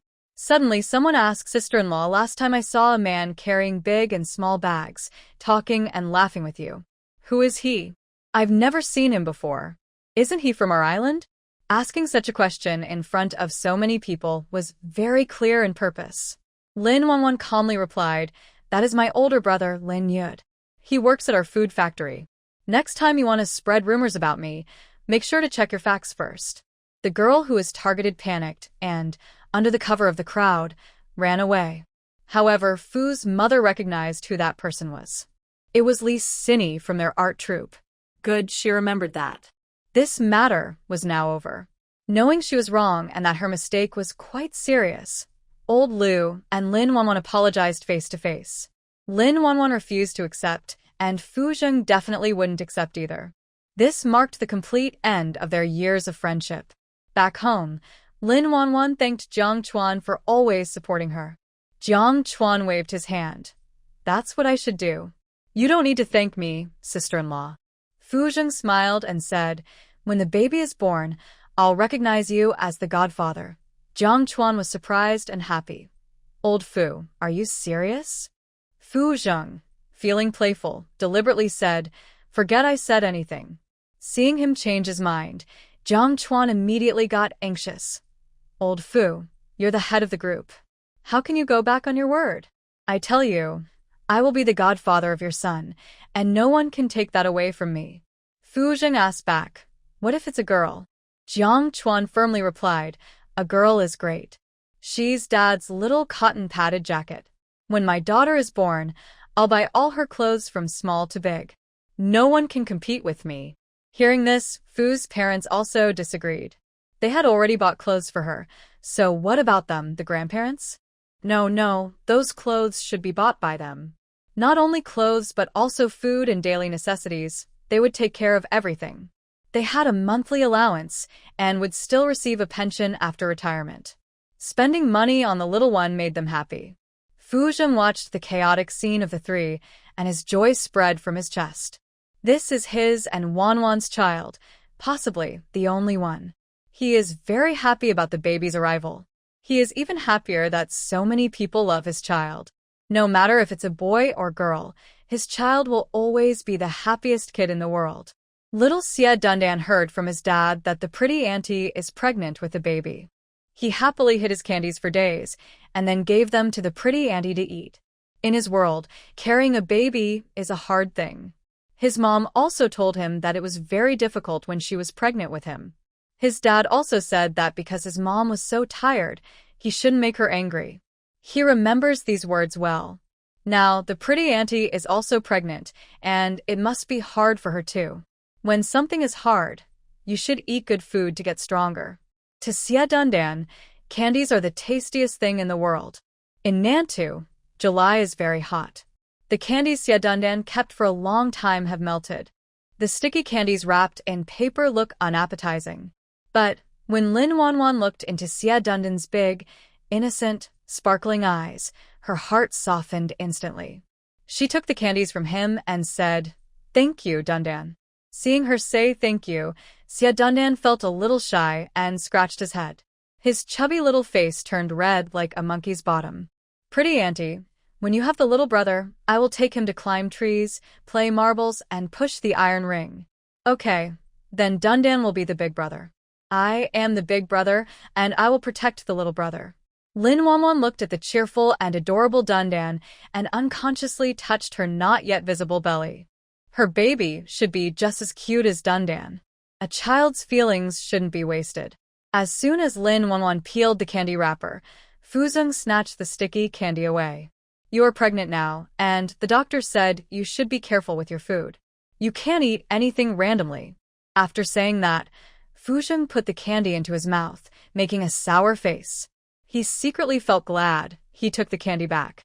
Otherwise, his wife might have stomach trouble from eating it. Seeing that Fu Zheng took the candy he gave to the pretty auntie, Dundan immediately pouted and looked like he was about to cry. "Don't cry." Fu Zheng quickly took out a big white rabbit milk candy from his pocket and gave it to him. Dundan immediately stopped crying and happily took the candy to share with the pretty auntie. But his eyes lingered on the white rabbit candy, reluctant to let it go. The beautiful aunt is now pregnant with a baby, so she needs to eat well to nourish herself. He can't compete with the beautiful aunt and her little brother inside her belly for food. He wants to act like a big brother. Lin Wanning was amused by his little expression and pushed the white rabbit milk candy back. Aunt doesn't like eating candy. You eat it. Compared to sweet, she now prefers sour flavors. When her mother comes from her hometown to the island, she plans to have her mother make pickled vegetables for her. Mom says adults never lie, so Xie Dundan saw that the beautiful aunt really didn't like candy, and he tore open the wrapper and put the white rabbit milk candy into his mouth. The candy is sweet and tasty. In the afternoon, when Xie's mother came to pick him up for dinner, she also brought 2 cans of malted milk. As someone experienced, Xie's mother advised, "Wanning, you're pregnant now, so you need to be careful. Anything you can't handle, just ask Captain Fu. We should focus on taking care of the baby and having a safe delivery." Fu's mother responded, "You're right, Sister Xie. Anything you can't do, let Xiaozheng handle it. You're carrying his child now, so don't boss him around. What are we waiting for?" Lin Wanning nodded with a smile. "I won't be polite to Fu Zheng. He's the father of her child, so she must give him some orders. When the baby is born, she will let him wash all the diapers. Otherwise, being a dad might be too easy for him." Xie Dundan was happily playing at Fu's house and didn't want to go back with his mom. Seeing his eyes turn red, Lin Wanning said, "If you don't want to go, then don't. After dinner, let Fu Zheng take you back." Today, she heard Jiang Chuan say that Lu's family falsely accused her, and her father secretly hit him many times. This unconditional trust is truly precious. She also really likes Xie Dundan. Having him stay for dinner is just adding 2 more bowls and chopsticks. Plus, a kid under 6 can only eat so much, even if he's very hungry. They can handle this meal. Xia's mother had no choice but to remind him, be good at Aunt's house. Don't be naughty, and don't be picky about food. After eating, be good, and let Uncle Fu take you back. Got it? Xia Dun answered crisply, got it. Not long after Xia's mother left, Fu's family started dinner. They say happiness makes people feel young, and when Fu's parents learned their daughter-in-law was pregnant, they looked like they had turned 20 years younger. Fu's father even took out a bottle of his treasured white wine to drink. Today, Fu's mother was happy. When Fu Zheng was pouring wine, she asked him to fill her glass as well. Xia Dunnan saw everyone had drinks and loudly wanted to join in. Fu Zheng gave him a stern slap. Little brat who hasn't grown up yet, what are you drinking? If your dad finds out, he'll give you a spanking. Hearing about the punishment, Xia Dundan immediately covered his bottom and shook his head wildly. I won't drink anymore. I'm a good kid. Lin Wanwan playfully glared at Fu Zheng. Look how scared you made the kid. He's about to cry. Then she peeled a shrimp and put it into Xia Dundan's bowl. Eat quickly. After you're done, Uncle Fu will take you home. Xia Dundan politely said, thank you, pretty auntie. Fu Zheng, sitting nearby, looked at the peeled shrimp in Xia Dundan's bowl and felt jealous, his eyes turning red. He and his wife had been married for a long time, but he had never tasted shrimp peeled by his wife herself. He didn't expect that this little troublemaker would get to eat it on his very first meal at their house. He felt very annoyed. While deeply focused on his meal, Xia Dundan suddenly shivered. Lin Wanwan, sitting next to Fu Zheng, keenly sensed that Fu Zheng's mood was off. Following his gaze, she saw the shrimp in Xia Dundan's bowl, shrimp she had peeled herself. So, Fu Zheng was jealous. When he got jealous, he looked surprisingly cute. To quickly comfort him, Lin Wanwan peeled several large shrimps and put them into his bowl. Fu Zheng's face changed from dark to bright, and as he ate the shrimp she peeled, his smile stretched from ear to ear. After dinner, Fu Zheng took Xia Dunyan back to the Xia family. Meanwhile, Fu's mother secretly pulled Fu Zheng aside to talk. Mom, say what you need to say quickly. I still have to prepare bath water for my wife. Thinking about the doctor's questions at the hospital today, Fu's mother blushed and said, Wanwan is pregnant now, so she needs to rest. No matter how urgent, you can't bother her. Wait until she gives birth and the month is over, then talk. Do you understand? Fu Zheng, hearing this, frowned. Mom, I'm not that terrible. But his mother clearly didn't believe him. She knew her son was grown up and could tell right from wrong. She said everything that needed to be said. He should know what to do. Then she went home to sleep peacefully. After Fu's mother left, Fu Zheng helped Lin Wanwan take a shower. Thinking about how every bath turned into something more intimate, Lin Wanwan tried to refuse. Fu Zheng, I can do it. You wait outside. I won't bother you. After saying that, Fu Zheng picked up a towel and carefully washed her back with soap. After a busy day, Fu Zheng looked like he had just been pulled out of the sea, with his eyes slightly red at the corners. Until Lin Wanwan finished her shower and went upstairs, Fu Zheng stared at the bucket of bathwater in front of him. His proud self-control collapsed in that moment. The next day, Fu Zheng finished work at noon and went straight to the military hospital to get his checkup results. When he saw the positive pregnancy result on the report, fireworks seemed to explode in his mind. He was going to be a dad. Fu Zheng eagerly grabbed the report and rushed home. His parents were waiting eagerly for him to return. Seeing him come back, they quickly stood up and hurried over. How is it? Are you going to be a dad? What does the report say? Fu Zheng held the report tightly, a big smile on his face, and his voice was loud and strong. My wife is pregnant. I'm going to be a dad. You're going to be grandparents. Fu Zheng's father was so excited his blood pressure shot up. But Lin Wanwan noticed something was wrong with him and quickly asked Fu Zheng to give him his blood pressure medicine. After he calmed down, Fu Zheng's father looked at Lin Wanwan gratefully. Wanwan, you are the great hero of our Fu family. On behalf of the Fu family, I thank you. Thank you, daughter-in-law, for giving him the chance to be a grandfather. He no longer needed to envy others with grandchildren, because soon he would have his own grandchildren to hold. Fu Zheng's mother held her daughter-in-law's hand, tears streaming down her face. She hadn't slept well all night, waiting for this test result. Fortunately, everything was fine. She was going to be a grandmother. Thinking about a little one following her around, calling her grandma in a sweet voice, she wished she could give her heart to him. Her little grandson or granddaughter would definitely be adorable, just like her daughter-in-law. Mom, this is good news. We should call Grandpa, Grandma, and my mom to tell them, so they can be happy too. Yes, yes, yes. We should tell them. If they find out, they'll be very happy. Before they could even finish their meal, Fu Zheng and the others carefully protected Lin Wanwan in the middle and went to Fu Zheng's father's office to make a call. The first call was to the G City Rest Home. A strong, confident voice answered, "Hey kid, why are you calling during such a busy time? Did you receive the things we sent to your daughter-in-law? Dad, is my mom nearby? Hey, speak if you have something to say. If you have a problem, just say it. Stop hesitating or I'll use my gun to settle it. Dad, I need to tell you something very important. You must stay calm. I'm not easily scared. Just tell me what's going on."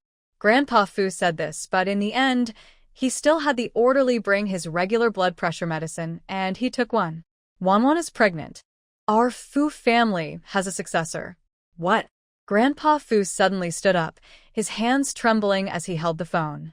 Grandma Fu couldn't hear everything clearly from the phone, but seeing her husband's reaction, her heart was pounding with worry. Thank goodness. Their Fu family couldn't handle any more trouble. I said, your daughter-in-law is pregnant. Really? Are you joking with your dad? Yes, really. It was just confirmed today. It's been over a month. Grandpa Fu's body trembled with excitement. Is Wanwan with you? Hand me the phone. Father Fu took the phone away and looked at Lin Wanwan. Wanwan, Grandpa wants to talk to you. Dad, give me the phone. I'll talk to Grandpa. After saying that, Lin Wanwan took the phone from her father-in-law and replied, Grandpa, it's me, Wanwan. Granddaughter-in-law, I hear you're pregnant. Is that true? Grandma Fu, who was listening nearby, was so shocked she nearly fainted. Granddaughter-in-law, pregnant? When did this happen?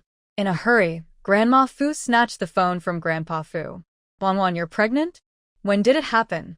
Are you feeling okay? Is the baby causing you any trouble? Hearing her concern over the phone, Lin Wanwan smiled softly.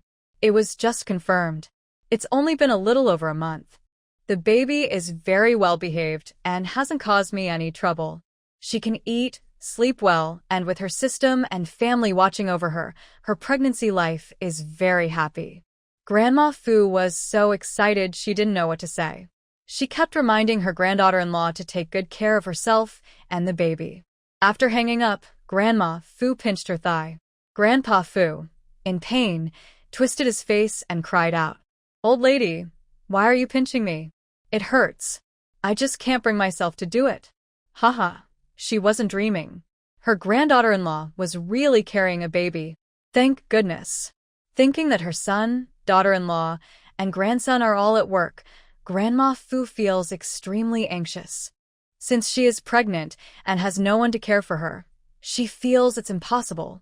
Although her body is not as strong as it was when she was young and could handle tough times, she is still quite healthy. She can still cook meals and prepare soup for her daughter-in-law. Immediately, she decides to pack her things and go to Nandao, vowing never to return to this broken place. She wants to go and be with her daughter-in-law. What? Going to Nandao?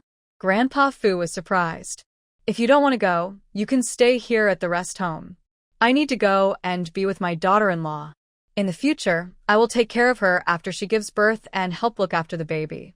No, I must go. I can't leave my daughter-in-law without care. Then quickly pack your things. Ask Xiao Wang to book our tickets, so we can go to Nandao together. Okay, I'll tell him now. No, the island is a remote place with nothing much there. She needs a lot of things for giving birth and postpartum care. I heard there's a store called Yui Shop that sells baby bottles and feeding supplies. I think I'll buy some in case we need them later. What about formula milk? Is it too early to buy now? Her daughter-in-law said she's only been pregnant for a little over a month. Buy it. I'll buy some for her to drink. She's so thin and small. She needs good nourishment. Meanwhile, on Nandao, after hanging up, Lin Wanwan called the cotton spinning factory where Hong Ying's niece worked. The call went directly to the factory director, Yen Lei. Sister-in-law, I've asked someone to call Hong Ying over. I'll call you back in 10 minutes. Yen Lei hung up and, ignoring his injured leg, hurriedly went to call Lin Hongying from the textile workshop. Director, do you need me for something? Your little aunt called. She said she has something to talk to you. Come with me to the office, so I can tell her you're here. Lin Hongying's eyes immediately brightened.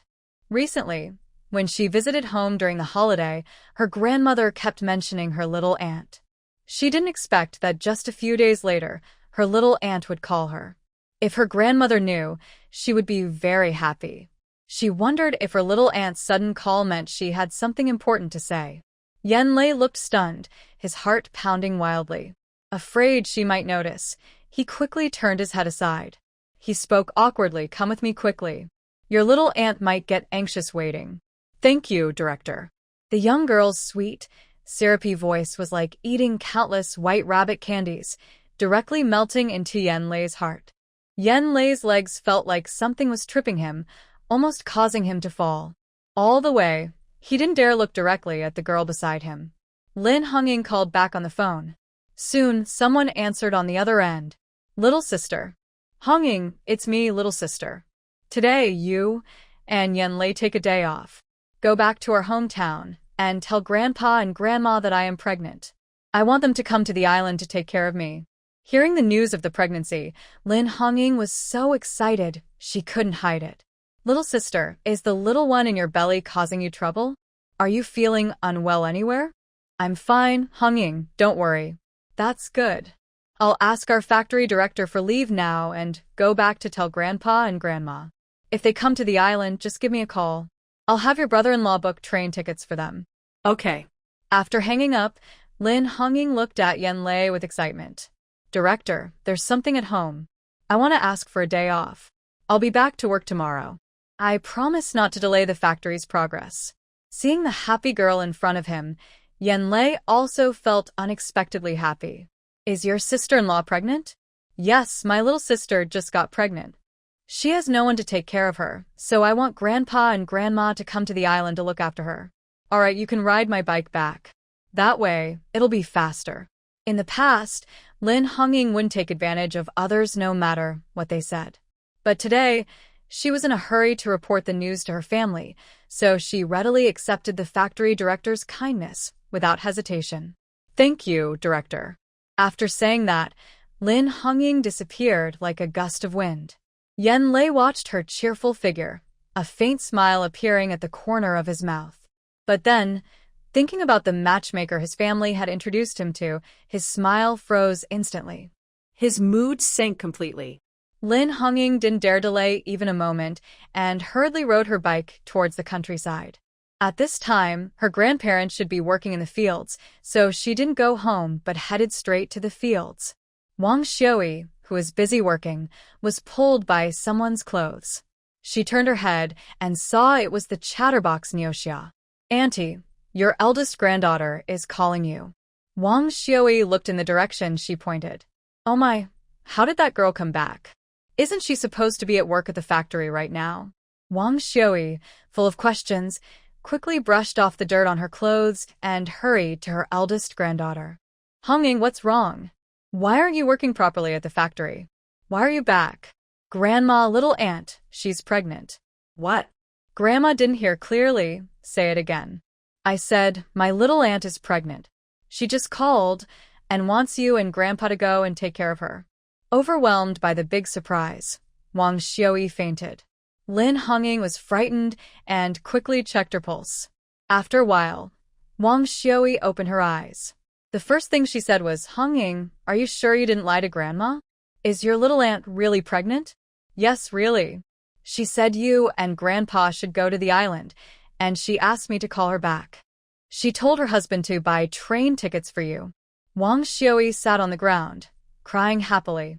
She thought about the paper money and gold ingots she secretly burned. None of it was wasted. Their ancestors in the Lin family were showing signs of blessing, helping her daughter get pregnant. It was truly ancestral protection. The onlookers were stunned by this scene. Pregnancy is good news, so why was Wang Xiaoyi crying so hard? People who didn't know might think someone had died. Suddenly, Wang Xiaoyi became energetic, brushing off the dirt from her clothes and standing up quickly. Hongying, carry your grandma. Let's go to the commune to call your little aunt. In the afternoon, while Lin Wanwan was sleeping at home, someone from the communication team came to tell her that a woman named Wang Xiaoyi was looking for her. Wang Xiaoyi, that's her mother. Lin Wanwan quickly followed the communicator. Girl, are you really pregnant? Yes, your daughter inherited your good genes and is pregnant. That's great. The pregnancy is still early, so you should be careful. Do all the housework with your son-in-law. When I come to take care of you, Wang Xiaoyi was so happy her teeth almost showed. From now on, she would make sure no one dared to spread rumors that her son-in-law couldn't have children. If anyone dared, she would tear their mouth apart, slap their face crooked, pull down their pants, and make them lose face in front of everyone. Her son-in-law was strong. Mom, come quickly. Remember to bring my dad too. It's been so long, I miss you all. Hearing her daughter's sweet words over the phone, Wang Xiaoyi's lonely heart was instantly filled. Mom misses you too. Once I finish packing, I'll come to see you. As for your dad, he's just a burden and can't help much, so I'll leave him at home and go by myself. My daughter, third brother, found a job on the island. He is now a salesperson at a food factory. His monthly salary is quite high.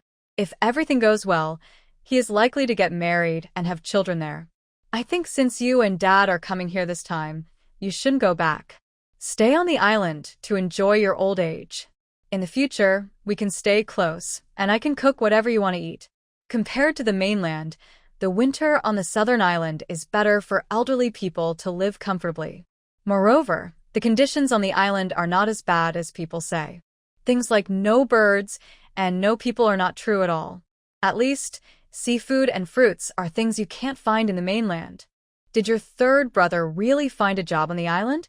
Yes, last month he received a lot of money just from his salary. You and Dad can come over without worry. She paused, then added, last time, third brother told me he wants to bring you and Dad to live on the island for retirement. If that's the case, I'll bring Dad along too. When you have children, let Dad help take care of them. Dad can help wash the baby clothes. You and Dad should pack your things quickly. I'll buy train tickets for you two for the day after tomorrow. Is that okay? Okay. When the time comes, I'll ask your eldest brother to take us to the station. Wang Xiaoyi, who had never traveled far before, was now excited about taking a long train ride to the southern island to visit her daughter. She even started secretly planning what to bring with her. Oh, daughter, is there anything you want to eat? I'll bring it when I take the train. I want to eat your pickled sour cucumbers, sour beans, and sour cabbage. Hearing that they are all sour foods, Wang Xiaoyi's heart skipped a beat. Ancestors say, sour children, spicy daughters. Her daughter wants to eat sour foods. Could it be that? Daughter, besides sour things, what else do you want? Do you want spicy food? If so, I can make some chopped chili sauce for you to bring. I don't want spicy, just sour. As she spoke, Lin Wanwan's mouth started watering. Wang Xiaoyi smiled widely when she heard her daughter wanted to eat sour food. Her daughter is pregnant with a boy. There's no doubt about it. A boy is good. The Fu family's large business needs a male heir to carry on. Moreover, her daughter married not long ago and gave birth to a chubby little boy for the Fu family. That means she has established her position in the Fu family. If the Fu family wants to bully her daughter in the future, they will have to think twice because of their grandson. But thinking about the troublesome second wife, Wang Xiaoyi's face showed a look of dislike. Now, everything is settled. Her plan to trick her daughter failed, and her second son's situation is also over. After seeing how stupid Li Zhaodi is, she wonders how she will continue to cause trouble. She still wanted to use the 2 ounces of pregnancy to take her son-in-law's property. What a shameless person. But she decided not to tell her daughter about these upsetting things over the phone, to avoid her daughter accidentally losing her baby due to worry. That would be a serious mistake. Phone bills are expensive these days. Wang Xiui, who is about to see her daughter soon, didn't dare talk for long. She just gave a few simple instructions and quickly hung up. Then she looked at her eldest granddaughter. Honging, take the milk back to Grandma. Grandma needs to pack her things and go to Nandao to find your little aunt. Is Grandpa going too? Yes, after we go, we won't come back. You stay at home and take care of your parents, so the second family doesn't take advantage of them. The second family is completely finished. Her grandson, Zhang Fu, because she didn't give him meat, cursed her as an old fool and wished her to die early. Her second son just watched silently, without saying anything or trying to stop him. Wang Xiui felt very cold inside. She raised him, helped him marry, and raised his children, only to end up like this in old age. She should have made her husband wall him up when he was born, to prevent him from causing trouble. Her son was born a debt collector, and that's true. Luckily, she has a daughter. Her daughter is filial and married well, and she still remembers to bring her and her husband to Nandao to enjoy a peaceful life. Lin Yuzhen. Lin Yud. After working at the factory for several months and attending many night classes, Lin Hongying can now be described as completely transformed. Hearing her grandma's instructions, her eyes were firm. Grandma, don't worry. I will take good care of my parents. When you and Grandpa get there, take care of yourselves too. Write to us if anything happens. Just listen to how reassuring her words are. Even the granddaughter born from her belly is better than that useless son. As a mother, she has done her part. From now on, whether the second family lives or dies has nothing to do with her. She'll treat them as if the second and fourth children were never born. Lin Hongying took Wang Xiui home and then hurried back to work. When she heard her daughter was pregnant, Lin Shuixing waited anxiously outside the door, feeling both worried and nervous. Seeing his wife come back from the commune, he hurried to meet her. What's going on? I just heard from many people that our daughter is pregnant. Halfway through speaking, he lowered his voice and said, wasn't it said before that Xiao Fu hurt himself there and couldn't have children? Wang Xiua rolled her eyes at him and proudly said, my daughter's health is like mine. If she can give birth, why not? Lin Shuixing's eyes narrowed happily. So, our daughter is really pregnant? Thinking about how his daughter told her on the phone that she wanted something sour, Wang Xiua couldn't stop smiling. Our daughter is not only pregnant, but also planning to bring us old folks to the island to retire. We won't come back after that. When we die someday, we'll return then. People, after all, believe in returning to their roots.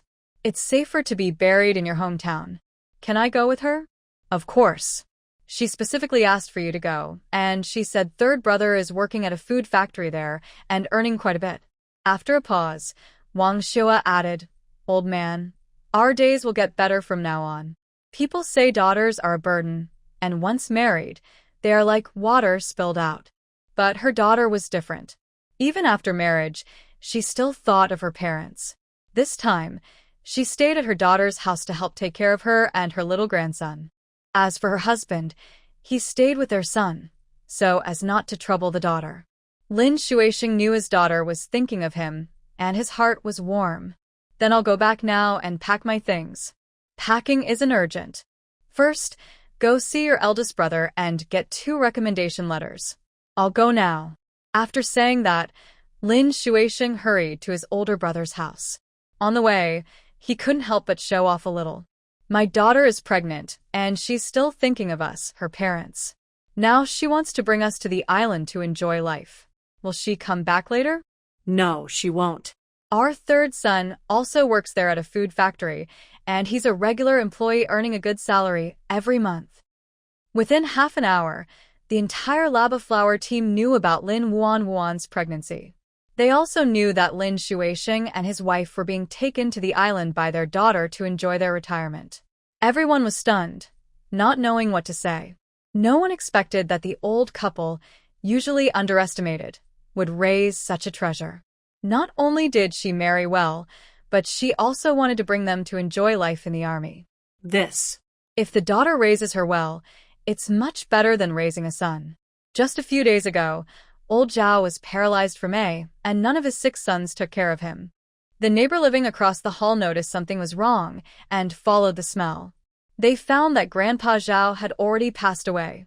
There was a mess of and feces on the bed. Flies swarmed around him, and maggots covered his body. Eventually, his daughter, who had married into another village, learned that her father had died. She came to collect his body and arrange the funeral. The money for the coffin was also paid by her daughter. Throughout, Grandpa Zhao's 6 sons, whom he had raised with great hardship, did not show up at all.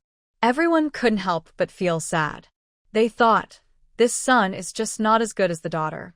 From that moment, the attitude of the Laba Flower team toward valuing boys over girls improved a lot. Some people, who had a conscience, even sent their daughters to nearby villages to study and learn to read. Those without conscience would at least give their daughters a full meal. The news of Lin Wanwan's pregnancy was also spread by the gossiping Niuxia to Li Zhaodi. Li Zhaodi, who was only a couple of months pregnant herself, was stunned. She remembered clearly that she had heard that the Fu family's man couldn't father children. How could Lin Wanwan, that unkind girl, be pregnant? If she was, what about the son in her belly? No, this must all be false. Yes, it's definitely false. The Fu family's inheritance belonged to her younger son. Seeing Li Zhaodi acting so paranoid, Niuxia instinctively took a few steps back. This matter is known by everyone in our team. It was Hong Ying's girl who came to tell us. Younger sister-in-law not only is pregnant, but also plans to bring her parents-in-law to the island to enjoy life. If I were you, I'd just flatter my sister-in-law and parents-in-law. That way, you might get some benefits behind their backs. After saying this, Niuxia regretted it and wanted to slap herself. Everyone knew that Lin Yuzhu, who had a mental illness, had slapped Lin Wanwan. It was common knowledge in the entire team. Yet, she still brought up a sensitive topic.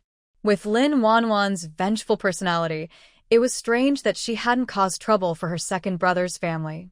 Li Zhaodi's eyes were fierce and cruel as she stared at Niuxia. You must have heard wrong. My sister-in-law can't be pregnant. Can't be? That's funny. She's in the army, with good stamina. It's normal for her to be pregnant. People said she was so healthy she could sleep with many beds. Niuxia looked very envious.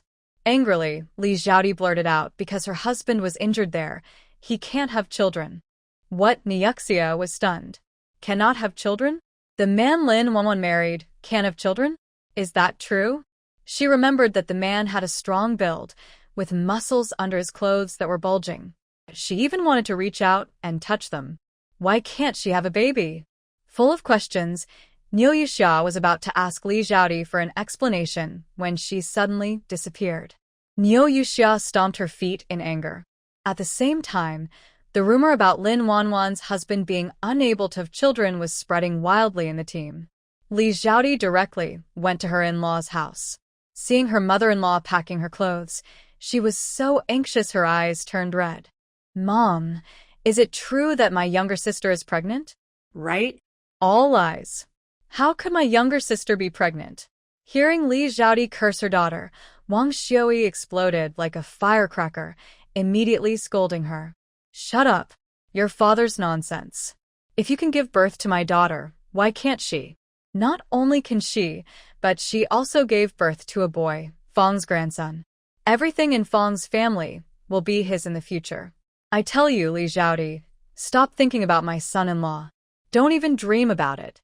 It was a mistake to marry Li Zhaodi, who is a troublemaker, she thought. She would rather see her second son go to jail or get shot. She was tired of the family chaos now.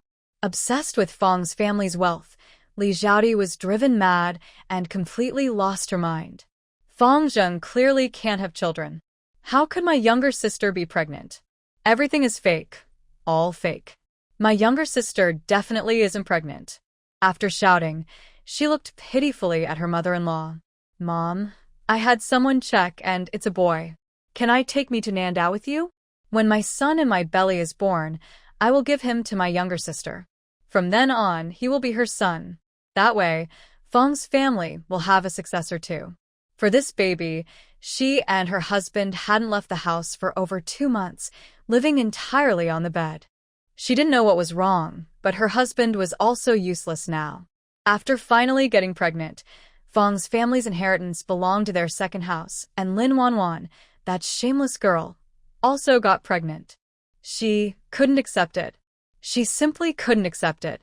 If that shameless girl was pregnant, then all her efforts would be for nothing. Crazy. Fong's family has their own children. Why would they adopt yours? Do they think everyone is as stupid as you, full of? Mom, I beg you, take me with you. Don't even think about it. It's impossible. Li Xiaoti's mind was clouded, but Wang Xiui's mind was clear. Taking her there would only bring disaster. How could she still raise her daughter's pregnancy? Furthermore, if Li Xiaoti cruelly pushes her daughter from behind, crying and hitting her thigh would be useless. So, there's no need to even think about it. Mother, I ask you one last time, do you really refuse to take me there? You're going to be stuck here today, and I won't take you. Just give up. Unexpectedly, as soon as she finished speaking, Li Xiaoti rushed toward Wang Xiui. When Wang Xiui realized she was about to be attacked, it was too late. She was pushed and flew backward. Lin Shuisheng, who had just finished getting the referral letter from his older brother, pushed open the door and saw his wife lying on the ground. He hurriedly tried to help her up. Wang Xiui, grimacing in pain, quickly stopped him, saying, "It hurts, it hurts." Lin Shuisheng was very worried. "Wife, wait here. I'll go call the older brother, and we'll go to the hospital." Wang Xiui, who almost was harmed by her daughter-in-law, dared not let Lin Shuisheng go. She held tightly to his clothes and refused to let go. "Li Xiaoti is the troublemaker who pushed me." "What? The second daughter-in-law?" "Yes, she wanted to kill me." Immediately, Lin Shuisheng's anger flared up. His eyes turned red with rage. "The second daughter-in-law? She's your mother-in-law. How could you hurt her like this?" Li Xiaoti, feeling guilty, panicked. But then she remembered how she had begged her mother-in-law for a long time, and she refused. Her anger also grew. Because she wouldn't take me to Nandao, she deserved it. Lin Shuisheng was so angry he wanted to slap her, but he held back. If this got out, as a father-in-law, he might be scolded to death by the villagers. But he could hit his son. Coincidentally, Lin Yuzhen and his wife, along with Lin Yuzhu, had just returned from work. Hearing the commotion in the yard, Lin Shuisheng, with a dark face, called Lin Yuzhu into the room. Not understanding what was happening, Lin Yuzhu hadn't spoken yet, but there was already a slap mark on his face.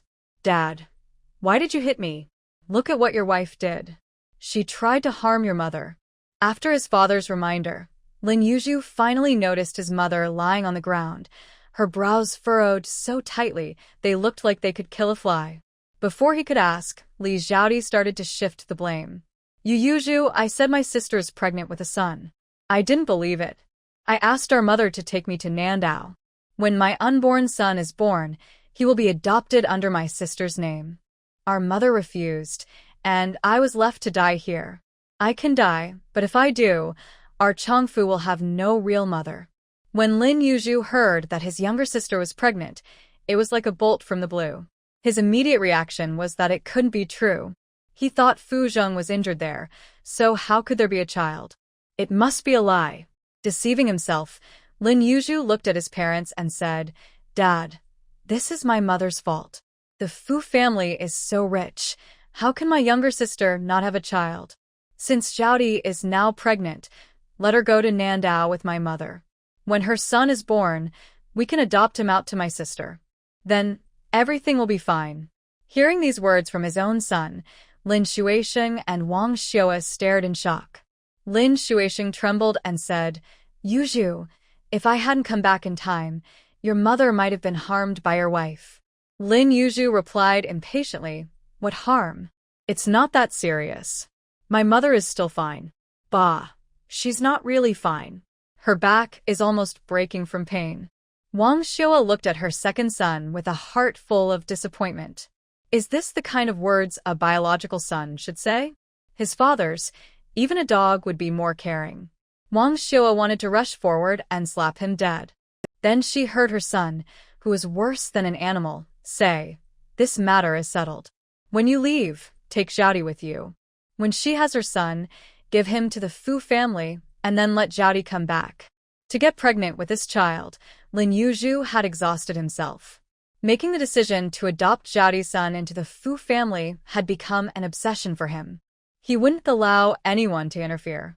Wang Xiao spat at him in anger. You shameless thing, don't even think about it. Lin Yuzhu's face darkened like thunder. Mother, I am your son. In the future, you and Dad are counting on me to take care of you. If you're smart, take Xiaodi to Nandao. When her baby is born, adopt him out to the Fu family, and the Fu family's wealth will belong to our Lin family. Wang Xiao, Lin Shuisheng.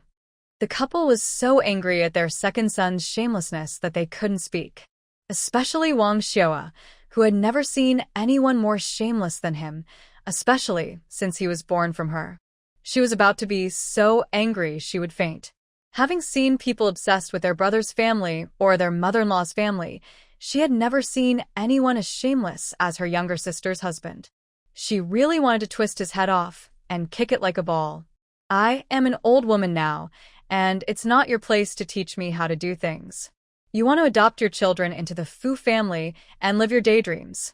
Mother, don't be ungrateful. I'm not grateful today.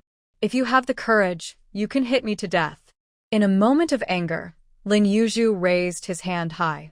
Just as the slap was about to land on Wang Xiao's face, Lin Yuzhen hurriedly pushed him away.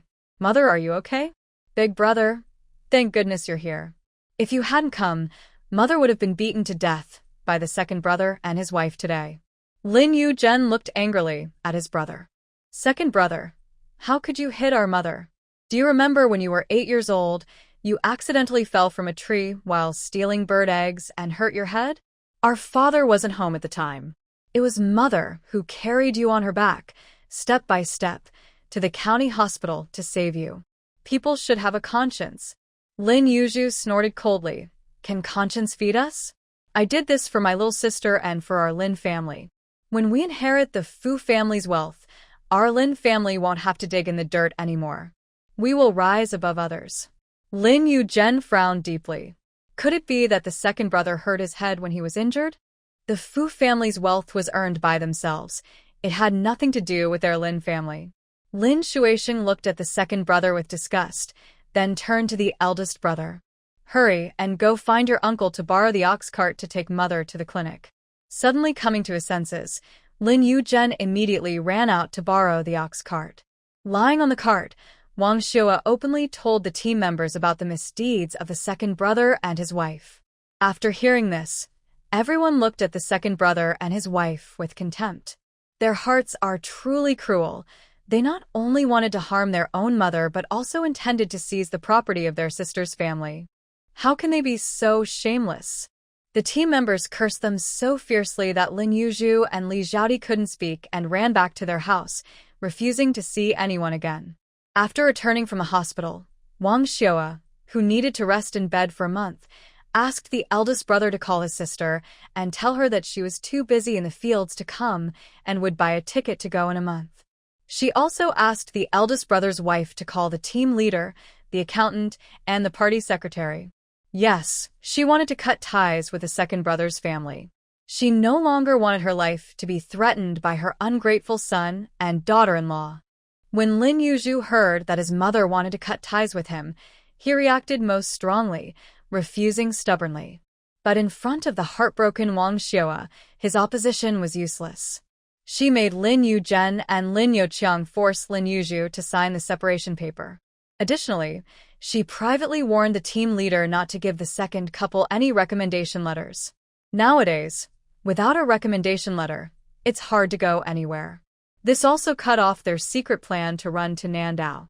A week later, Guard Xiao Wang, Grandpa Fu, and Grandma Fu appeared at Nandao port carrying big and small bags. Once the second family leaves, they won't be mentioned much anymore. Our story remains a warm, sweet, family-loving tale, so sweet it's almost toothache-inducing. Xiao Wang looked at the busy port and the unresponsive people, feeling a bit overwhelmed. Chief, didn't you tell Captain Fu and the others that we're coming today? If I told them, there wouldn't be any surprise. We can't tell them. How else could they go? Their bags were almost enough to move the retirement home's bed. Xiao Wang, unable to carry more, helplessly tugged at his mouth. He thought to himself, he was born to work hard. While the three of them worried about how to get to the family quarters, suddenly a military jeep appeared in front of them. It was a vehicle from the army bringing supplies to the port. Xiao Wang's eyes lit up immediately. He put down the bags hanging around his neck, on his shoulders, and in his hands, then went over to make friends with the driver after informing the chief. When driver Zhou Chunqing learned that Xiao Wang and the others were the biological parents of Commander Fu, he immediately agreed. He also helped them load their luggage into the back of the jeep. The three hadn't showered for days, and their bodies were sticky with sweat and smell, feeling very uncomfortable. Grandma Fu, thinking about her pregnant daughter-in-law, cautiously said, "When we arrive, first go to your son's house to take a shower and change into clean clothes, then visit your daughter-in-law, so your smell doesn't bother her." Grandpa Fu, he added, "You've been on the road for so many days." Big brother didn't say anything, but second brother, "You also smell, and you need a shower." Grandma Fu rolled her eyes at him. "You don't need to say that. When we got married, I was cleaner than you." Xiao Wang, watching the old couple bicker, was no longer surprised. If they ever didn't argue, he'd find it strange. Fu's father and mother looked like they had escaped from a disaster area and were suddenly very shocked. Wow, so much stuff. Did they really move the entire retirement home here? Grandpa Fu looked at the two people lost in thought and shouted, "Why are you just standing there? Hurry up and start moving things home. Inside are the supplements I and your mom prepared for our daughter-in-law. There's some good things like milk powder, ginseng, deer antler, and bird's nest. They say eating these is good for pregnant women and the baby in her belly." Grandpa Fu and Grandma Fu were startled by the shout and reflexively started moving the items into the house. They went back and forth several times before all the things were moved inside. Grandpa Fu and Grandma Fu even took a shower and changed into clean clothes. Dad sat on the sofa in the living room and asked, "Mom and Dad, this time you came here, are you not planning to go back?" Grandpa Fu shot him a sidelong glance. "What? Don't you welcome us? These two old bones? Think we're a nuisance? If we're a bother, you'll have to put up with it. Your mom and I came here to take care of your wife."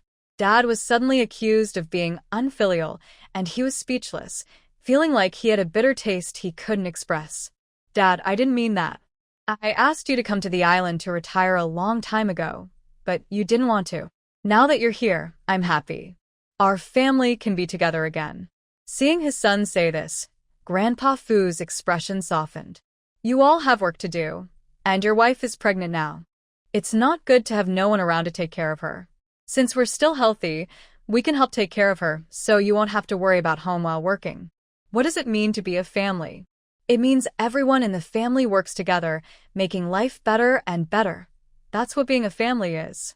Now, the baby in her belly is from the Fu family. If they can't help her share the pain of pregnancy and childbirth, they can at least support the young couple in other ways by giving money and effort. The most important thing now is that the baby is born safely and soundly. Nothing else matters more. Mom Fu expressed her gratitude, saying, "Dad, I want to thank you and Mom for helping the young couple." Grandpa Fu waved his hand. "There's no need to thank us. Family doesn't need thanks. Wife, you should take me and your mom to Xiao Zheng's house. We're eager to see the daughter-in-law." After speaking, everyone left the security guard Xiao Wang and headed to Fu Zheng's house nearby, carrying the large bags and packages brought from Beijing. However, the items they carried were very noticeable, making it hard for anyone not to notice. Soon, the news spread in the residential area. Everyone's understanding of Lin Wuan's pregnancy was updated once again. Wow, this baby in her belly isn't just a child. It looks like a shiny gold nugget. A few days ago, Commander Fu was worried that the heat would harm his wife, so he asked someone to buy 3 electric fans from Yangcheng. Fu's mother, who always keeps things clean and never raises poultry or other animals, also started raising chickens, ducks, and geese at home. When asked, she said it was to help her daughter-in-law regain her strength. Additionally, Whenever the supply and marketing cooperative brought fresh food or interesting new things, Fu's quick-handed mother would buy them and give them to her pregnant daughter-in-law. Now, the elderly couple from Fu's family have also arrived. Judging by the many big and small bags they are carrying, they must have spent quite a bit of money. They really are generous. Unlike them, not only is it hard for her to give things, but even just eating a meal cooked by her mother-in-law is difficult. When conflicts happen, they always say that they went through the same things when they were young, and that she's just being overly sensitive because she's pregnant, spouting a bunch of excuses to criticize her. Sigh, as women, why don't we have that kind of luck? She's so envious and jealous. She also wishes she could marry into the Fu family. When Fu's mother and the others arrived, Fu Zheng was busy in the kitchen, wearing an apron around his waist. Yesterday, his wife suddenly had a craving for chicken soup with pig stomach, so early in the morning, he asked the steward to find a pig stomach for him and then went to the nearby brigade to exchange an old hen. Before dinner, he hurried to cook the pig's stomach chicken soup so his wife could drink it before bed. The gynecologist said that in early pregnancy, women often crave certain foods. If they can't get them, they'll feel uncomfortable and irritable. These are normal pregnancy reactions. As family members, they should do their best within their means to satisfy the pregnant woman and keep her in a good mood. Lin Wanwan, sitting in the first-floor living room, saw her parents-in-law and grandparents arriving and quickly sat up from the sofa. Grandma Fu was startled by her granddaughter-in-law's quick movement and hurried over to help her. "My little sister-in-law, take it slow. You're pregnant now, it's not like before," she said. Lin Wanwan obediently nodded. "I'll be careful next time." As for the baby in her belly, he's very healthy. Last night before sleeping, the system gave her a calming pill. It also said she would get one every month to ensure the baby stays healthy. Besides the calming pill, there's also a smart pill. Relying on her pregnancy, she cheekily and persistently asked the system for 2 more pills, one for Fu Zheng and one for her third brother. The business world is like a battlefield, and anyone who can grow a business is sharp and clever. Without a lot of intelligence, it's impossible to succeed in big deals. Although his third brother is currently a salesperson at a food factory, he might someday achieve great success. So, this clever pill, she took advantage of her third brother. Thinking about the long-lasting pill she still has, which has been stored for 10 years, Lin Wanwan plans to wait until her father comes to the island to give it to him. The quiet, reserved old man always keeps her in his heart. Such a kind old man should live a long life, watching his grandchildren get married and have children. Have you been feeling unwell lately? Are the kids causing you trouble? No, everything's fine. Fu Zheng and my parents take good care of me. Taking care of you is what we should do. If Xiao Zheng does anything wrong that makes you angry, tell me. I'll have your grandpa teach him a lesson. Fu Zheng, cooking in the kitchen, heard his grandma's loud voice and knew she was calling him out. Since his wife found out she was pregnant, his parents kept reminding him every day. Be good to your wife, don't make her angry, cook whatever she wants, even in the middle of the night. Get up and cook for her and don't sleep too deeply at night. And so on. He's heard these words so many times he's almost immune. But he still enjoys listening. His wife is loved by someone and he's happy about it. After exchanging greetings, Grandma Fu proudly showed her daughter-in-law the things she brought. You just got pregnant recently, and your pregnancy isn't stable yet. Keep this ginseng aside for now. When you give birth, cut a slice and keep it in your mouth to help with labor. And this bird's nest, they say it's good for your skin. This young girl loves to look pretty. Even after becoming a mom, here with Grandma, you'll always be a beautiful young girl. Starting tomorrow, I'll make a bowl of bird's nest for you every day. This formula milk, malted milk, and so on, let Xiao Zheng prepare a cup for you before bed, and drink it before sleeping. The system looked at the old items Grandma Fu brought and couldn't help but feel emotional. Host, the 2 elders are really kind to you, thinking of everything carefully. They even prepared bottles for your baby bump. With so much love from so many people, your babies will surely be the happiest in the world. Lin Wanwan nodded in agreement. Her in-laws are indeed good people. Thanks to the system desperately pulling Fu Zheng out of the wolf pack and bringing him home. The usual worries and conflicts between husband and wife or mother-in-law and daughter-in-law don't exist in her life. Especially Fu Zheng. She wakes up at night and is always worried, so she goes with him. Now everyone in her family knows she is pregnant, except for her third brother. If her third brother finds out he's going to be an uncle, he will definitely be very happy. He will love her baby as much as he loves her. After sharing these things, Grandma Fu takes out a few land deeds from her pocket. These are the dowry my family gave me when I got married. I wanted to bring them to you last time I visited, but I forgot because I was in a hurry. Now I give them to you. Please keep them safe. Grandma Fu comes from a wealthy family. Her dowry, when she married, was very generous. Many of her belongings were donated to the country for public use. Now, she only has a few courtyards near the Forbidden City and some jade and gold jewelry. There are several boxes of jade jewelry, but they are not easy to carry. Grandma Fu plans to give them to the young couple when she returns to Beijing. Fu's family has only Fu Zheng as their only child. In the future, all of Fu's family's possessions will belong to the couple. No one else can take them away. Grandpa Fu is worried that his daughter-in-law might not want to accept the gifts, so he also persuades her to take them. He says they are gifts for the baby in her belly. Lin Wanwan doesn't say anything more. She confidently accepts the land deeds and then puts them into her space. She thinks the space is the safest place. No worries about theft or anyone coveting her belongings. At this moment, Fu Zheng has finished cooking dinner. Seeing the grandparents come unexpectedly, he quickly adds a few more dishes and makes some egg pancakes. The family gathers together happily and enjoys a meal. Lin Wanwan only eats about 70% of her food because she wants to keep her stomach a little empty. Later, she plans to drink the pig stomach chicken soup that Fu Zheng made with his own hands. She didn't expect that just one casual remark last night about wanting to drink it, and today Fu Zheng prepared it for her. His action is impressive and worth praise. While the two are alone, Lin Wanwan tiptoes and steals a kiss at Fu Zheng's lips. His usually cold, expressionless face instantly melts, and a faint smile appears at the corner of his mouth. But one kiss isn't enough. He eagerly asks for another kiss, his face thick with determination. Fu Zheng, who has been rewarded, is full of energy like a hard-working ox. He starts building a baby crib in the yard. He wants to make a crib to put in their room.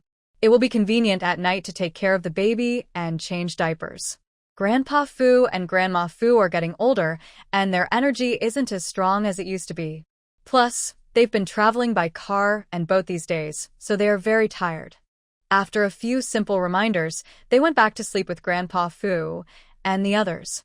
At night, a small fire on the coal stove slowly cooked a pig stomach chicken soup for 2.5 hours. Before taking it off the stove, Fu Zheng added some goji berries and white pepper to the pot. The pig stomach was crispy and tender, the chicken was fresh and smooth, and the soup was flavorful with a spicy hint of white pepper. Lin Wanwan, who had just finished dinner, suddenly felt hungry again when she smelled the aroma. She drank a bowl and said to Fu Zheng, "I'm still hungry." Fu Zheng quickly took her bowl. There's more in the pot. "I'll serve you some," he said, then went to the kitchen to fill a bowl. This time, he even used a large seafood bowl. While eating the chicken leg in the soup, Lin Wanwan grew a bit tired of it, so she asked Fu Zheng to pour her half a bowl of vinegar. Dipping the tender, fall-off-the-bone chicken leg into the vinegar, she enjoyed it very much. Fu Zheng's eyes were full of worry. He wondered if eating so much vinegar was good for her. So, the next day, worried about his wife, Fu Zheng went to the hospital to ask the doctor. The answer was, changes in taste during pregnancy are normal. If you feel unwell, seek medical attention promptly. Hearing this, Fu Zheng finally relaxed. Meanwhile, Lin Wanwan was relaxing at home on the sofa, enjoying the fan and eating the homemade papaya bird's nest soup made by Grandma Fu. It had many dried fruit pieces added, making the taste richer. Before coming here, Wangma loved to make bird's nest soup for her, often adding things like peach gum and milk, which suited her taste very well. Recently, she kept thinking about Wang Ma. Wang Ma, in the modern world, has obedient children, her property, jewelry, checks, and access to top nursing hospitals. It's easy to guess that Wang Ma's life is quite good. As long as Wang Ma is happy, she is happy too. Grandma Fu saw that her daughter-in-law loved to eat, so she said, "Eat more if you like. Eating birds' nest regularly is good for your skin. When your mother-in-law was pregnant with Xiaozheng, I often had people make birds' nest for her." Lin Wanwan sweetly said, "Grandma, you are so kind to me." Grandma Fu smiled and replied, "Silly girl, you are our Fu family's daughter-in-law. It's only right to treat you well. As the old saying goes, a girl has never eaten a single grain of rice or sipped a drop of tea from your family, yet she willingly marries into your family to help you expand your lineage. This is a kind of gratitude that can never be fully repaid in a lifetime. The daughter-in-law is a benefactor to the Fu family, and she also saved Xiaozheng from danger, which is a life-saving kindness. These two acts of kindness are enough for the Fu family to repay for a lifetime." With Grandma Fu and Grandpa Fu helping to take care of things at home, Fuzheng no longer needs to go to the cafeteria in the hot sun to get food for lunch. Today's lunch is cooked by Grandma Fu herself. Seafood, pork, and water spinach were bought fresh early in the morning from the supply store by Grandpa Fu.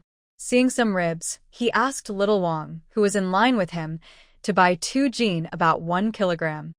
Grandma Fu knew that her daughter-in-law had been craving sour flavors lately, so she tried to prepare dishes that suited her taste. Fresh shrimp was cooked with green onions and then peeled to keep only the shrimp meat. In a short while, she peeled half a bowl of shrimp.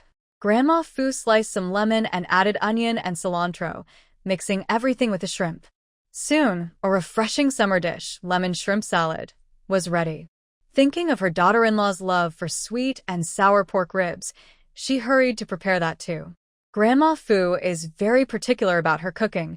She not only cares about the taste, but also makes sure the presentation looks good. The freshly cooked sweet and sour pork ribs were sprinkled with some tempting white sesame seeds, making them look even more appealing. Lin Wanwan, standing nearby, sniffed the tempting aroma and suddenly felt hungry again. Grandma Fu saw this and handed her a pair of chopsticks. "If you're hungry, just eat first. We don't have many rules at home." Lin Wanwan shook her head. "Fu Zheng and my parents are almost off work. Let's wait for them to come back and eat together. You're pregnant now, and you need to nourish 2 people. Nothing is more important than your health. Trust me, let's eat first," Grandma Fu said after a pause. "The rice in the pot is also ready. I'll serve you a bowl." While Grandma Fu turned to serve the rice, Lin Wanwan secretly communicated with the system. "System, I've been feeling so hungry lately. I just ate not long ago, but I'm already hungry again. What's going on? Because there are little ones inside your belly now, feeling hungry and eating a lot are normal. Don't worry, with this system protecting you, you and the little ones will be safe and sound." Suddenly, Lin Wanwan's hand was filled with a bowl of rice, but she didn't notice the unusual tone in the system's words. The system didn't say Zizai, but Zizai men. By the time she realized, a week had already passed. In the afternoon, Ma Chunmei from next door brought over 2 bowls of her homemade herbal jelly. As a thank you, Grandma Fu shared her homemade osmanthus rice cake with her. Ma Chunmei didn't want to eat it herself, so she took it home for her daughters. As for the 2 bowls of herbal jelly she brought, Lin Wanwan and Grandma Fu shared and finished them. It's hot, and just eating a bite makes you feel comfortable. It cools you down a lot. Later, after Fuzheng gets off work, I'll ask him to buy some popsicles from the supply store. They're even better for cooling off. When she mentioned popsicles, Lin Wanwan also wanted to eat some. Grandma Fu saw her granddaughter-in-law was craving, immediately said, "By the time Xiaozheng comes back, it's already late. Let your grandpa go buy some. At his age, he should walk more and exercise." The next second, Grandpa Fu, who was dozing on the sofa, was called by Grandma Fu to wake up and go buy popsicles from the supply store. Grandpa Fu knew his granddaughter-in-law wanted some, so he specifically bought the most expensive cream popsicles from the store. When he got home, the popsicles in his hands had started to melt a little, but it didn't affect eating. Worried about her granddaughter-in-law, Grandma Fu coaxed her like a child. "Granddaughter-in-law, you just got pregnant. Eating so much cold stuff isn't good. Today, we'll just eat one. Tomorrow, I'll ask your grandpa to go buy some more popsicles for you, okay? Lin Wanwan understood that the old lady was doing this for her, so she obediently nodded. So, the three of them sat in the living room on the first floor, enjoying the fan and eating their ice cream, feeling very happy. When Fu Zheng came home from work, he brought back a watermelon and a bag of sour wild berries. The watermelon was given by the steward, and the sour wild berries were picked from the mountains by Xiao Wu, the service soldier. For Lin Wanwan, who loved sour things, the sour wild berries in Fu Zheng's hand were tastier than any delicacy. After washing the berries with clean water, Fu Zheng's wife ate them while chatting with her mother-in-law. In no time, more than half of the washed berries in the bowl in front of her were gone. Fu's mother, watching from the side, felt her molars ache. Wanwan, isn't it too sour? Lin Wanwan shook her head. No, it's pretty good. After saying that, she picked the biggest berry and handed it to her mother-in-law. Fu's mother, not believing in bad luck, took a bite. As soon as she bit into it, the sourness hit her forehead. The sour taste was so strong it was a little frightening. She quickly spat out the berry she hadn't swallowed yet and drank a big glass of water to calm down. Mom, do you want to try some? No more eating, no more eating. Mother Fu quickly waved her hands in fear. She couldn't handle any more of that. However, since the daughter-in-law liked sour things so much, the next day she asked someone to bring home some sour mangoes for her to enjoy. Under everyone's care, Lin Wanwan, who was pregnant, looked much more charming and full of life. She looked like a ripe peach, so tempting that you'd want to take a bite. In fact, at night, Fu Zheng, who had been secretly admiring her, actually leaned over and took a few bites. A couple of days later, Lin Yud, who had been missing for a long time, came to visit his sister with big bags of things. Because they had registered before, Fu Zheng and Fu's father had specifically told him that no one would stop him this time. He confidently entered the community. Wearing a floral shirt and straight white pants, with sunglasses on his face, Lin Yud immediately caught the attention of the sisters-in-law. Who is this flashy guy? I've never seen him around our community before. He looks like the brother of Captain Fu's wife. Isn't her brother working at the food factory? Why is he here at this time? The others whispered among themselves, but Lin Yud, eager to see his sister, paid no attention and quickened his steps. 다시다. I'm back, little sister. Third brother, I'm so glad you're here. I have good news to tell you. Family, please help us by giving a 5-star review. It's like giving a gift to the baby in Wanwan's belly. On behalf of the Fu family, thank you. When Lin Yud heard that his sister had good news to share, his eyes lit up as he looked at her. But upon closer inspection, something seemed off. He hadn't seen his sister for many days, and she looked much plumper than before, with a rounder chin. But being a bit chubby was a sign of good fortune. It also showed that during her time with the army, the Fu family hadn't mistreated her.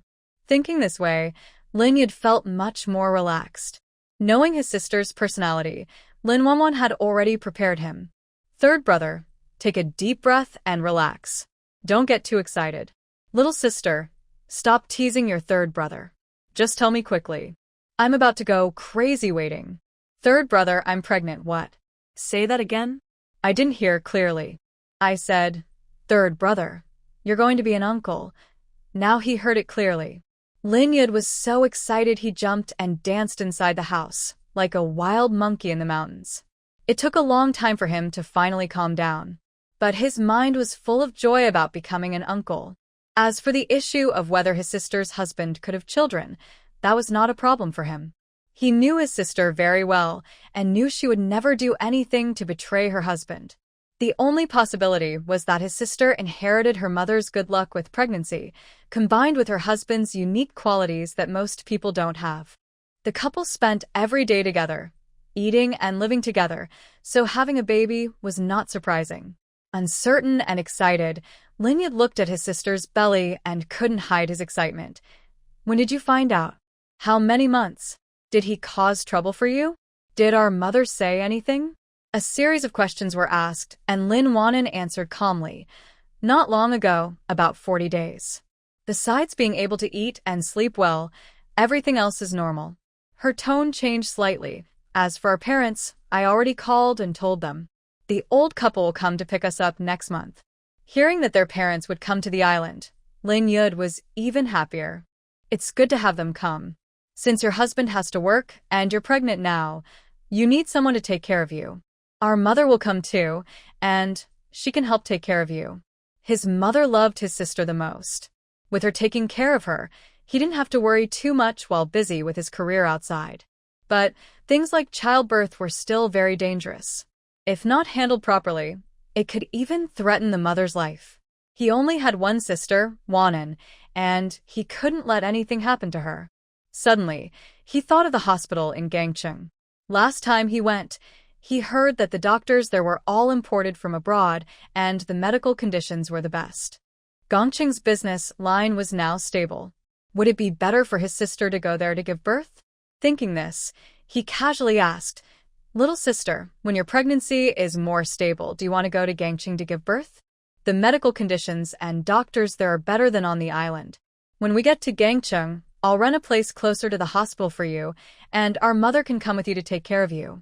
After you safely deliver the baby, we'll come back." Considering Fu Zheng's identity, Wanan shook her head to refuse her third brother's kind offer. "Third brother, I appreciate your kindness, but Fu Zheng's situation is sensitive. If I go to Gangcheng to give birth now, and someone with ill intentions uses this as an excuse to find trouble, it could affect his career in the military. On the other hand, she has a very reliable system for having children. No matter where she gives birth, the results are always the same. So, staying honestly on the island to wait for the baby to arrive is the best choice. When the baby in her belly gets a bit bigger, Fu Zheng, as the father, can start giving the baby prenatal education. Books say that prenatal education can help build a stronger emotional connection between parents and the unborn baby, especially when the father participates in parenting. This helps prepare for the baby's arrival." Lin Yud, after hearing his younger sister's explanation, immediately realized that he had been too reckless and hadn't considered his brother-in-law's role as an active duty soldier. This matter could be big or small, but if someone with bad intentions kept digging into it, it could cause trouble for his brother-in-law's family. Thinking of this, Lin Yud broke out in a cold sweat. He quickly dismissed the idea of sending his sister to Hong Kong City to give birth. These days, it's better to be honest. Next, he proudly took out the gifts he bought for his sister in Hong Kong City. There were local delicacies and specialties, dresses, skirts, shoes, and a shaver he bought for her husband from a brand called Feipu.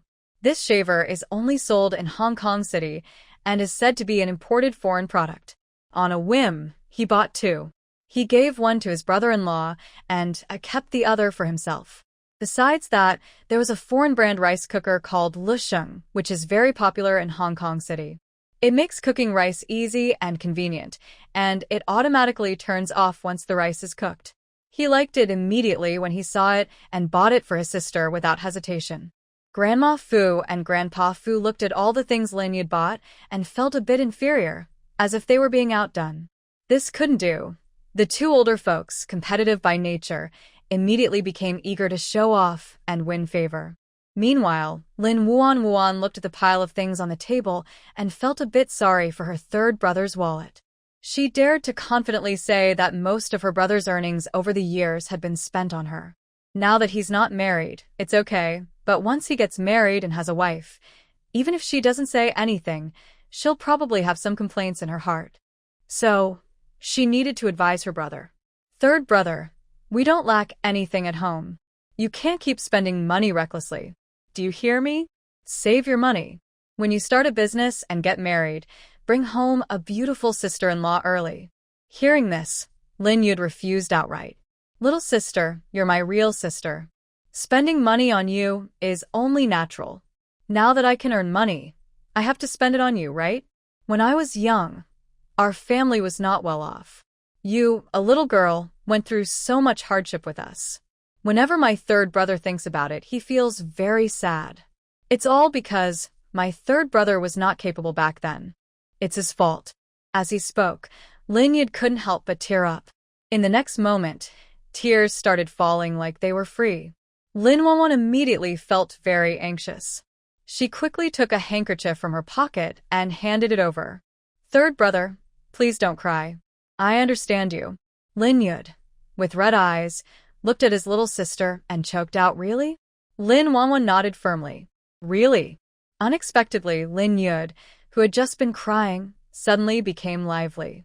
He stopped crying and grinned foolishly, showing his two big front teeth. Watching the whole change in his expression, Lin Wanwan and the others were speechless. Then they heard Lin Yud say, last time I went to Gangcheng for a business meeting, I saw they still sell washing machines and refrigerators. I was in such a hurry to come back this time that I didn't buy any. Little sister, next time I go to Gangcheng for work, I'll bring those things back for you. The salesperson told me that if you throw dirty clothes into the washing machine and just change the water, the clothes will be clean. It's not tiring at all. If you see it, you'll definitely like it. Hearing that there are still washing machines these days, Lin Wanwan's eyes lit up immediately. Right now, only she and Fu Zheng had clothes to wash at home. But after the baby is born, there will be many more clothes to wash. Having a washing machine would really free her hands. And a refrigerator on the island is also very useful, storing vegetables and ice pops, and saving the servant from running back and forth. Most importantly, it can keep watermelons cold. On hot summer days, taking a bite of cold watermelon makes everything feel much cooler. Speaking of watermelons, Lin Wanwan decided to wait until Fu Zheng finished work to ask him to buy a few watermelons for the house. The two elderly people at home would probably really enjoy eating them. Third brother, Fu Zheng and I will pay for the refrigerator and washing machine. You can't use your money. If you disagree, I'll be angry and ignore you. In her mind, her third brother was most vulnerable to this trick. Sure enough, Lin Yud immediately surrendered. Don't ignore me, little sister. I'll listen to you. By then, the price of the refrigerator and washing machine would be up to him, and her little sister didn't know the prices. Just a few dozen yuan is enough. Grandpa Fu and Grandma Fu heard this and were unhappy. You can't pay for the refrigerator and washing machine. Your grandpa and I will cover the cost as a gift for the baby in your belly. After saying that, he looked at Lin Yud. Whatever the price is, just tell the truth. Don't underreport it. I will ask around. Seeing how generous they were with his little sister, Lin Yud agreed without hesitation. At worst, he could later give the money his grandparents paid to the baby in his sister's belly as a gift. He only has one younger sister, Wanwan. As her older brother, he hopes she will be happy. Of course, he will also love and care for the baby in her belly because they are from her, sharing the closest blood relation.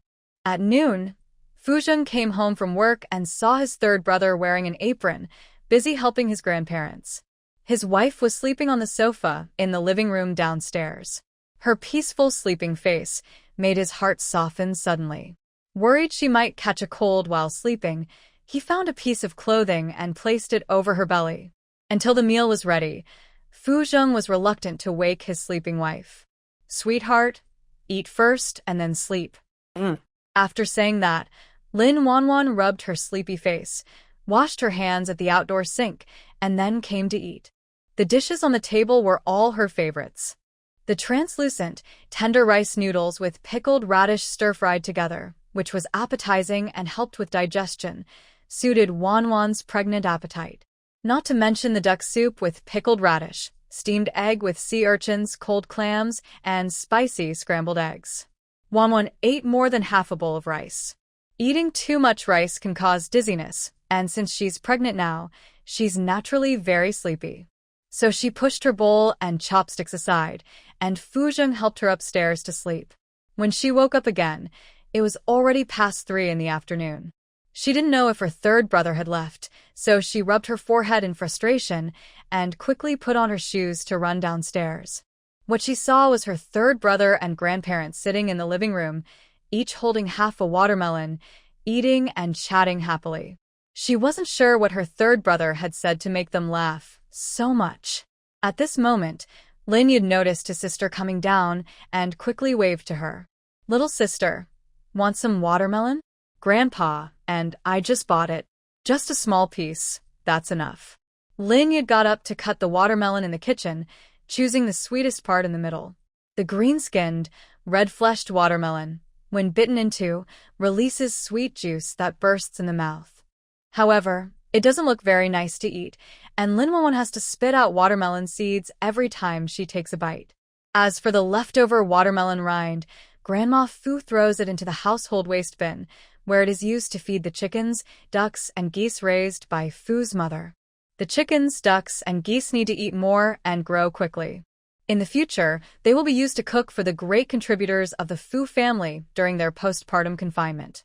Ling Yid sat on the sofa and told his little sister about his recent experiences in Gangcheng and Yangcheng.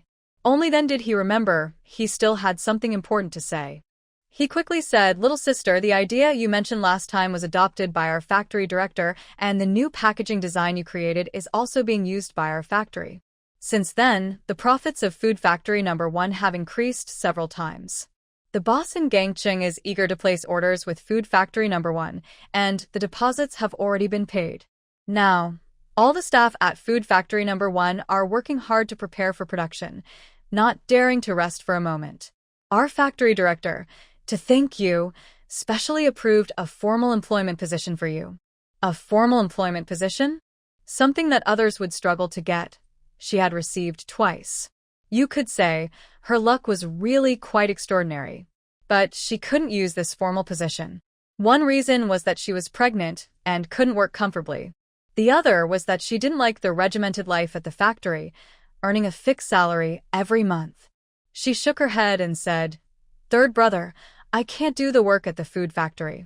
Lin Yid seemed to have expected his sister to say this, and quickly shared his plan. The factory director said that as long as I meet the goals this year, I will be rewarded with a formal employment position, and now, with yours, that makes two. Third brother, are you thinking of bringing brother and sister-in-law's family to the island too? Lin Yid didn't expect his sister to be so clever. He hadn't even spoken before she guessed what he was thinking. No wonder they are siblings. They truly understand each other. Over the years, brother and sister-in-law have given so much to our family, almost suffering through hard times. Now that we, the siblings, have the ability, I want to help brother and sister-in-law a bit, so their lives won't be so hard. Working at the factory is better than farming in the fields. They have a steady monthly salary, and they're protected from the wind and rain. More importantly, the three of us siblings can be together again." Halfway through speaking, he suddenly lowered his voice and whispered very quietly, "For so many days, I've gone back and forth to Harbor City several times. I found that their economy is much more developed than ours. They even allow private trade, and the market isn't restricted at all. I think it won't be long before our place becomes like Harbor City, allowing free trade. If that happens, I will quit my job at the food factory, start my own factory, and build a workshop, processing the endless fruits and seafood on the island and selling them at high prices. It would be best to hire a movie star as a spokesperson to boost sales. I also want to buy land, build buildings, spend money on filming movies, and make a big profit. I don't trust outsiders. I need to train my own people. Big brother and sister-in-law are honest and straightforward. They won't scheme against me. If I train them up, I'll save a lot of worries." Lin Wanning's forehead kept jumping with worry. She didn't expect her third brother to visit Harbor City so many times and be so forward-thinking. In the future, if he catches the right trend, even pigs could fly. And her third brother has cleverly caught several trends. Starting a factory, hiring stars as spokespeople, buying land, building big buildings to enter real estate, making movies, each of these alone could bring huge profits. Her third brother is aiming to get rich, to become a wealthy tycoon, maybe even start a Fortune 500 company. He's impressive. Little sister, do you think I'm just dreaming big, talking nonsense? All right, third brother, after all this time, you're using idioms now. Have you been reading a lot in secret? Hearing his sister praise him, Lin Yud smiled shyly. Our factory boss says that in our line of work, you need to be quick with words, able to handle conversations well, and also read more, learn more, and improve yourself so that when others ask you questions, you won't be caught off guard. Your factory boss is right, third brother. Just do as he says. As for bringing Big Brother's family to the island, I agree wholeheartedly. The job reward the factory gave me, I'll give it to sister-in-law. Little sister, I won't let you suffer. Consider this job as something I bought from you. Next time I visit, I'll bring the money for you. I don't want that money. Save it for future business ventures. Little sister, do you really believe what I just said? I believe that third brother will make a lot of money in the future and expand his business across the country. Seeing how much my younger sister trusts me, Lin Yud was deeply moved. He immediately promised, little sister, if third brother makes a lot of money someday, half of it will be yours. Later, after becoming successful and founding several companies, Lin Yud kept his promise and gave half of his shares to his younger sister, Lin Wuan. He also bought properties for her in different places. When the eldest brother and sister-in-law came to Nantu, what about Hongying? Hongying works at the county cotton spinning factory. Realizing this important point, Lin Wuan said, third brother, the family has all come here. What about Hongying? We can't just leave her alone at home. Lin Yud pressed his lips and replied, Hongying is being looked after by her uncle's family, so she should be safe. Once the eldest brother and sister-in-law settle down on the island, I will find a suitable job and bring Hongying to join us. Lin Wuan said, then let's do as you say. Let's call the family now and tell them about this. Ask if they want to come live on the island. If they agree, they can come with our parents. As for the second branch of the family, neither sibling mentioned it, showing their silent understanding. Meanwhile, Lin Hongying, who was at work, received another call from her sister-in-law. After learning that her sister-in-law and third uncle had found a formal job for their parents on Nantu, she felt genuinely happy.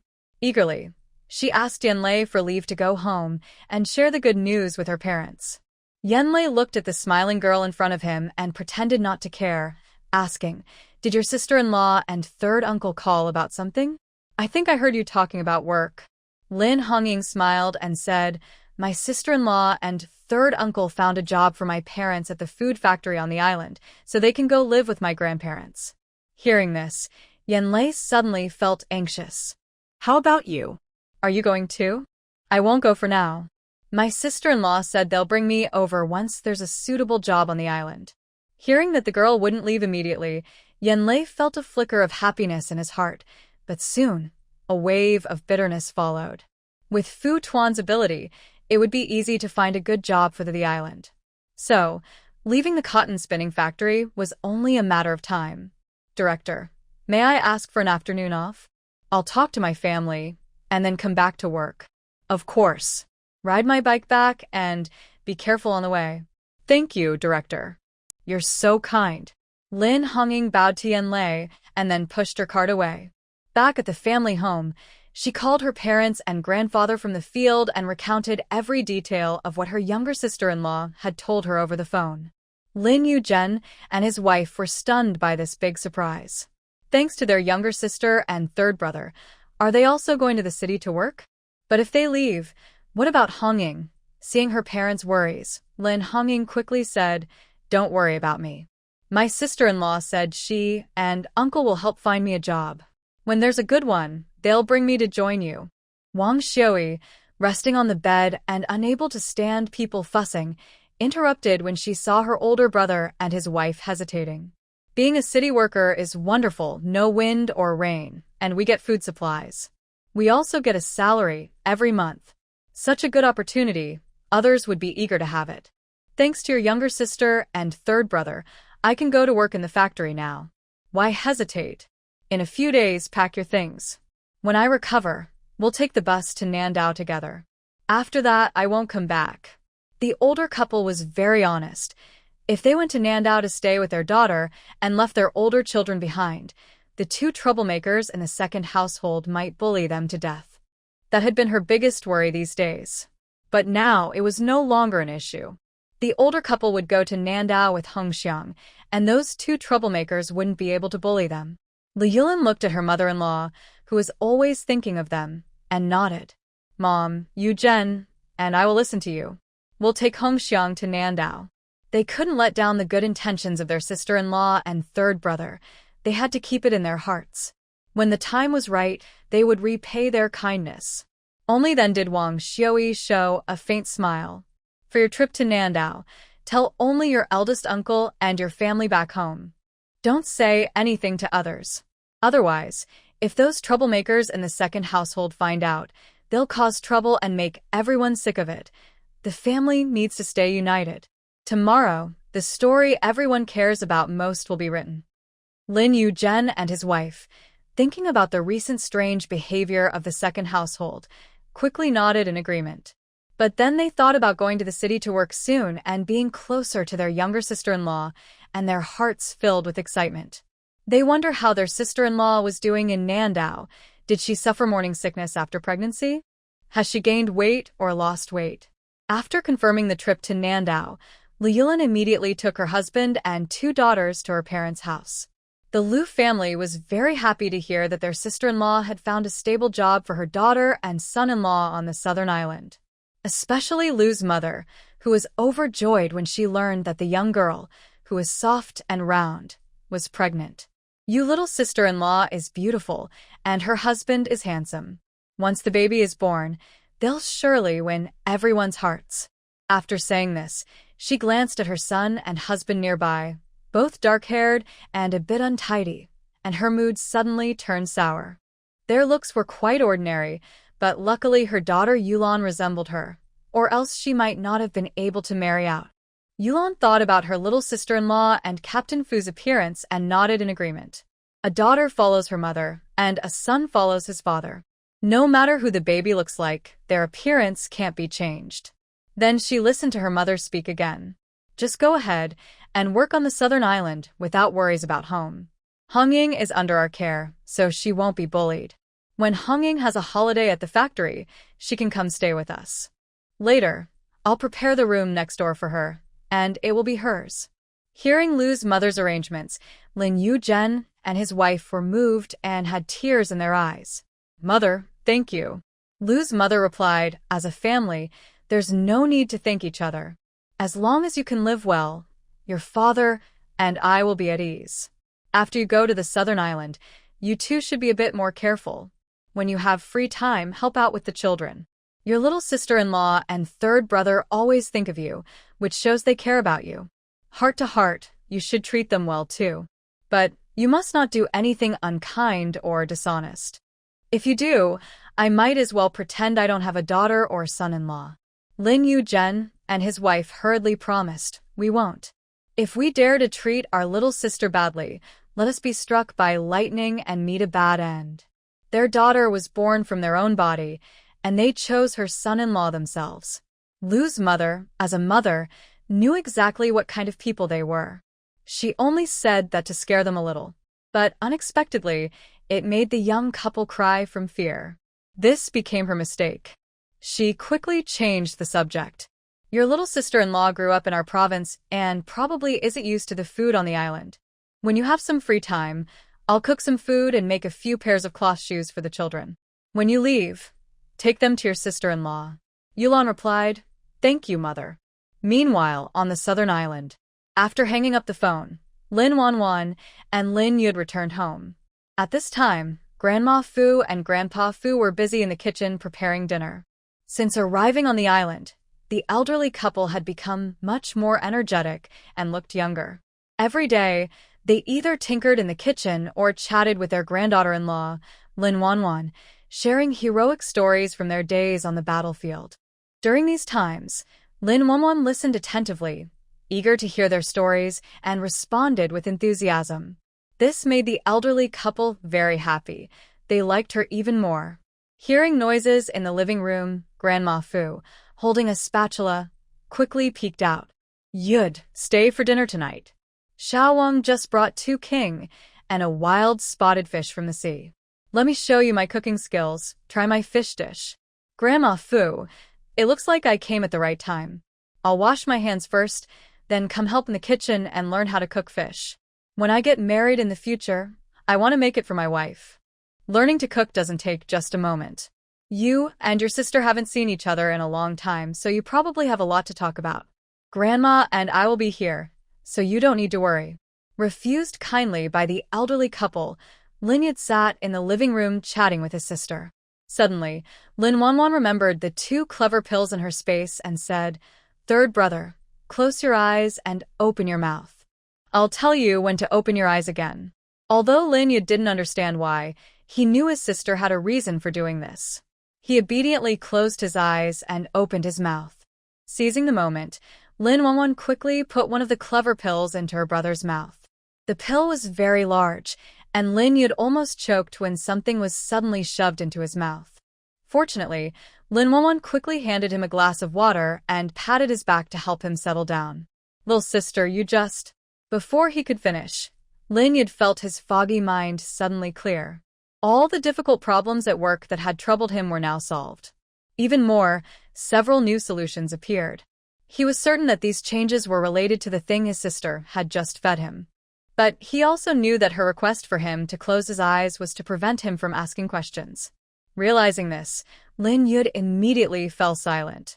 He secretly glanced toward the kitchen, and once he saw that the elderly couple hadn't noticed them, he finally relaxed a little. He turned his head and whispered softly, "Third brother doesn't ask about this, but you must take care of yourself. Nothing is more important to third brother than your safety. He has known since he was young that his little sister is not an ordinary person, especially after she fell into the water last time and seemed to come back to life. In just a few months, she has become much thinner and more beautiful than before. But what does it matter? As long as he can be sure that the girl in front of him is the little sister he has loved since childhood, everything else doesn't matter. He only wants his little sister to live happily and joyfully in this life. Especially after she married Fu Zheng, he is eager to build his career and become her strong support, so no one can bully her easily. As for her secrets, he isn't curious or asking. After all, everyone has secrets in their life. He only needs to know that his little sister would never harm him. That's enough. Seeing third brother trust him unconditionally, Lin Wanan's heart suddenly softened. Third brother, I understand everything you said. I will definitely protect myself. That's good. I can rest assured. Lin Yuda has to go on a business trip to another city tomorrow, so he will leave after dinner. He also said he would bring the refrigerator and washing machine when he comes next time. After seeing off third brother, Fu Zheng accompanied Lin Wanan for a walk in the residential area to help digest the meal. Fu Zheng, I've transferred the work I got from the food factory award to my sister-in-law. If everything goes well, my sister-in-law's family will settle on the island in the future.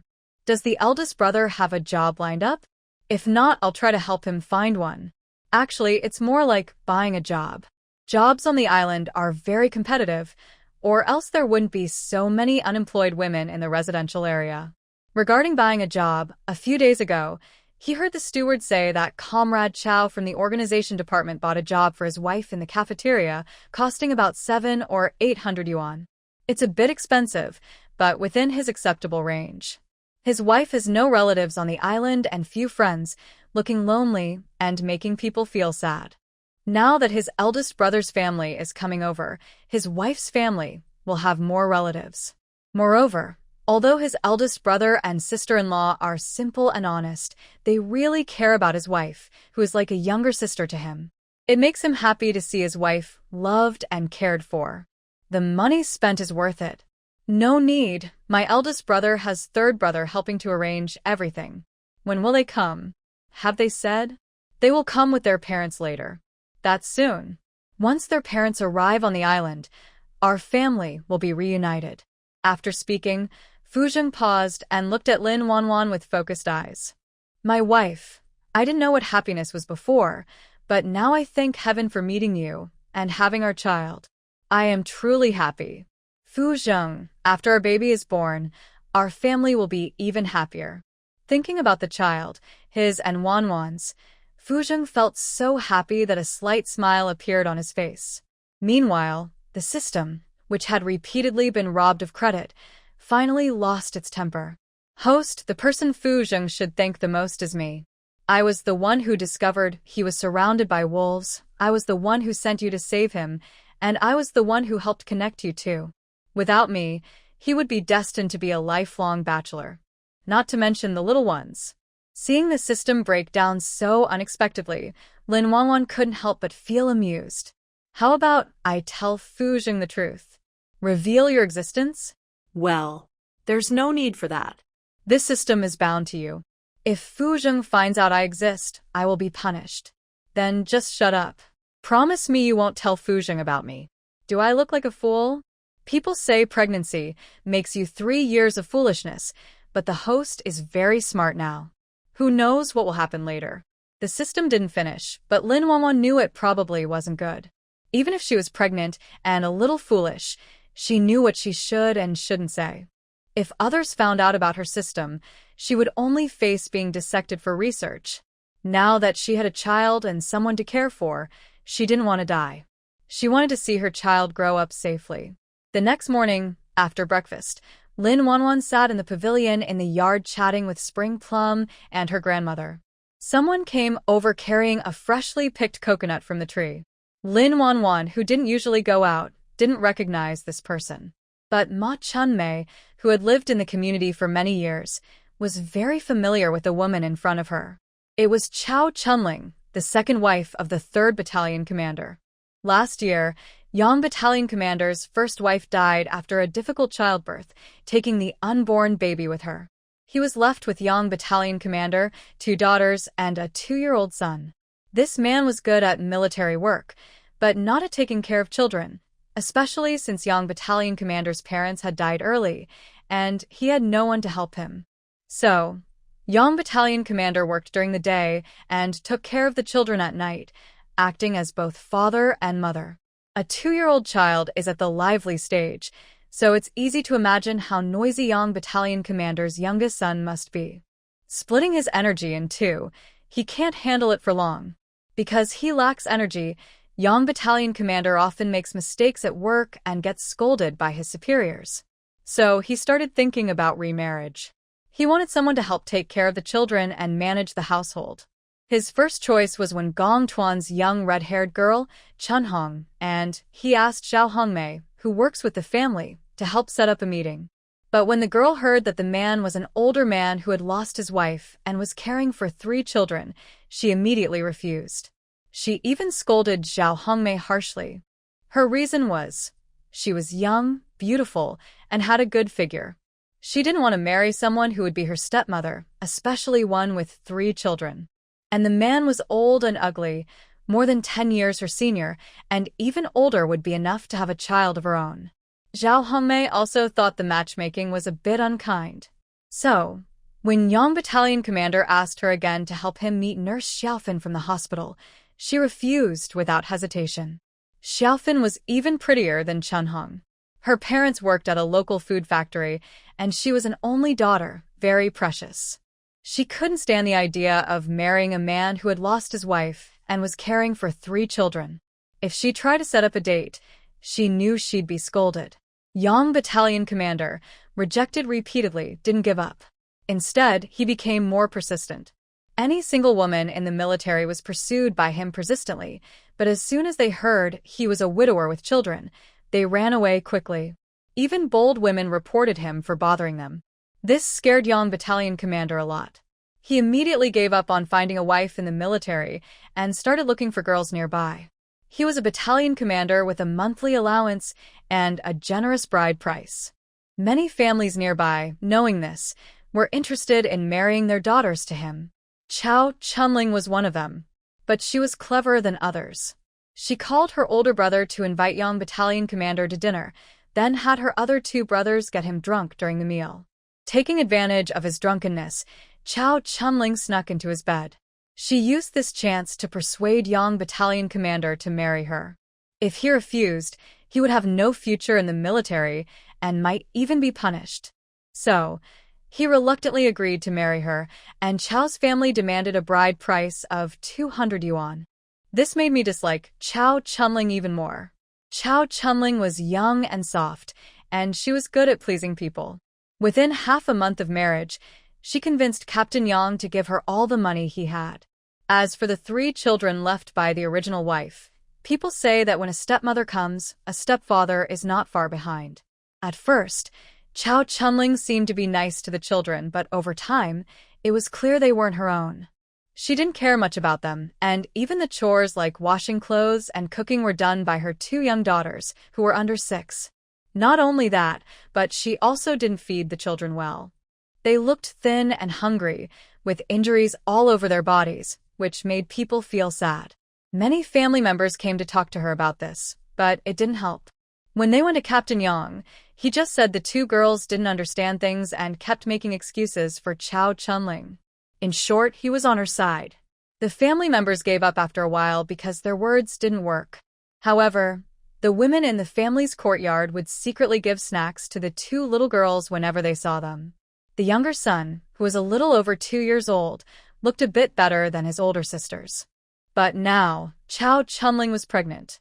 She was loudly claiming that she was carrying a boy. It was easy to imagine. Once she gave birth, life would be very hard for the 3 children left by the original wife. Ma Chunmei, who had interacted with her a few times, realized they weren't on the same side and stopped visiting her. What puzzled Ma Chunmei most was, why was Chao Chunling visiting her sister-in-law's house? Could she be planning something against her sister-in-law? As soon as this thought appeared, Ma Chunmei's eyes became alert. She quickly signaled to her sister-in-law not to say anything. Understanding Ma Chunmei's meaning, Lin Wanwan frowned and looked her over from head to toe, then she turned her gaze away in displeasure. She was very clever and calculating, and her thoughts showed clearly on her face. Now that Lin Wanwan was pregnant, she didn't like dealing with such a person. Chao Chunling placed 2 coconuts on the table in the pavilion, smiling politely and greeting Lin Wanwan. Sister-in-law, I heard from people in the neighborhood that a pretty young sister-in-law has moved into our family compound. Today, seeing her in person, she is truly beautiful. I think Captain Fu must be quite fond of her. They probably spent many nights together. Unlike my old Yang, who is getting too old and no longer useful. Since I got pregnant, he even stopped sharing a room with me and won't let me touch him at all. It makes me so angry I could cry. Hearing this, Lin Wanwan, who already disliked her, grew even more annoyed.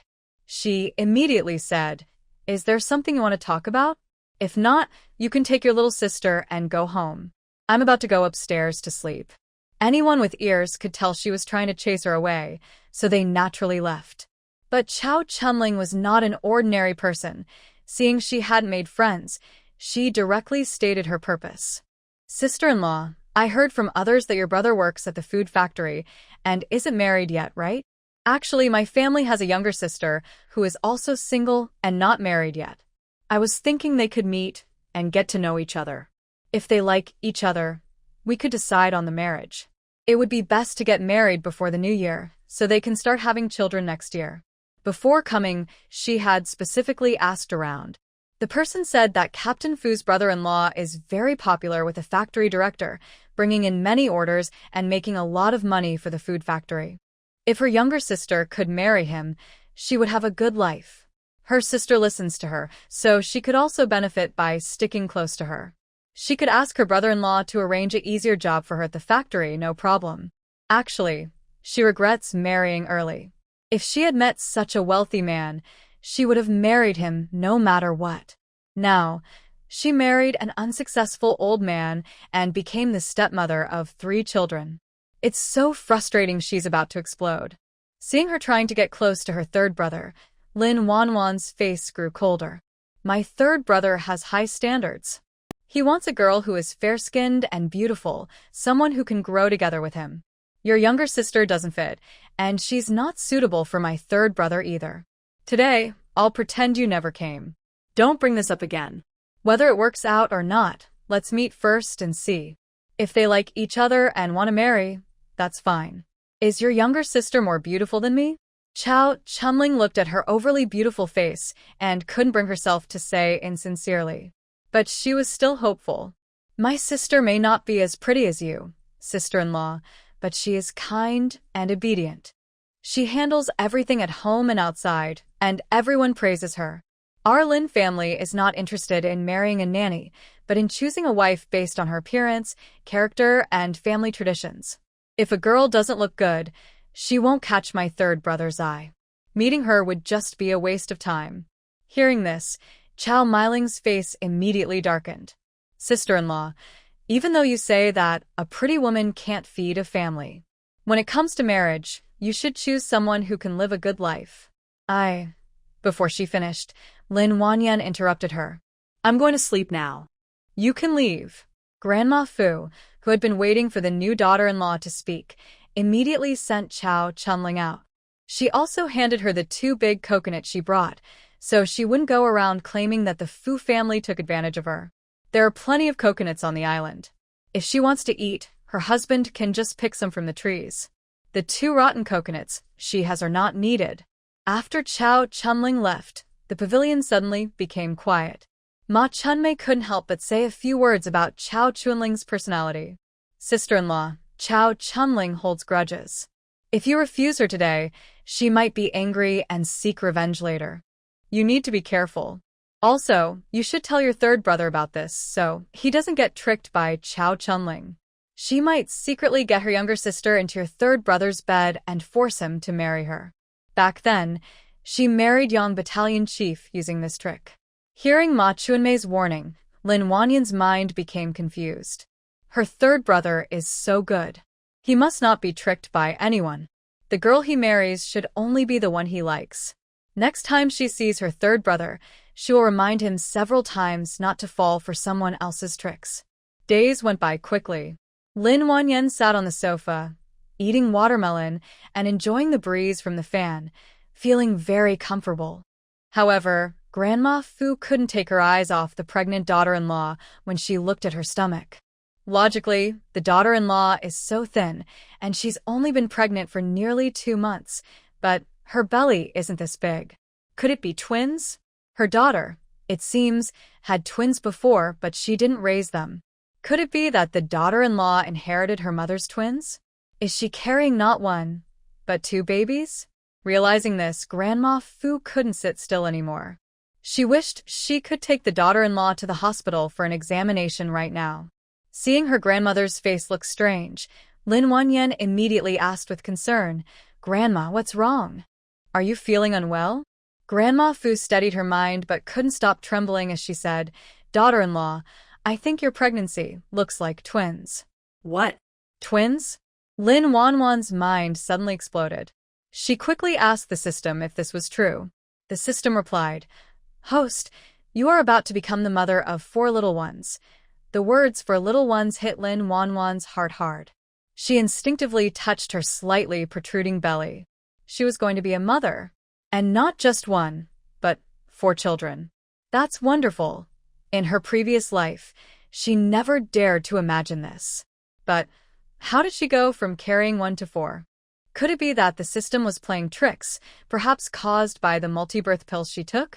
Just as the thought appeared, the system loudly protested. "Host, I swear by my programming I didn't do anything to your pregnancy. The only pills I gave you are the calming and smart pills. The multi-birth pill is still with me. I haven't given it out. If you want to blame someone, blame your husband. It's his strong ability that made you carry 4 at once." The system became very excited as it spoke. Fu Zheng truly is the man it admired. He's impressive in many ways, especially when it comes to childbirth. It really admires its own good judgment. Luckily, it convinced the host to bring Fu Zheng home, or else such a good man would have been left single. At that time, it would have been a real loss. Just thinking about it made the system feel heartbroken. But Fu Zheng was injured during a mission before. You said he. Before she finished, Lin Wanwan remembered the day they prepared to have a baby. She had thrown a recovery pill into chicken soup. Could it be that the recovery pill had taken effect? Not only did it heal his old injury, but it also repaired the injured part. If that's the case, then the system really didn't mess with her pregnancy. It was just that she and her husband were really capable. Realizing this possibility, Lin Wanwan's lips curled into a small smile. She was looking forward to how her family would react when they found out she was carrying 4 babies. "Host, don't worry with me here. I will do my best to protect you and the 4 little ones." System, thank you for all your help these days. I thank you on behalf of the 4 children. Suddenly, the system, which was not used to being thanked, felt a bit awkward. If it had a face, it would have turned red like a monkey's. But still modestly said, "Protecting the host and the little ones is our good pregnancy system's responsibility." Grandma Fu saw her daughter-in-law not speaking and mistakenly thought that her words had frightened her, so she hurried to comfort her. "Son-in-law, Don't be afraid. When Xiaozheng comes back, we'll go to the military hospital for a checkup. We are here for you. Everything will be fine. I'm not afraid, Grandma. You don't need to worry about me.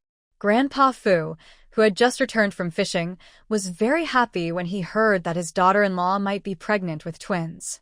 He couldn't wait to take her to the hospital for a checkup right now.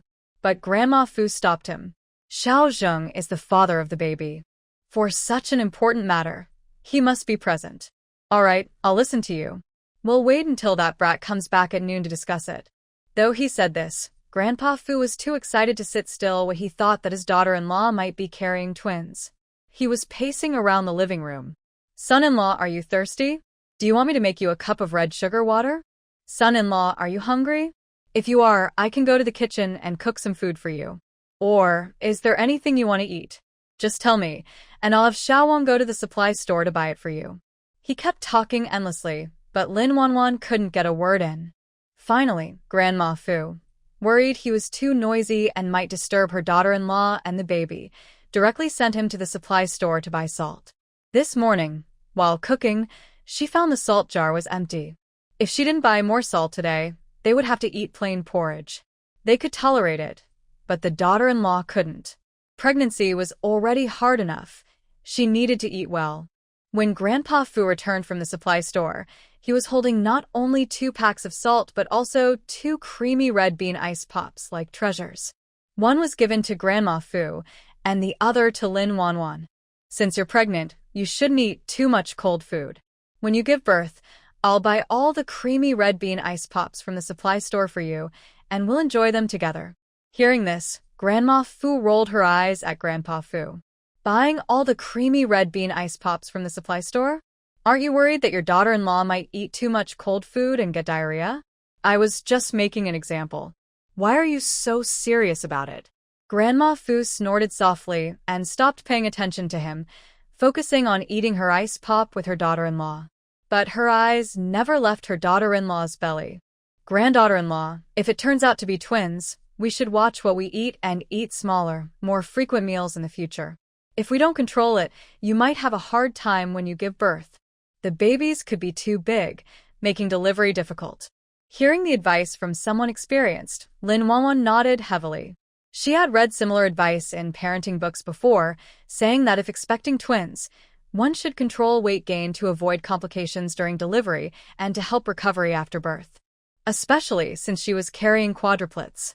She needed to watch her diet and exercise more, taking walks after meals.